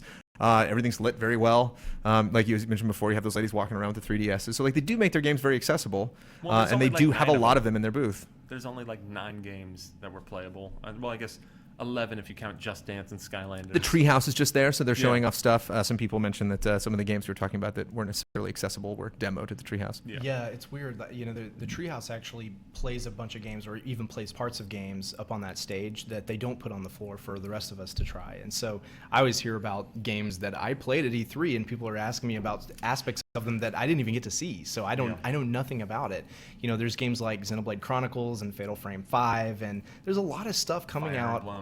Fire Emblem. Both the weird Shin Megami Tensei cross Fire Emblem game, Fire Emblem Fates. Bravely Second was on there. Every now and then I'll be walking through the Bravely Second was there? Yeah. Did you see? I saw a little. I mean, it looked like Bravely Default. I wasn't. They don't make you play the game again 5 times in a row. From what I hear, Bravely Second doesn't do that, which is awesome. What a terrible way to. Which you think Bravely Second would be the game you'd have to play twice. Yeah, but I mean, we'll see. Twice would be an understatement. Would be an understatement. Actually, a lot of people griped about that before I played Bravely Default, and so I knew that going in, and so it actually didn't bother me much. So I kind of knew how to approach it. It's a really great game. I kind of picked and choose. That's a damn good game, and it's something to be said for just like, I needed that. I needed an awesome, character-driven, not really hung up on previous Final Fantasies, so you don't have all these tropes that you have to stick to. That I can go at my own pace. Automating the battle and speeding it up like 8 times, like. Yeah, like the Bravely Default system in that game was awesome because it did make everything kind of run smoother. Everybody had their favorite classes and their little setup and stuff like that. You can break that battle system in a lot of ways, and it's really fun to figure out how to do that. And it allows you to do it too. That's what I like about it. And it seems like with the sequel, they're doing more of that. Yeah. So if you're just tuning in now, if you guys are, I imagine that IGN and GameSpot have wrapped up their streams because they got to get out of here. They're going to kick them off the show floor. But we are still going strong. We have Nintendo World Report here. What's your schedule, guys? We're going to hang out for a little bit? Oh yeah, totally. We're still waiting for everybody to come back from the show floor. If I could get a water, that'd be amazing. Trying to get these guys a water. Thank you so much. Thank you. But yeah, I think one thing to keep in mind about Nintendo at E3 is that they never show everything that they have.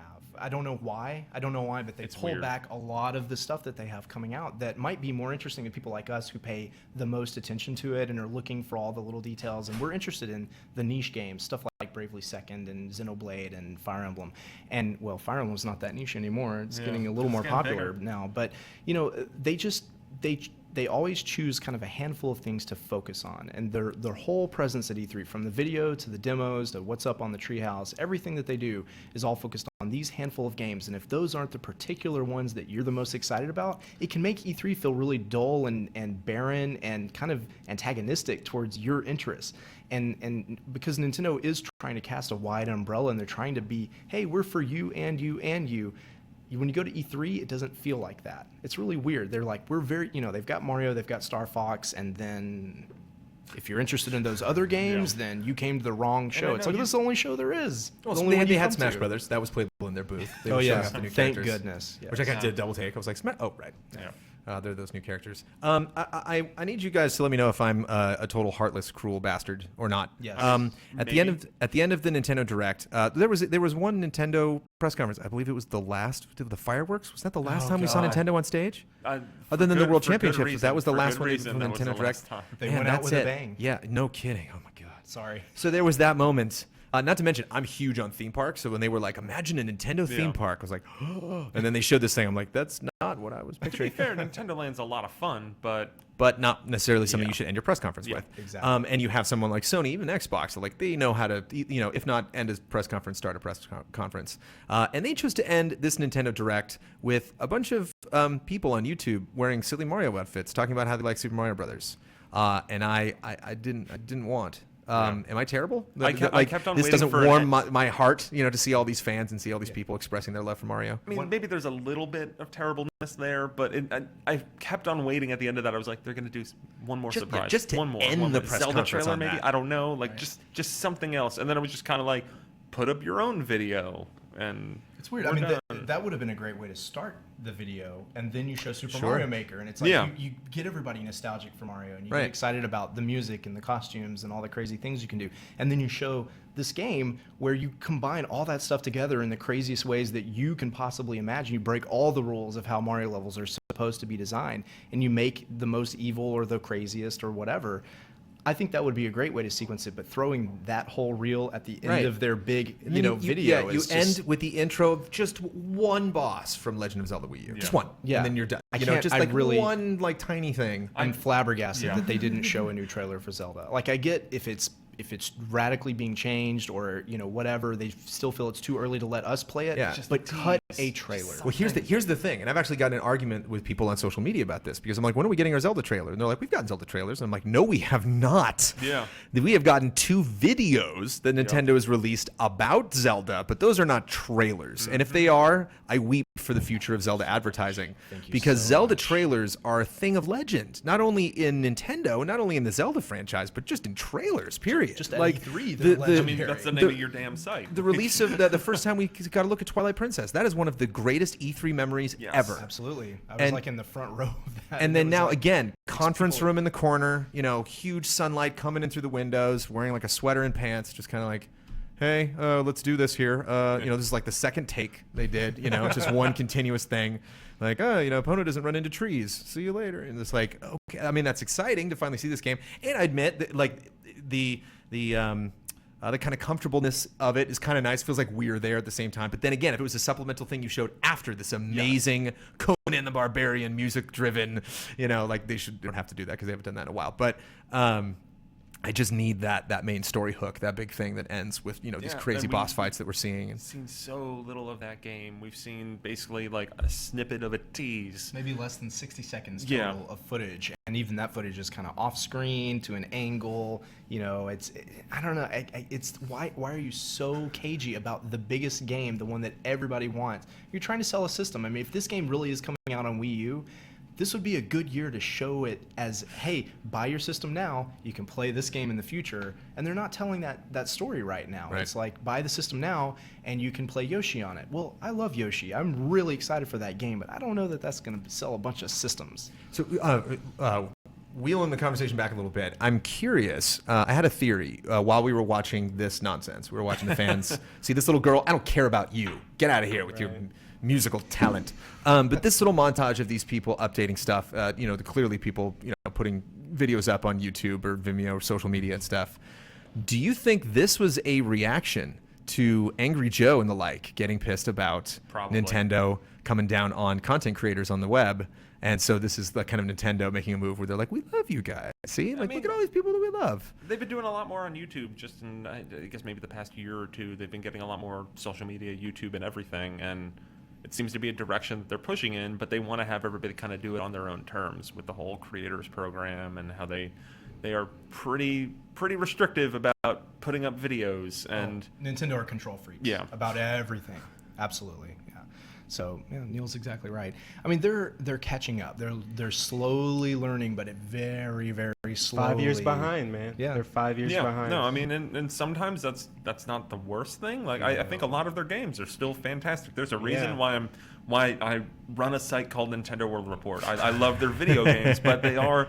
I look at Sony and Microsoft. We can talk about Xbox if you want to. I mean, we don't have to. I don't want to pigeonhole you guys. I don't want you to typecast. I can sum up with the Xbox thing is that I have a Rock Band. I have Rock Band 3 on my 360. I don't have an Xbox One yet. That with the Rare Replay collection, I'm in. I'm getting one by August. Yeah. Exactly. Yeah. I mean, we watched Microsoft's press conference. We always do. We watch Sony's. I own a PlayStation 4. I'm gonna buy an Xbox One. I mean, we play everything. And yeah, I saw that press conference and the Rare Replay thing, which Nintendo really, I mean, Microsoft should have done that 10 years ago, talking about being behind the times. That did not need to happen in 2015. Right. But we played it. It looks great. The games are emulated really well from what we can tell. There's some amazing stuff on there. They're bringing back Blast Core, which I've been asking for that since I totally the spotted 90s. Blast Core on the side when they brought up like a bunch of different pictures. Like I was looking for it. Yeah. I mean, I'm Blast thrilled Core and that- Body Harvest, man. Then the 64. God, 64, man. Body Harvest is a pretty good pull, actually. Yeah. That is made by the GTA 3 guys. Oh yeah, DMA design. It is a weird game and really cool. Like DMA design is not a title you think of when you think about Rockstar, but Right. they were same people. And that in Space Station Silicon Valley, Yeah. which is also a really interesting, crazy N64 game that it's hard to find now, but worth looking for.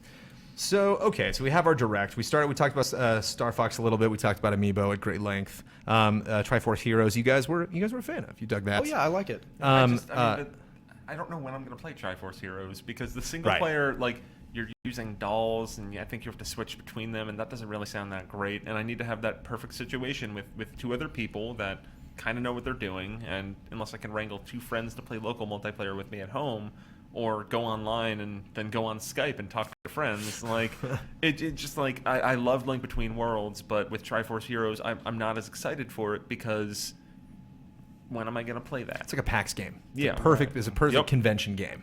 Yeah. You just kind of get it. Like you meet your friends there, and they're like, "Well, we have it," and you're like the third one. You're like, "No, fine, I'll get it." And they like sucker you and strong arm you But into download play. You don't downloading need it to right get away. it. Yeah. Oh, that's right. Yeah. And then what is that usually like? Just limited functionality, just like you can only play one part of a level. Or Well, we'll see. We don't know yet. Okay. But it could be the whole thing. I don't know. And I know like back with Luigi's Mansion Dark Moon, that had for that multiplayer, it was download play, and if you didn't have the game and you did download play with someone, then you still, as long as you didn't shut your 3DS, you could go and play that with other people. You can then share that multiplayer with someone else. Nice. Don, you don't own a Wii U, do you?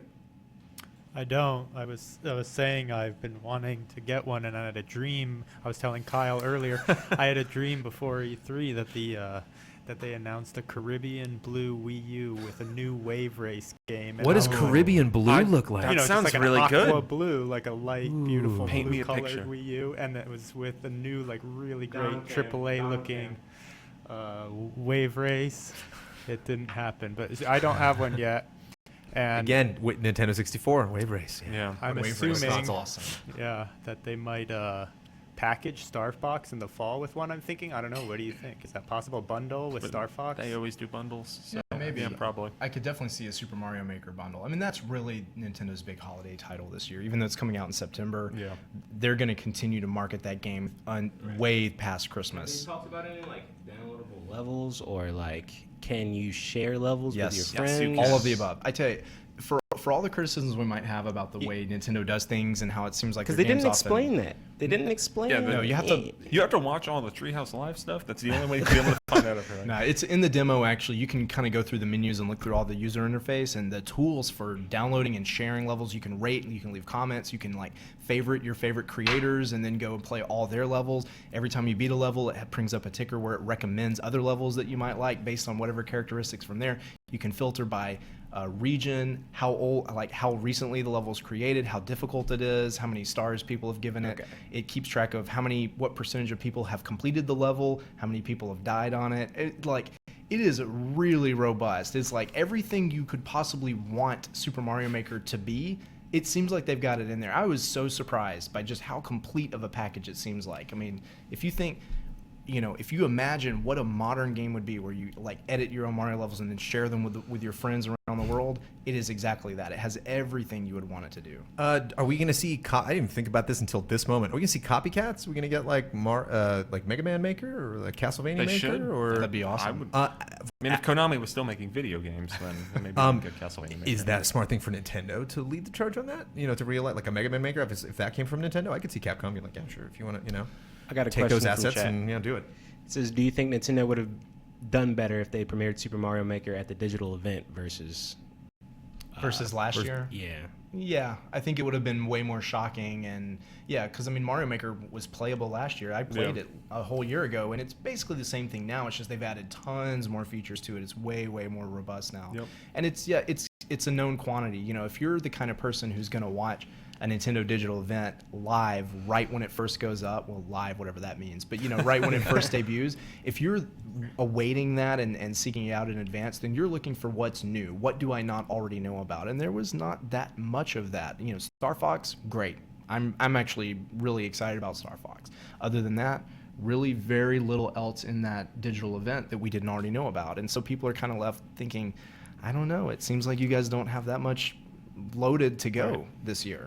Chad is saying there was a Mega Man Maker and Capcom canceled it. Oh yeah, Mega Man Universe. I played that. It was I think it was playable at New York Comic Con years ago, and that was right. Inafune was there, and I think Inafune was like left Capcom a couple months later. It was very weird. Did he use the Mega Man Maker to make Mighty Number 9? That's the question. No, but there is also the PSP game Mega Man Powered Up has a level editor. Okay, cool. Can you make your own worlds? That was an important question. Yes, you can make a set of 4 levels. In fact, from what I can tell, you might even be able to create an entire game worth of levels, like 8 worlds plus bonus worlds. Oh wow, it's pretty robust, man. It's pretty cool. That's also a lot of time too. Yes, it would take a ton of time. I look forward to playing what people create. Oh yeah, it's not something I'm going to be doing. I'm totally a consumer with these kind of Little Big Planet and all that stuff. I'm just like, just show me what you made, because I don't have time to make a really good level. Which makes me wonder, we were talking earlier about Smash Brothers and Amiibo support. It's like, oh, we're going to be talking about Smash Brothers for a long time. We're just going to keep coming out with these figures that we're like, okay, time to boot up Smash Brothers and get back to it. It's not even the Amiibos. They're adding new characters, they're adding new levels, they're adding a tournament mode in August, right? So does that speak well for the future of Super Mario Maker, that they could keep, putting more stuff into it? Absolutely. Definitely. Nintendo way on the DLC train. So if you can think of a cool way for them to do DLC, and actually, the Mario Kart 8 DLC was fantastic. Yeah, and I think the Smash Brothers stuff is great. Well the priced. The Splatoon stuff is great as well. They're actually, I think, one of the best companies about DLC. For what you get, for what you pay, and it's always really high quality. They don't release it they don't have it ready to go on day one. It's always stuff they made later. Yeah. It's the way you would want DLC to be done. They actually are pretty good with their with their fans about that. I think it's something to be said. It's always fun to just grade everybody, to be like, you get a B, you get a D minus. But we've been talking about Nintendo for a long time, so there is a lot of stuff to talk about. Sure. So it does seem like a lot of people are saying there's not enough games on these consoles potentially, but there's certainly lots of things to talk about. Yeah, got another chat question from One Last Word. Once again, getting back on here. Seems like Nintendo spends so much time editing and producing a direct that tells you less than 45 minutes of Treehouse Live that comes on right after. Should they go back to live events, E3 shows and such? I think they should. I think the video makes a lot of sense. Like I said, I think there's a lot of value to showing it to an audience of people in a room, especially at the tournament, would be great. But really, they just need to make those videos a little more dense. There's a whole lot of people just chatting, a lot of showing off amiibos and stuff like that. Show us new games. Let's if you're gonna have people talking about games, talk about new games, not the games that we already know about. I mean, I think last year's was their show last year was very strong, and Kyle said that. It was. They did the same kind of setup as they did this year, but they actually had kind of the games to back it up. Did Mega Man get announced last year in Smash Brothers? Yes. That was killer. I mean, think about like Ryu, who unfortunately got spoiled, teased, ahead of time. But I remember that because he went through all of his moves in the trailer, and you're just like, like Leaf Man or like Leaf Powers. Oh my God, that was a very, very robust announcement. But yeah, again, we're being super picky. Like it was, on one hand, we can talk about. It was funny, like the Paper Jam, the Mario RPG, Paper Mario crossover.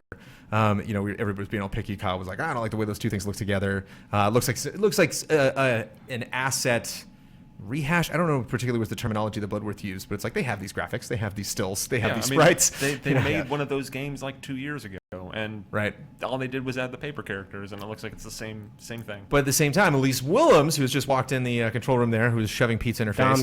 We were talking about Nintendo predictions beforehand, and one of us brought up Super Mario RPG. We're like, wouldn't that be great if we got another one of those? That would be so cool. And then we got one, and we're like, what is that? It's like, So you can easily be pessimistic about Nintendo. And the Mario and Luigi games are great. I'm really looking forward to the Paper Jam. The Dream Team was a little on the talky side. Sure. Do you ever get did you ever get that from your fans, your community? Do you ever people reach out to you and they're just like, you're being too mean? Do you ever get really critical of Nintendo? Yeah, all the time. So on my podcast, people I think usually wish we would be even more mean.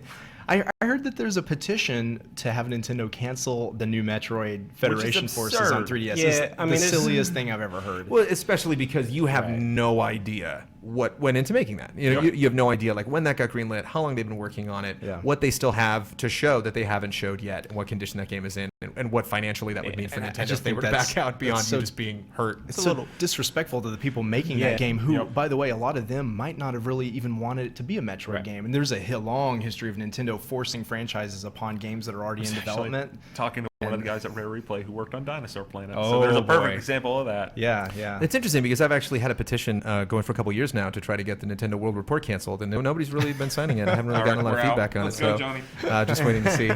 More details on that. You can go to cancel Nintendo. No, I'm kidding.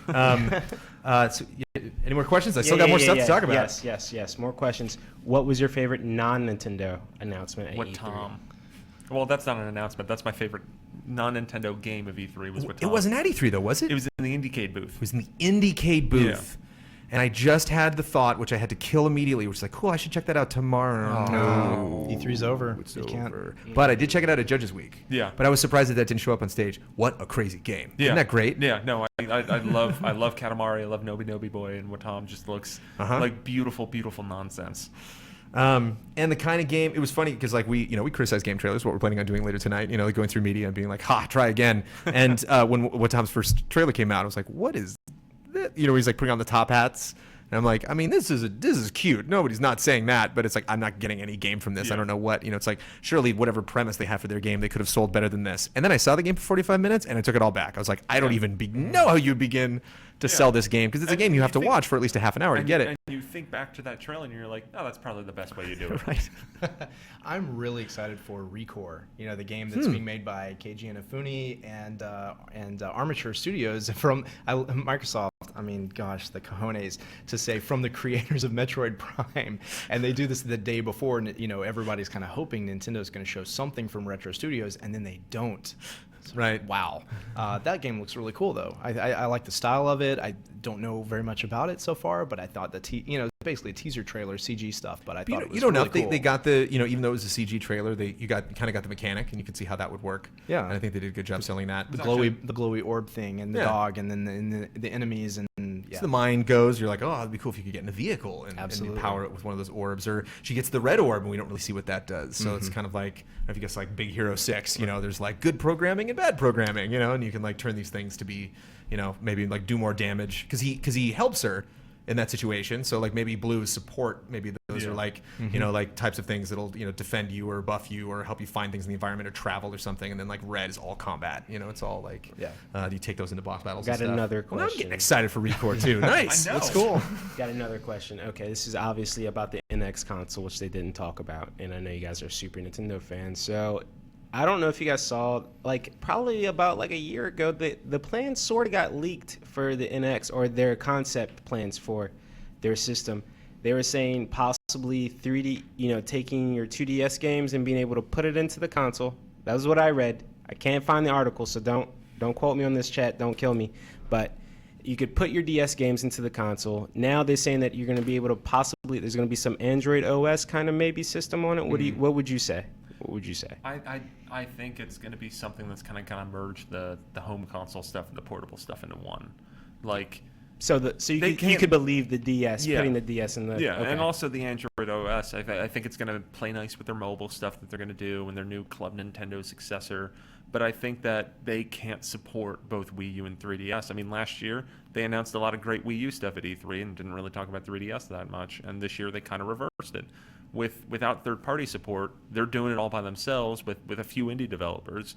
And they can't support a Wii U and 3DS, and even more so if they throw in mobile and quality of life or whatever the heck else they do. Right. So to me, it makes sense that NX is really multiple hardware.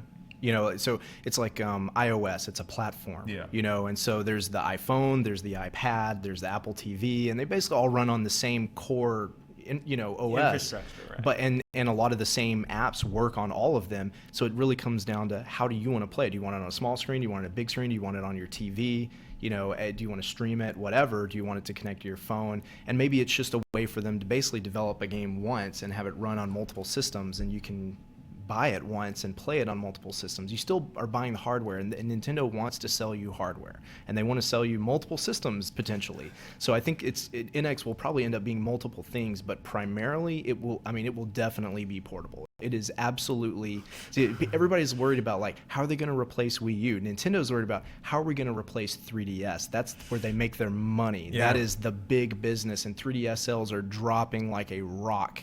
You know, even with not something I pay attention to that closely. So interesting. As someone who does kind of pay attention to a little bit, a little closely. 2013 was a good year for 3DS. 2014 was horrible. 2015 coming back a little bit, mainly because of the new 3DS. But we'll kind of see if that'll actually carry to the fall. New 3DS? What's that? New 3DS XL. Oh my Wait, gosh. are there games for that? Are they? What does it do that the old one doesn't do? Why would I buy that? Is this like a segment from your show? Is this like a thing you guys do? Xenoblade Chronicles 3D. Yeah. No, I mean, I was absolutely shocked that Nintendo didn't announce something for the new 3D. You know that system that they released 4 months ago that they want people to buy? That brand new hardware that Nintendo has that they... Yeah. Where's the new 3DS? Not even a mention of it. It's clear, Johnny, because they released that because 3DS sales were terrible, and they're like, okay, our dedicated fans will all go out and stupidly buy this thing. Yeah. And then they'll just be like, oh, okay, there's not much to get with it. When they release another one, I'm going to get it. When they release a smaller one out here, I'm going to get it. There's exactly one game that's exclusive to new 3DS. Xenoblade, They right? haven't even announced anything else. There's nothing else. There's a few 3DS indie games, like Binding of Isaac is going to be new 3DS only. Because it's Unity. Yeah. Yeah, but you're not going to sell that thing on indie games. No. You know, no way. They sold a Pokemon game one time with box art in a trailer. It was a trailer box art. It was literally Pikachu walked out and was like, hey, here's a new game. And the box art came in and they were done. It was really funny because I remember it actually because I remember that day. I was like, I've been searching it for my entire life. This is the worst game trailer I've ever seen. What score would you give? 0. That is 0. Right. That is a Just want to know the baseline. That is a non-trailer. Yeah, Actually, 0 would probably be a non-trailer. It's probably like a 0.1, maybe a 1. Speaking of like Pokemon, I was amazed that they didn't Kyle announce Bosman a was new Pokemon game. was hurt. Don't you know, holiday 2015, you'll be getting Pokemon Super Mystery Dungeon. Oh, yeah. So you go. You're wrong. Yeah, You're wrong, John. But yeah, I mean, Neil's right. They release a new Pokemon game every year, whether it's a remake or a new one, and there's gonna be one this year. E3 seems like a good place to announce that, but maybe Pokemon's so big they don't need E3 to announce it. But it's interesting. You have somebody, you have like Microsoft, which came out beforehand, and they're like, just FYI, no Crackdown, no Scalebound, no Quantum Break. Yeah. These are 3 titles you're going to see at Gamescom or at other events. They don't have room for it because they've got so many other announcements. Whereas Nintendo's like, no Zelda. We probably could have fit it in there, but we just don't have anything to show. But no, the ball's on Miyamoto being like, we had some really awesome Zelda footage, but we didn't show it. Did he say that? Yes, that is a thing that happened. You don't say that. Man. You don't do that. Yeah, you can't. No. That's like a friend. That's like a friend that like doesn't hook up with someone, and then like later they're like, "Well, I could have. I probably would have done it, but didn't." And you're tired. like, "Stop it! I didn't want to hurt her feelings." Yeah, exactly. I just, I had to get sleep that night. I was just hanging out with the boys. I couldn't leave them. One more question. All right. All right. This is a 2-parter. I know that first part was a little bit long, but the second part is, since they're going to announce it next year, the NX or whatever, how much longer does the Wii U have? Like 2 a years? year. Oh. Me and my girlfriend are really trying to buy one. I'm like looking up the prices. There's still a lot of really good games there. I'm scared because I'm like, next year they're going to announce a new console. I mean, I think, maybe it'll get delayed, but I have a feeling that like the plans for NX are probably 2017 at this point. Well, we're definitely going to hear about it in 2016. They've said that multiple times. It could come out next year. Yeah, and there's that chance. And I think that, I mean, Zelda might end up being, Twilight Princess, and that we'll see it on Wii U and NX. I mean, they've been pretty adamant that it's not going to leave Wii U, but that doesn't mean it's not also coming to NX. But I think that it might work out like the Wii, where in 2011 we got Skyward Sword, and that was basically it. There wasn't much else coming out on Wii, and then 2012 was just a year of sadness on that console until Wii U came out. Yeah, I mean, my advice on Wii U is just this. If you look at the games that are already out and the ones that we know are coming, the ones that were shown here, Xenoblade and Super Mario Maker and Star Fox, if those don't convince you that it's worth buying a Wii U, then you don't really want a Wii U. Because, obviously Zelda's out beyond that, but this time next year, there's probably going to be 6 months with basically nothing coming out on Wii U until Zelda, which is the same thing that happened on Wii. It's also the same thing that happens every year. You just have to deal with that, John. They legitimately, be from honest with yourself. Splatoon to Mario Maker, there are no games coming to Wii U from Nintendo outside of some eShop stuff. Right. 3 months with no new Wii U games. And that's not the first time that's happened. It's for some reason Nintendo of America just hates July. They just hate the summer. They have a big they have a calendar there in July. It's just crust. It's like a 13th floor in building. They just don't. Well, they have Splatoon. I mean, Splatoon is basically still being released over the next couple of months. It was a pleasant surprise. That definitely turned out better than they were going to say. Okay, so I have one more game, guys. So we talked a lot of Nintendo games that they covered. We've had a little chat about all of them, but we've neglected the game, the big game, the big thing that everybody was talking about, the shock, the earthquake, the tremor, Mario Tennis. I was like, oh man, what was it? Massive, meaning massive tennis players. Yes. You can that's be it. small and then you're big That's and then all you're it's small saying. again. Can I tell you a quick story? My first E3, 2000. Okay, this is my 15th E3 this year. Bummer, mine was 2002. Everybody's beating me by like 1 or 2 E3s. Don't worry, you beat me. For me, it was 09. Yeah. My very first E3, 2000. I was playing N64 games and Dreamcast games that year, and I saw a PS2 for the first time, actually at a party. Someone had imported one from Japan, and there was a game called Mario Tennis on N64. They showed a new character called Waluigi, who I immediately thought was hilarious, and I still love Waluigi a lot. I'm definitely on the Dan Reichert camp with that one. And my friend Ben and I, who I met at the show that year, we just went back to Mario Tennis over and over and over, and we played it so many times. We had such a blast, and I bought that game the day it came out. I was living in the dorms in college at the time. We played a ton of it. That was 15, 16 years ago. That's the same new demo. It's the same game as that, right? They just keep making it over and over, and there's really nothing new in it. I don't understand. It's just tennis. Tennis is not that complicated of a game. I don't know how you can make 18 different tennis games. It's just tennis. Do a new sport, or just don't do it. Just do something different. Between baseball and soccer and all the sports that Nintendo's attempted over the years, do you have a favorite? No. I like golf. Yeah, I like the Striker series. Oh, okay. The soccer one. I guess I would say tennis. I actually think that N64 tennis game is my favorite of all of them. Yeah, but I'm not a big sports guy anyway. So yeah, I don't know why you're still making the same thing over and over again. What's the point? And they've made so many sports games, and that's the thing. Like we used to do, we haven't produced like a huge one in a long time. But we used to do just giant, massive retrospective series. We would do like multiple episodes, like Final Fantasy, Resident Evil, Star Wars, and stuff. I love those. And thank you very much, sir. But when we produced those, a lot of people reached out and they were like, "Oh, you should do Mega Man," and they're like, "Well, okay," or they're like, and everybody's always like, "You should do Mario." It's like that would have to be a 20-part, 800-hour thing. Game trailers and just be like, well, this is what we're doing for the next year. But not only that, like one of those episodes inevitably, because like I've thought about it, I broke it up, just kind of like, okay, what would each episode be and what would you focus on? You'd have to do a sports episode, and just that episode would be 30 minutes, because you imagine doing every single sport they've ever done. Soccer, down to the Game Boy and NES, like I remember playing, baseball. Virtual Boy even. Yeah, definite Virtual Boy action. Oh my goodness. We got a full house, everybody. We got Ian in the control room. Let's go on the control room cam. Dom cam. We got Ian's shirt in there. They just see your shirt. Get in there. Yeah, there he is. There's proof. If we go to the couch is full. We got Kyle Bosman, Elyse Willems. We all made it back safe and sound. We've got Omar. Omar, how was your show today? Tiring.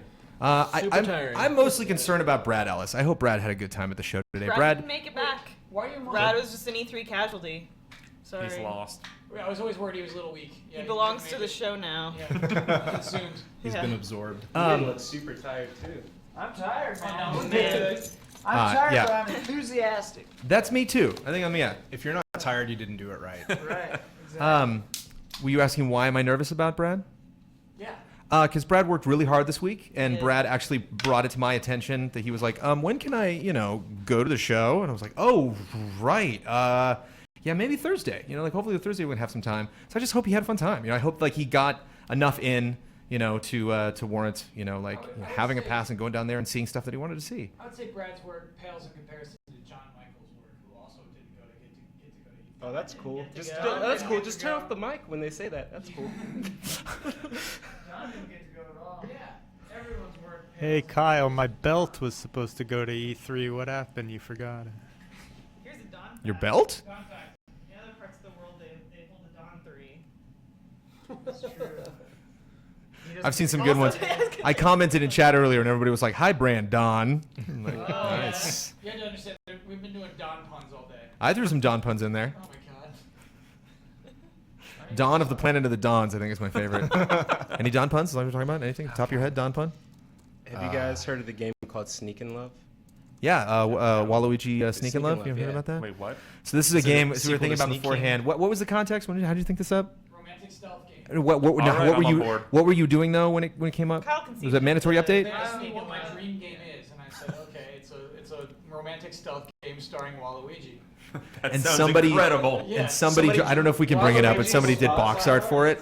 Explain it. He And it's like a doesn't explain it. He and it's just like a says giant that. apartment complex, and there's like a shadow of two people kissing in it, and Waluigi's face is behind it, like. Wah. It's not that preposterous. There are 2 Tingle games in Japan. Yeah. Tingle, way creepier There's than. 2? Way creepier, yeah. So what's the one that's not freshly picked then? What's the other Tingle game? There was a balloon fight one. Oh, okay, yeah. Balloon something. And wasn't there 2 freshly picked ones? I feel like there might have been. So, Kyle Bosman, you're back. Yeah. Is Blood here? Blood back. Blood left late. Blood left? Oh, left the show late. Yeah. Okay. But when Blood gets here, we're going to be doing some GT time, right? Woo. You got the graphics ready and everything? We're all set up? Nope. We're putting them in post. All right. No, we can put them now. I got them ready. We'll talk talk about matter. that. We can't load things on the track. Sorry, Ian and I will whisper to each other off we camera. can put it on this computer, I guess. That'd be dumb. Hash it out on the stream. Let's hash it out. No, Hash it out on the Hash it out stream. right now. Oh my gosh, you shouldn't do this stuff live. If you're really gonna be a baby about it, we can put it on this computer and do That's that. not being a baby about it. That's doing like the show that I want. While you guys hash it out, we'll talk more about Sneak and Love. Yeah. So go ahead. Okay, explain more. Yeah, I like this idea. This We model already game. did. We were kind of just talking figured it about out. when we heard about Mario Tennis. We were kind of thinking about like, how about it's just an adventure game where Waluigi has a racket and it's just going around? Because that'd be better than the tennis game. Solving people's woes. Yeah. Just racket style. If they just called this new one Waluigi's Tennis, that alone would make it way more appealing to me. If they just put a third person on the tennis court, do whatever it is you do. Don't put out the same game. Literally, they don't talk to anybody. No, you don't understand. The characters get bigger. Huge. I You can know. barely even see them on the screen anymore. have a They're so huge. backhand now. Probably the one good thing I can say about that is that when you play doubles in that, like Peach's animations are like weird and like very dainty, and especially when she gets giant, because then I would just spam like the waving high, and then someone would serve it to me and hit me in the face. Or if you're gonna do another Mario Tennis, at least open it up to all the other characters. Bring in Chibi Robo, make it the Smash Brothers of Yeah. tennis. They should do that with That all might the actually sports be. games. Yeah, absolutely. I that's one thing I really like about Mario Kart is how they've kind of opened it up to other franchises, Yeah. bringing that in. A little taste of F-Zero, a little taste of Animal Crossing. You get Link in there, and he has his own course. That stuff is awesome. Everybody loves that. Do that with all your sports games, all your racing games, all your fighting games. Smash everything. Elyse, you want to talk about Twilight Princess HD a little bit? What? That'd be cool. Did you want some Twilight Princess I had HD? a big dream to see 3. I had a feeling that Nintendo did kind of abandon the Wii U. They clearly are focusing on what's coming next for them. Oh, yeah. But I That's thought correct. maybe the Wii U's last swan song will be some like HD remasters. Like, we got Wind Waker. We're getting we got Ocarina of Time and Majora's Mask on the 3DS, and I thought maybe we would get either a Super Mario Sunshine HD or Twilight Princess HD, which were my dreams. And everyone told me it wouldn't happen, and they were right. I wish for that. But I think I'm both there of with you. those could still happen, actually.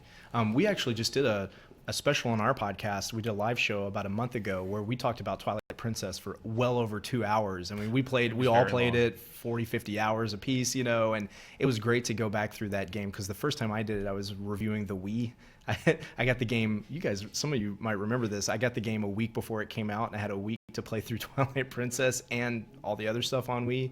It was brutal, and so my memory of the game was like kind of a blur, you know. It's just like I was a dog, and also what did you play and what did you dream? Right. Yeah, exactly. So it was kind of a revelation to go back through it again, and it really is a great game, and it's some of the best Zelda dungeons ever. So it's such a cool style to it. A lot to like about it. And I think there's some few obvious things that you would want to fix if you went back and had another chance to kind of do another swipe on it. But, you know, with everything they've done with Wind Waker and Majora's Mask, it's the perfect candidate for it. Sunshine, same way. I think Sunshine would actually be great on the 3DS. That's new 3DS. That's but oh, that's the only way you're going to be able to control the little squirter. Yeah. It's the only way. If you have both little. That would involve Nintendo acknowledging that they released the system a couple months ago. Right. Yeah. Elyse Willems, how's Man-Ups?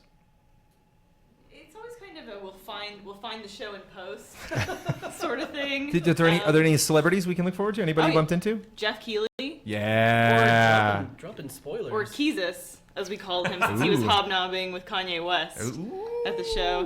Nicole Z from Ladies in the Lobby. Nice. Oh yeah, I met her yesterday. We're playing King's Quest. Oh, she's fantastic. And King's Quest, we didn't get to play anything. Oh, that was at the IndieCade too, wasn't it? No, it was at Microsoft's booth. Oh, damn it. Yeah, it was kind of it didn't have a great situation because it was just sort of tucked behind right by Mad Max. Yeah. Who else did we talk to? Ash. Ashley Birch. Oh, nice. And we did a little bit of E3 trivia. I won't give away much more, but we, Jeff and Ash, and we asked them a few questions about E3's past, and what we saw this year, to see how well they were paying attention to the press conferences. Where's Kyle? Is he prepping for GT time? Yeah, he is. So in case you guys are wondering, Nintendo World Report was here for a healthy amount of time. I think you guys were talking about all the stuff great. Nintendo. You're free to hang out as long as you'd like. We have to fill up these chairs when we get GT time going, but who knows with Kyle? We can be, we'll have to cover for another hour before he gets his shit together.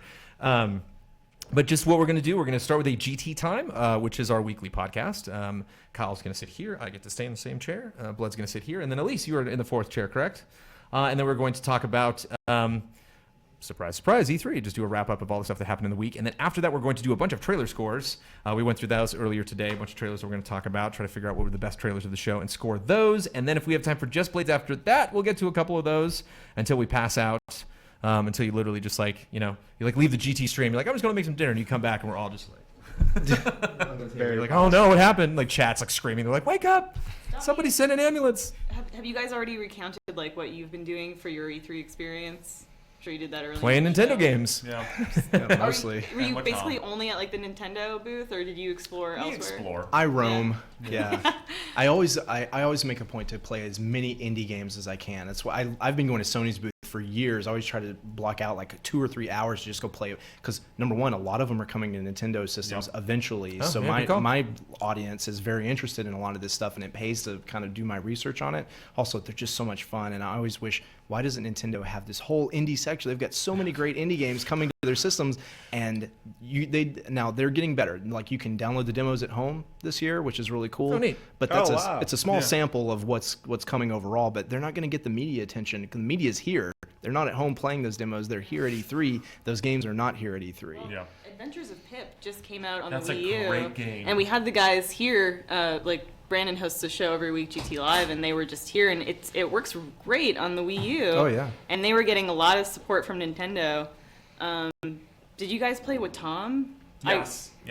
Almost got to. So great. Was this close to it, but then we had to go do Final Bosman, and I never got a chance. Nice. Mr. Daniel Bloodworth is back. Hey, do you want to... I was just going to go run and check in with Kyle and check in a couple of things, maybe take a little 5-10 minute break. Do you want to come in here and chat with your old buddies? You're not going to catch me up? I'm just going to jump in? Okay. It's a dream come true. You up. They've been in here. John can catch you up. All right, everybody, I'll be right back. I'm just going to take a brief little break. Take my phone with me. With our Planet GameCube powers combined. Right? Hi, I'm Jonathan. Hi. Yeah, I have no idea what you guys have talked about or said about me behind my back or anything. All the bad things. Yeah. Sorry I went late. But Would you play? What were you playing? Did you play anything? The most amazing freaking thing. What? It must be that good because I could not understand anything you just said.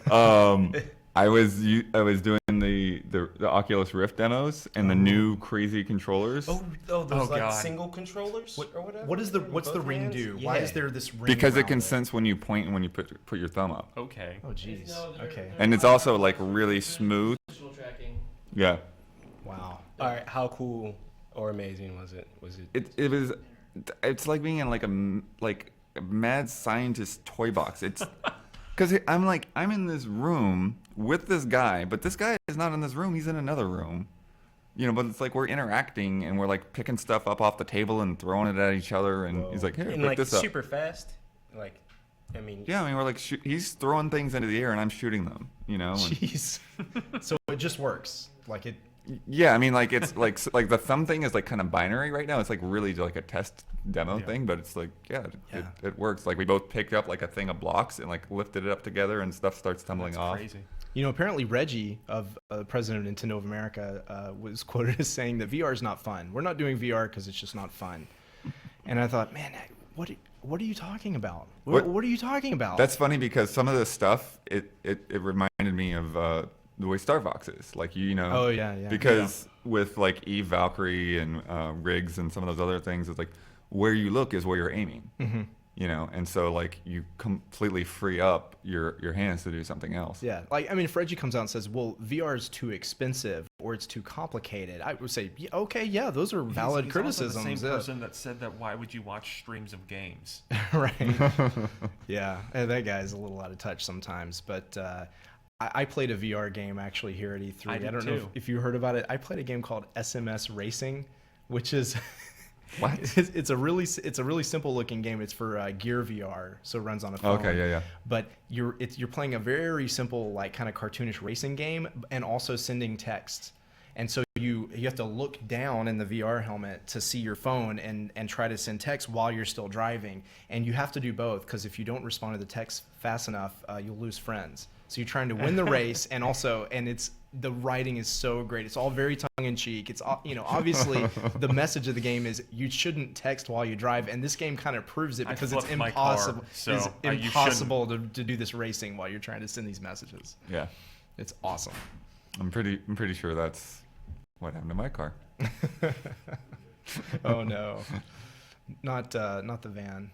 Yeah. I got a question for you guys. The famous van. Not that van. I just bought a new van 2 weeks before the accident. Yeah. All right. Oh.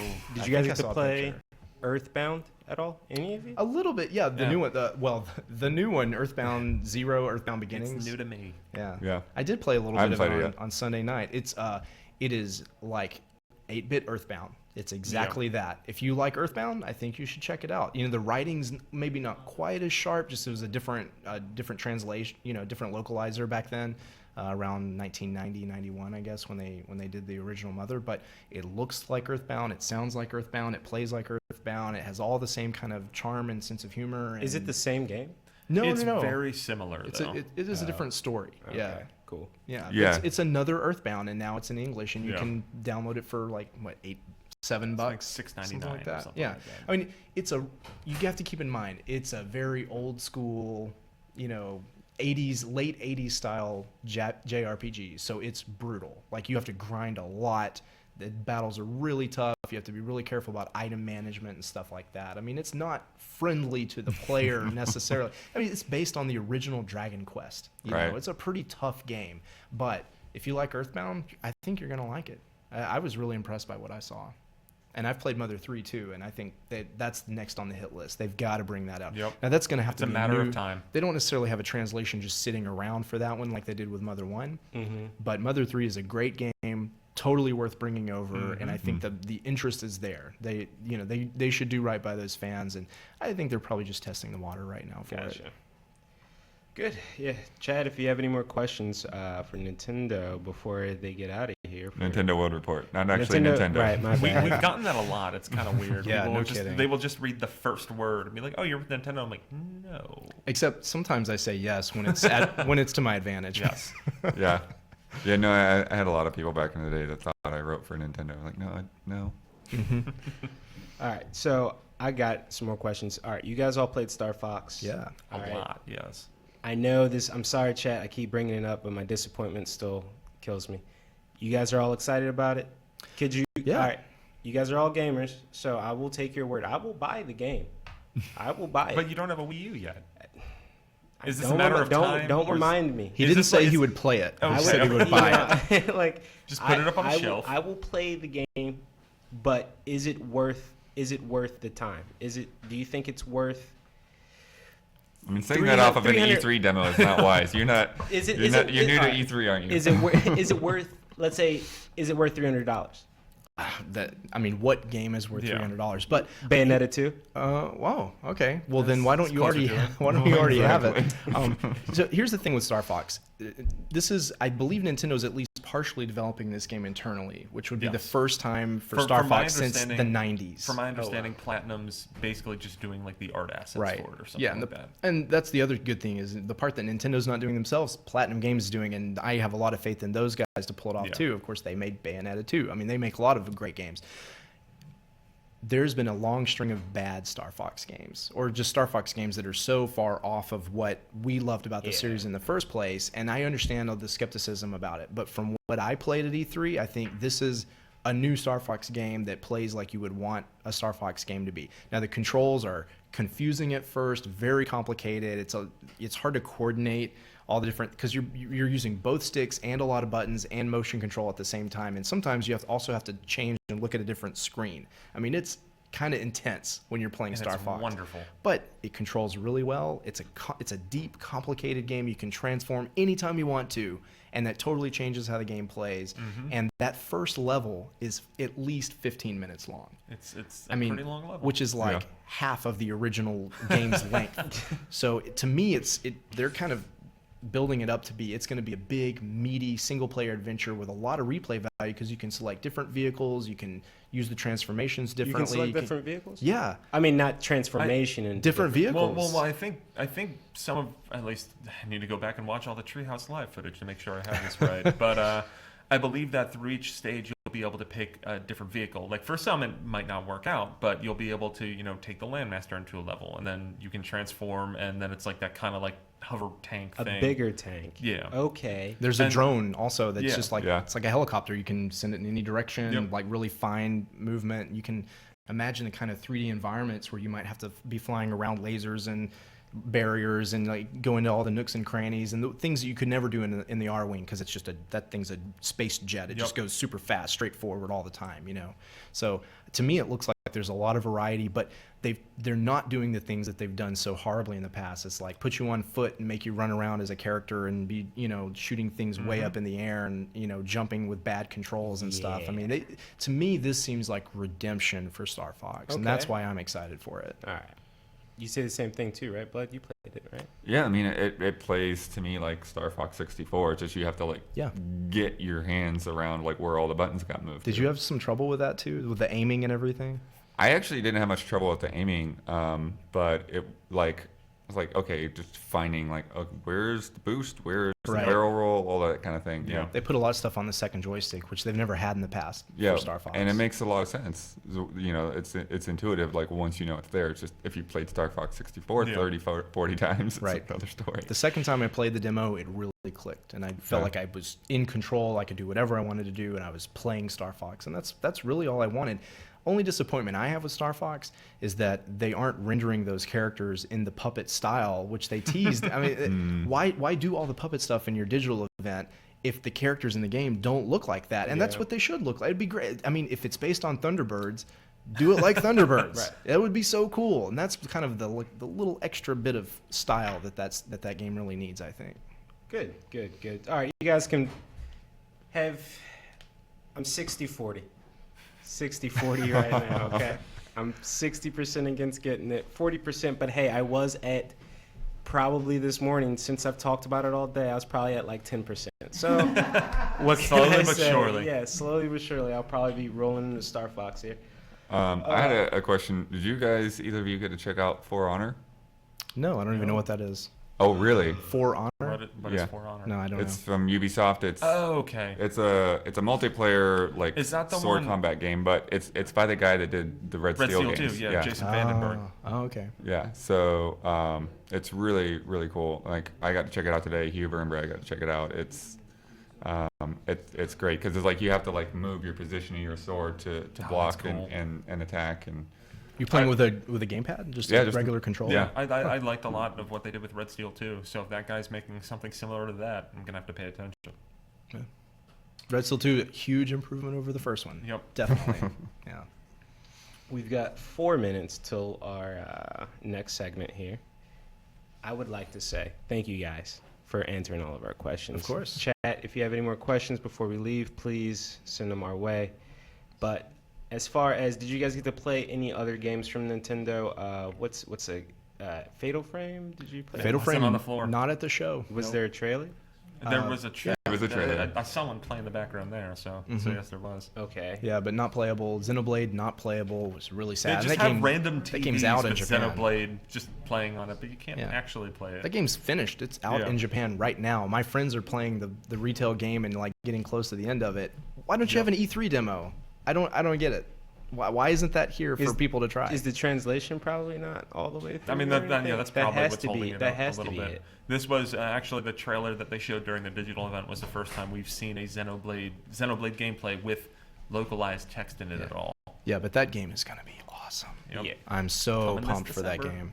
All right, before you get out, what game do you want to see on the console, on the next Wii U or the NX? What do you want to see? If they're gonna bring one back, what do you want to see? I want a legit 2D Metroid. Ooh, like 2D. That's before this E3. I made several comments about how like they better announce a Metroid or else I'll be very upset. And then they did, but it wasn't the one I wanted. I really want to see a side-scrolling 2D Metroid made by Nintendo. Like, I mean, there are a lot of great indie games out there that are doing wonderful things for that kind of style of game, but I want to see Nintendo make something in lines of, Zero Mission or Super Metroid. That's what I want to see. I mean, my most anticipated game right now is the new Zelda. But I guess that's probably it. Well, I'll say it's going to come out on both systems, by the way. I think you're right. Yeah, I think it's going to be another Twilight Princess situation. I think it will come out on Wii U, and if you want to play that on Wii U, you're going to be fine. But I think it'll probably also be a launch title for NX. Right. Yeah, and I think for a lot of the same reasons, it's like you can't invest that much money into a game and then nobody's going to buy it. Well, people will buy it, but maybe just not enough for how long it's taken to make it and how expensive. I mean, that's going to be a massive game. Do you think they've got voice acting in it yet? They gotta. I mean, that's behind the times. I don't know. Yeah. Well, as we said earlier, 5 years behind. They gotta because it'll look completely ridiculous if they don't. I mean, again, playing through Twilight Princess again recently. It's completely ridiculous there. It's insane how much text is in that game and how they're trying to tell a story. They've got characters and they're doing facial expressions. They're trying to build relationships with these characters and they don't talk. Even if it's just everyone but Link talking, that's fine. Yes. That's fine. Okay. But you don't have to give Link a voice. No.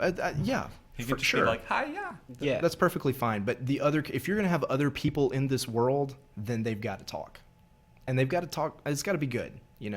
Just otherwise it seems so antiquated and simplistic, and it just seems that these modern games are about production value, and you have to put some production value into it, and that means doing voice, doing it well. True that. Blood, what do you want to see from Nintendo if they were to raise one? Well, they already hit the big one, so we'll do Wave Race. Yeah, Wave I'm Race. down. Yeah. Or the HD Wave Race. How about a F-Zero Wave Race crossover? You could do that. Well, there is a game coming to Wii U that's very Wave Race like, Fast Racing Neo, which is very F-Zero. You mean? Yes, very very F-Zero like. Yeah, it is though. Yeah, it looks a whole lot like GX, and it's a little easier. So that's good. I think most games are. Yeah, most games are easier than GX. True. Well, Brandon, how we doing? Why asking me, man? I'm just good. He's just chilling on the couch. Right. Yeah, I'm just chilling, hanging out. I mean, I could go all night, but you probably You're don't really want good. me to. I asked Cal Bosman if he's ready for GT time, and he said yes. And then but this is, it's GT time live. So now you can experience the most crucial part of GT time, which is waiting for Kyle to get his act together. We come in, we sit down, we're ready, and we're chatting, and then it's just like another 5-10 minutes, and then we finally get GT time. Check the phone. What's going What's on? up? Right. What's happening? It'll be worth it because finally on GT Time we're gonna say what we thought of E3. Oh wow! And that That that'll sounds be fun. something that we haven't really done so far. We're finally going to talk about E3. Yeah. I know. Did you guys? I'm sure you saw the Final Fantasy VII trailer. You guys Final Fantasy fans? Oh yeah, I've played almost all of them. Six is my favorite. Oh, there we go. Brandon right there said the same thing earlier. Six is his favorite. And that's like I wish it was just a remake of 6, but I understand seven's got the cachet. Yeah. And I'm curious to see how they do that. Yeah. Like I don't know if it's like I've played through 7. Kind of like I think back in the 90s I really enjoyed 7. Today, But I really want to see what they do with this. Speaking of games that need voice acting, Final Fantasy VII remake. That's going to be interesting. It's going to be a lot of voices. A whole lot. That's probably one of the things that's kept them from doing it so far, I think. Yeah. And the world itself is just massive. Yeah. It's massive in itself.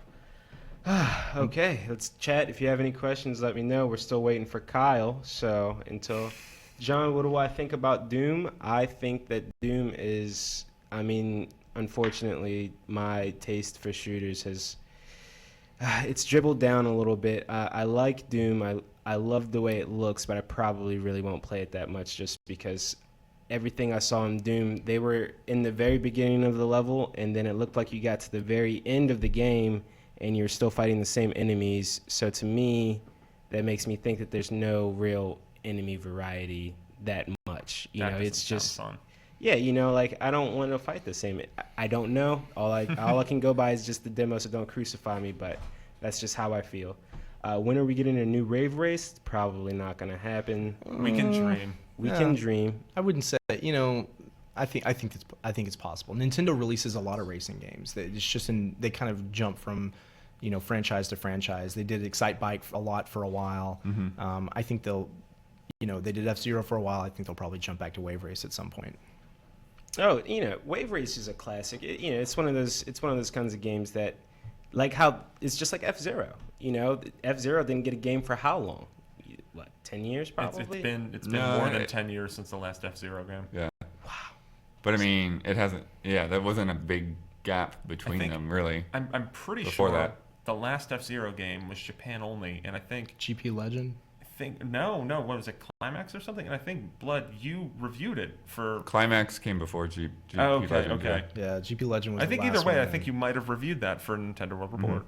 So anybody who wants to see that. Actually, Dan named a Nintendo World Report. All right. Yeah. Somebody asked me if I would rather have a new Bayonetta game or a new Devil May Cry from Platinum Games. Theoretically, obviously, I don't know. That's hard. I like Bayonetta too. From last I heard, Devil May Cry is probably not going to get another game because of the sales from DMC.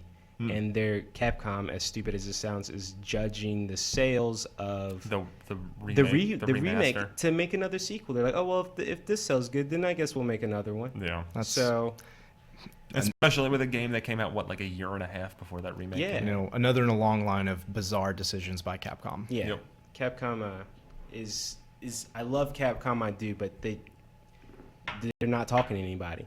They're not talking to anybody. They're not talking to I love the the Capcom of 20 years ago. Yeah, I think the people who made the Capcom games that we love are mostly not at They're all Capcom making anymore. stuff on but Kickstarter. I'd love for them to experience kind of a renaissance, though. I'd love for them to kind of go into the desperation corner that people always talk about with Nintendo, which clearly Nintendo's not there yet because they don't seem that desperate this year. They just seem like they're coasting until the next big thing is ready. But Capcom, I feel like, is definitely on a downward trend, but maybe they get to a point where they're like, okay, we got to pull ourselves together and we got to make our Final Fantasy or whatever it is and really just kind of come out punching and blow everybody away. And it could happen. Yeah. They still haven't even announced Dragon's Dogma Online for the West yet. Oh, yeah, I forgot about that. Yep. Yeah. I got another question here. I don't know too much about this, so I won't comment, but what do you guys think about how Nintendo of America handled Devil's Third? or they didn't. Yeah, That's it's kind of funny because the leading up to E3, out of nowhere there was just a weird trailer with Itagaki, he might have been a terrorist, I'm not sure, but it announced the release date for Devil's Third in Japan. Mm-hmm. The next day, Europe and Australia also announced release dates for Devil's Third in their respective regions, all coming out in August. Nothing out of Nintendo of America. digital event rolls around, nothing out of Nintendo of America. Neil, We E3 even- is not the time to announce we games. even That's right. we even asked people in Nintendo of America, being like, "What's up with Devil's Third?" And they're like, "Oh, we're not commenting on that game." I'm like, "It's literally coming out everywhere else in like 6 weeks." And I have no idea what's going on. It's probably going to be another situation like logistics, just like Disaster Day of Crisis, where it just never shows up in America. Oh my gosh! But they got 18 new amiibos coming, so please look forward. Please to it. understand. But you can't touch the Yoshi. Yes, I did touch him. Oh, they wouldn't let me hold the Yoshi, but I got to touch him, right, and he's, right. he's soft. Yeah, like you'd expect. Mm-hmm. Those get dirty pretty fast. Yeah. Let anybody touch those. Did you guys get to go see the puppets? The puppets yes. are awesome. Yes. Oh, I didn't know about We that. conned our way up to see the puppets. Oh, puppets are gonna be in man-ups? Yeah, there's puppets and man-ups. Yeah. They're pretty great. We were trying to do a fake interview with the puppets, but they wouldn't let us. Oh, Kyle showed up. They weren't very talkative. Are we ready, Kyle? Oh yeah, I'm ready to go. Oh, Kyle is ready. Everybody, Kyle's ready. All right. Let's say goodbye and a good thank you to Nintendo Worlds. Bye. Right. Yay. Report. Nintendo Nintendo Report. Thank you guys. having us. Thank you very much for having us. We had so much fun. All right. I'm getting off the stage for the first time today. Thank you. Wow, that's endurance. Here, you can get another chair. Hold on. Get my shakes on. Thank you, sir. Please stand was by, great. everybody. A lot of fun. We're Good to see doing a you, little Dan. change Always. here. That's at what the I get stage. on your show. It's a little behind the I'll scenes. be right with the world. Enjoy this. Enjoy this behind the scenes look. GT. Yeah, I think so. I don't know if we have. I've actually. This works out well because I've been watching a lot more game trailers. This is a behind the scenes look at the changeover. Do that thing. Get up on that desk. Oh yeah, hi everybody. Elyse is Are coming. these mics on? No, they're not. Okay. Not on? No. Had to turn that off. You ready, Kyle? Get Do, up on yeah, I that can hear myself. desk. You gotta get up on that desk. Brad No, just said to actually. me, he was like, "Is that a fanny pack?" And I said, "Hands free at E3. That's the way to do it." Oh, it's a long. Well, it it's was been a funny long because I got to an appointment early, hoping to like get in there and get it over with and just keep going. Yeah. And they're like, oh no, we can't. You know, we got this thing set up this way, whatever.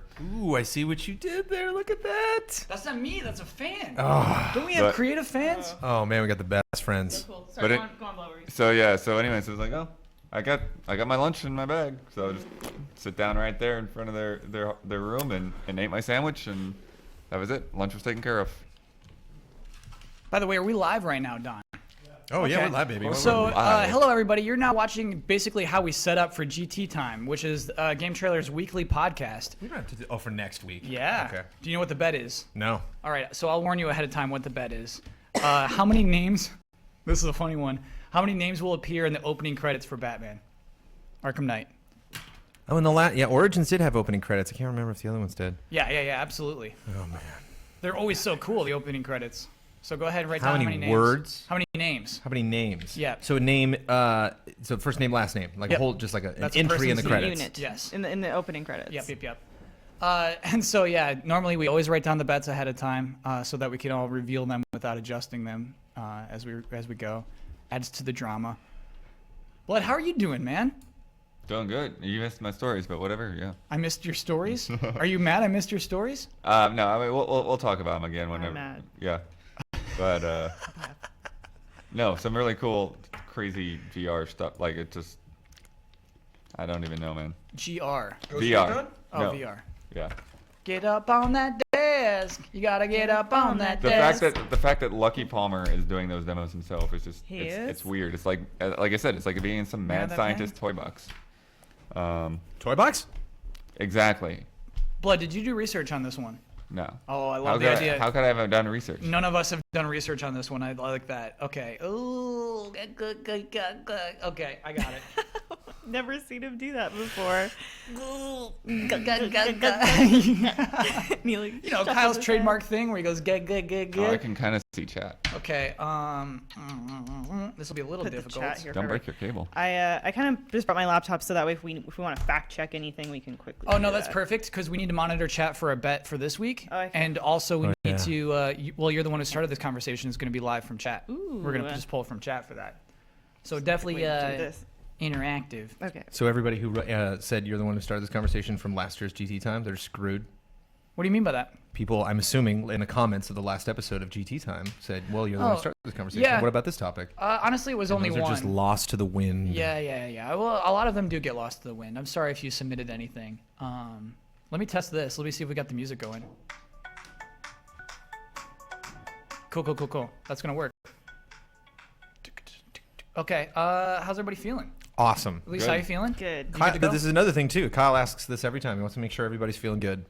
You're right. Just feel the room before we get started. Oh, yeah. A little behind the scenes on GT Time. Yeah. E3 number 14 is over. This is number 14. Yeah. Kyle, you're For singing me. a little fast and loose tonight. 14 blood right there. 14 boom. I've never felt more confident in my ability to stretch than after these past 4 days. Yeah.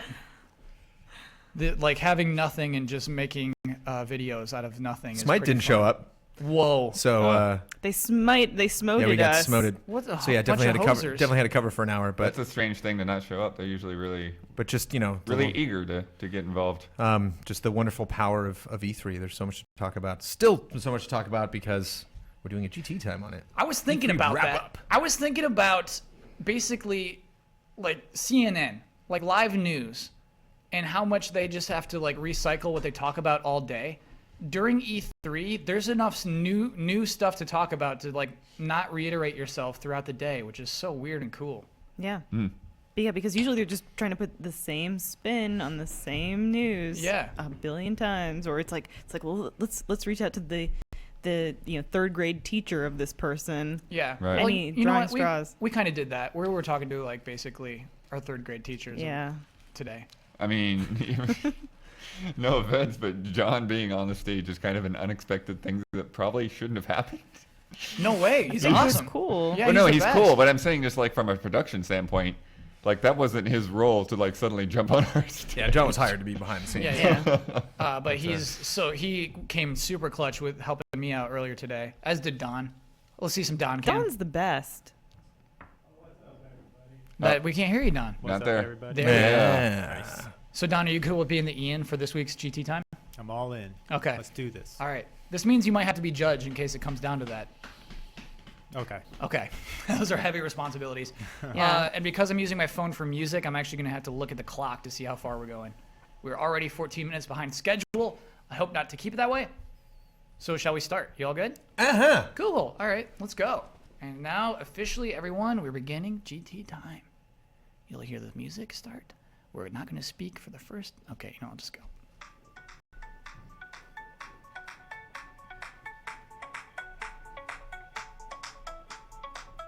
Hello, everyone. This is GT Time, and I'm your moderator, Kyle Bosman. And joining us, as always, is our uniquely talented and knowledgeable panel, including Brandon Jones, Daniel Bloodworth, Elyse Willems in the super seat, booyah, making this all happen, Don Casanova.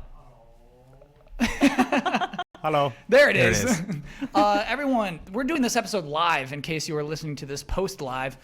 We are streaming this episode. We got our chat over there on the computadora. So you might notice a little extra energy from us because or lack of in some cases. Yes, it is E3. Oh my gosh. It was E3. It's I'm over. still feeling it. We're No, done. it's not over We're yet. wrapped. It's not over till this is done. The show floor is over. The show floor is closed. If you want to get into the convention center to check out E3. Oculus did not care. I mean, I was in a meeting room, but like they were still doing appointments after me, and I left it like after 5:30. Bless them. Must be nice. Must be nice. Elyse, you were in the super seat this week, officially. So we have a question for you. What is your favorite E3 memory? And this can be from any year. Ooh. Whoa. I guess we had a great time shooting man-ups on the show floor last year. I mean, we had fun this year, but last year was great because it was the first time we'd ever done it and the first time we had ever shot on a show floor. And you got to make jokes about whether you lose your jobs or not. And we got to make jokes about whether we lose our jobs. Very different scenario last year, yeah. But we also we had a running joke on the show that we were going to buy Jonathan Blow, creator of Braid, a taco. And we had a meeting set up with him where we were going to give him... It all started out of love because we were like, why isn't Jonathan Blow getting more awards? He can't even get a coupon for a free taco, but David Cage is getting all these like amazing, awards, and Jonathan Blow gets nothing.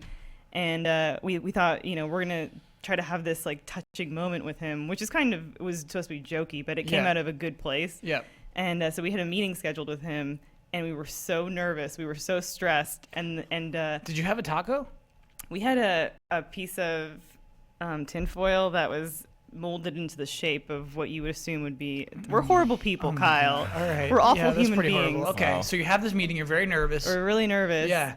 Mostly because we wanted him to appreciate the joke. Like Sam Lake loves that Huber impersonates him on GT Time. Yeah, of course. Or sorry, on Mandatory Update. Yep. He has reached out to us and he's like, how can I do this with you? How can I be on the show? Mm-hmm.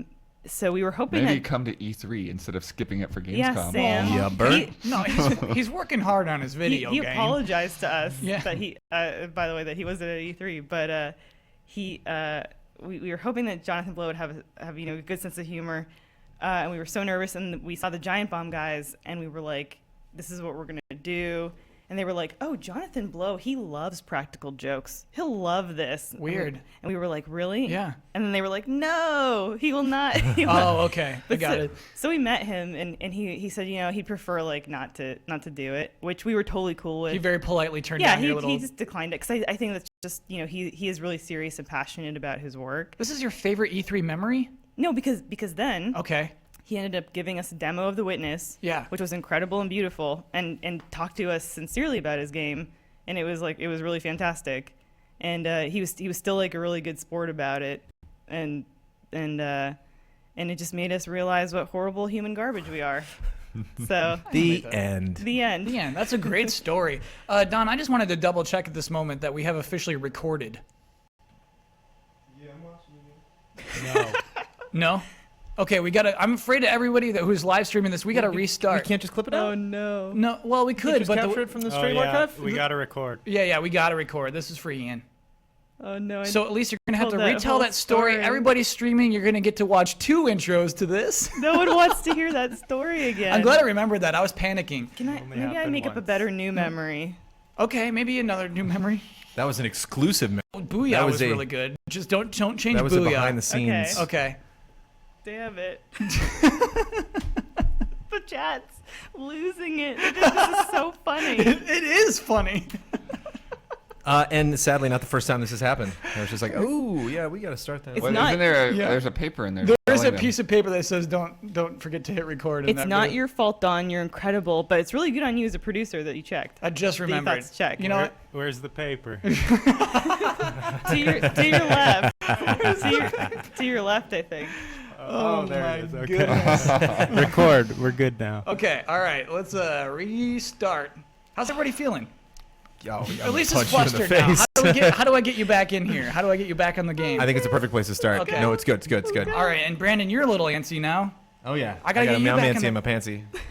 All right, let's do one verse of "Get Up on That Desk." All right. Get up on that desk. You gotta get up on that desk. Get up on that desk. You gotta get up on that desk. Okay, that's all we needed. We just need a little reset. Whew. All right, Don, we good to go? We're recording? We're golden. Okay. All go. All right, here's our song again. No, that's a correction music. Don, don't start yet. That's the corrections music. Too late. We're already going. It's going. It's going. All right. Oh, I'm having fun. Okay, here we go.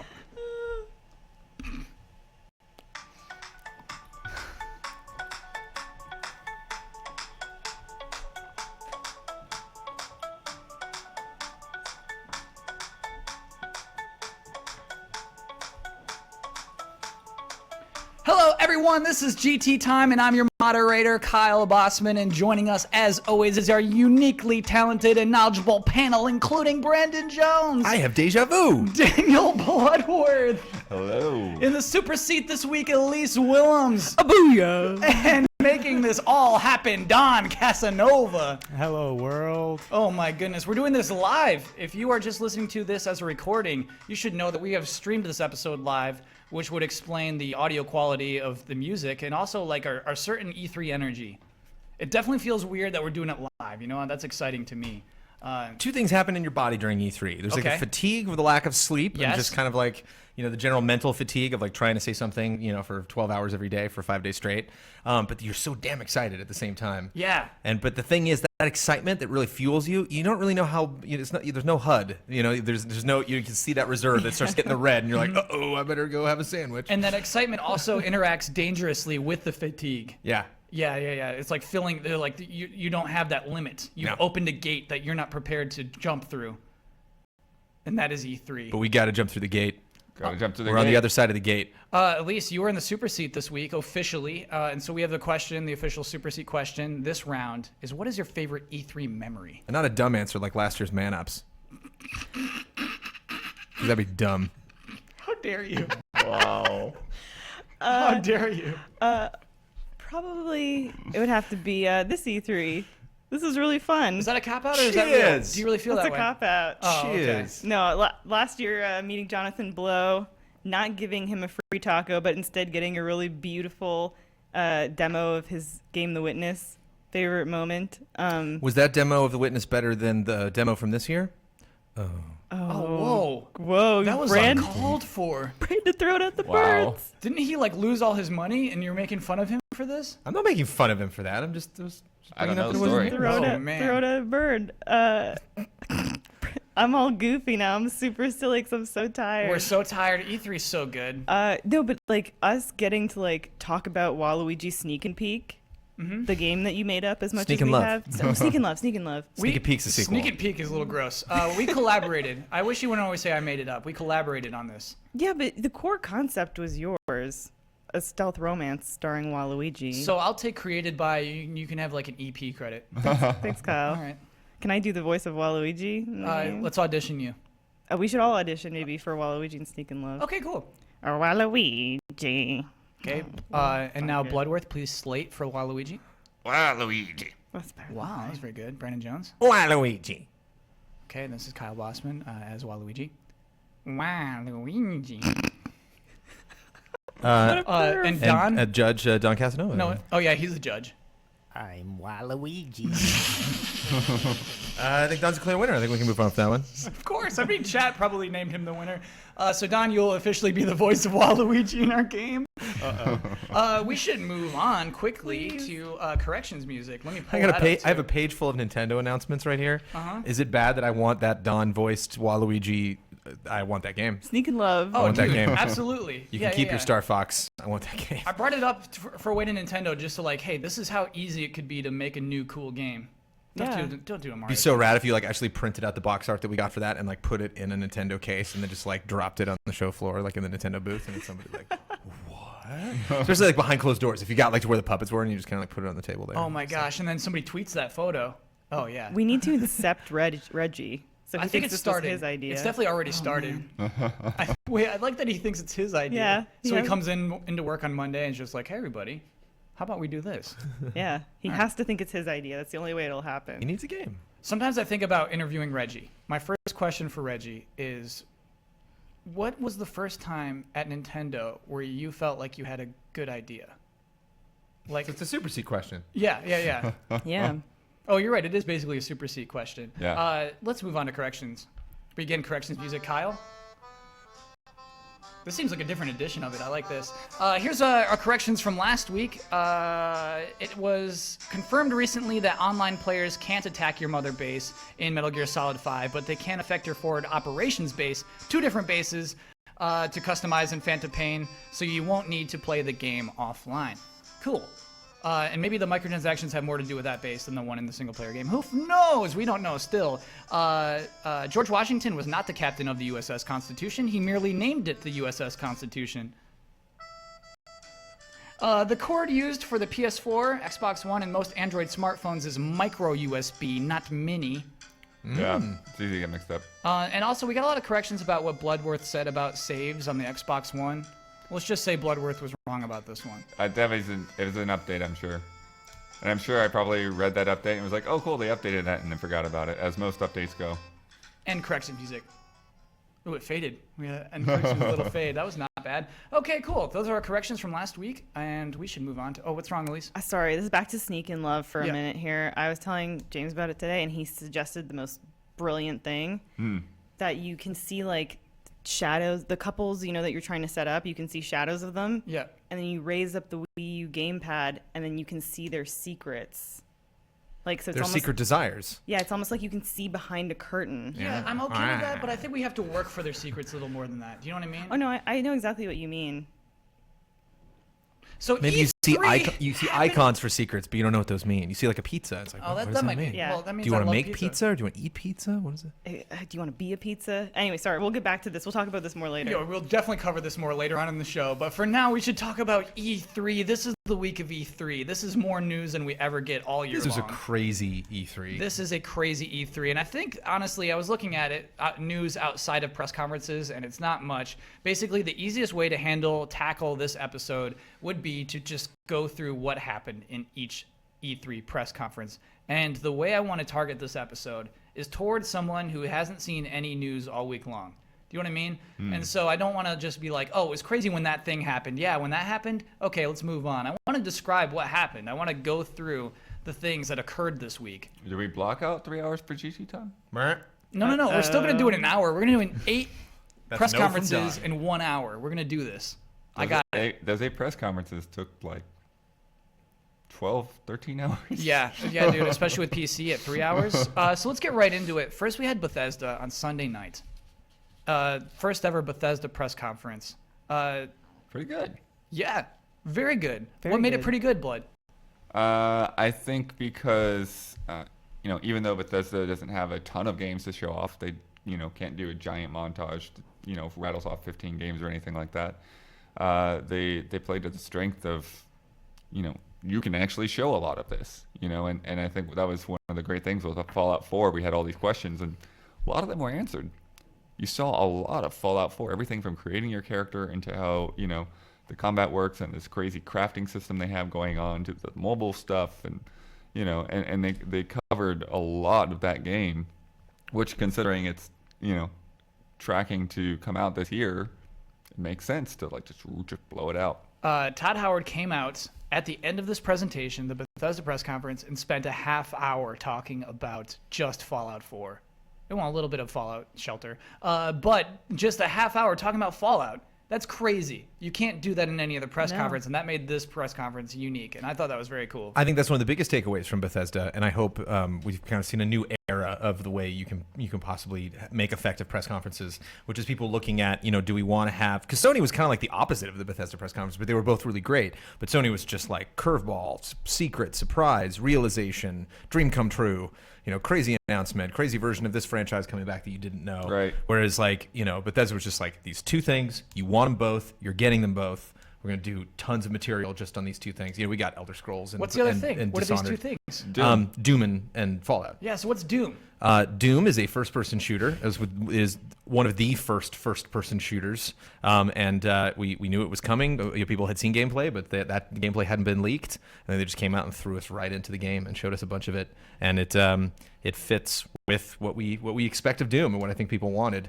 And like you said, I don't know if it was 30 minutes, but we definitely had more than one piece of media. It's something that Assassin's Creed has done in a lot of years, where they're like, okay, here's a CG cool open. Okay, and I'm going to talk about it a little bit. Now watch this awesome gameplay thing. And Assassin's Creed didn't do that. We got a taste of it here and there, kind of fizzled at the Ubisoft press conference. And it's just an interesting, I like studying press conferences, and now I have this new tactic of a press conference where it's like, maybe we just take all of the things off of our plate that aren't amazing, that aren't something that we can talk about for a long time, that we can't just go up there and do smoke and mirrors. We can actually give just, a ton of detail about Fallout. And it wasn't just, random off-topic stuff. It was like customization, building weapons, how your dog works, this cool new Fallout Shelter app that we made that you can download right now. It's just like every new thing, that awesome Pip-Boy. It's like everything that they announced. What is that awesome Pip-Boy? If you pre-order it, you get this plastic Pip-Boy you can put your phone in that basically operates as the Pip-Boy and connects to the game. No, that's a collector's edition. That's not a pre-order bonus. But there's also the app that you can. The app's free. You don't need that. Yeah, you can download the app and you can use it in game. And yeah, the way this app works is basically the way your Pip-Boy works in the game. Like it's your menu.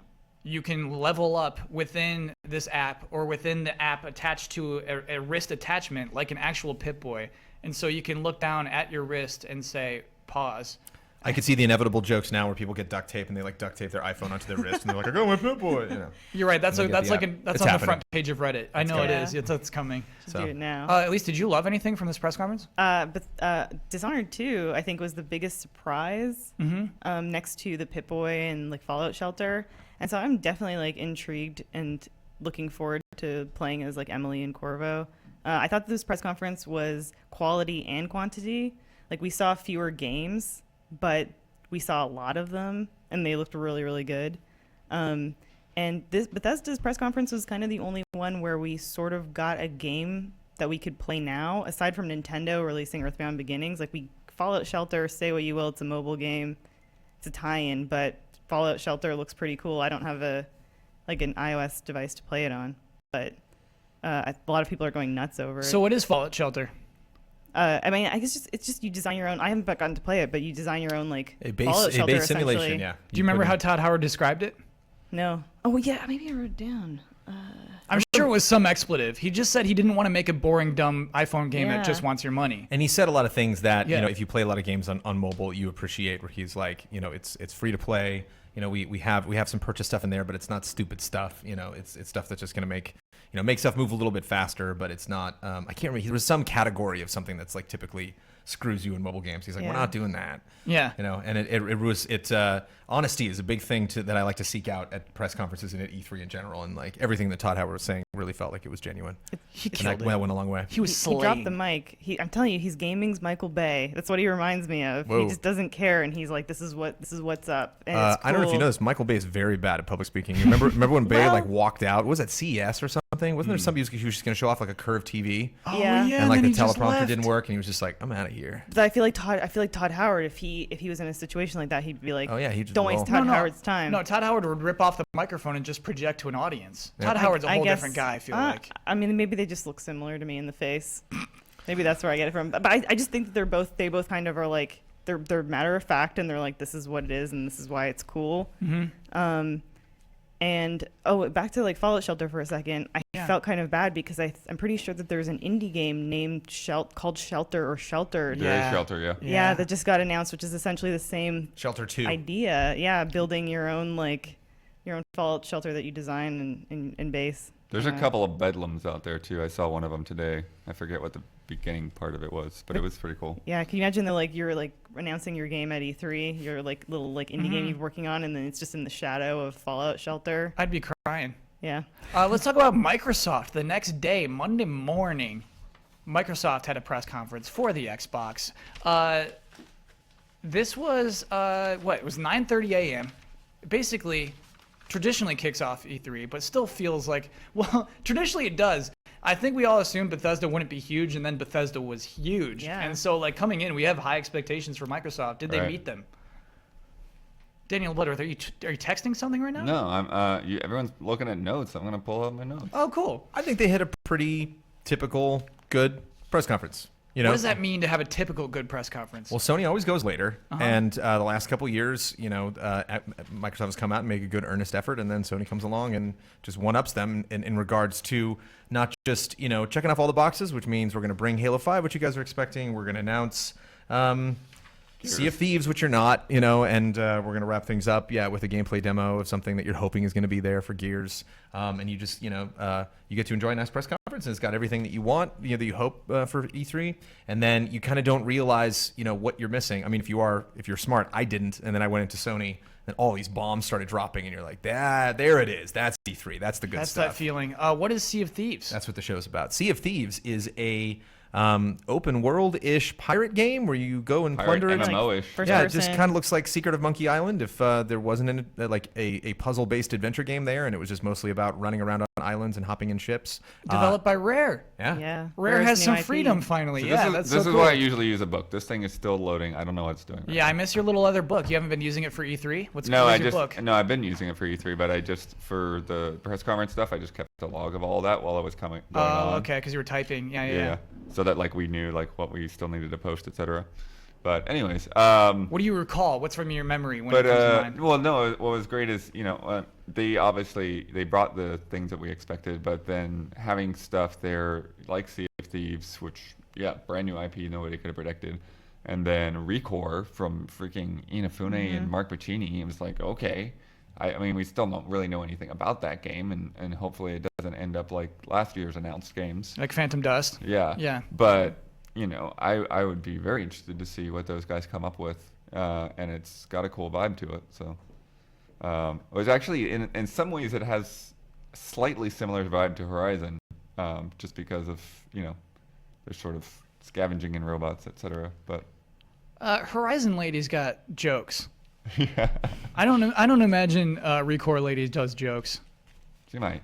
I don't know if they've expounded more on that game, but it's really interesting that, like, okay, you start out with a little dog, and then you use the core and make it into something bigger, and like how much bigger does it get? So yeah, it is weird to see. It was a CG trailer for this game that did communicate a lot of gameplay actually in it. She stole a red core from a robot. Cores, by the way, are like bowling ball sized orbs that are glowing. A red one is the bad guys, and then her little dog has a blue bowling ball inside of it. Little dog dies. She takes that bowling ball, shoves it in an orangutan robot, maybe more like a gorilla, and then they go and fight a bunch of red robots together. Is that a fair description of that? Yeah, I was speculating a little bit before. So we see this blue robot, this dog-ish robot that's her companion running around that sacrifices itself to save her, leave behind this little blue orb, which she then takes and puts inside another machine. Yeah. But she does get that red orb. Just hold it in her hand for a second, and then like gets distracted by something else. Yeah. So I got the vibe when she got that, I was like, ooh, I can use this for something. Yeah. And I wonder if blue orb is defense and red orb's offense. So I wonder if you get a red orb and put it in a machine, it'll just get really pissed and go do damage. But like that's a good thing too. Like that you can maybe.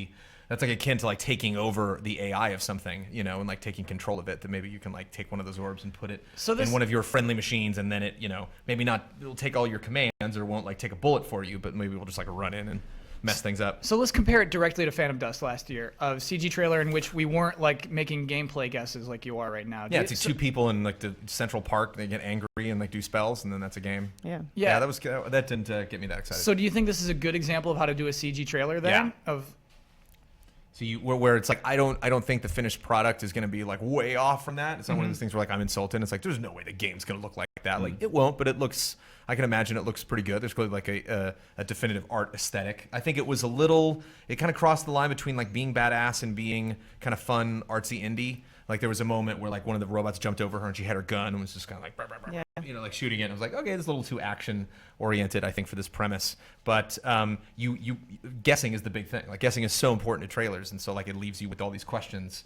Whereas if it's just kind of a little tease and you can't really gather anything from it, then what was the point? You're probably right about how the orbs work. My interpretation was just that like the red orbs have malevolent intent, whereas the blue orbs are good, right? So you could side with the spirit or the feeling of the red orb, or have the blue orb fight alongside you. I don't know.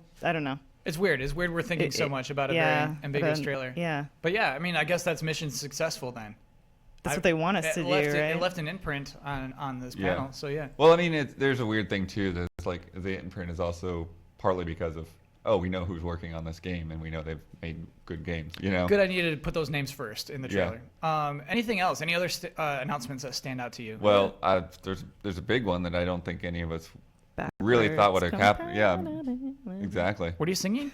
Backwards compatibility. Chat. Yeah, and that's That was I huge. didn't think they could do that, and I had heard rumors that they were going to announce something like that last year, and I was like, nah.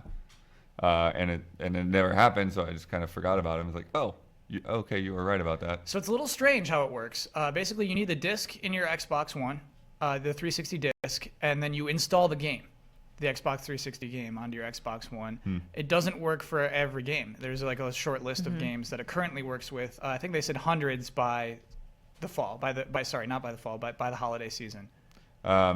Yeah, I thought they said 100 by this year, and then they were continuing to work on them. But yeah, it's very much the same way that the Xbox 360 to Xbox worked, in the sense that they sort of have to make it work for each individual game. Yeah. And so you're gonna have to check a list, and it's like, well, this work, and before I buy the used copy off the shelf, PS3 as well, but PS3 worked less and less with old games, PS2 games. Yeah. Hopefully my old PS3 doesn't die, because I definitely use that for PS2 games. Oh yeah, well PS2s are cheap, man. Yeah, $50. It's E3. Why are we talking about PS2s? Another thing is what I feel like at this press conference, I feel like Halo 5 wasn't a big deal at this press conference, and I feel like I don't understand why they have that feeling. It was brief. Yeah, it was very brief. Yeah, compared to previous Halo outings. To really making a statement, blowing it out. And they've got a lot to show, yeah. Yeah, compared to Doom and Fallout. Like, you think Halo would be something that they'd be able to spend that much time, just like Bethesda did, on a franchise that's so important to Xbox. And it was just it was there. We were playing as Spartan Locke, but I didn't really pick out anything that was like significant about it being Spartan Locke. And I also thought they were going to like elaborate more on the narrative between those two characters, and they didn't. Like, 'cause they've been pushing that whole hunt the truth thing, and we didn't get any more insight into that. Maybe they want to keep us guessing, but I think none of us were intrigued enough to keep guessing. No. But of course, I think that I think it's one of those in the interest of time kind of things, because they didn't just keep us guessing. They had a lot of stuff. We went to 3 separate Halo experience things. Yeah, there was a lot of Halo at the show. It just wasn't that much on the stage in comparison. Which is, again, like if we go back to comparing press conferences, like Bethesda had all of that because they had less things to show off. Before we move on, I want to talk about 3 things very quickly. The Elite controller. Yeah. This is a controller that was announced for $150. Is fully customizable. Has like bumpers on the bottom, so you don't have to actually move your thumbs off the analog sticks to do things. Yeah, I can adjust the gyro controls in Star Fox. I can adjust to like moving my head around and smashing buildings. I have a hard time with these 4 little paddles in my fingertips. Wait, did you hold it? You've tried one? Yeah, I tried it. Cool. So, it's interesting, but it feels like it's a very specific type of person that it's targeted to. Or game, very specific type of, or just issue with holding many buttons at the same time. Yeah, so I mean, controllers like this have existed already for people who are pros, who are way into it, and so this is basically marketing straight to them, just like, hey, you don't need any weird mods, don't need any weird controllers, who were selling this to you. Do you think that's a cool idea? Yeah, especially the PC audience, and if Microsoft is pushing their cross-compatibility. When the Divinity Original Sin guys were here, they were talking about how now that they're developing for console, it's weird going to a controller because they're trying to, figure out what to assign, certain like buttons to. On a keyboard. Like a keyboard button to. That they had, an infinite, finite number of keys, but a much larger number of like keyboard inputs. Yeah. And also just like for people with disabilities that can't necessarily reach a controller in the same way that, people that don't have disabilities can. Yeah. It might help them. Oh yeah, just like the way you can lift out any of the buttons and you want to, and just like even the analog sticks and the D-pad. It's cool. It's a cool controller, just extremely expensive. Just be careful how many times we say buttons. It's like Beetlejuice or like Candyman, you don't want to... If I say it 25 times, he might appear. I thought Microsoft probably gave the most focus to indies. I think they gave them, like, first a montage, and we thought that was it, but then I think like 4 or 5 after the word that got a lot of attention. 4 indies afterwards. Yeah, That's there was cool. Tacoma, Ashen, Beyond Eyes, and Cuphead. Good picks. All games that look really cool, and I think we're excited for. Yeah, and I thought those were pretty awesome. They're taking ID at Xbox seriously, which I think is pretty cool. There's a lot on the show too, like on the floor. Oh, They had absolutely. quite a bit. And Both companies did. Sony didn't seem to have a huge indie presence. Like, I'm sure there's more at the floor, but definitely more at the floor. They didn't. They didn't do much. Tomorrow, Children's Playable on the floor. Nowhere in their press conference. Nowhere in their press conference. Yeah. And also just like because we watched through a ton of the Xbox ID at Xbox trailers like after the conference, but I'm having a hard time finding any additional trailers that Sony might have uploaded online for their indie games. I think that's the thing is Microsoft kind of bundled all that stuff together and made it easy to find on their channel. Yeah. Whereas Sony had a lot of those games in their booth, and they're legitimately really supporting them. Yeah. But I think you pretty much have to follow the PlayStation blog to find some of that. Yeah. Last thing I want to talk about is something called Gears 4. Not Gears of War 4, Gears 4. But it is Gears of War 4. Yeah. Is that the full title? Yeah. The Yeah, logo I just went said to- Gears 4. Is I that know. funny? I saw Gears Hyperdrive Edition or whatever they're calling it. Ultimate Edition. Ultimate Edition. And Yeah. today they said Gears of War 4. They were Oh, talking okay. about that So other it's game. like Fast and Furious, just like where names change depending on which like commercial you're watching. Right. Okay. So they had demoed this game. Yeah. This is the first one from formerly Black Tusk, now the Coalition. And just a studio dedicated to it. And we saw it for the first time, and it was not a big dumb Gears game. To me, it felt like a more tense, more intimate, as Huber would say. It was dark. It was scary. It was all night. What was your impressions of it? It looks more like, we've mentioned this on the stream, but it looks more horror. Esque, which the first game was. They mentioned that at my appointment today too. I think that's the thing, and like the whole thing with the tornado coming and all of that, it really reminded me of the first game. Do you remember, like, if you like stepped out on a light, there were these swarms that would just like devour you? You had to push the flaming car down the hall. Yeah. Yeah. That was like one of the first demos of it too. Yeah.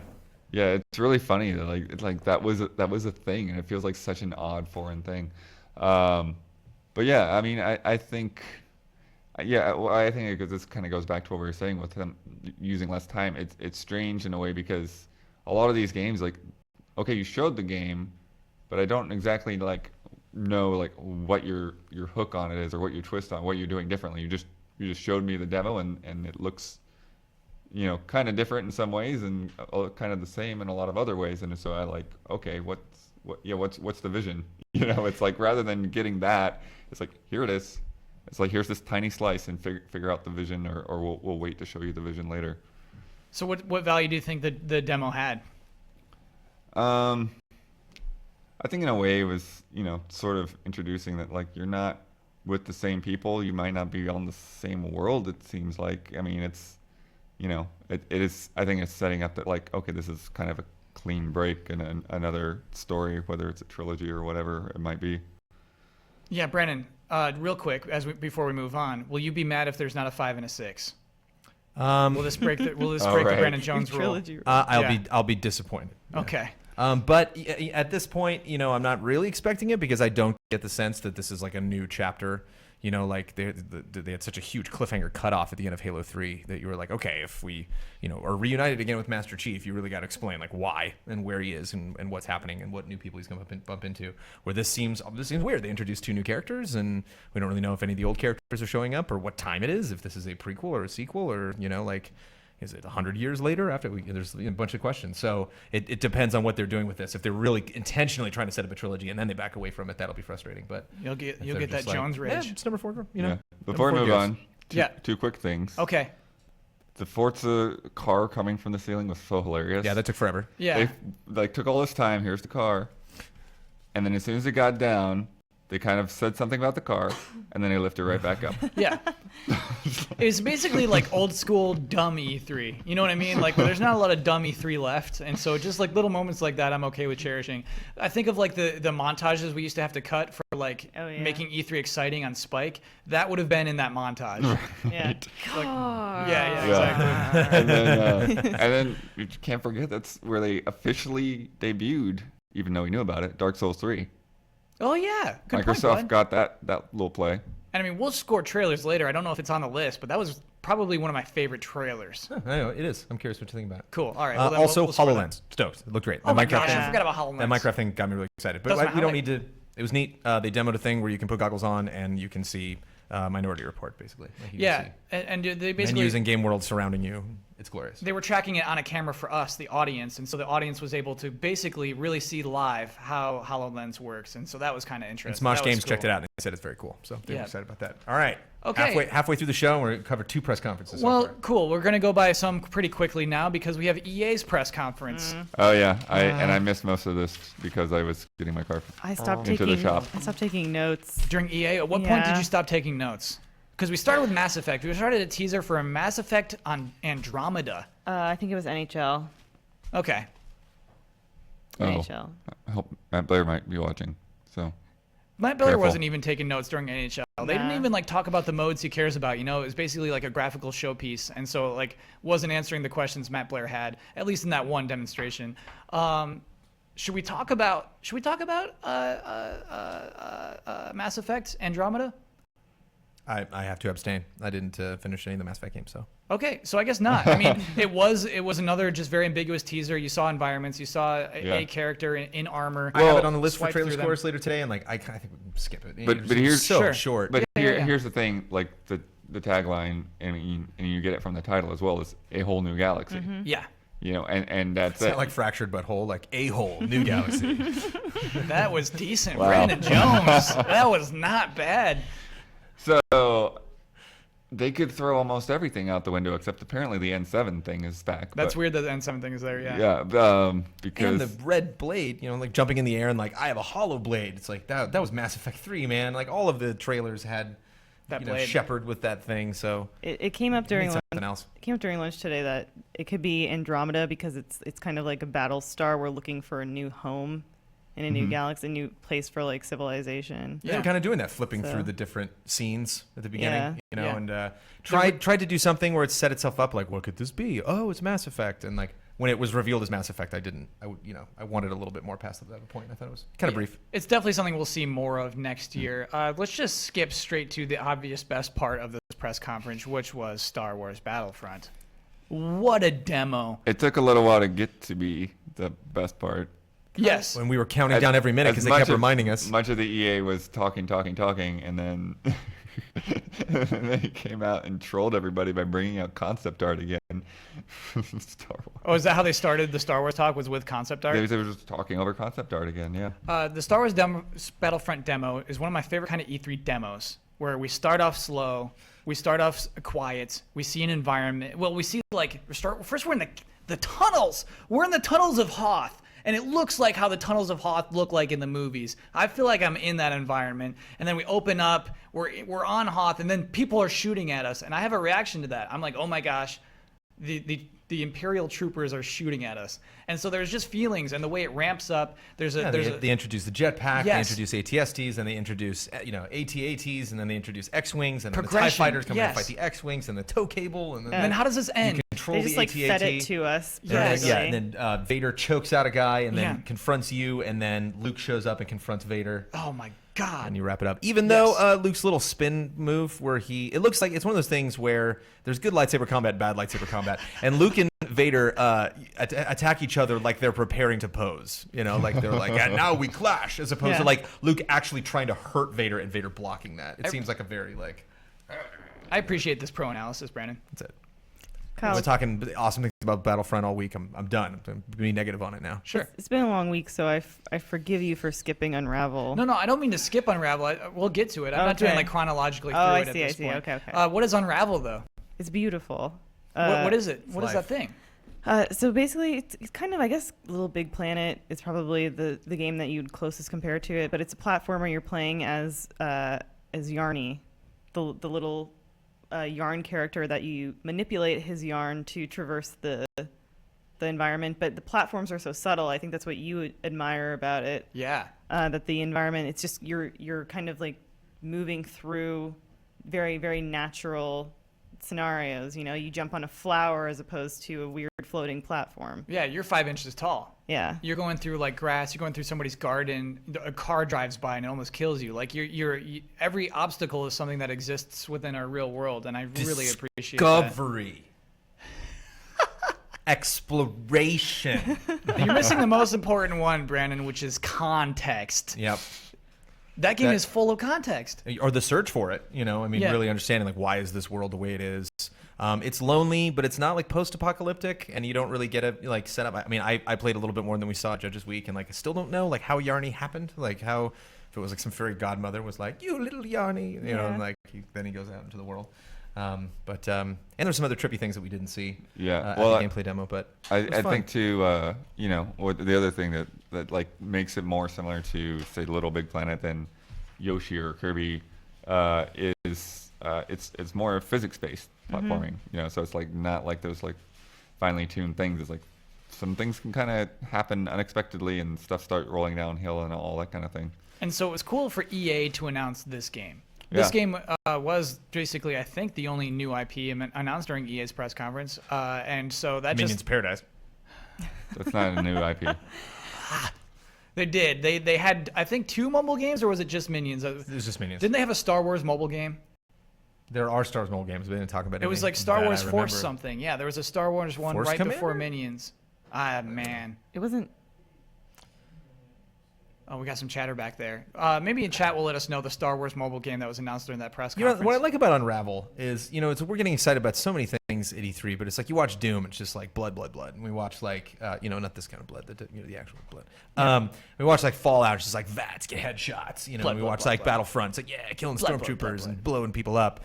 And then like, I just love that like in this Unravel commercial, he like ties like yarn around the back of a fish and he's like riding the fish and everyone's like, yes! Like, yeah. Ride that fish. Like, good on you, EA. Thanks for publishing this game. Yeah, this is the kind of thing that I was expecting more from Ubisoft. And Martin Solon, the developer, he gave like a really, sweet story about how he goes, on vacations to like cottages in remote places with his family, and that's where how he got thinking about a game like this. So I think that the game might maybe be about the actual family that Yarny not came from, but the yarn that was there that sort of gave life to him. The Chronicles of Yarnia.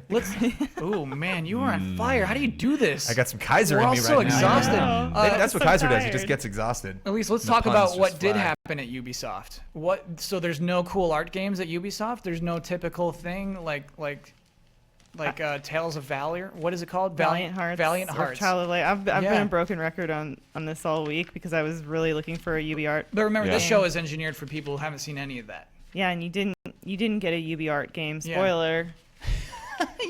You're absolutely bitter about it. Oddly enough, we Yeah. did get a new South Park game, which I threw out there as a prediction, like just kind of off the cuff, and like, oh, I was right on that. Yeah, but it's Yeah. not. I was from- wrong on my other predictions, but I was right on that. It's not from Obsidian though. Oh, that's interesting. But Yeah. but the Obsidian guys said that they're excited for it. Oh, personally, when you Yeah. talk to them, that's funny. They probably are using their engine, so. Yeah. A new South Park RPG. What is the name of this game? South Park: The Fractured But Whole. Great Great pun. name. That's a great pun. That's the name. And so this has a more superhero-oriented thing, because like the last one they were kind of dressing up in their Lord of the Rings / Game of Thrones-esque characters, Yeah. and this one they're using their superhero characters. Yeah. And it's apparently the continuation of the story. Yeah. And then they brought out Matt and Trey on stage with Aisha Tyler and just were telling mad jokes. And They there were is a strange importance to that, because I remember before Stick of Truth came out and we were talking to some of the South Park camps, they were like, wait, no, you've seen Imagination Land. Or so there was like some setup, like, you've seen this, right? Like the console wars, like you've seen that, Yeah. because that's like crucial for the lore. And I'm Yeah. like, That's South such a Park good lore? Are you episode. serious? Yeah. Not that there isn't lore to South Park, but that is Yeah. required to play the game and understand it. So I could totally see it's like you kind of, if this intrigues you, you probably play Stick of Truth. Otherwise, you're probably Yeah. gonna miss a lot of the jokes. And now you need to know like Cartman's like superhero arc on the show too. The Coon, you got to watch Yeah. that, and Yeah. Mysterion. I Yeah, I think it's Mysterion. I think it's I think it's only been 2 years. Yeah. Yeah.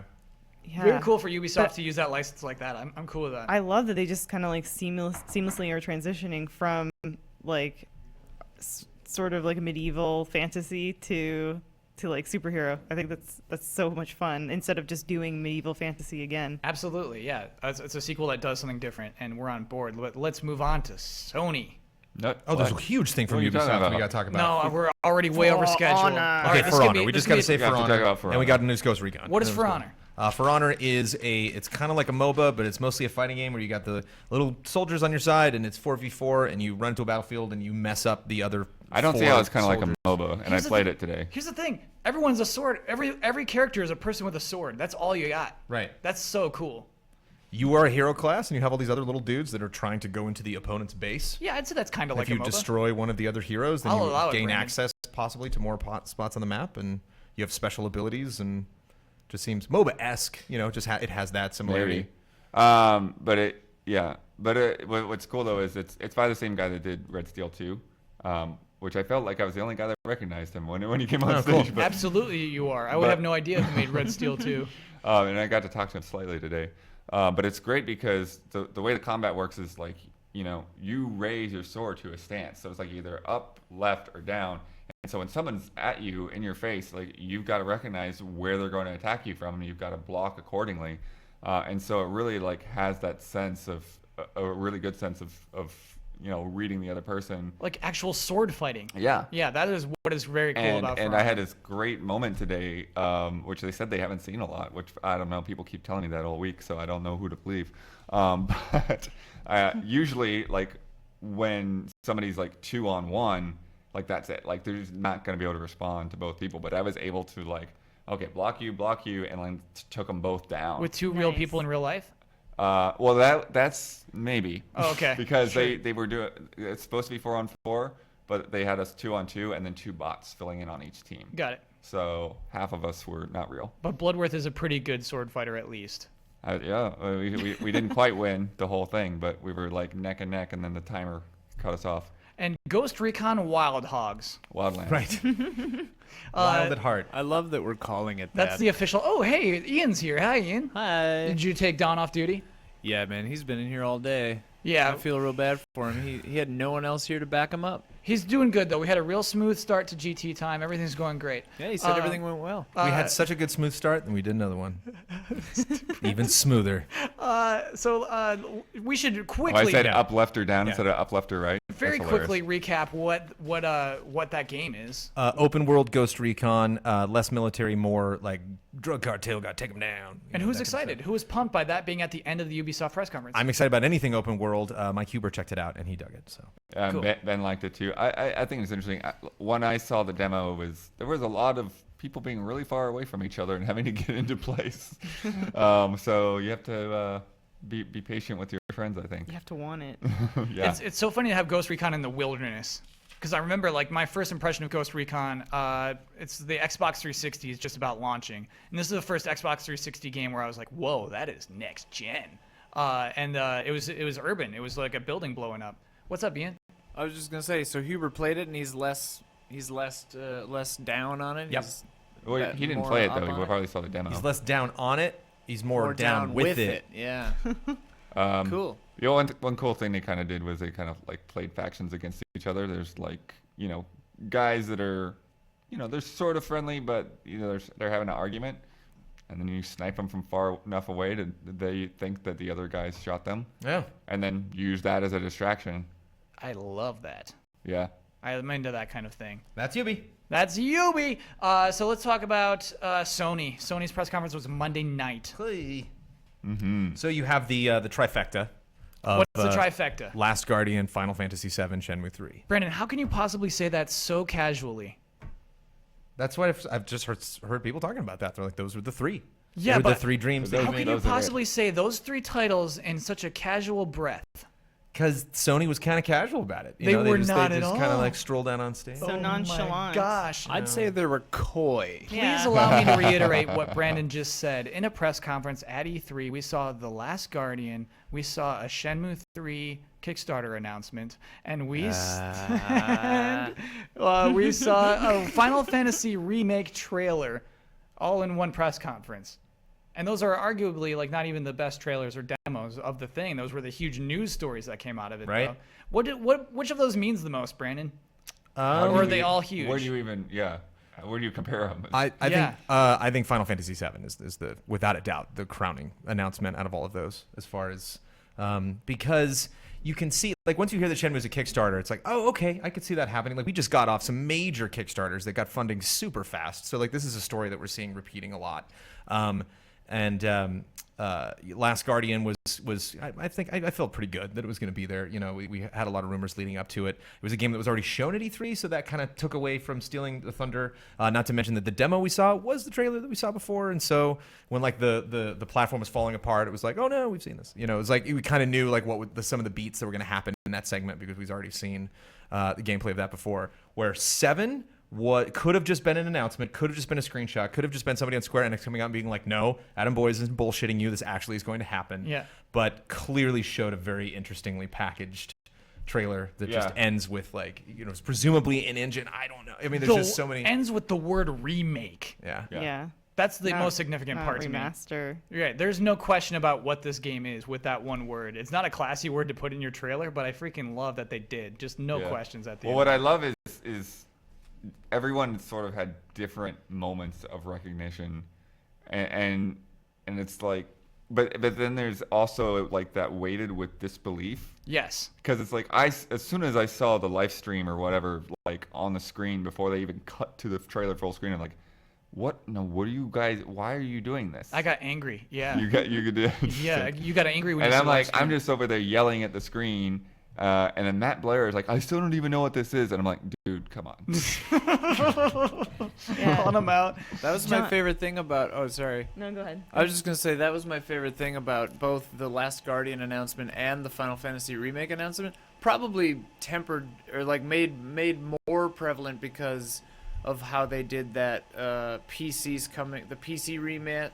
We're porting that to the PS4 thing, yeah. Back at PSX. Because when he started talking about Last Guardian, he was like, it's about companionship and about all this, and like everyone in the audience was like, all right, and everyone's opinion was just like, don't you mess with us, don't do this again, you know. And then when Final Fantasy, we were like, oh my, if you're doing this again, I swear. And then it just made it all the sweeter because it was just like, yeah, you did it. And you know what's interesting in opposition to those two is the Shenmue announcement started with the word Kickstarter big on screen. Yeah. So that one actually prepared you. I almost like, this is a Kickstarter straight from the top. Shenmue 3 is coming, but it is a Kickstarter. Is that unusual? Is that weird for that to be in a press conference?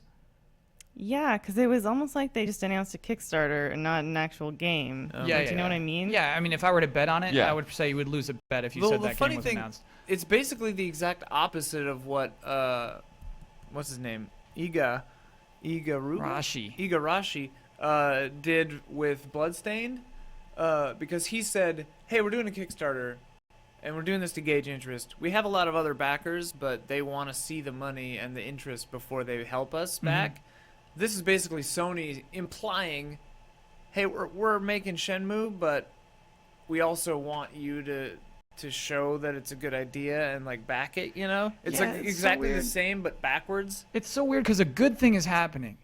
I want to be clear, a very, very good thing is happening, that Shenmue 3 is being made. A game I thought would never be made is being made.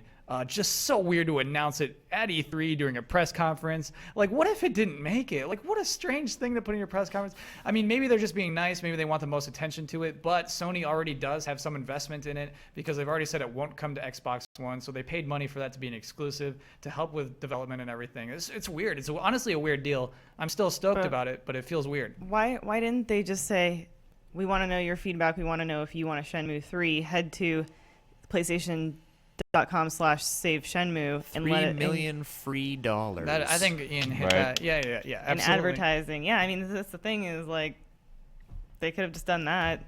Well, yeah, before they actually got to the reveal, I was like, man, like, whoever got this Kickstarter just got a free pass. Yeah, and isn't that what do you mean by that? By being on the Sony stage like that when everybody is watching them. Oh, yeah, but I think there are actually very few games that could do that.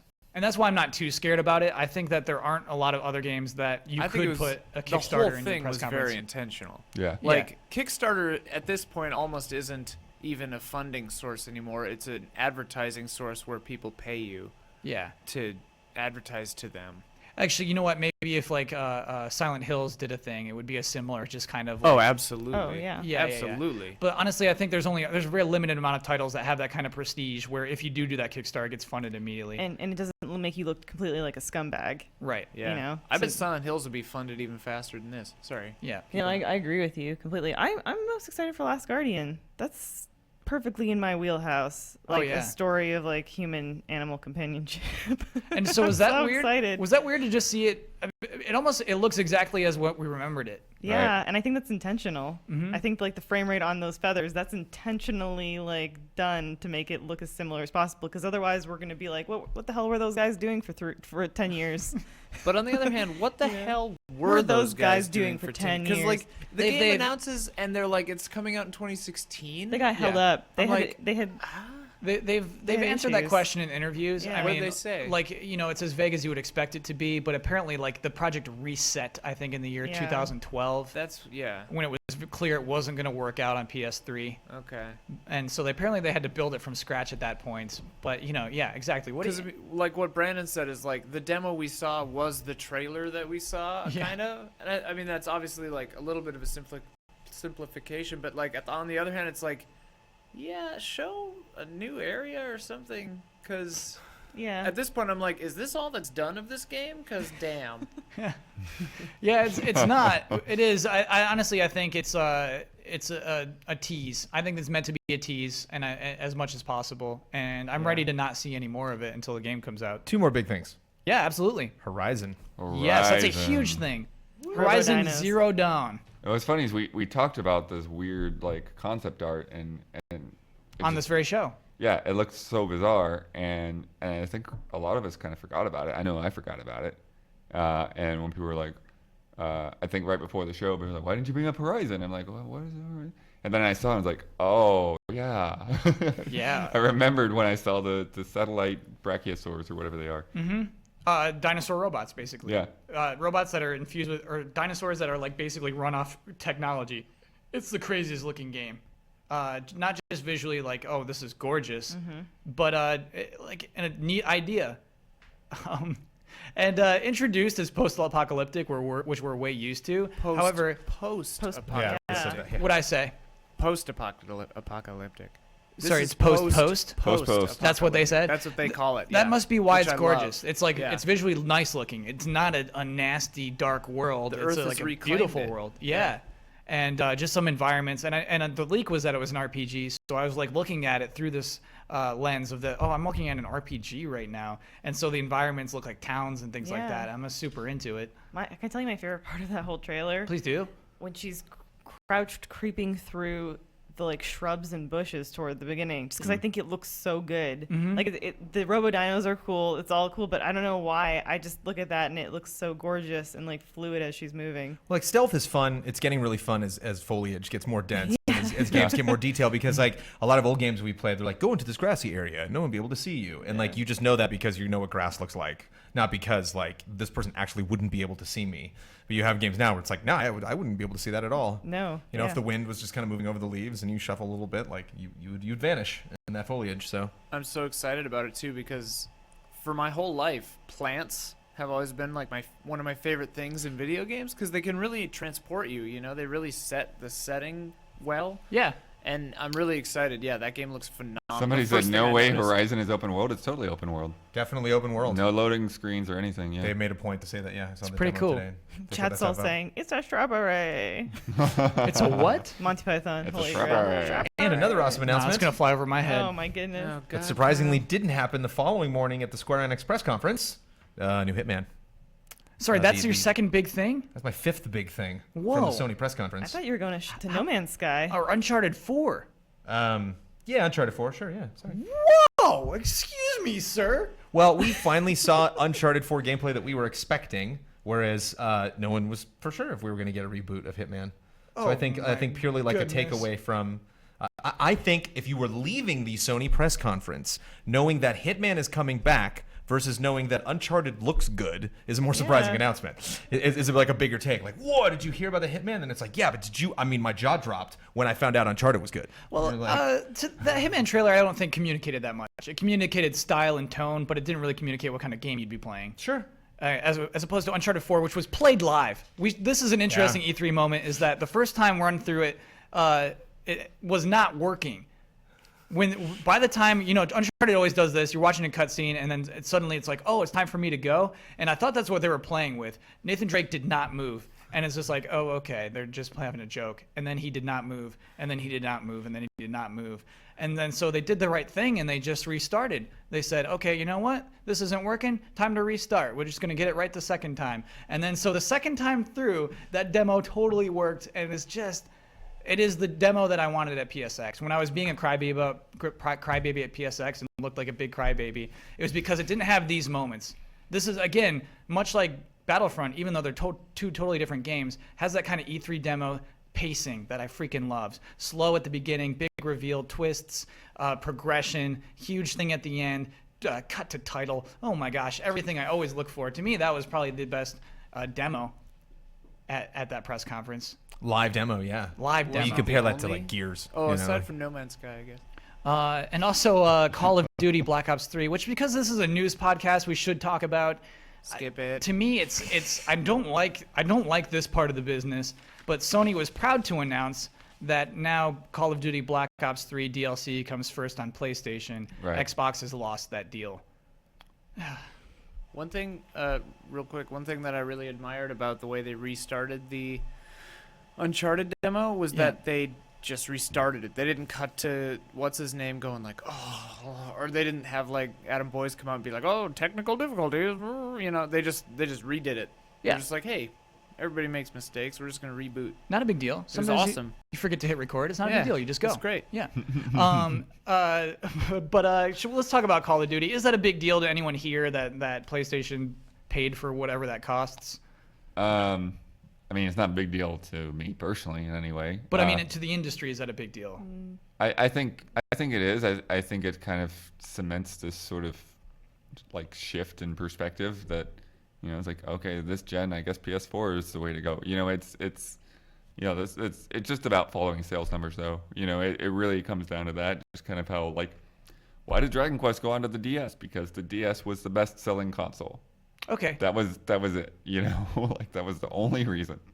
And that's what's happening, you know, right now. PS4 is got better sales, and so okay, we're out of the Microsoft deal. Let's do the PlayStation deal now. I guess one reason why it's interesting to me as well is that if you look at this fall, Xbox is committed hard to its first-party games, whereas I feel like Sony is committed hard to these third-party games. It's committed to Star Wars, it's committed to Destiny, and it's committed to Call of Duty. Definitely. That was my biggest takeaway, is that Microsoft actually has games coming out in 2015. Like, Sony has Until Dawn. And Hitman and Hitman. I'm talking in terms of first party. Oh. Yeah, because again, that's Sony focusing on third party. Like they are really just focusing all their advertising on that stuff. It looks like this fall. And I mean, it's smart, and especially like gamers. I mean, they're still getting a ton of games, so why not push third party if you can just license these games and you don't necessarily have to pay for their development. But that's, I guess, what I appreciated from Xbox was at least, and same with Nintendo. I still appreciated that Nintendo, regardless of whether they were games that we want, and maybe we have been disappointed, and maybe that's us being spoiled, or I'm not entirely sure. We'll get to Nintendo. But I still felt like I was trying to give you your transition, Kyle, but well, we got another couple of ones to skip through between then. But yeah, there's not a lot of first party stuff on that list that is actually this year. It's very true. there isn't a ton. Let's transition. Let's move on. Let's talk about Square Enix. No, Nintendo was first actually the next morning. Yeah. That would have been They it. started with the puppets. Her business. No, she can Elyse, transition I just had those two business. things completely misarranged. I know. It's been a long week. Yeah. I thought Square Enix came first. So, of course, Nintendo came first, and Square Enix was scared out of the time slot a few weeks ago. Totally. So it was Nintendo's digital event that went live 9 a.m. on Tuesday.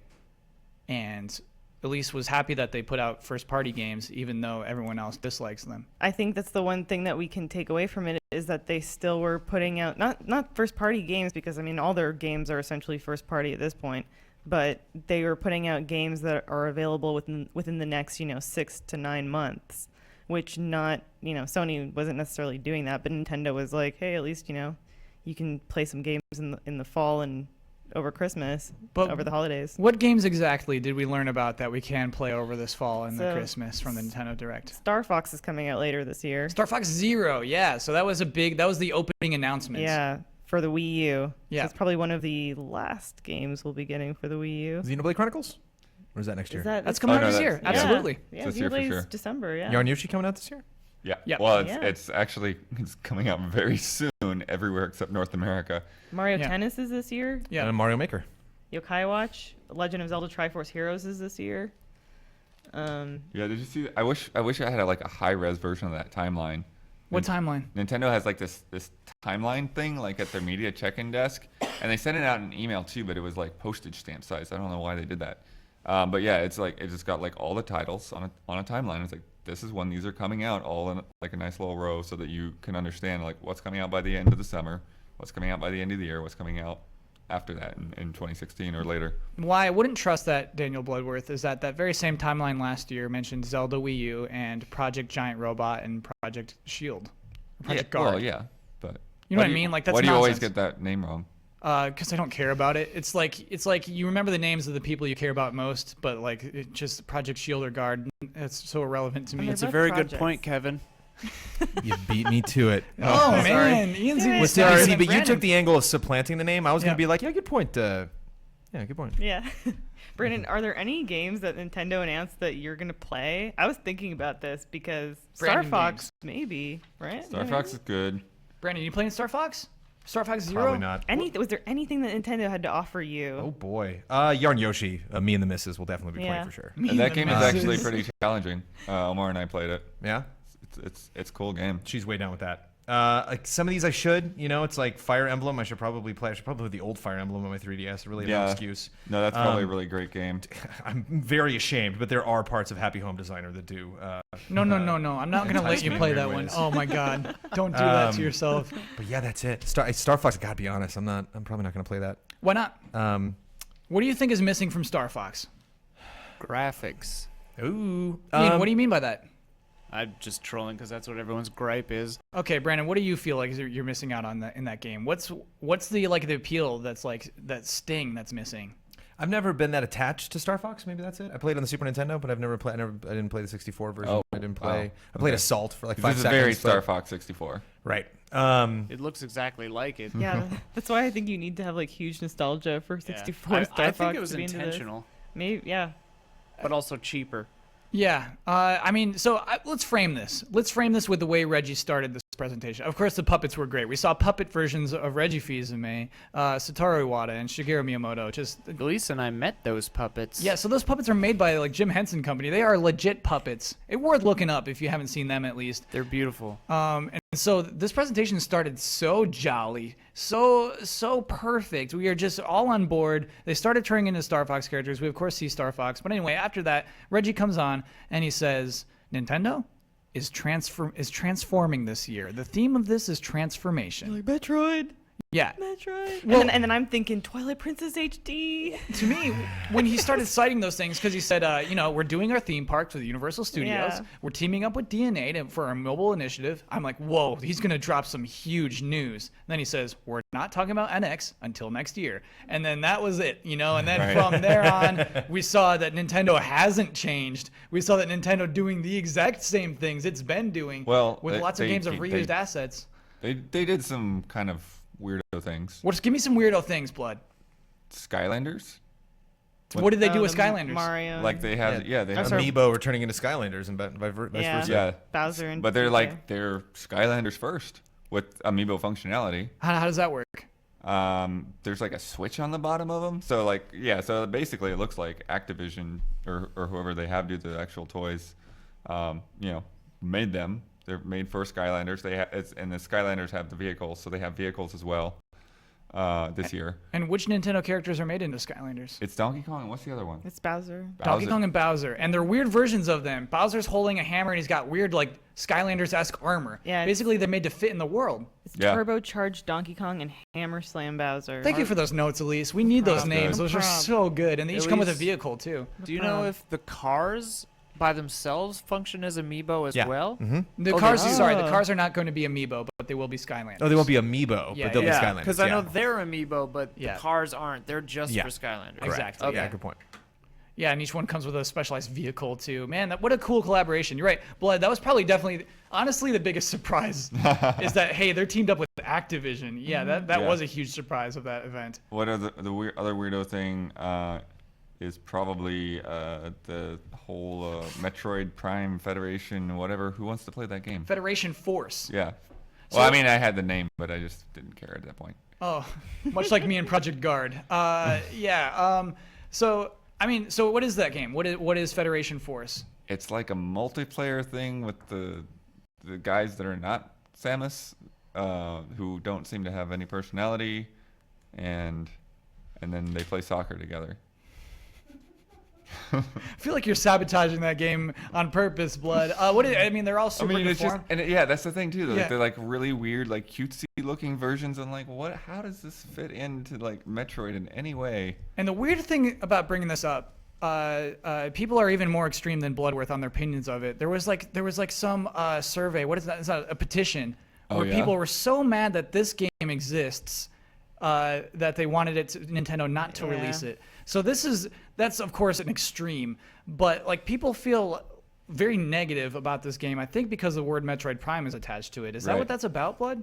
Well, I think so, because you haven't seen any kind of Metroid game, and then you're gonna have this spin-off that it doesn't seem to fit in any way. It's just it's like an extension of the Nintendo Land thing, more or less. Those could have been like Did you say? I'm so tired. Did you just say Nintendo Land? Yeah. Okay. I heard it but didn't hear it, and I was gonna say those could have been Nintendo Land games. Get up on that desk. You gotta get up on that desk. What is exciting? Sorry, we only did one that time, Ian. We'll do two next time. We'll do two next time. I'm really tired too.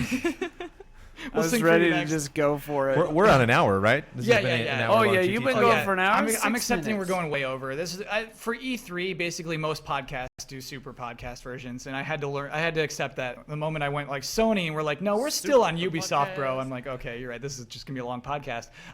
Hey, wait, real quick, since we're wasting time anyway. Here's a question. Yeah. Will the Amiibo Skylanders cost more? Because Nintendo needs a cut too. I think honestly, they'll get packaged in.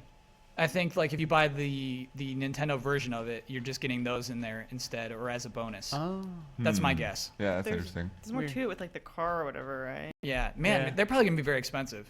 They're probably gonna be harder to find. The car ones are gonna be expensive anyway, but Yeah. I wonder if the Nintendo ones are gonna be more expensive. So back to Metroid Prime Federation Force. I think what Brandon along that line is just like, you know how like Rogue One is coming, and that's gonna be a 6 Star Wars movie that doesn't take place in the main Star Wars storyline. I think that Metroid has room for stuff like that, but I think what's happening is, like Blood just said, there's no other Metroid game, and so the way Rogue One is working is it's in between Metroid games, or sorry, Star Wars movies. So do you think people would be less mad with Federation Force if there was a regular Metroid game? Oh yeah, absolutely. Yeah, if they had just said, we are working on a new Metroid game, but we'd like to show you another project that was inspired out of a love of Metroid. Like, if they had just framed it like that, I don't think people would have been mad. Yeah, I think framing was a huge issue for most of this digital event, to be honest. Think about it as, like, if they had talked about the, what's the Triforce? Heroes. Triforce Heroes. If they had talked about that, but they had never announced the Wii U Zelda. Yeah. Like if they went straight from Link Between Worlds to Triforce Heroes, and you're like, okay, when are we getting another Zelda still? The question is still there. Yeah. I absolutely get that. Because it's the same thing. It's like the opposite of what Sony did. Like Sony comes out and they're like, there's been this game that people have wanted for a really long time, and there's a Kickstarter that's maybe going to start for it, and we want to support this. You're just like, what are you doing? Like, oh my goodness. And then like you're playing on our emotions, and then they finally deliver because they know what they have, and so they want to like tease you beforehand.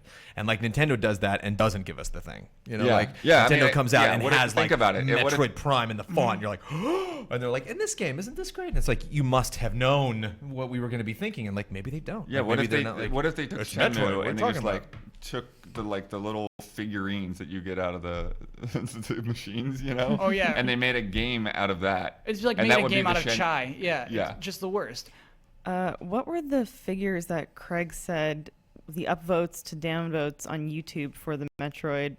It was 29,000 downvotes and 3,000 upvotes, I think. For that trailer. For that That bums me Federation out. Force The trailer. game doesn't deserve that, and I think it's really anger at Nintendo more than the anger at the game. Well, that's the thing. Because here's the thing too, is it's like Nintendo's afraid to put a new IP on it, but it really shouldn't be a Metroid game. Like, I would love for that to be a Metroid game. No, it could be. That game could perfectly be whatever it is, without being Metroid.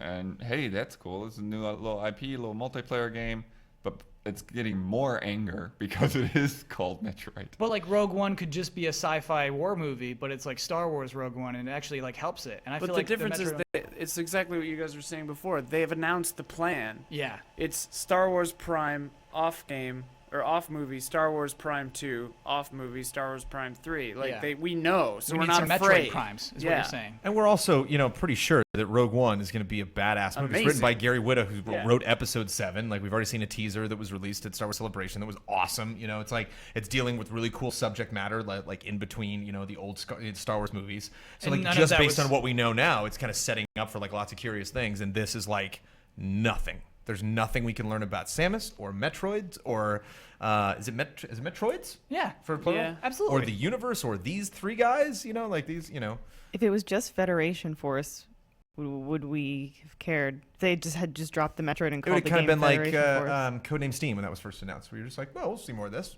Yeah. See what this ends up being. Before we wrap up on Nintendo, I do want to say that if you like JRPGs, there's some legit games on Nintendo consoles. Like They're Shin saying Megami- what I didn't do episode 7, but I don't know. Who's they? Chad. Oh, okay. They're all screaming. Said what? What? Let's look it up. This Wii U has Said what? Xenoblade Wait, Chronicles what? X. Wait, what? Wait, Okay. who? Oh, well, we're really digging into Well, this. live chat oh, is boy. really affecting the potential What did you for just next say, week's Bloodworth? corrections. They said that he wasn't writing episode 7. I don't know. That Gary Whitta did not write episode 7? Oh, boy. Okay, we're going to need live fact checking. I got to move on, though. I'd like to know who was writing episode 7 then. I thought it was Gary Whitta. Gary it Whitta up has look it up on your tweeted phone. multiple times that he's writing it. Look it up on your phone. I didn't know. Check that on your phone. Don't wait for chat. She's doing it. Okay, Xenoblade Chronicles X is coming to the Wii U. Fire Emblem Cross Shin Megami Tensei, the other way around, Shin Megami Tensei Cross Fire Emblem, is coming to the Wii U. That's crazy. It to has a me. weird name that I didn't even bother writing down because it's so weird. You know what's dumb about the digital event? They played the Japanese version of this trailer without even putting on subtitles. They just had us listen to Japanese voices without even explaining what they were saying, and then showed us a Japanese title that we can't read. Right. That to me is insane. that is just like beyond It's this level very of weird. misunderstanding. Oh, yeah, I lied. Sorry, Lawrence Kasdan, who wrote The Empire Strikes Back. Yeah, So I think Gary Whitta is writing a side story. Yeah, he was writing Rogue One. I thought he was writing Okay. both of them. Sorry. Got it. Whoops, corrected. Live correction. We don't even need to bother with that next Live week. Star Wars correction. This is fun. We should have chat live correct us every week. But yeah, so I mean, it's not all dismal from Nintendo, but we should move on. Let's look at Square Enix, which One had second. Yes, before what's you up? move on, I think Is it it's really 1 second? It's important to note, I think, that Iwata apologized It's also for that digital press event. conference. It's also after. important to note that Reggie in interviews afterward Really? assured everyone that Iwata did not apologize. Really? Yeah. Oh my gosh. He didn't say I'm sorry. He didn't Yeah. apologize, but he Yeah. said, we'll try to do better next time, Yeah. basically. And then Reggie Fils-Aimé's reaction to this whole hubbub is just so different. I'm paraphrasing, Sorry, obviously. To Sorry Gates. He said, look, a lot of times we'll show games and people don't get it.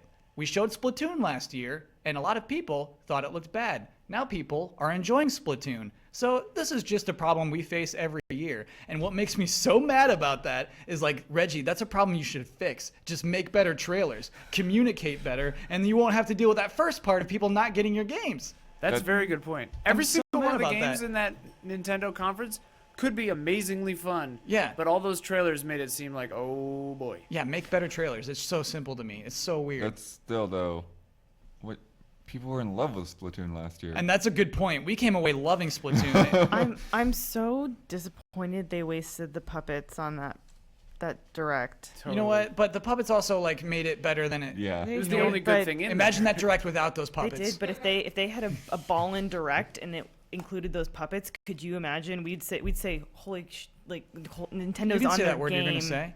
Holy shivers, Nintendo is on their Thank you. game. Yeah. And what's so funny is the puppets were strutting at the beginning. They Pup were strut. so The confident. puppets made a promise that the rest of the Nintendo Direct didn't keep. Yeah. Exactly. Let's talk about Square Enix, which happened immediately afterward. This is such a funny press conference. This press conference. So actually, I missed a correction earlier. We're watching the trailer. I can't watch.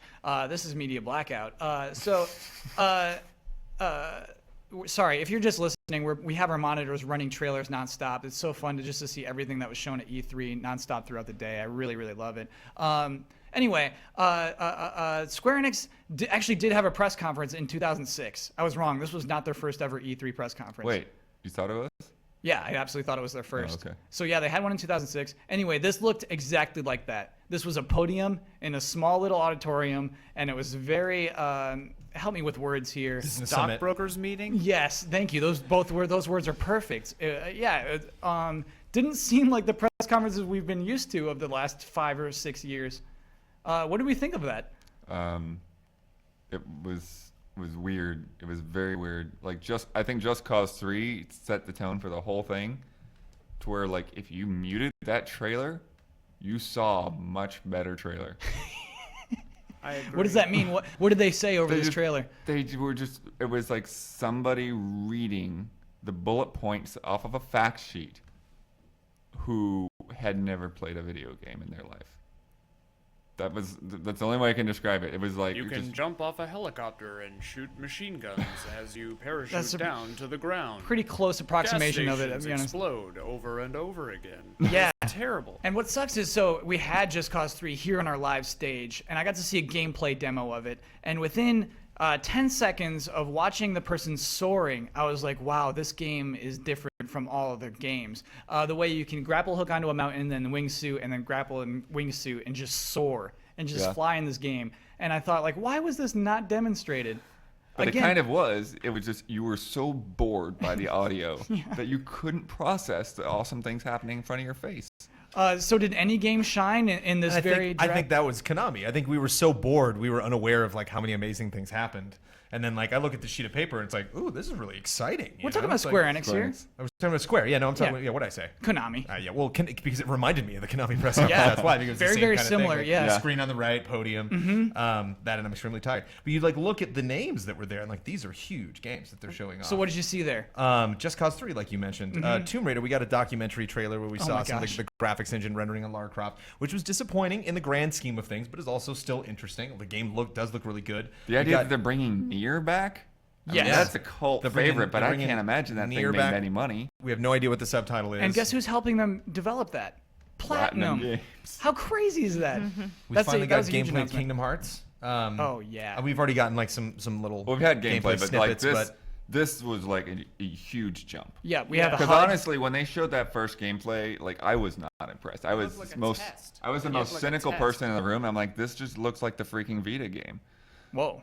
But the stuff they showed this year, that looked really, really good. So what did they show? What does it look like? What did we see of Kingdom Hearts 3? Because I do think this is it just looks no like fantastical, like it's like very lush, detailed environments. You know, it looks, I mean, it looks huge Disney. environments, yeah, really vertical. There was a lot of like. It's always good to like set up expectations for how big a world is and then break them. So there's this moment where like Sora jumps over a cliff and you're like, oh, I thought that was gonna be the barrier. I thought you were gonna hit an invisible wall right there, but like, nope, it's PS4. Brandon, I like what you just said. Set up expectations for the size of the world and then break them. I think that's a huge thing to do at E3. That is an important thing to do at E3. Probably a little unintentional here with the way that was revealed. But yeah, just that moment. You're right. When you see how vast this world is. And so actually before that, they had the director of Tangled come on and say, hey, we're heavily involved this time, Disney. We're trying to make these worlds look like that. And I remember when Tangled came out, they said that we're going for a real painting style, a very particular kind of painting, and then said that's the style we're going with. And so that translates to some worlds in Kingdom Hearts that just look mind-blowing.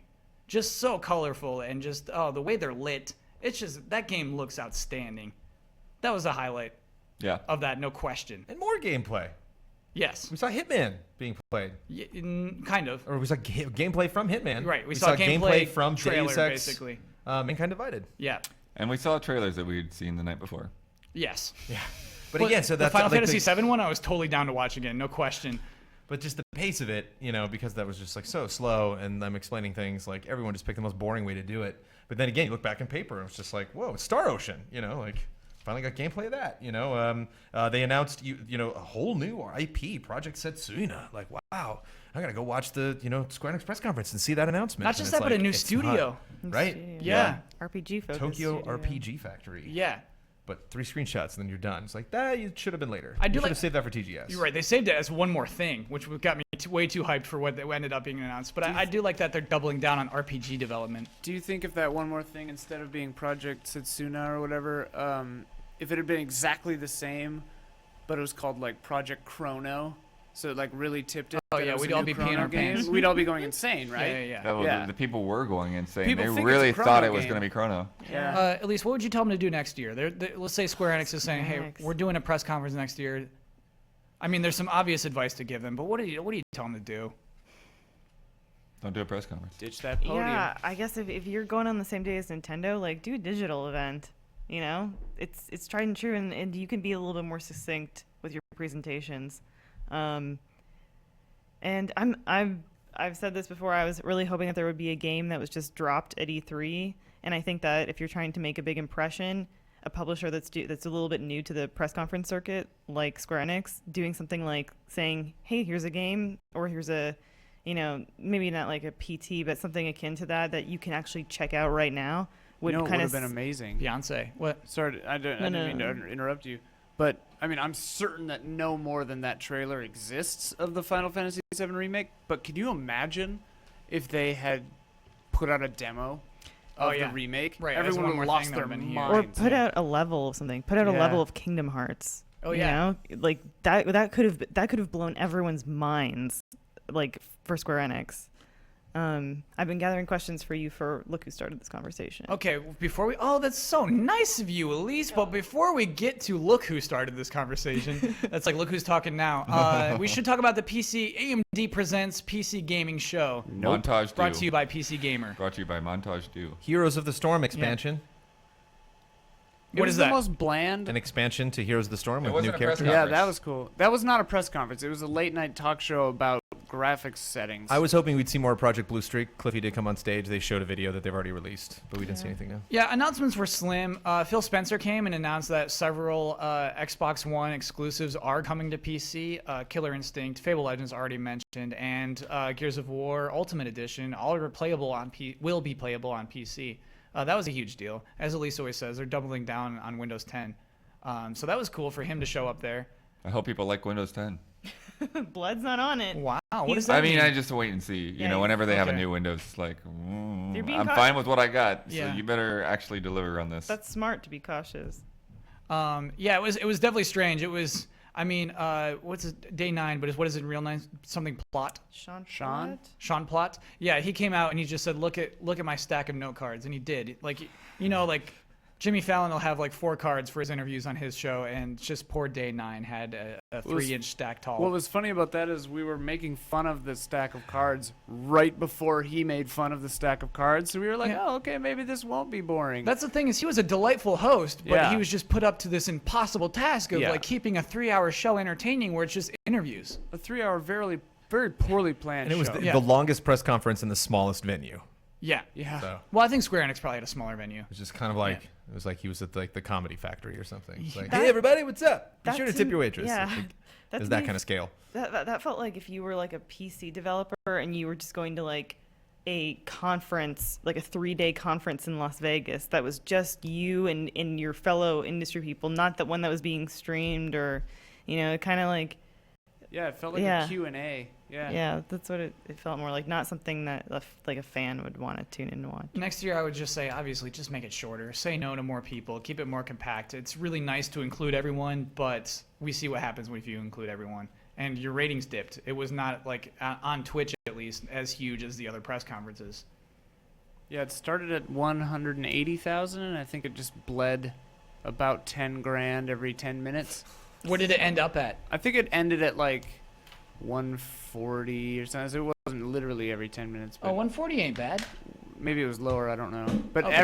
the chat. Someone described the chat as a cancer, because every single comment was just Z's and like boring and like that sleeping guy. And I bet like Half-Life 3 happened like every 10 seconds. Oh yeah. Somebody in chat. Well, and everyone was freaking out about that fake website too.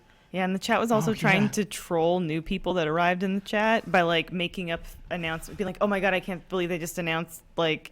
I mean, Half-Life 3 right now because my brain's not working. No, I but think that is extremely funny. Team Fortress 3. Yeah, stuff like that. I'm totally down with that. That is the right thing to do during a boring show. But anyway, that is all the press conferences. Gosh, what an E3. 8 press conferences. Do we hope there's 8 next year? Yep. Yeah, I certainly do. I hope there's 9 or do? 10 next year. Yeah. I freaking love what Bethesda did. I love what that Bethesda Bethesda did, gave yeah. those games as much attention as possible. I think that's what Square Enix should do next year. Just blow out a game for a half hour or 20 minutes. I'm happy to do I think that. if you don't have the games though, don't do the conference. Because Square shouldn't have done one this year. They did. Square Enix does have the games. They do have a Then Doom they should have blown and, out Kingdom Hearts 3 more. You know, Yeah. they should have done a Right. Fallout 4 to Kingdom Hearts and 3. Hitman. Like, just blow that out. Oh, Just Well, do I it. mean, it goes back to it. I mean, did Square do anything that couldn't have been done on a pre-record video? Like, they didn't really demo a game. No, not one. So that's like, that's game part of the demo. problem. You know, like they didn't get up there and play anything. That's what I'm saying. If they had come out and they did like even just a 5-minute Kingdom Hearts like demo and they said, and the rest of this level is playable right now. You can go check it out. Like people would be like, oh no, my god, go play that right now.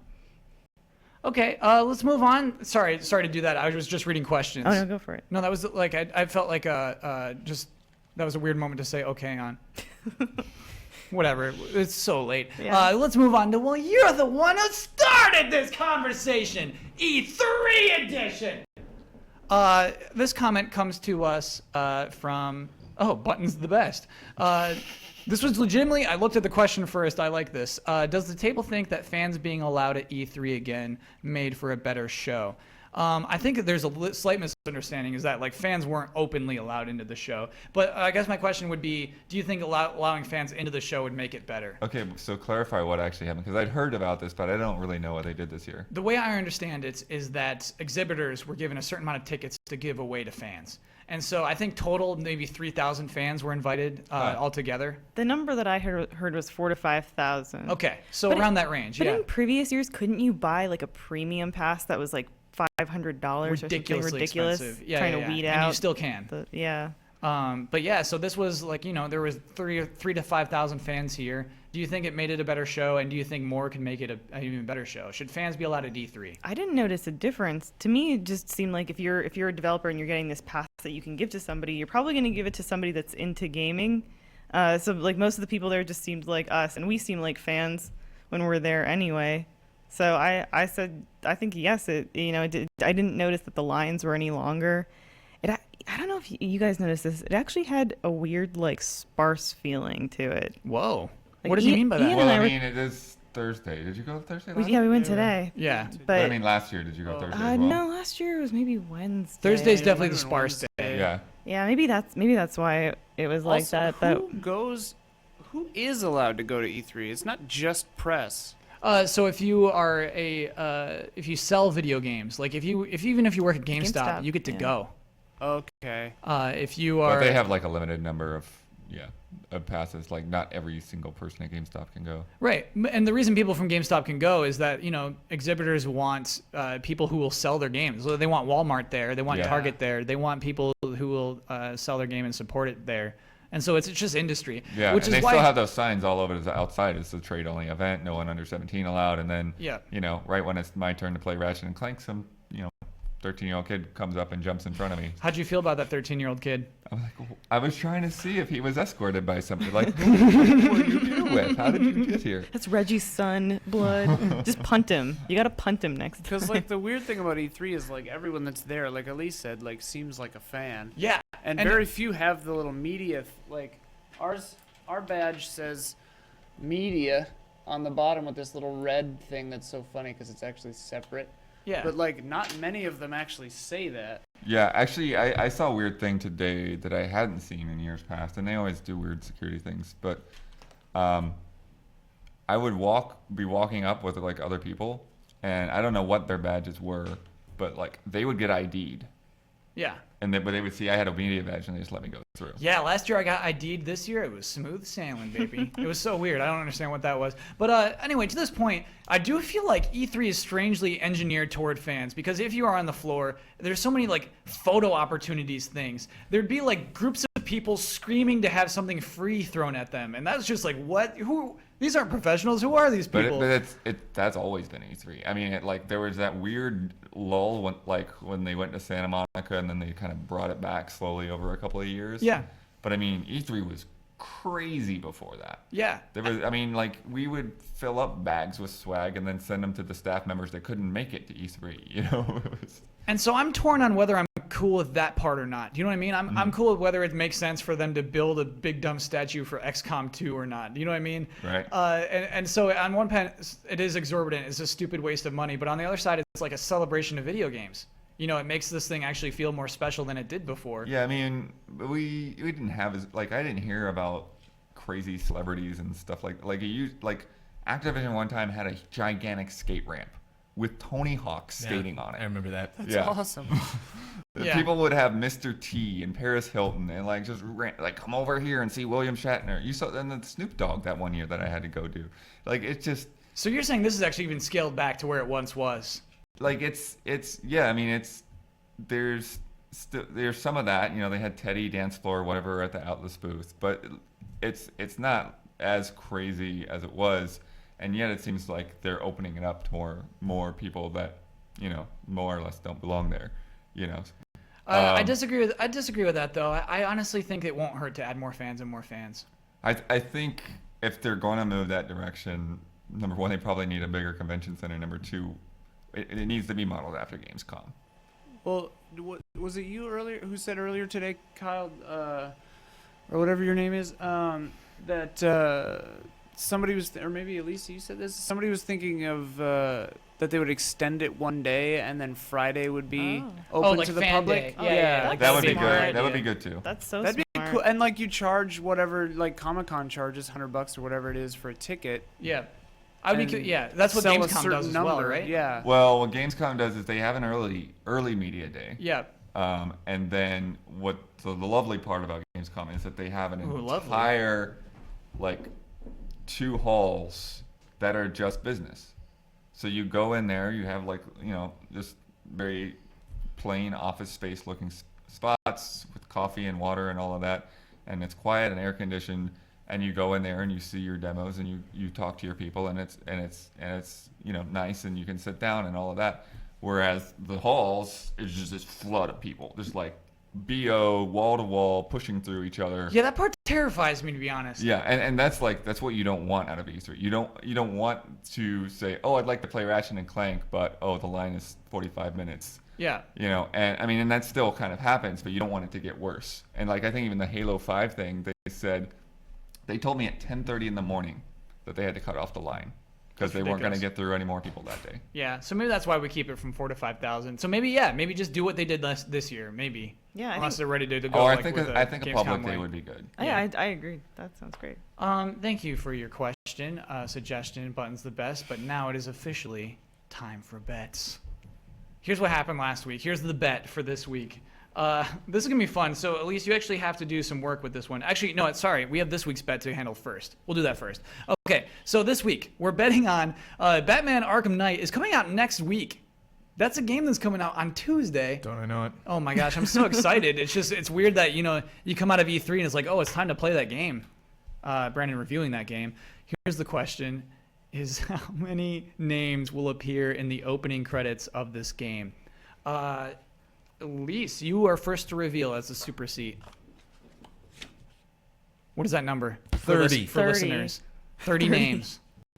Daniel Bloodworth, how many names will appear in the opening credits of Batman Arkham Knight? 12.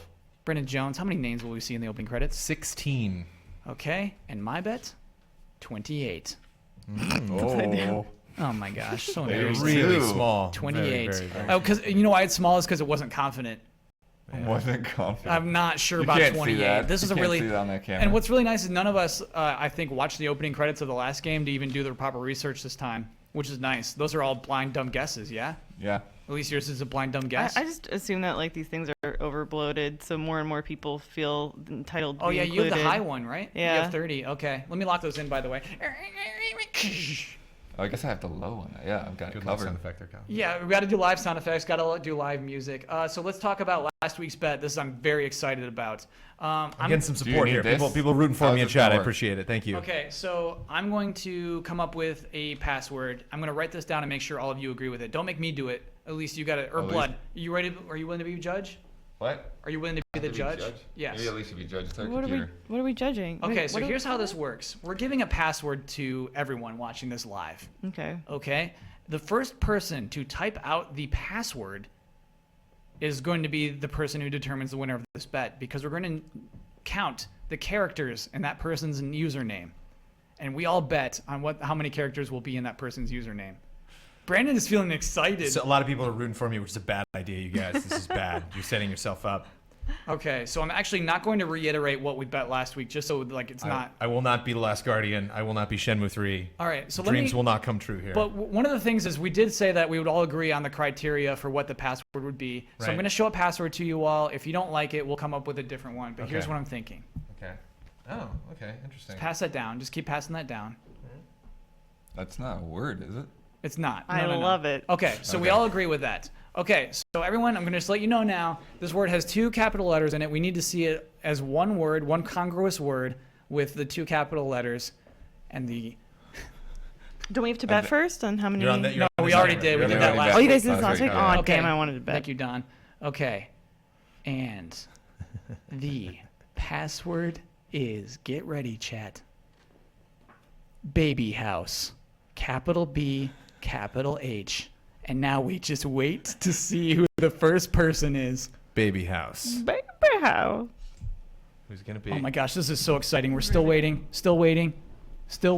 Oh, there they go. I see a baby house. Okay, all right. Go back. Now we gotta roll up. We gotta go back. Roll up, Blood. Roll up. Roll up. Roll up. We better do it quick. Yeah, we're losing it. We're losing it. Oh my gosh. Guys. Race against the chat. Okay, stop saying baby house. Stop saying baby house. How are we gonna find it? Scroll. So many. Oh my god, you guys broke Did we it. lose it? We broke it. broke We just it. broke chat. We have Okay, no idea who maybe won. you need a new one, and this time we have to be on top of things. Yeah, Blood, you're real slow on that one. I gotta be No, honest. People didn't tell me I was doing it until Yeah, after Blood- it was Blood done. didn't know. The laptop was right in front of you, Blood. You were closest to laptop. So we have to come up with a new password? You can't find who said for baby house first? They're gone. It's gone. Can anyone... There's 2,000 people trying to pass that word. Oh my gosh. All right. We had to come up with a new word. Temper's running high. Oh no. Man, that sucks. No. Does anyone in Sorry. chat know? Can anyone in chat roll You don't scroll ask up? chat. Oh my gosh. I'm All right. sorry. Blood, do you promise you're on top of this one? Why am I on top of I this? can Okay. All right. I can do it. Elyse, you're willing to accept this responsibility. Yeah, I got it. Okay. Oh my Because the second you just move chat, it'll freeze right there. It'll No, it freeze doesn't. on that first. We've been trying to do that this whole week. I think it's maybe because it's on the Mac or maybe because it's Chrome, but it really does. You can't freeze it. We can't figure out how to freeze it. Well, you can. No, I think Brandon's right. I think it's Like I can freeze chat. Boom! I just froze chat right there. Yeah, Why didn't you find Baby House then? Because it's Because already you gone. didn't tell me It's to do gone. it. Okay. All right. Yeah, Okay. we're on top of it this time. Sorry, guys. Okay, we got it this time. Okay, this is so fun. I love our dumb mistakes. Okay. A ton of people in chat. Uh-huh. Like saying it's about 500 people just said it was Stoic.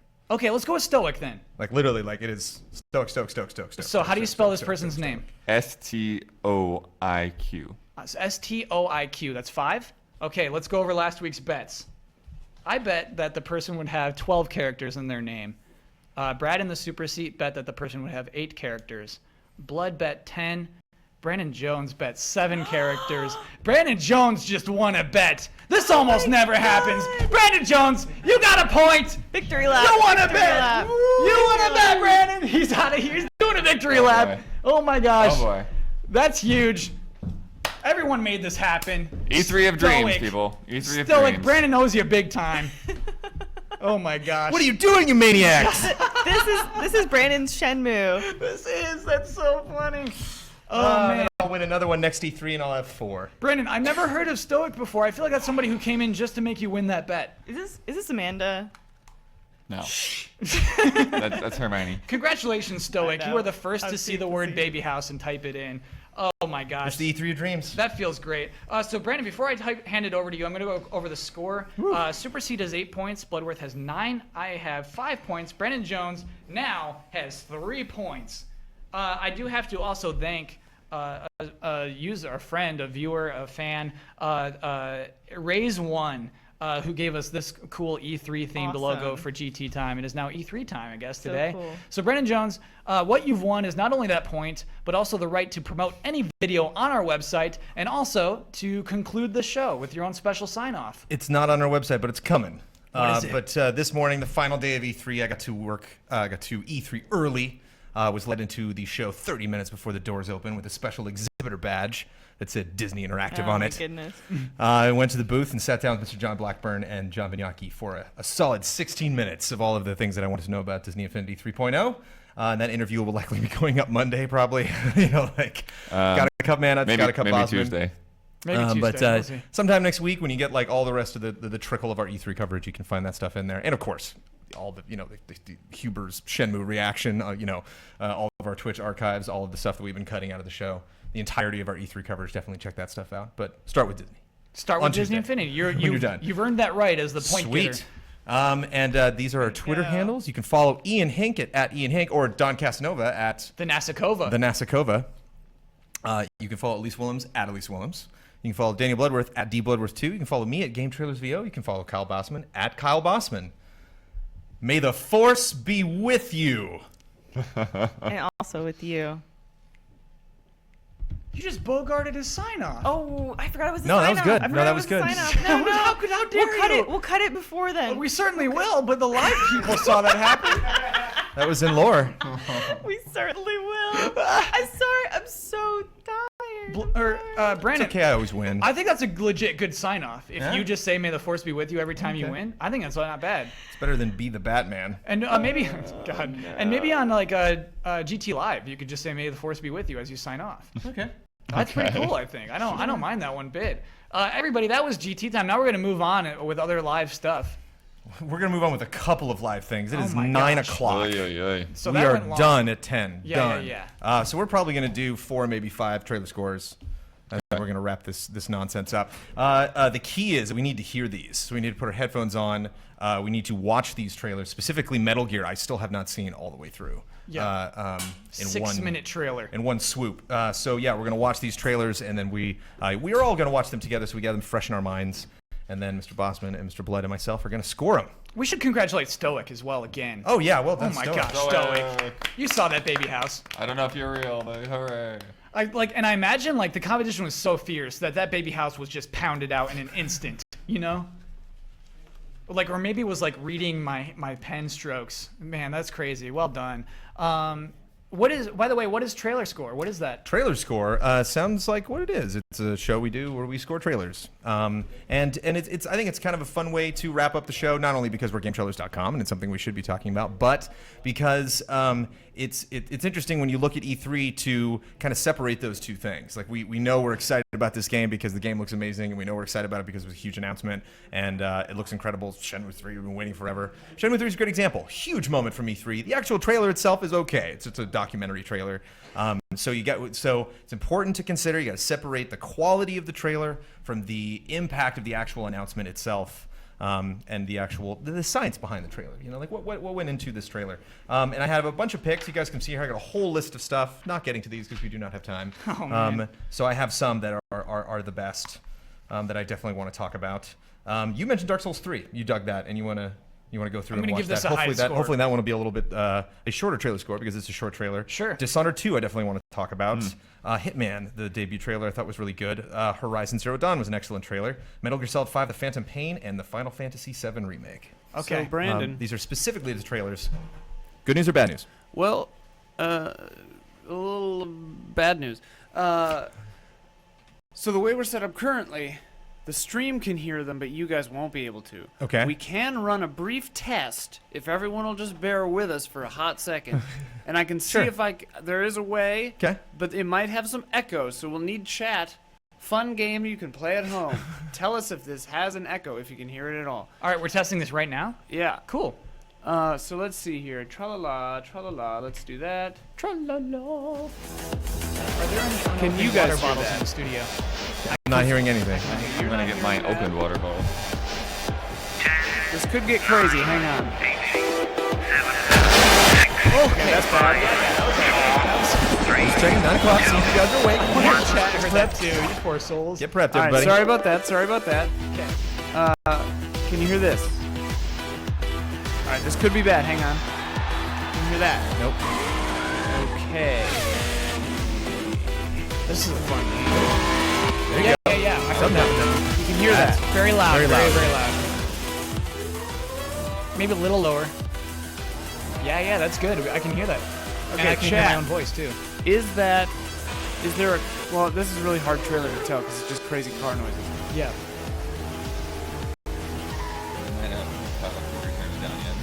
Is there an echo in the trailer? I'm not hearing an echo. Chad, any echoes? This might work. I think we cracked it. So the volumes are just real finicky. Because the trailers are different? Yeah, can I turn down the trailer audio? Just change the trailer. I can turn down the trailer audio. You can just change the trailer to something with talking or something maybe. Alright, let's see what this one is. We're all good. Everybody's into it. You're all into it? Okay, Yeah. cool. Alright, we've solved a major problem here. I think my voice sounds a little echoey. Oh, Because Don, you I can would hear love the. that. That's just the standard, I think. Okay. Actually, weirdly, I'm not hearing an echo. Oh, yeah. Can you fill that with water? That would be amazing. Come, Casanova. Fine. Alright, this is a real quiet one.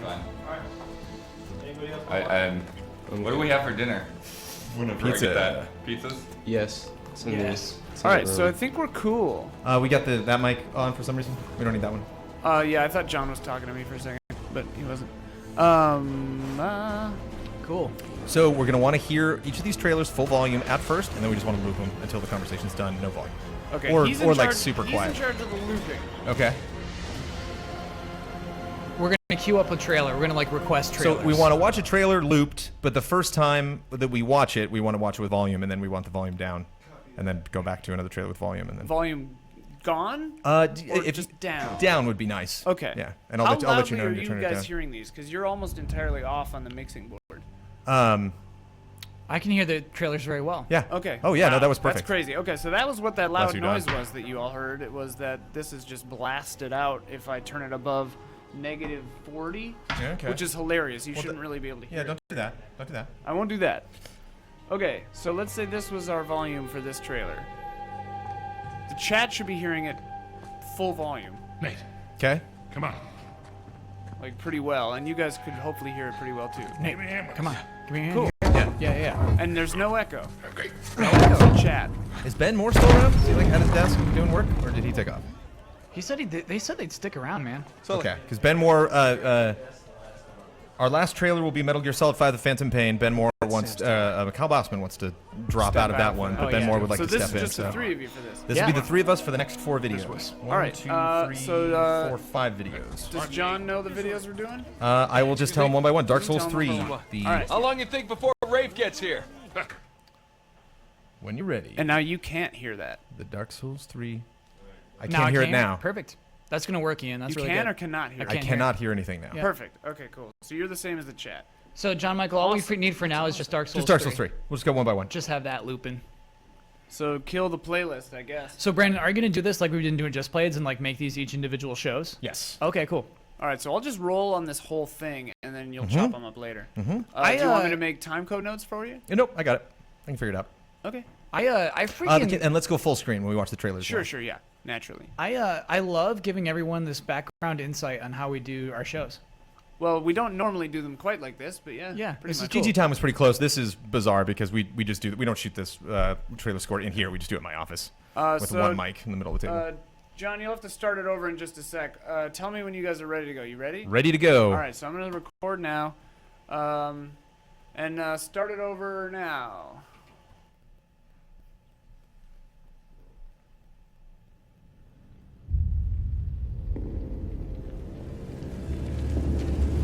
Are we supposed to talk at this point? Okay.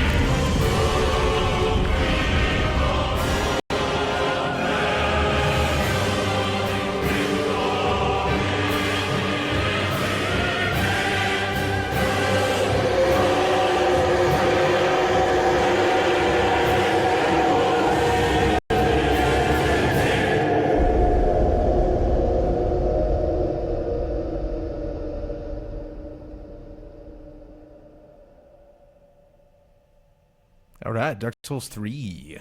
So that was the debut trailer. Unfortunately, not a huge debut because we knew it was coming. So there is that. That is unfortunate. That I think if people had seen that trailer and not know what it was, I mean, maybe the music and the publishing company at the beginning kind of like certainly set you up for it. But yeah, I think it's pretty cool. Kyle, I'm probably going to throw it over to you because you really had a big reaction to this trailer, and I'm curious what that reaction was.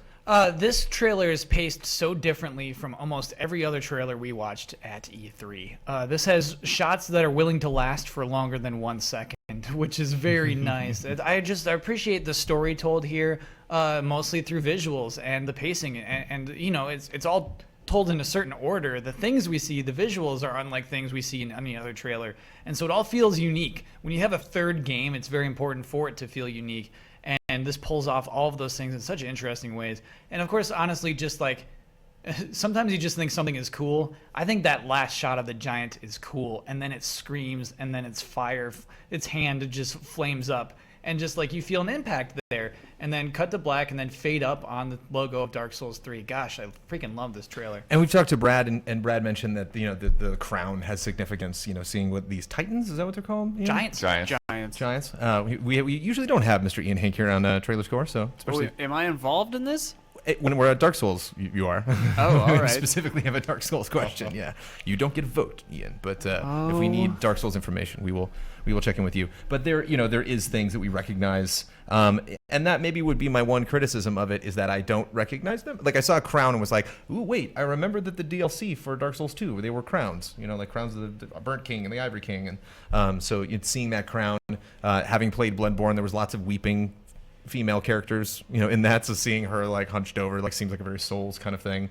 And from the demo, we saw lots of prayer going on, like in the gameplay demo. There were lots of like emaciated, people like kind of bowing to things in the gameplay demo that they showed off. I'm kind of mixed on how long that we spend on the giant, because on one hand, it is cool, to spend time on it and to really, show off his scale and really like, set him up as an antagonist. But he's not really like killing anybody or fighting anybody, so it does raise that question. Yes. Like, am I playing as this character? Is this the guy that sends me on the mission? Is this the ultimate boss that I have to fight? Is this just a dude? Is this something like the amygdala, which are like, are just going to be there in the environment, like in Bloodborne? Those are lesser amygdalas. Right. Or is this something more significant than that? Or is there something that, is that the mystery that I want to find out? Same time, it is CG. So, it is a rendered image. So, it's to hold on something that isn't actually game footage, is a little rough in that regard, because it's like, what exactly are you trying to punch there? Because I am not looking at the game. So it's not like me really taking in that moment. If I could just quickly interject. Sure. Real quick, just because it is Souls. I think that the crown thing being related to Dark Souls 2 is speculative more than anything. So I think not knowing for sure that I don't think is important. I think it's more just about a feel sort of a thing. And then not knowing is what you like, Kyle. Yeah. I freaking, in this case, yes. It's all about like decay and like loss and stuff like that. Yeah. I mean, I think that's the thing is like you see like, this place long since dead and burnt up, and then it's like the giant is waking up, and it's like, it's almost in a way it feels as if like you've come here and these things that have been asleep and dormant are reacting to your presence, and they're coming, they're ready for you. And just some of the imagery, Brandon, that I really love is when we see the huge landscape and these castles that barely exist anymore. One of my favorite things is how dusty the air is, and you see that through the light shining through it. Yeah. Gosh, it's effective. It evokes a feeling. Yeah, it's weird. I'm gonna be a little bit of a pessimist here, because again, it does start to play into the thing that kind of maybe turned me off a little bit from Dark Souls in the past, is that I felt the environment felt really empty. And it's interesting that you have, like they're being the opinion that they're waking up and responding to things potentially that the player does, because I see a world this desolate and I see like the end of a game. Like this game's over. Like we went into this world, we conquered. Well, it's a third game. Done. It's a third game. Like you have Correct. you got to start somewhere. Like unusual to what you started the first two games. Right. Go ahead. Oh, I just have the position of not having a history specifically with the Soul series. Played Bloodworth twice, loved it. Playing the original game and then New Game Plus. But it is a little cryptic, and I am in the position of like it doesn't really. I have to be honest, it doesn't really affect me that emotionally because I don't know what's happening. And on one hand, you're like, oh, he's waking up from a long sleep, and it's like, well, nothing's really crumbling off of him. It's not like he's like coming out of a mountain or like a tree grew on his arm that he knocks off. Like maybe he wakes up every day. Maybe this is just literally him, just kind of like, time to get fire food. Sort of more to that point too. The first area that they show, I think here in a second, it looks kind of like a combination. Yeah, it looks like the kiln of the first flame, which is one of the last areas the last area in Dark Souls, and it also kind of looks like a crumbled Anor Londo. And like that bridge in the distance is reminiscent of several areas. So like it is calling upon these ideas. Yeah, the idea of Anor Londo just in ruins is so interesting to me. Something like Anor Londo. I'm jazzed about it. I will compliment this trailer greatly in that the music for everything associated with the series is just the best. And even though I haven't had times with the Soul series, Dark Souls has been featured in a lot of the countdowns that we've done, and so bless Blood for finding all these soundtracks and throwing them up on our shared servers so we can access, music for a lot of the projects that we do, and just going through these soundtracks, like every track, it's like hard to pick, like what track I want to use for this countdown entry because they're all so awesome. So that will bump it up. 8.4. I'll give this one. Should we do our normal order? In a normal order, I go first, and then Mr. Kyle Bosman, and then Mr. Daniel Bloodworth, even though we're not seated that way. I'm giving this one a 9.5. I think this is a very special trailer. Maybe because it's E3 and it stands above everything else you see at E3. But like you said, how I rank music really high. Just its use of music is so great. The woman starts singing as soon as you see that shot of the crown. And, it has everything I love, just that pacing and that progression in a trailer. Just this intrigue. Like, what a way to reveal the title of your game. Obviously, they would have liked to have this have been the reveal of Dark Souls 3, but I think it works. I'm excited to see more of this. I'm gonna go with the 9, just 9 flat. 9 flat. I think it is kind of emotionally powerful, and it doesn't really tell us a whole lot other than setting the mood and the landscape. But yeah, I think it just kind of, along with the music, like the pacing of those shots and just kind of seeing that like this is a struggle. Everything in this is a struggle, and I think that's kind of what it sets up is that emotion. One real quick thing that I just noticed that's got me very excited. In the shot with the woman, I think, kneeling in front of the altar or table with the crown on it, I assume, the archway, the like circular thing behind her that's crumbled off on the right side, very reminiscent of the dark sign that all characters in the Dark Souls series have from the beginning of the game. It's the thing that makes you, it's like the curse basically that makes you wake up again after you die. It looks kind of like that, the way it's shaped. It's very cool little detail. I don't know if that's intentional, if I'm just drawing that myself, but I don't know. It's not going to affect its score. I got to be honest. It's just something I just noticed right now that I had to talk about. And it was not intentional for me to drag the score, the shared score, the trailer score for the Dark Souls 3 E3 2015 announcement trailer into the 8s. But you guys both gave it a 9 something, and I gave it an 8.4, dragging it down to an 8.9. 8.9 is a good score, for the trailer score of the debut of Dark Souls 3. I will say this, though, based on this trailer and then based on the demo that we saw, I'm very excited about Dark Souls 3. So as far as E3 as a whole, I'm definitely excited about this project, and I think they did a good job selling it. But there it is. There's the trailer score for Dark Souls 3, 8.9. There we go. Everyone in chat wants a score from Ian. So now that we have the official trailer score, we should at least still get an Ian one now. Whoa. Yeah, I'd probably give it like a 9.4, 9.5, because I love it. I love the music mostly. I just want more. I want Dishonored, John. Next, Dishonored. The longer one. Dishonored.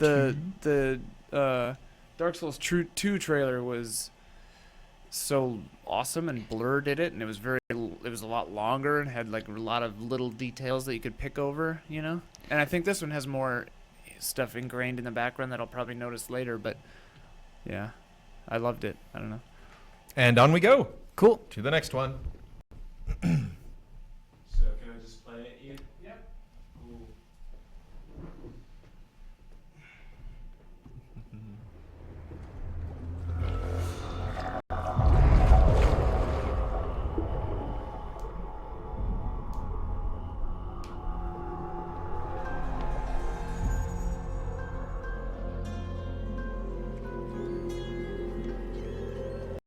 It's happened again.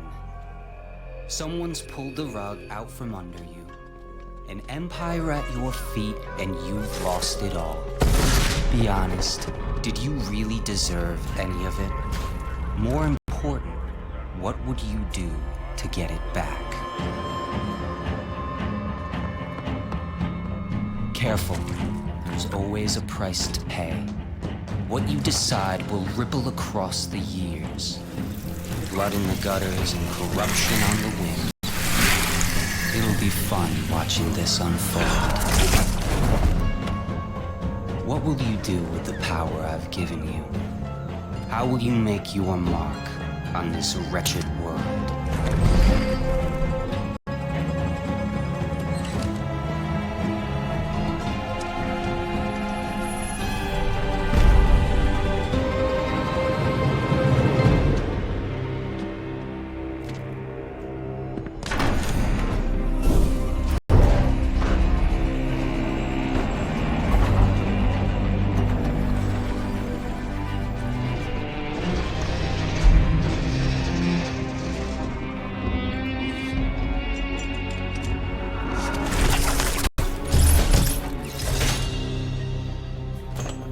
Cover your face, but I know who you are. Emily Caldwin. Nothing is an accident. Everything is in motion. All of it has led you to this exact second in time.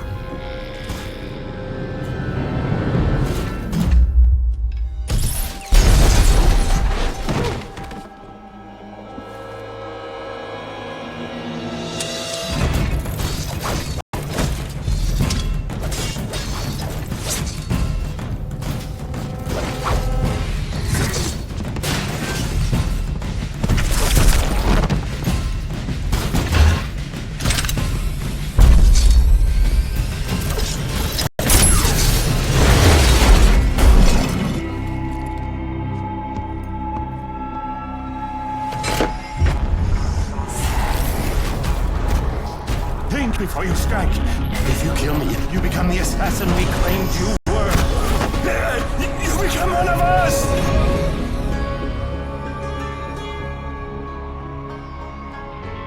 The years are long, but it's always good to see a familiar face.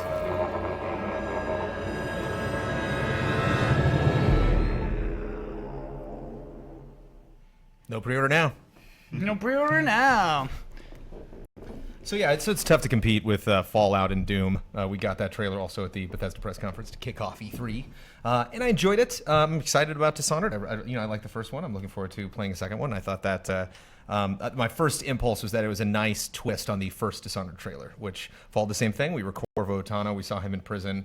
We saw him get his powers from Dowd and then put the mask on. The mask was definitely shown very heavily. It was like a very focal point of the first trailer, and then he runs out and finds a guy and goes to kill him. And the guy, you think he's going to get away, but then Corvo, because he's awesome at magic, sneaks in, kills the guy, manages to escape. And this was kind of an interesting play on that. They kind of try to take all the aspects of the first Dishonored trailer, and I can go beat by beat what those are and just up the ante of everything. But I just thought it was kind of cool. And then throughout the week, just people kept bringing up Dishonored. They really, really liked this trailer. And, I could see, one negativity is, we're at the Bethesda press conference. We're seeing tons of gameplay of Doom. We're seeing tons of gameplay of Fallout. And we're just getting the CG trailer for Dishonored. So, I thought one thing that people would be frustrated about is like, okay, I'll get excited about this game when I actually see what it looks like, because it's going to be Dishonored 1 looked good. It wasn't necessarily like bleeding edge graphics, because they definitely picked a style that would work, make the gameplay a little more fluid. And, yeah, I mean, and that's something I kind of like. They have the dimensions of the first Dishonored game, but it makes me their faces. Yeah, but I feel like they've kind of lost that sort of otherworldly kind of painterly little feel to it. So I don't know if that's just for the sake of the trailer, or if they are taking a slightly different change in art direction for one reason or another. I do think it's interesting that even though it is a CG trailer, they do seem to show a lot of gameplay hints here in terms of, how she blinks seems to be slightly different. The wasps seem to be significant. That seems to be something you can probably use in combat. And then this weird, crazy, giant, smoky beast at the end that you can transform into. And I like when she turns into the smoky beast, it is from a first-person perspective, so we don't see what this thing looks like. You know, we all of a sudden we become this threat to this guy, and we kind of fear for this like poor man. We don't know. We don't really know what this guy did. You know, they don't tell us, which is interesting because like a Hitman trailer or something would really set that up. Or like a crime drama or something where they're like, this guy's real bad, you gotta go get him. And like, we don't know. Maybe this guy isn't, you know, maybe she's worse than him. Who knows? Because they had two different endings to the first Dishonored. You could be, you know, a good guy or a bad guy, and your decisions would ultimately influence this character. And she would change based on your actions. You know, if you were mean, she would kind of start to get aggressive, and you know, or you could, you know, turn the story in that opposite direction. So how did this turn out? What ending did they pick? And there's in that first game, there's no indication of what her smoke monster form would be. No, I don't remember smoke monsters. I don't know that she would have any of that in the first game. Did she?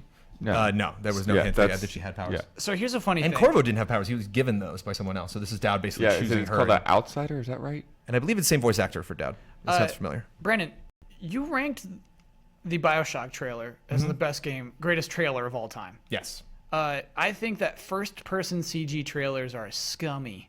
Okay. I think it's scummy to represent gameplay in this first person with CG. You know, I like CG trailers, but to do a CG trailer with first person sort of indicates like, hey, this is the kind of game you're going to be playing. It's like, hey, no way. Yeah, I think it's super scummy if the whole trailer is one shot. You know, if the whole thing is from a first-person perspective, then it's really suggesting gameplay because it's like someone played that. You know, whereas like every now and then you just get a perspective on her. You know, it pays to like actually be from her perspective, looking down at that staircase, and like you get the vibe of what it actually looks like physically to like move that fast, and like how it what it would look like when she was targeting, where like zooming into the room and shooting her crossbow. But it won't look like that. It won't be. No matter what, it will look worse, and that's what's so crazy to me. Do you know what I mean? Like, okay, the version of the game we're gonna get will look worse than this. When we see a transforming room finally in the game, it's gonna look worse than this one in the trailer. The transforming room, I have a problem with that. I love transforming rooms. I don't secrets. It just didn't feel like it had a real reason. Like it was just like this room transforms because that's cool. Like that's she went in. She opened the door and came in. So it's like she basically triggered. The guy has it set that like when I walk in, I want it to switch to what my real room looks like. You know, and maybe she just triggered that when she came in. So some kind of like security measure. I like the tease at the these little like museum pieces, these little like collection drawers pop up. In the glass. You can see all these items he has in the glass, and you only get to see them for like half a second, and then you later see these robots that come in with the blades, and so you think like, oh, he must be a tinker or some kind. So maybe these are inventions that he's built. She obviously has her cool little outfit. Who the hell is this guy? Why is she so pissed? Why does she want to take him out? Is this something she wants to do? Is this the revenge that she wants, or is this just the first step to that? Is this somebody that Dowd knows, that Dowd cares about? How does he factor into it? I think he might be the Duke. I noticed just now I didn't play the first one, but it says death to the Duke, and these robots are holding the people that are executed against the wall, so maybe he's the Duke. In the first game, when she confronts the guy that she wants to kill, she does the slow-mo thing. It takes the two guards out in front of her, or Corvo does, which is a couple simple shots. And in this one, it's like almost the same exact shot, but she like throws a grenade out and then shoots those. Obviously, these you get the vibe in the first Dishonored trailer that it's just like, ha ha ha, you stupid guards, I'm Corvo, and so like you kind of feel bad for these guys, just clearly outmanned, clearly not prepared for his powers. Whereas she's kind of met her match, she manages to get the drop on both of these robots, but they do seem like a threat. She does have to do a little more dodging, which again is perhaps evocative of what the gameplay is, and like how those moves work. I like that he says, if you kill me, you'll become what we said you were. You'll become like one of us. So I wonder, is he an assassin too? Is the area that she's in? Is this where the assassins hang out? Does is this Strat kind know of who like this guy some is? other version? I kind of feel like we might know who this guy is. Possibly. Yeah. And also the teases of the mask. Yeah. Dowd picks it up at the end and looks at it. We don't know what happened to Corvo. Kind of like how the introduction to Gears, we don't know what happened to Marcus Phoenix. Or the Halo 5 Guardians, more focusing on Locke than focusing on Chief because we don't know what he's up to. What do we think of the VO in the beginning of this? Little canned. It's a little forceful. Yeah. It's the key thing with VO that always bothers me is it just like if you actually believe that this is a conversation that took place. And so, like, a lot of times, if you hear random lines and you kind of wonder, like, where that is taken in context, and the way this was written was, like, very much, I want you to understand what he's saying. And so it's like, it doesn't seem like a conversation. The worst in-game VO that I've seen in a long time was the first Tomb Raider trailer, where she's talking to her, like, therapist. And then she like walks out into the tomb at the end, and she's like, "We become what we want to be." And it's like, were you just thinking about what your like therapist said when you're in this tomb? Like, what? It was just there was no context set up at all for like how this conversation actually took place. And so when there's no context for it, then it kind of seems silly and forceful and not like a natural piece of dialogue. I feel like this narrator is talking about 3 different things that some writer thought sounded cool. But it is, I believe it is the voice actor of Dowd, and it is, and he is speaking in a way that he did speak to Corvo. You know, like I think in the first game, like it was understood that other people couldn't see him or other people couldn't hear him. Maybe he wasn't even real, and maybe it was a figment of your imagination. They definitely played on that, and so at least it's not completely out of left field in that regard. And again, I just like, I know the transforming room is weird, but I just like how it just plays on your expectations. But somebody in the room said, "Whoa," when that happened during the Bethesda press conference. It was just kind of like, yeah. No, that's the cool part. I love that. I like that she just says, "Screw this robot," and just leaves it and goes running after the guy. Yeah. And I like that option of, she seems smart, she seems capable, but at the same time, she's has to perform well to pull this off. It's a successful play in the first game. I'm not going to get it up in the 9s, but I would score it higher than the Dark Souls 1. I would give this an 8.6. Cool. I'll give it a 7.6. So there's some things I love. You know what the thing I love the most is actually her expression where she stares at him. So they're down in the hallway, and he gives an expression like, "Oh, my robot's gonna kill you." She blows it up, looks up, and then that face of hatred she makes. That's just so good. That's straight up good animation. My beef with this is the story it tells. She walks into this guy's house, transforming house, and he says, "I knew you were gonna come here, Emily." And then like he had no good plan. Then he's like sometimes like surprised that she wants to kill him suddenly, just like, "Oh, my robots didn't work." Like, come on, man. Did you have a plan or not? Like, it's just kind of a stupid like little ride that we're on. And of course, I'm just butthurt at CG first-person trailers, so I think that's minus points there. But yeah, the reason why it's that high, despite all those hatred things, is that this is a good trailer that communicates a lot of things about the game. Like, that's a good thing to do with a launch trailer. Launch trailer, a reveal trailer. Yeah, I think it gives it like 8.4. Ooh. Yeah. I like it. It doesn't blow my socks off or anything, but socks still on. Yeah, I mean, I think it says a lot about where her character's at. I think, it gives you a hint that, choosing how to deal with people, will have lasting effects. And it shows a lot of potential gameplay capabilities. So I think it works out pretty well in a lot of different fronts.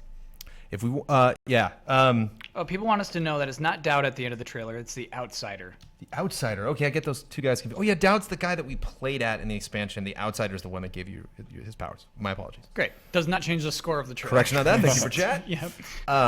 But yeah, there we go. 8.2 is the aggregate trailer score for the debut of Dishonored 2. Lots of great debuts of the show. Thank you, Mr. Bloodworth. Thank you, Mr. Bosman. No problem. See you in the next episode of Trailer Score. I get to do one again? Yeah, while we're switching trailers, for sure. I really love the way she looks. Mm-hmm. I really like that. And I really hate the big face on the back of the robots. Love that big face. Why is it on the back of the robot, though? That's weird. It's meant to. I like their creepy face and their face. Mm-hmm. But I don't know. Whatever. But I'd say it's like an 8.6, 8.7 for me, just because from this trailer alone, I'm like, maybe I should play Dishonored and Dishonored 2. I'd like to finish it sometime, yeah. It's crazy effective. Good music. Yeah, the music's. I love that time period. The look of it. It makes me want to watch the Guy Ritchie Sherlock Holmes movies, just because I like the combat or the costumes and the music. I like those movies. They're fun movies. I don't know. Tell me, RDJ, you got to come back. What's our next trailer? Our next trailer is let's do Final Fantasy VII. So I realize, Brandon, you haven't been saying at the top of these shows what this is. So when this goes online, we kind of just go straight into it. Yeah, we're not going to show the trailer beforehand in that video. We're just going to jump right into the conversation. All right. Yeah, I didn't want to intro trailer score every single time we're talking about this. I assume you've seen the screen. I'm just playing it in the middle so we can see you as you're talking. Is that what you want? Yeah, that's okay. Great. Cool. That works. Right. Yeah, the FF7 remake. Is that what's queued up? Hit it. Oh no. Let's do this. How am I going to score this? Oh, I'm scoring this. I'm ready.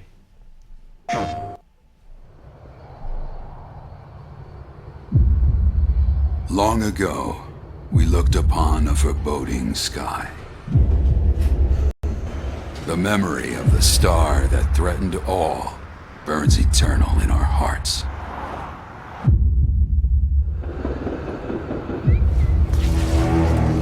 In its wake came an age of silence. Yet with each fond remembrance, we knew those encountered were not forgotten. That someday we would see them again. Perhaps it was no more than wishful thinking.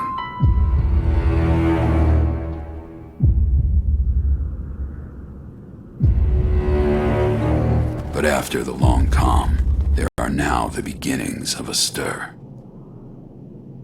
The reunion at hand may bring joy, it may bring fear, but let us embrace whatever it brings. For they are coming back. At last, the promise has been made.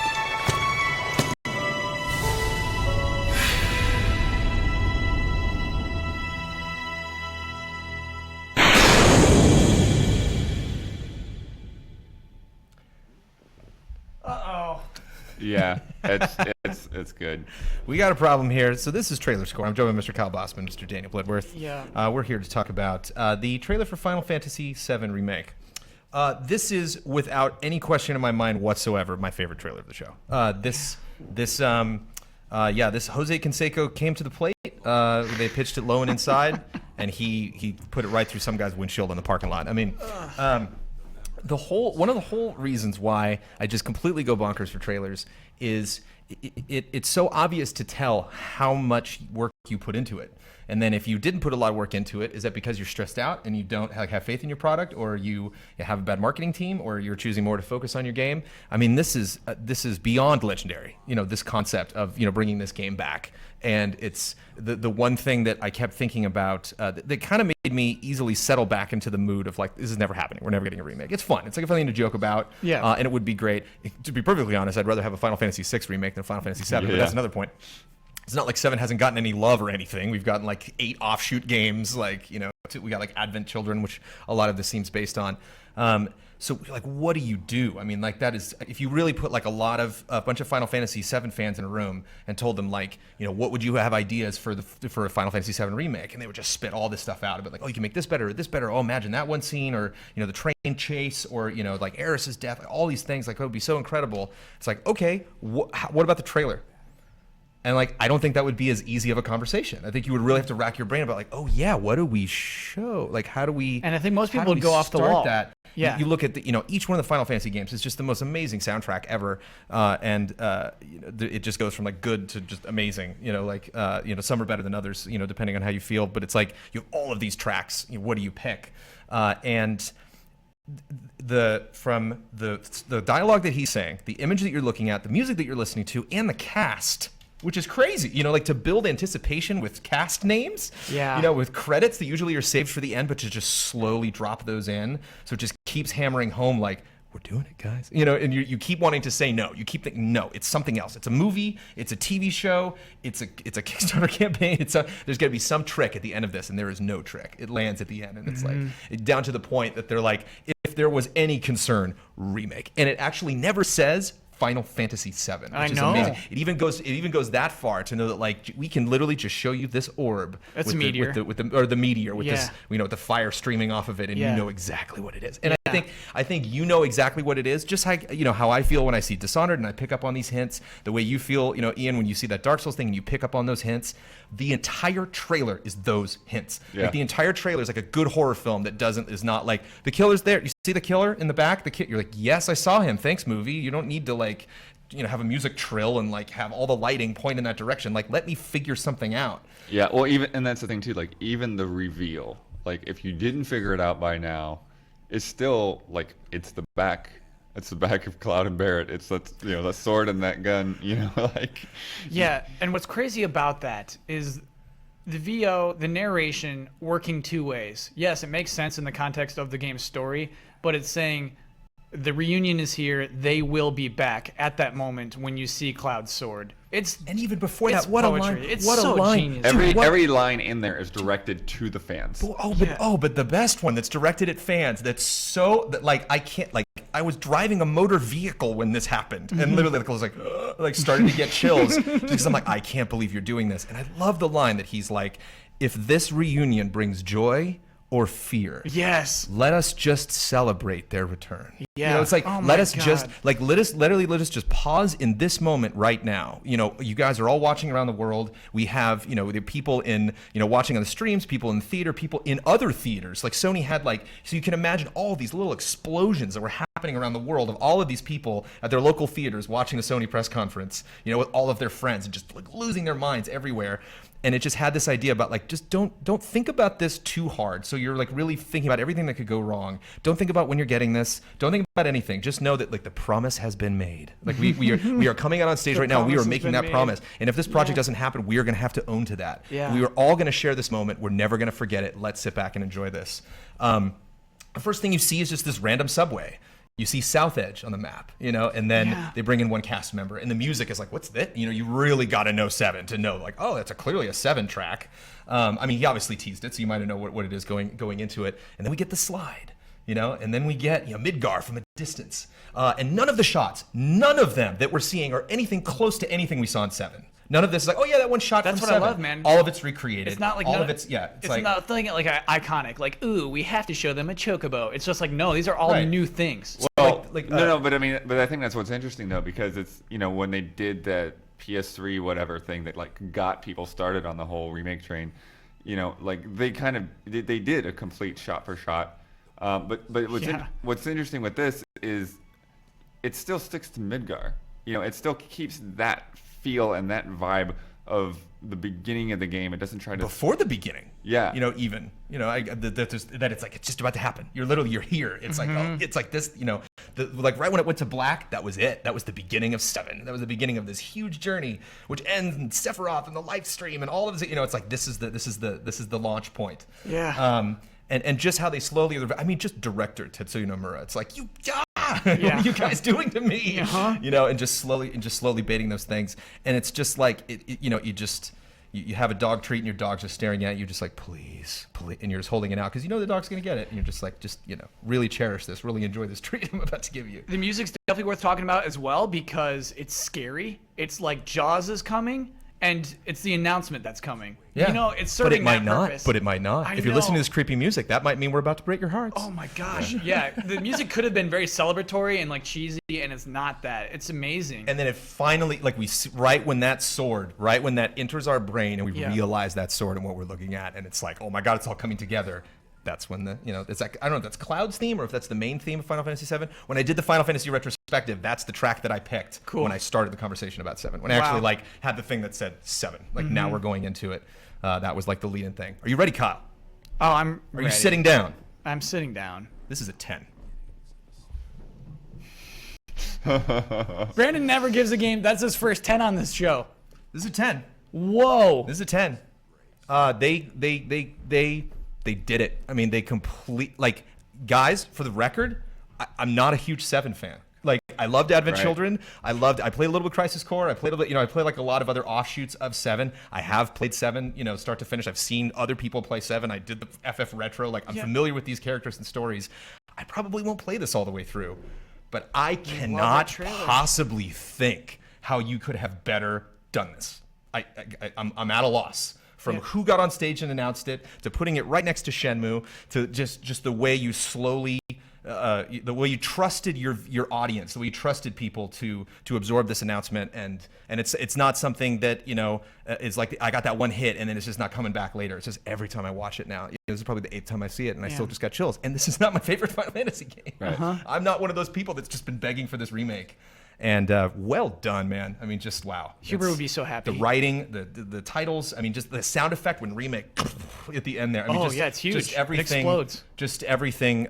You know, all of a sudden there's in one moment you're huddled in the corner crying, shivering, pleading, please God, give me everything that I want, and then just in a second, you're in a jacuzzi with a fine beverage, and there's confetti and balloons and the clouds part and everything. I mean, it's just they had you in the palm of their hand, and then they raised you up to Valhalla, and all is well in the Final Fantasy universe. Yeah, fantastic. I mean, to the flower. I mean, there's just so many little touches, and it looks awesome, and who knows if it's an engine, they definitely make you wonder that too. Who knows? Oh, no. That's all CG, baby. Actually, that is sweet CG. Again, about not going too far and conjecturing. Like you could start all kinds of crazy threads about like what does this mean and what's it going to look like and etc. Brandon, I never thought I would see you give a 10 to any trailer. That's pretty crazy. I'm obviously giving this a 10. For most of the same reasons you just communicated, Brandon. I freaking love the word remake. I love the way this is handled. Basically, when you get a 10, you say this is an innovative trailer and it couldn't have been better, and that is what this is.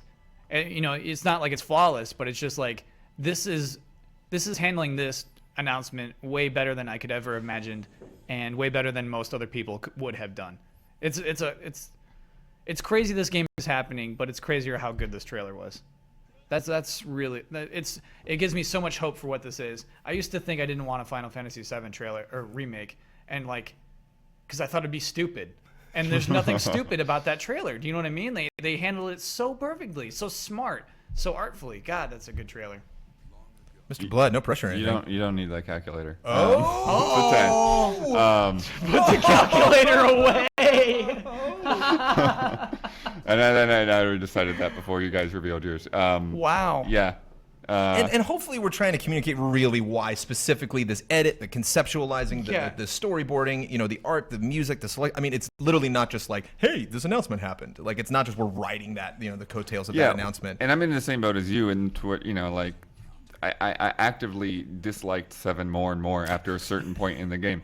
So it's not my favorite, but there is something about the beginning of that game and the times that when it was first revealed and everything, there's it just grabs you so hard, and they've recaptured that in this, and it's I want to see all of it now. I just want to see this. Ladies and gentlemen, the very first 10, the triple crown, to Final Fantasy VII. Wow. And I mean, I gotta be honest. On one hand, I feel bad, just should I give it a 10? It's just don't do that lightly. On the other hand, what on earth could ever possibly come out and have the opportunity that this had? And I think maybe that's another thing that just satisfies me so much is it was such an opportunity. I mean, can you imagine once they actually inked that deal, whether that was 2 months ago or something, when it finally happened, and they're like, yes, we Square was like, do it, put it at the press conference. We have this video that we're just finishing up.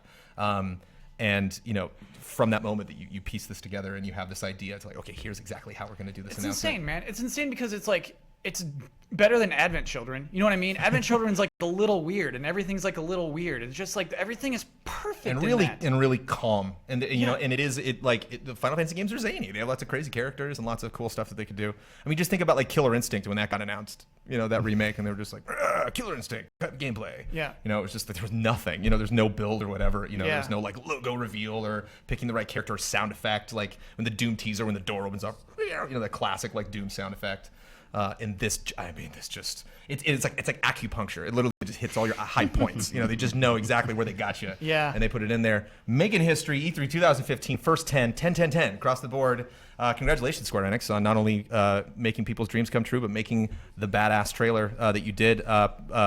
Maybe we're spoiling that it might end up being the best trailer at our awards for E3. We'll see what the rest of the staff thinks about it. But you know what we E3 think. Thank you, guys. And see you next episode. Gonna need that Ian score. I'm gonna ruin it. I'm not even looking at chat right now. I'm gonna ruin it. Okay. Here's the thing. I love it. I think it's awesome. I hadn't heard any of it before because you guys could hear it. Don, can you go get Ben? Oh yeah, that sucks. Can you go get Ben Moore? See if he's around. Can you go get Ben? So this is the first time I'd ever heard it.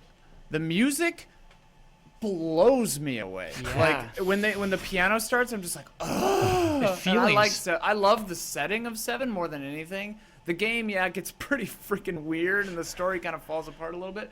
But oh my god, this game. But the things I don't love about this trailer are the rigging and the animation on some of the human characters seems a little stilted. What does rigging mean? It's like their bones and their movement, kind of.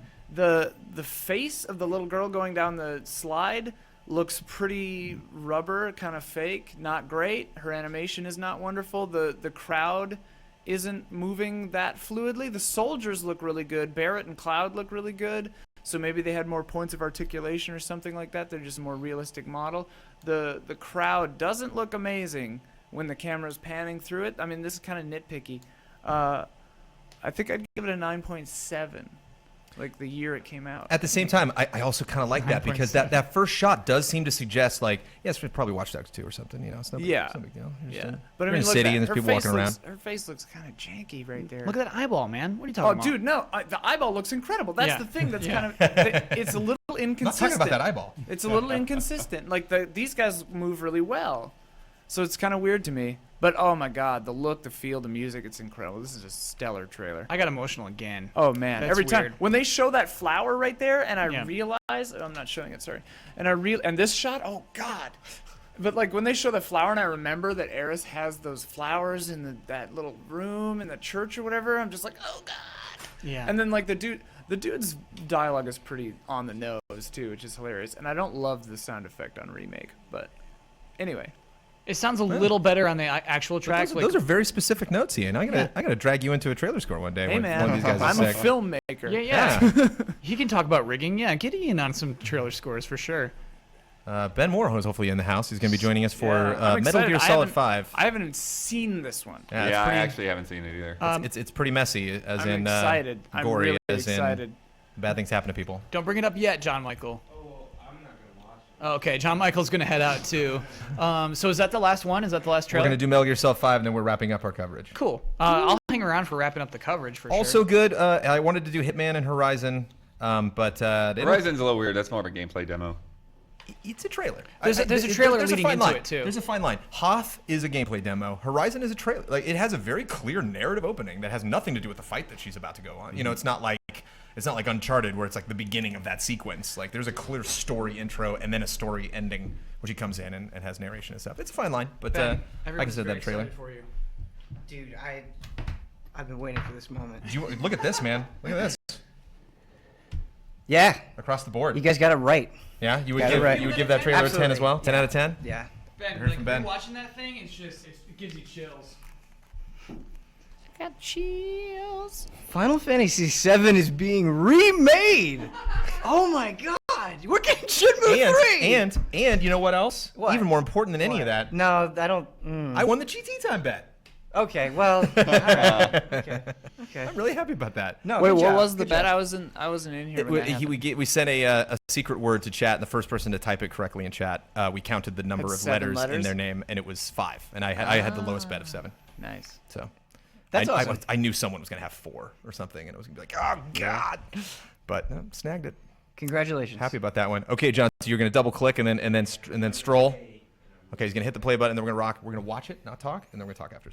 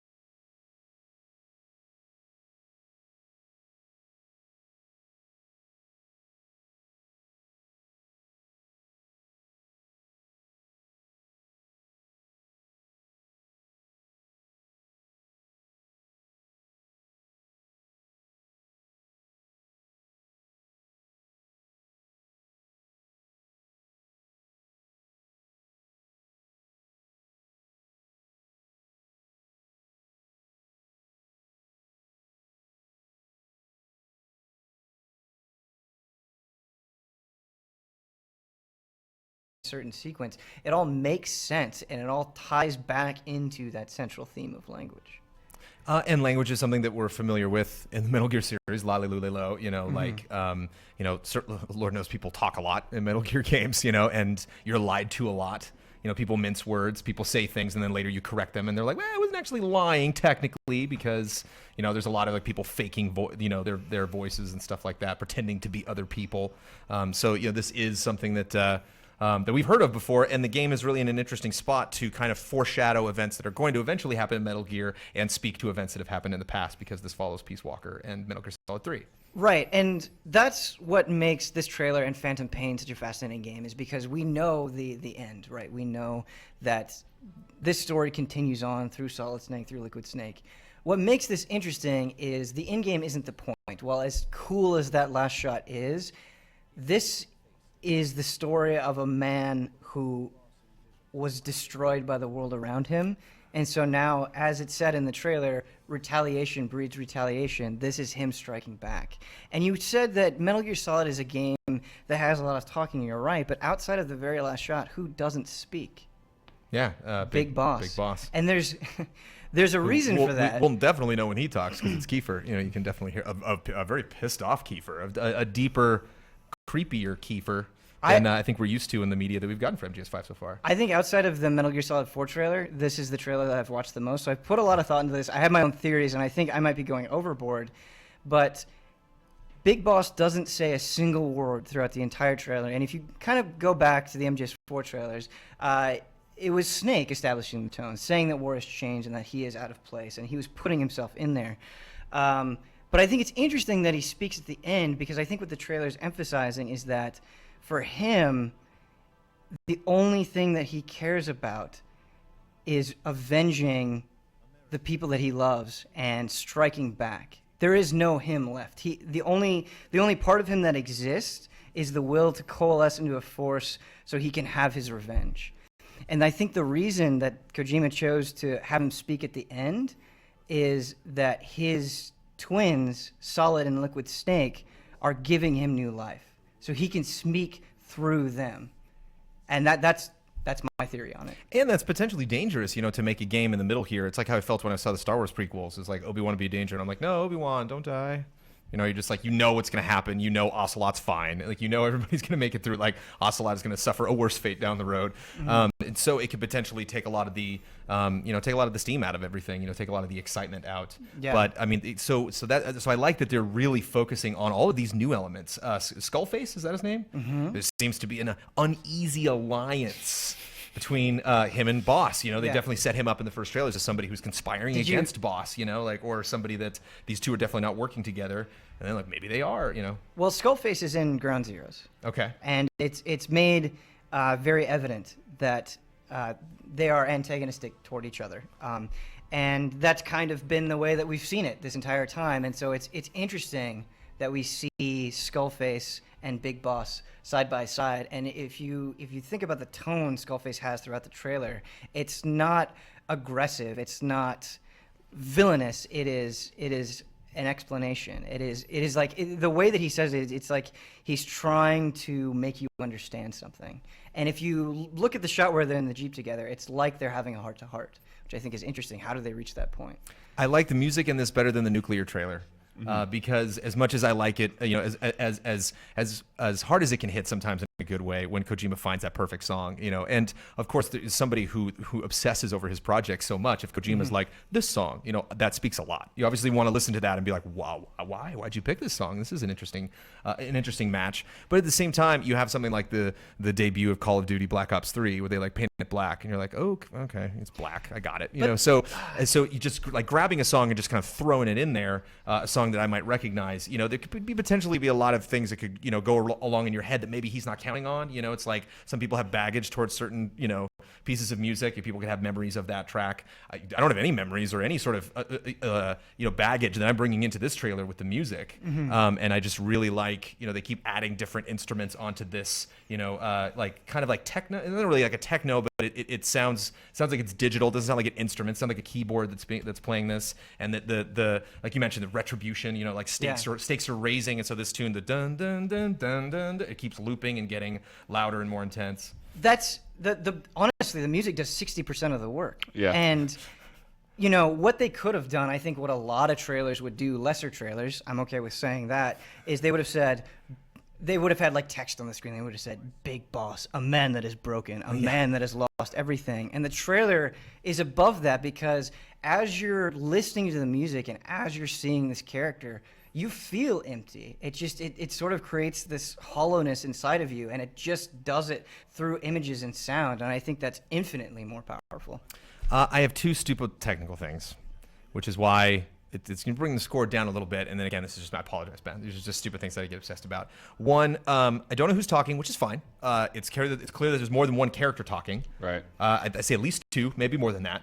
That we go back and forth. We never see the scenario in which they're talking, and that does lessen it a little bit for me when I hear that. When it's just kind of like some voice comes in and then it ends, and I'm just kind of like, okay, what was that? You know, and that may sound like a hypocrite because we just talked about that with Final Fantasy VII, and I really enjoyed that. But I think the difference is like this doesn't feel like it was written for the trailer or for this theme. No, this is from the game for sure. They cut out a couple of different lines and put them together, and yeah, it did kind of throw me off too because I'm like, we're talking about it's like we're talking about somebody's backstory, and you kind of have to like sort of piece it together. I mean, you kind of know who they're talking about. And you don't have to show me the person talking, but even like maybe show me the scene right when they start talking that I can kind of suggest like, oh, the guy, the person that's talking is maybe the guy that this arm belongs to, you know, so I can just kind of put a context to it as instead of like, you know, like, oh, we haven't actually like attached the dialogue to that one scene. So I'm just going to grab this audio file and, you know, plunk it on the trailer. I get where you're coming from, and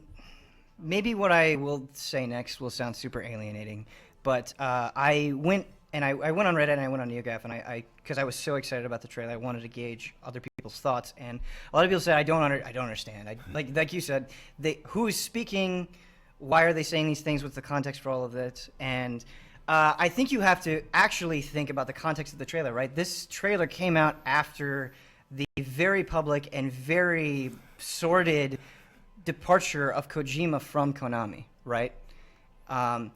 This trailer isn't trying to sell you anything. It's not trying to win over any new fans. And I think if you are absolutely diehard, like you bleed Metal Gear, this trailer will resonate with you in a way that it won't with other people.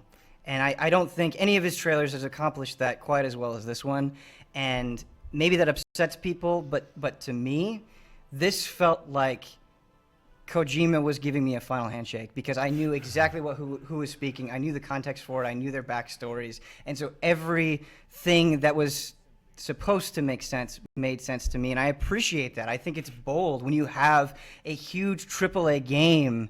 You know, you could show that trailer to a guy on the street and he doesn't probably care about it. But those that do, it means a lot to them. That's why I'm glad you're here, Ben, because I'm almost guaranteed I'm going to give this a lower score than you will. And so I'm happy that your high score is going to bring it back up. One last technical thing, and I've mentioned this before on Trailer Score, people talking when you can't hear them. I hate that. I hate, just cutting to Miller and having him be like, I'm just like, what, Miller? What did you say? It's like, just if you're going to grab a shot and I can't hear what they're saying, don't show me lip movement. That just seems, that's it.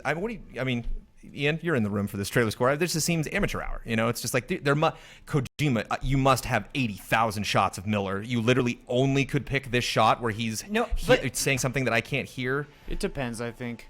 I get what you're saying, that but bugs me big time. Every single time they show Miller, they show him like suffering in an extreme way, and I think it was important that they showed that Miller was blind. I think it was important that they showed that he lost his arm. I think it was important that they show him on the gurney. Right. That's... I'm just talking about the moments where you can see that he's saying something, but you can't hear what he's saying. Right. So you have that like mix or a question of like, was that supposed to be that way? Or, like the Miller was in the part of the demo that I played before E3, and like there were tons of just long shots of Miller injured, like looking out of the inside of the helicopter. It's like, why didn't you use that? Why did you have to pick a shot where showing me some conversation that I can't hear? Again, me being super picky, it's just something that bugs me. Something that I try to strive to like work around whenever I'm doing things or picking shots for like montages and. I feel like I'm gonna think about an answer to this for the next few days. Well, you're gonna bring the score up. Which is fine because I'm still gonna give it a darn good score. This is a 9.4. This is a very excellent Moody, a Ben Moody trailer. Loved the music, loved the style, there's so many great questions that this brings up. Not to mention a big question that even someone like me who didn't finish Metal Gear Solid 3, who didn't play Peace Walker, who's, maybe this is not the top game that's on my radar, that ending was like, yeah, like that was a tuning fork of an ending. Like, oh yeah, I'm feeling that. Think about how seriously this trailer takes itself, how dire it makes every single sequence, and it accomplishes that, right? I feel like I watch so many trailers where it's like, in a dark and gritty world, you will see these horrible, violent acts, and I just don't care. But this had an element of intrigue, an element of intellectualism. It was talking about how language affects war and how it affects us as a society, and that in and of itself is way more interesting than just showing people suffering. It makes you look at it in a different way, and I don't know. What's it gonna be? Give me a score, dude. Yeah, it's easily a 10. Oh, we're throwing them out. You get a 10. You get a 10. What's it gonna be, Blood? Yeah, I mean, I think some of the things that bothered you bothered me as well. I've never been a fan of Kojima constantly throwing titles and words up on the screen. Yeah, that's his thing. I was going to bring that up, but I'm just like, that's so his thing. Yeah. Honeyed espionage is the best. I love that. I'm like from Metal Gear Solid 3. Remember honeyed espionage? Like, what a guy. Yeah, it was like sometimes. Sometimes they fit, and sometimes they're like, what is that? You would have been better off without that title there. And then just sometimes the looks, whatever. Of those titles. One last thing, repeated shots. Also something that bugs me. Just kind of like the resuscitation scene. It was just like, ooh, we've seen this like 3 times now. Just a couple of shots that were repeated. And I guess the other thing is I mean, it's not really so much of a technical thing. I feel in a way that this does kind of spoil a lot. Like the stuff in here is freaking crazy that I would not expect from Metal Gear, even though Metal Gear is always freaking crazy. But what's interesting about it's spoiling a lot, that's your initial reaction. Like, man, I feel like I've seen too much of this game. But then you think about the interactions the characters are having and wait, what if it's under this context? What if it's under that context? What if this is their motivation? I feel like this trailer has so much intentional misdirection. And again, some people might be aggravated by that. They might say, oh, Kojima, all he does is constantly troll, and he never just wants to say the thing that he should be saying. But that's so much more interesting to me. This is a trailer that I can go and I can look at and I can analyze and I can think about, right? And I can look at it from so many different angles, and that's better than just having one interpretation, I think. Give me a score, Blood. Give me a score. I'm going to go 9.2. 9.2. We're still in the 9s. Ben, that's gotta make you feel good. It doesn't. It's a 10 trailer. It's a 10 trailer. I do really like that music, though. It reminded me of the last Max Payne, and then I saw the date and it was like, oh, yeah, they were probably inspired by this. It's funny, I do the math. It's 100. It's not 10. I was like, what? That's not the right score. Oh, wait, I gotta divide that by 3, do the math, carry the 2. 9.5 for the Metal Gear Solid 5 E3 2015 trailer. How many more trailers are we getting for this, Ben? Maybe one more big epic one right before launch. For sure. Yeah. They'll probably do one before that, too. Yeah. This is the one that matters. Also, it does a great job. Silence is a character I'm not like that familiar with, but they've introduced her well in the media so far. Quiet, sorry. Mm-hmm. Don't tell me to be quiet. But it's kind of fun, like to put her in those moments and see close-ups on her and compare that to the dialogue, to the narration, and try to figure out like what kind of meaning they're suggesting there. Obviously, lots of stuff going on here. Kojima doesn't just like make a trailer. Like he puts lots of thought into it and produced it himself. And thankfully, his name is on it, which is something that we can take for granted. Thank you, Ben, for stepping in on this special episode of Trailer Score. Thank you, Mr. Bloodworth. And thank you guys for watching. We'll see you next episode. Do I get one now? Yeah, give me a score. I love the music. Oh my god, because I didn't like it in the other one. Can you get everybody? If there is someone who is employed by GameTrailers.com in the building, I want them in here right now. Okay. I mean, obviously Kojima's stuff is really bombastic. I don't like that it says... I'm fine with him saying trailer directed and edited by Hideo Kojima, but I don't like that it hard cuts in and hard cuts out right before a fade in the shot. I'm like, just either fade it in with the shot or keep it with... It's just an editing gripe, I guess. Yeah, 9.5 is fine. I like it. It's crazy. Parts like the first time I saw it, I was like, I don't know if I like all this stuff, like, because I'm gonna play this game, but I'm like, some of this looks like it's gonna take a long time, and I'm gonna have to sit and listen to these people talk for 100 hours. Also, I haven't finished Ground Zeroes yet. I don't know who the hell Miller is, so I thought you played Metal Gear Solid? What? Do you play the first, like Metal Gear Solid and PS1, first one? I only played half of it. He's like right in the beginning. Really? Yeah, he's a guy.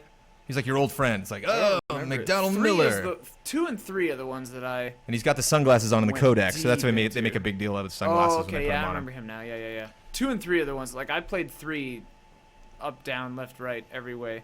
But even that, just like Ben said, knowing that Miller is in Metal Gear Solid, there's like there's a whole lot more than that going on. So, Yeah, so like I thought that was like for part of it. I thought it was Liquid, maybe. I was like, is that Liquid? Probably just wrong, but. I mean, obviously wrong, but we have to like. I mean, obviously avoid the end. spoiling the original Metal Gear Solid. Spoiling a 1998 game. When did that come out? 97, 98? It was 98. Oh, that was 97 because 97 was just such a stellar year. But I always forget exactly the games that came out then. So yeah, we want to get everybody back in here because we're wrapping it up, folks. So we have other trailers that we want to do trailer scores for. We have other games we're going to do Just Plays for. We have other just stuff to talk about. I mean, we're still going to be talking about E3 next week because there's still stuff to sift through. Got to go to other websites, got to go to like IGN and be like, what'd you guys do? Like, I'm curious to watch Jeff Keighley's coverage of E3 and just like, what interviews did you get? Curious to watch our coverage of E3. I missed like half of it, because I was at the show checking stuff out. I tried to jump in chat as much as I could and watch you guys on my phone. Little depressed how long it's taking people to come in. Oh, here we go. Oh, we got Kyle Bosman. He's casual Bosman now. You gotta get up on that desk. Get up on that desk. Gotta get up on that desk. Where's Elyse? Is Elyse still here? She left. Elyse is gone. Get up on that desk. All right, everybody's getting up on this desk. John, Omer, everybody's coming up here. Brandon Jones. Yes. Before I give you this, he already has one. Yes. Okay. All right. First of all, story. Fan sought us out to give to us, to give to Brandon Jones. But before I give you this, I want you to explain right now why you're not going to finish Final Fantasy VII after you just gave it a 10. I gave the trailer a 10. You gave it a 10. Yeah? The trailer a 10. Maximum hype. Why are you already declaring that you probably will not finish this game? I mean, this game's not coming out until 2025. I might have a 6-year-old child by then. You know what I mean? I might have gotten hit by a bus before this game came. One step at a time here. You know what I mean? We'll reevaluate it. 20 years from now when the game launches. And then we'll figure that out. This is from a fan. Yeah. Okay, somebody I was at the Disney booth bumping into Seraphim from our chat, who's on Toybox 2. Oh yeah, he said he saw me. And it was great to bump into him. And somebody in the line when I was trying to find Seraphim was like, "Oh, Brandon Jones, I'll get a figure for you." And I'm like, "No, don't do that. It's fine. You're in line. Get a figure for yourself." And just would not take no for an answer. It was like, and I'm like, "I'm leaving. I'm going back to the stage right now." And he was like, "I will find someone from Game Trailers and I will give it to him." Yeah, he came running down the hall. I come in to get food. Guys, I have to give you this for Brandon Jones. So but you know what, Hubert? That is a perfect transition. There are no words. There's really nothing you can say to really to communicate to you guys how much it means, for you guys watching this. I want to promise myself I would cry. But this is amazing. I mean, this is like my 14th E3. We've done E3 so many times, but we've never done it like this. And this whole year since making the move from Viacom, it's just been like, okay, let's try this event and try doing it in a crazy way. There's some things about the way this turned out that we're really happy about. Some things we wish we could change. But that is life. That is streaming. That is live. Yeah. And the fact that you guys have supported us, giving us figures, and also, walking up how and many talking to times us did you at the get show. stopped? I can't. I don't have count. People just kept stopping us. On the show floor. Yeah. People kept saying hi. Like I was trying to take a picture of myself in front of like the Dark Souls blood fountain, and some guy was like, "Oh, I'll take the picture for you." And then it turned out like he knew exactly who I was. You're not hard to miss, Blood. I mean, to be honest, some of us kind of like slowly blend into a crowd. But you're like Big Bird. It's like nobody's gonna. If you go to Sesame Street, you're not missing Big Bird. But I mean, this is such a fun show. We really, if it's not evident at all, we are so passionate about all of the stuff that we've seen this week, and we're passionate about streaming. And a lot of this was just up here chatting, and we just really had a consistent audience the whole time. I can't believe you guys watched all of this stuff. Good news, it's not actually completely over. We're gonna get a little break. If you guys want to sleep in tomorrow morning, that's fine. You're getting here a little bit late, but tomorrow at 6 p.m. Pacific. Can I just say that? Does that work? Yes. We are going to return with Rock Band 4, both Gamers Next Door, Amelia Italian. We're gonna go 2 hours. I think it's going 6 to 8. Oh, okay. We can go 5 to 7. That's fine. 6 to 8. 5 to 7 is on the schedule. 5 to 7 is on the schedule. Yeah. But we can do 6 to 8, whatever. But what did the people that are coming think that it is? We might do 6 to 8 because there's someone in here until 5. People are finally coming back into this room. We have just consumed this room. We're just like, Defy Media, get out of here. So we might need a little more time just to set stuff up because we're going to have to clear those couches and put in Rock Band. And we're going to have to dust off these sweaty chairs we've been sitting in for 5 days straight. And Amelia Italian and Pamela Horton from Playboy are going to come by, and which they went to the pre-Judges Week and played some Rock Band. So I know they are talented Rock Band players. It is confirmed. But I can't think of a better way. We're going to have some Playmates come by. We're going to play some Rock Band. And hopefully you guys appreciate... God damn it. What? I don't know. Are they called that still? Yeah, they're called that. Yeah, they're both Playmates. God damn it is right. I mean, you guys can all give your piece, but I mean, on behalf of the entire Game Trailers crew, thank you so much for watching our E3 coverage. Don't you just want to do it again? Don't you just want to just jump right forward to 2016 and not get sleep and just start the whole thing over again? You gotta earn it. You gotta earn it. In a year. Omar shot a bunch of our stuff, cut some stuff. Played some was a stuff. big production powerhouse, and was not. Don Casanova, everyone. We'll get there. You just interrupted Omar. Come on. You skipped Kyle, which I appreciate. But deserves a shout out. But I mean, at least Don's on the TriCaster, so people saw Donnie and she jumped in the conversation. Omar, maybe you jumped in the conversation earlier when I was not around, but you selflessly did a lot of awesome things. There's still some stuff that you shot at E3 that people haven't seen yet. They're going to see a lot of the stuff that you put together next week. Kyle Bosman was on stage, covering time that I should have scheduled things for. People should have come through that door and helped you more entertain our audience for the stream, but you managed to do it. There was like one point at one night where I left and you were like, yeah, we got a 3 hour block here. I'm not sure what I'm going to do. I was just like, yeah, well, bye, Kyle. 5 hour block. 5 hour block. And I think that's just E3. We're just like so excited we can talk about anything. We resorted to playing a Gears of War remake. Yeah, I know. That's how low it got points. Things got didn't go well. Mr. Don Casanova, everybody. Don Casanova! Cutting things, rocking the TriCaster, fulfilling all sorts of crazy roles. Also speaking of Mr. Brad Ellis, who I might add looked the best out of all of us. I mean, it was ridiculous. Like I was like, okay, I've been wearing a suit. This is kind of nice. I walked in like, oh well, great. Brad's got a good suit. Nice. Yeah. You really look good. Thank you for doing that. I think I'm the only person wearing a suit now. Mr. Daniel Bloodworth also didn't show up too much on the screen, but was also producing a lot of things that you're going to see later. Was organizing, all the stuff that you guys saw. Was booking those appointments. Was picking out what was going to be going up on the website, what's going up on YouTube, and ultimately the schedule for maybe trailer scores we're going to do next week or more Just Plays or something. Ian Hank on the TriCaster. Hey. Yeah. And in chat, you got up on the stage a couple times. Shot man-ups today. You're going to be cutting man-ups and Bosman and Huber hype and all sorts of crazy stuff tomorrow. Don cuts Huber hype. Wait, let me see if I can intentionally get it wrong. Mr. Mike Moore and Mr. Ben Huber going to the show floor. Really, I mean, just twisting their arm, going and playing Battlefront and Horizon and Metal Gear Solid 5, and you seeing demos of Dark Souls and all that stuff. I don't know how you guys did it, but I really appreciate the sacrifices you made this week. Dark Souls, so don't you even talk right now.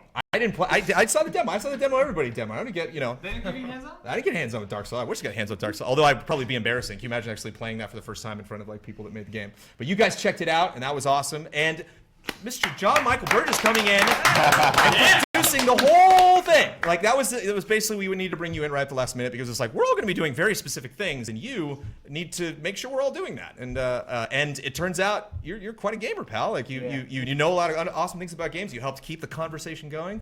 And we greatly appreciate that. And of course, she took off and is now hopefully getting some well-deserved rest. But Elyse Willems is without a doubt the smartest person in the bunch, and is really great with the community, and hopefully was hilarious today with Man Ups. You will get that episode this weekend. So I could go on forever. This was amazing. Matt Blair. Oh, Matt Blair! Matt Blair. Apparently, I need to go on longer, Mr. Matt Blair, who is also is Blair. His dad's ready to take off. Is he getting rest? He's gone. I honestly don't know what he's been doing today. Yeah, whether Blair is here or at home, he's always working. Constantly been flowing stuff up to the website. Everything. Yeah. Doing the job that is previously done at E3, GameTrailers.com by lots of people. Yeah. I mean, it used to be at one point, everyone would come home from the show floor and just, burn through stuff until the middle of the night. And now, Matt Blair. can do that. Like, I'm so glad we're done, and yet I'm really going to miss this. This was really fun. I'm looking forward to next E3. I'm looking forward to PAX. I'm looking forward to the Toy Box Summit, to Comic-Con, to Gamescom, to Fraxicon. BlizzCon. Yeah, I'm looking forward. You guys have helped us really see our live coverage in a whole new light. So we may be seeing awesome changes coming in the future to GameTrailers.com about what we do on Twitch. If it is this gratifying, if 2,000 people can be here on a Thursday night after the doors have long closed, still talking about E3 and still hanging out with us. And you guys hung out with us all week, and it has been a genuine pleasure and an honor. Thank you so much. We will see you tomorrow for a special Friday night episode of GT Live, and then have a wonderful weekend. Bless you. Happy E3, everybody. Happy E3. No one's on the trigger because everyone's up on stage. So we'll just wait. Phantom Pain is at 10. Bye. Woo. Get up on the stage. All the desks. Get up on that desk. Oh, yeah. Go home and get some sleep. Sleep. Not yet. Go home and get some sleep.